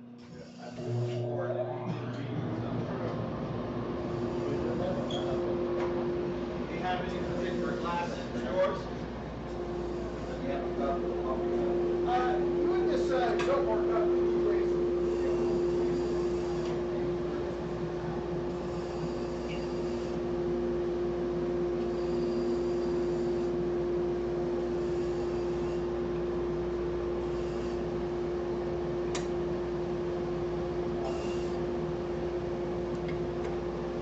All right, what we got here is a musical instrument. When I was in kindergarten, somebody would have that, somebody would have a tambourine, somebody else, some other irritating form of noise making. Wow, that's so flat. These almost will stick together. Ah! Comes on. All right, Burt. Now I'm going to drill those holes out. I don't know. Right. Here. Sorry? Do note fire. Close enough? Oh, yes, Just because I don't want to mess it up. Oh man, I've been messing so much up all day long. Is coffee ready? Knives, video, everything. Cup, baby? No, I'm alright. All I right. do want to cup, but I'm thinking Alex will be up all night.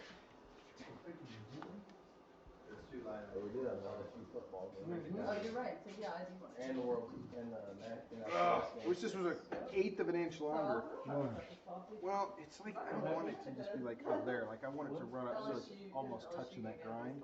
So let's take some of that off. That's what I think I'm gonna do. I think we're just gonna, if I hold it like this, I like the way you're thinking, Bert. and then it'll bring us to No, no, here. no, no, no, no, no. That'll be good like that. We'll just leave it. Let's, we're just gonna, Do it. I really want to get a turner one more time before. I'll grab yours too, Frank. Which I found out the reason they're so.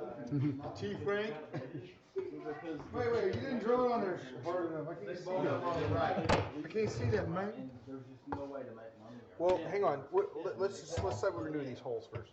Are we gonna, you wanna ream those out and put tubing in there? Do one tubing. That one there? And 2 pins. You wanna ream? This is two pins. We don't need two. What? Okay, just leave them the way they are? But that new part. Yep, let's go for it. Okay, go like that. I can't see that one. Draw it line. Oh, you don't Any need of the to. renders they're gonna have like a big brick wall. Wait, you wanna bookend these? I like putting them back together. Yeah. We're gonna have I like putting them kind of a short back where they porch Yeah, me join. too. and a high Okay. wall that's brick. That'll be interesting. I like Yeah, that. the geometry of the stadium is awesome. I haven't actually looked at it. Yeah, look at it. SunTrust Park. That's, yeah, that's funny. Went from being Turner Field to SunTrust Park. Talking to sell it out. Yep, they're trying to make money on it. That, you know what, the biggest reason that they did it is because they signed their TV deal, like in 2007, before everybody signed huge TV deals. So they're not getting as much TV revenue as all these other teams. And the reason the Dodgers have spent so much money is their TV contract is ridiculous. So, like that. And the Braves, I think the TV contract is just 2029. Yeah, and it's a long bad contract. So, they're built this multi-stadium, not multi-use, but, well, this is have things around it, plus also, they'll have You're not year-round. gonna get any worse over there because I'm still losing my mind laughing. So what I want to do is ask you if you could describe to me what exactly a new Iberian haircut is. Alright, cool, y'all. It's gonna be straight across the front right here. And we're gonna go like this. And we're gonna go all the way around, y'all. I'm sorry? Alright, boy.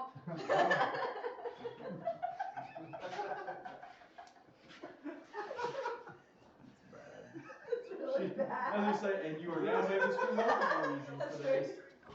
Wait till that goes viral. Yeah, that's what I was gonna say. That'll put that on YouTube. That'll be viral in just a minute. Like goes viral. I won't post it yet. That will go viral. That's not what needs to go viral. Could be a start. Yeah, we don't need our video competing with that. No.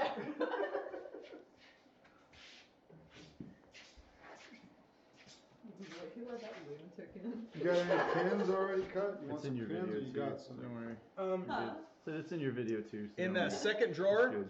on the far left is nickel silver, on the far right is stainless. Oh, stainless, how disgusting. Now that stains less, I found that.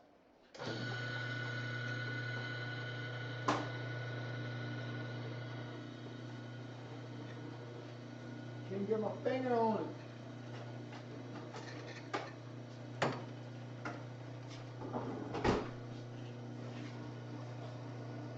Where's your metal cutting down? Behind, over on top of the wood cabinet, you gotta plug it in, and you gotta spin the you gotta spin the pulley wheel to get it going. So you can dimple that. I just want to see it. Good one. Got my hair. I just use wire cutters. So. Where are they?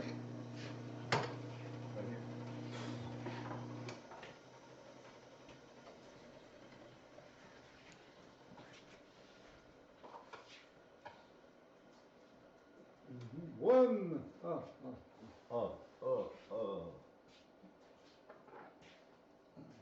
Ooh.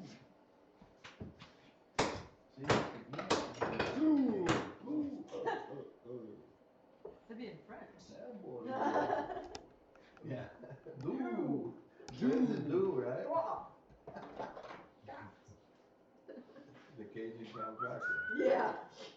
That That's would my be- Halloween That would be costume. hysterical. The Cajun Count Dracula.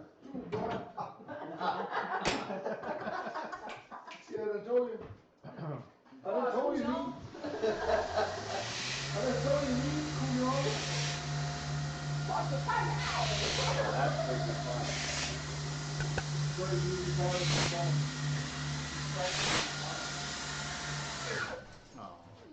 Too slow. About time you know that.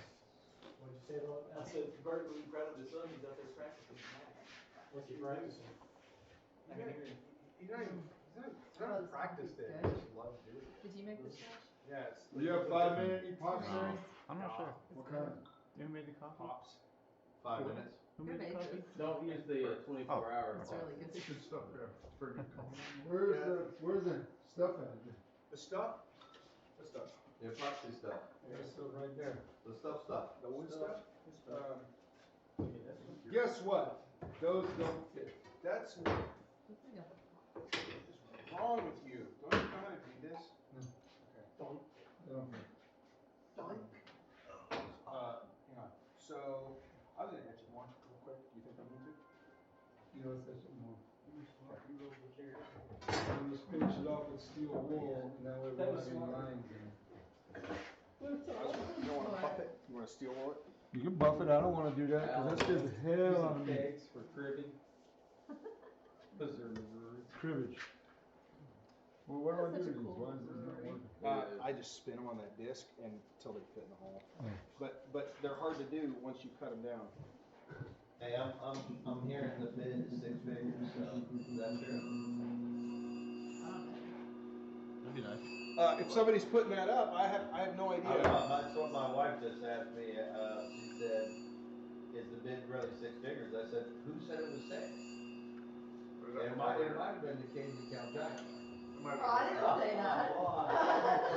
$6? Cause I got that right now. Can I tell you something? Jason, I'll put that as the $6. date. if it's 6 Burt. figures, I'm taking next week off. What? No, I mean, I just- You're I doing can't. this again next week. Yeah, Really? we're gonna do another one Is this tomorrow. nickel silver or stainless? And this Nickel time silver. we come from- Okay, where's the rest? Where's my? I get the right size drill bit is what I do, I know that sounds crazy. Yeah, well, my way's easy.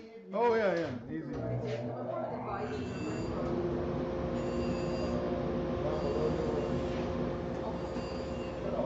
and that's right, you told me. Yeah.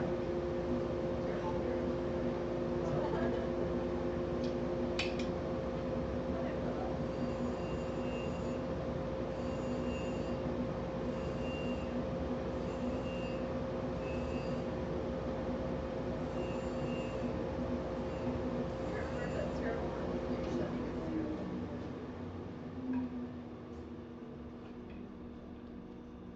Give me a shout out to my buddy Scott who gave me this knife. Pretty good. I like it. I pried off a battery with it and just barely did anything to the point. Battery cables. I carry it all the time. And, this was from Scott McGee. Thanks, Scott. He don't watch it because he don't have TV. Really? You don't have that YouTube. This is on TV, Jason. Hey, we're gonna have to divert some power to the grinder from the rice cooker. That's a problem for me.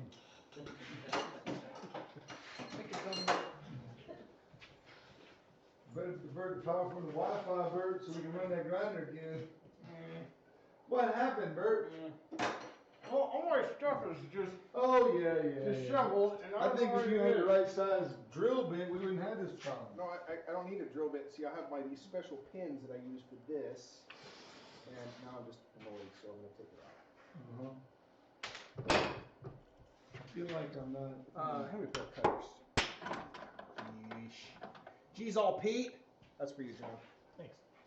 You're the only person I ever knew that said that. Jeez, oh, Pete. No, I haven't. But is it a Michigan thing? No. It's not? John thing. It's an old guy thing. Really? It's an old guy thing. It's exactly what my son is. I'm not cold. What are you talking about? Oh, yeah.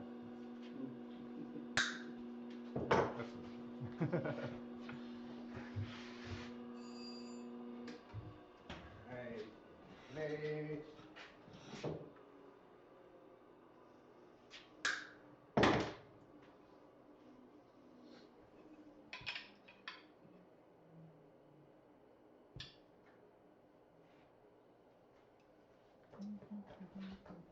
Alright guys, we're making dust.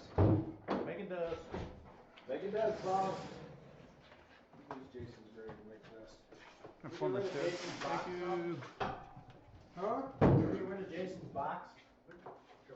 Yeah, can we please? Thank you.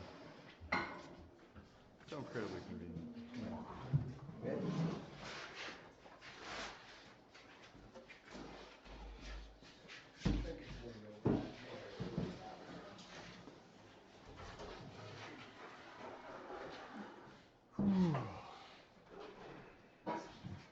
This, actually, where I rest. Oh no.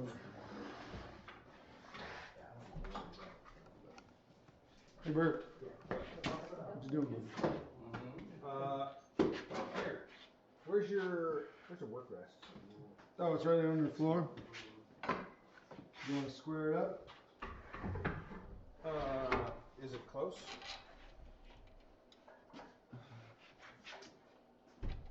You got to slide that one piece down, Burt. There was a 1, 2, 3 block over there somewhere. Bring this down. Push that up.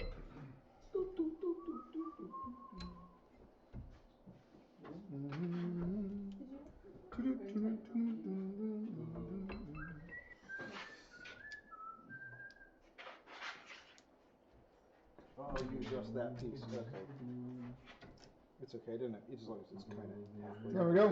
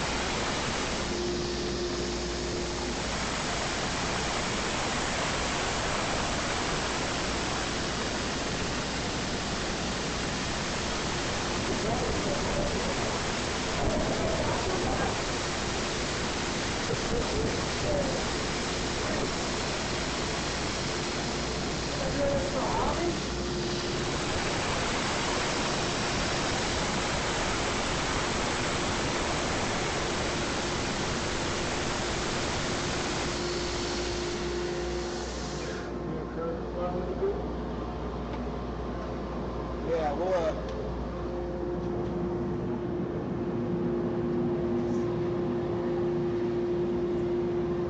you got the knife's in the thing. We can probably eyeball it from here. What do you think? Yeah.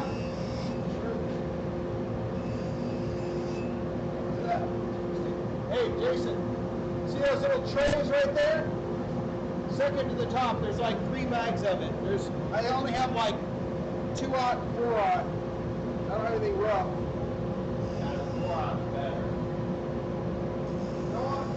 Double knot plus double knot is 4-aught. You gotta use 2 pieces.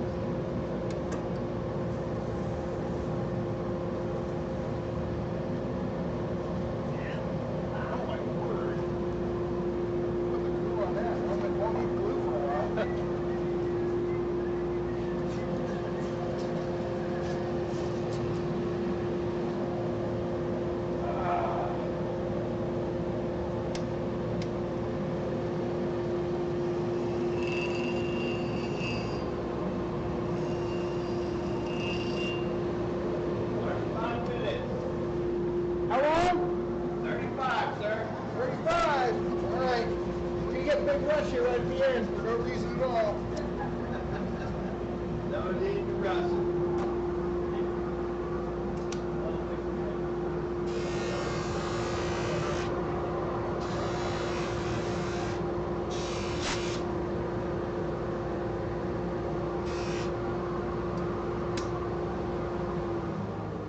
All right.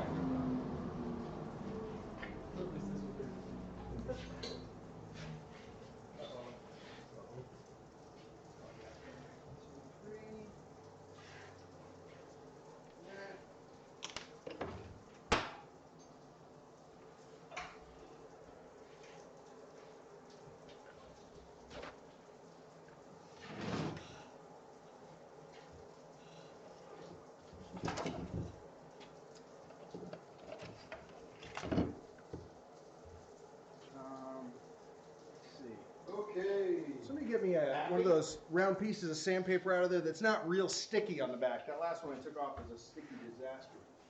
I want one that's not so sticky.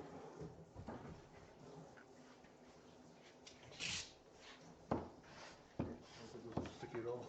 Cool. I'll take that.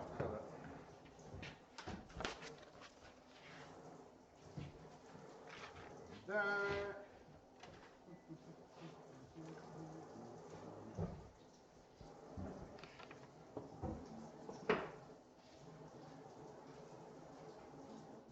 Jason? Yeah. There is actually, if you really want to neutralize it, there's a little bottle with a blue lid right next to you that's got ammonia in it. You can just pour that on the sponge and wipe it.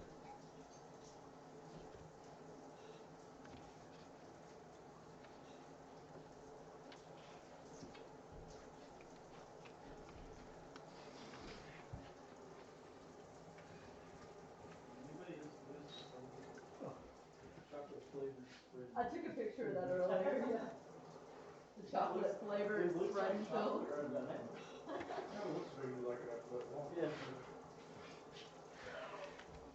Yeah, I did not. It was really funny earlier because it was just full of dingy water and chocolate flavored spread. I mean, it's basically giant sauce. Yeah, that's right. Oh man. Nice. Oh boy. Fantastical. At least it's either really good or really bad. Where'd you say there's what? Ammonia where? Right here. Poured in the acid. You wipe it around with it. Okay. Ammonia and steel wool? Yeah. Beautiful. Okay. All right. Well, we're gonna have to do this. So you're gonna have to steel wool again anyway. You get a special one? Yeah.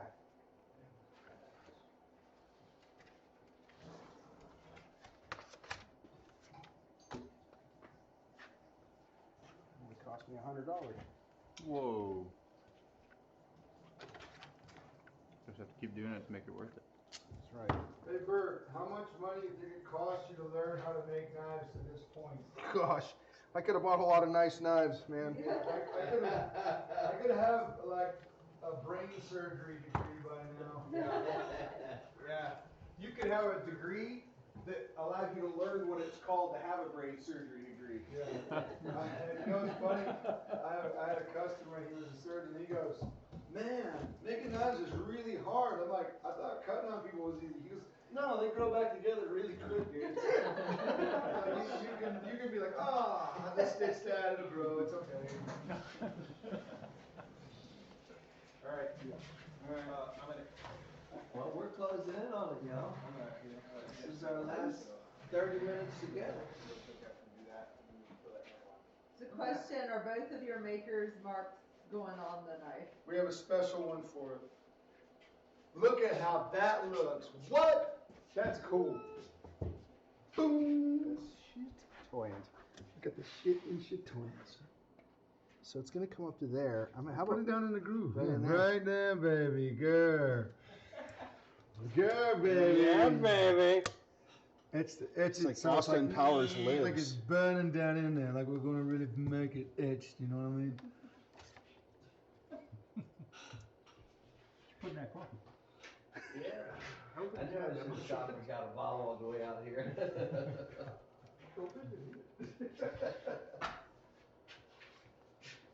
Thinking the coffee works pretty well. This is cool. What if we had a? The answer to the question was yes, both of our marks are on here, and it's a special mark. So And it's not. something I want to correct everybody. We set 8 p.m. Eastern Central Time. It's Central Time. 8 p.m. Central. Eastern Time is what it says Central. on the- Eastern Central Pacific Mountain Time. Daylight time. Eastern time. Standard time. Showing up pretty good. Sometime. We're gonna get it done sometime, yo. Oh, I'm blocking you. No, you're good. Mm-hmm. What does that That's say? how you can tell it's live. I set the standard all day long, and they're not going to be disappointed with that. So Set the bar. set the bar kind of a little bit. All right, where's our handle material, Bert? Right there. Pins are under here. Epoxy's there. We're gonna glue it on. We got clamps. Yep, right there. Is it going? Oh yeah. You can actually see. Yeah, just like another. Go a little bit longer, and it'll be super permanent. I mean, it's in there, but it'll be really in there. Mm-hmm. I could never fight somebody with this thing. I'd be like, no, just stab me. Don't hit my sword, please. Please just don't. You'd be defending yourself. You'd be like, "Stay away! I wouldn't want to have to use this because I could like totally get a blood stain on it. And it would break my heart." I mean, I'd be in the bushes with this tomorrow. At the deer crossing. I cut a coconut right in half. I'd cut a coconut in twine, boy. Now you have to put that on your website, deer crossing. You know, for the code. You got another code, man. You gotta know what that deer crossing means. Man, why you put that deer crossing on your thing? Y'all ever seen that video? There's this little monkey in the cage, and he's like, "Let me show you how real people eat their bananas." He's like, you seen that? No. Oh, it's hilarious. You spend a lot of time on YouTube? No. Okay.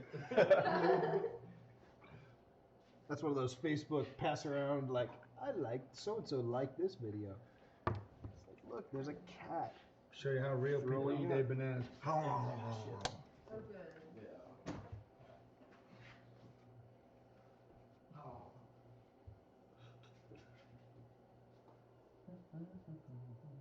Did we say we were doing this at 8 or 9? We done at 8 or 9, Bert? 8. Why do I keep coming up with 9? I don't know. It means no in German.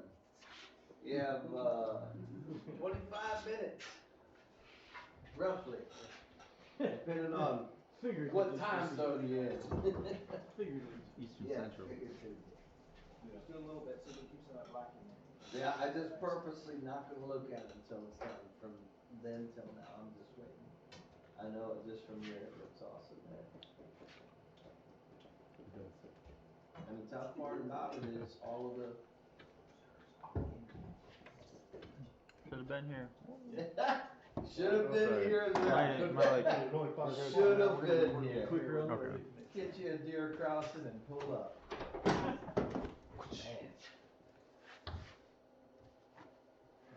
Every time I pass. All right, this is something we want to get a nice shot of, I think, right here. I'm never gonna look at a deer crossing the same again. I didn't do that at a deer crossing.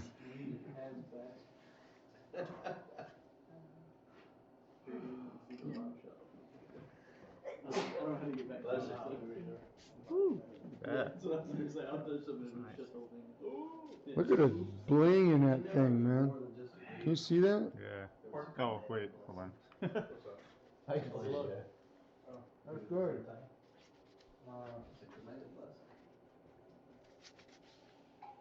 It's like tiger stripe. Look at that.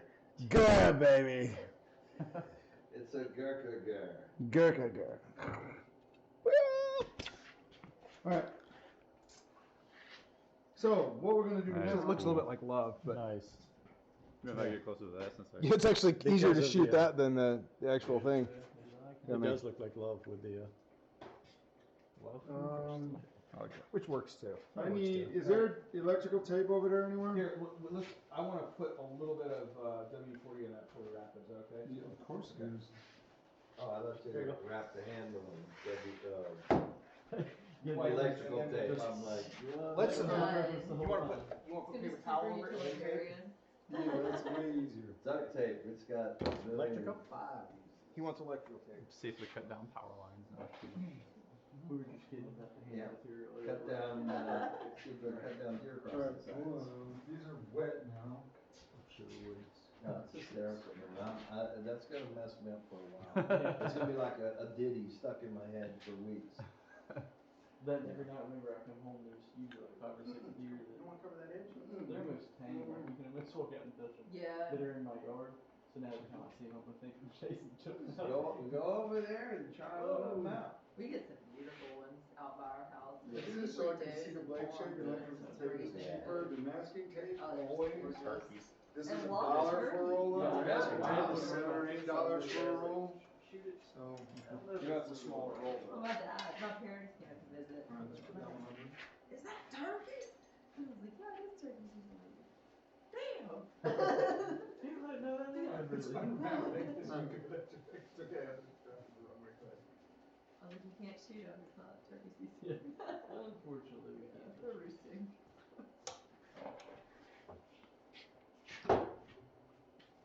Yeah, we live out in the middle of the woods, so we see all sorts of. Hand me a popsicle stick in that little pink box. That's a Cajun story.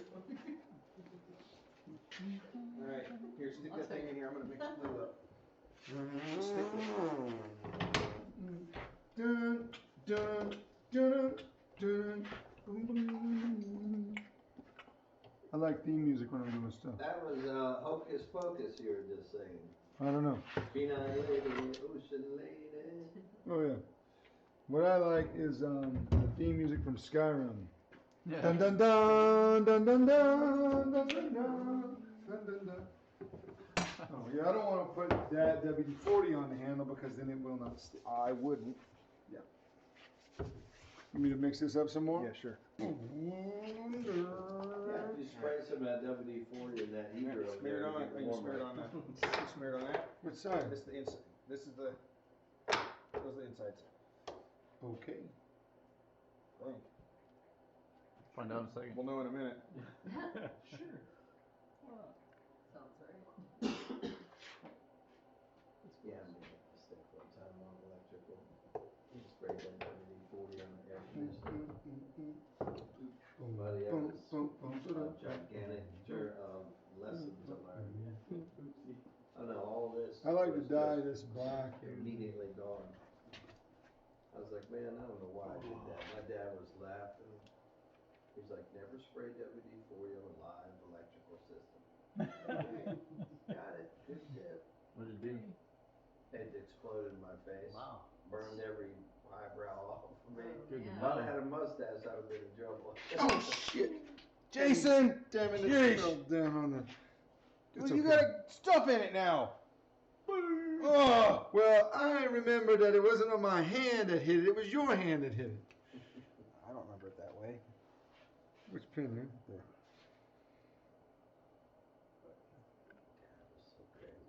Oh, that's really smart. And then from both All right, sides. let's My dad had a beauty school one time, so he hang on. Oh my God. Just like I've learned on my favorite television show, it's okay if you've already reamed the holes out and it's not gonna crack. People are really advocating for using a decorative car ornament. Decorative what? Car horn. Car, Have to include a piece of a car. like Flavor Flav's Mercedes food ornament. Flavor Flav. Well, that actually was a rental, isn't it? Buy the optional insurance policy. I have great insurance. I'm old Yeah, enough to check. have great insurance. Hey, John? Yeah. You know those little stainless steel bowls right next to your elbow? In fact, my insurance is so good, I call it assurance. I gave you two. I've had a few claims though, because they rented me a couple hot rods in the past. That was a mistake. Yeah. In Colorado. A Charger. I looked at that guy, I was like, that car's for me? He goes, buddy, I gave you an upgrade. It's the only one we got. I'm telling you, when I left that parking lot, It's the I was last one. sideways. I was sideways. And he was like, you know, going like this. I was watching him in the mirror, and he was like, that's the way to drive it, man. You know, I lit that car up. When I got to the hotel, I got out, and all you could smell was brakes. Tires. That car would crank. I busted the windshield on it. That was a Yeah, take WD-40. That didn't happen. That's a true story. Hit a bug? No, a car wash. I pulled in the car wash. I'm like, hey Yeah, man, if it sticks I to need it, to it wash comes the up. car. That engine was smoking freaking hot, and as soon as that water hit it, it shattered the windshield. Wow. I was like, dang, they'll never give me another Charger again. Oopsie. At least not in Colorado. Alright, this makes 5-minute epoxy, 4-minute epoxy. Well, we have 20 It drives me nuts, remaining. like that show that we can't talk about, when they put the 24-hour epoxy. And they're like, oh. But that's Oh like, man, I'm sitting there going, what?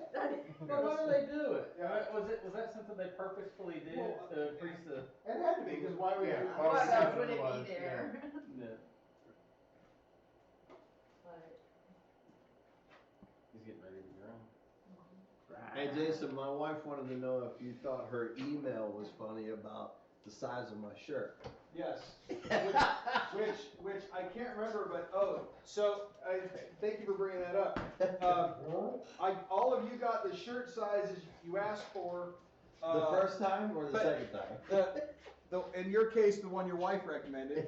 But if you weren't sure and gave me two, like I might be this or I might be this, I gave you the bigger size. So if there was a problem, it was like, hey, I'm smaller than I thought. Not, sorry, I can't squeeze into this shirt. Can I have a bigger size? So I just thought if I had to err that way, no offense if your shirt is bigger than it should be, because that's kind of. But I did think that was funny. Let's have a creative meeting here. Okay. Handle. Yeah. Straight, I put on a flat and I'd knock, a couple of big angles on it. I dish it with a 10-inch wheel top, dish it with a 10-inch wheel bottom, facet, smooth it, roll it with some 120. Okay, I'll profile it, Okay. and I'll get it to thing. We know exactly And then what you facet. Yeah. Yeah, I have, guys do not know their clothing sizes. And I tell you, here's the worst. You can't make a belt for a man unless you have very specific instructions on what to do. Because I made a belt for a guy who ordered like a 36, like belt size 36. And he got it and he says, this belt doesn't fit at all. And I said, well, I don't know. I said, Joe, try it again. So he sent it back to me. And I measured it, like I had to go back and did I do it? I mean, because I can cut it wrong. I mean, it's not like I've never made a mistake before. And I'm like, oh, this is the right size. So I told him, did you use the instructions? No, I thought that. So I go, measure your thing. So he comes back, he goes, yeah, I'm sorry, it's a 43. Holy cow. Are you? boy, that's a big difference. You can't be an inch off. I mean, I'm making the belt with 3 inches of fudge on both sides of it. I mean, you gotta be pretty far off for it to not fit up. He's like, the tab don't even barely go through the hole, and I'm like, holy mackerel. No, you gotta go 6 6 inches above your pant size. Usually. Well, what you do is you take your belt off, and you lay it flat on the ground, and you measure right from there, right to the hole you're using. And just give me that number. It's very simple. That's your size. Yeah. That's your size. Just if you already wear a belt. If you don't wear a belt, tie a piece of rope around, go like that.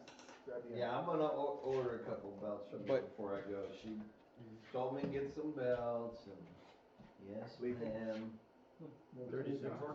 Belts are very wide. Well, I wear pistols every single day of my life, so, you know. Pistols? Pistols. Like Wyatt Earp? No, Oh, one pistol. No, pistols. You wear pistols Yes. on the same belt? Yes, Okay. because I always have a backup. Uh-huh.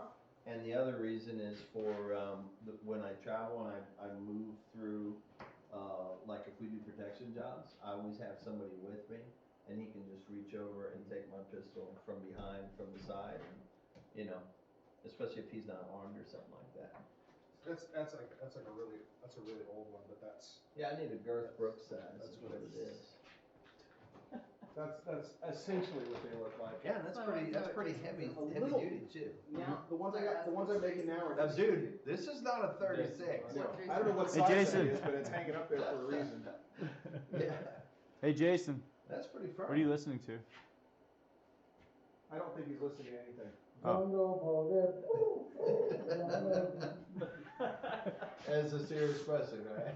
Yeah, it came from there. Yeah, That's nice, that man. really is.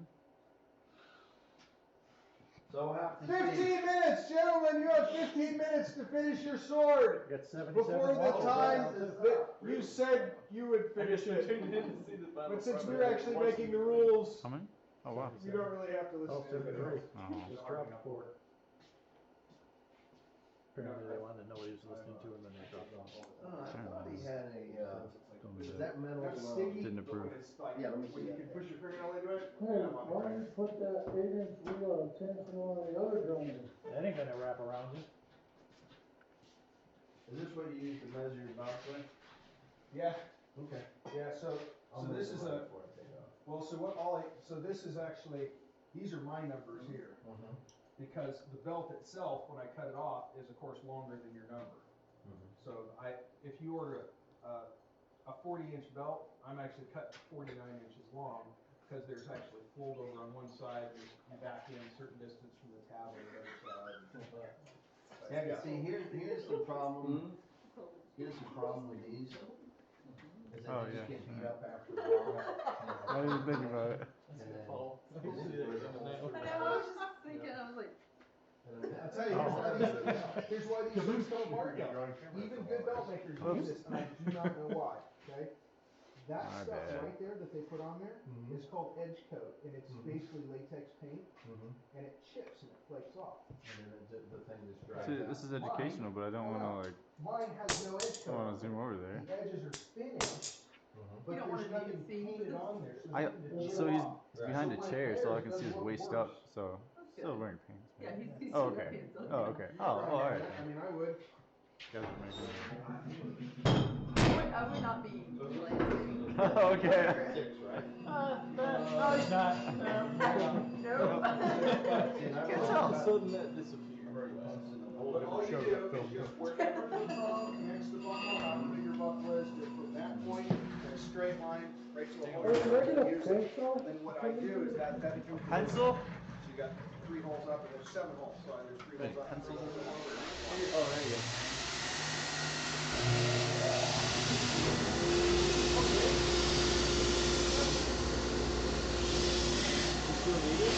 I'm not sure.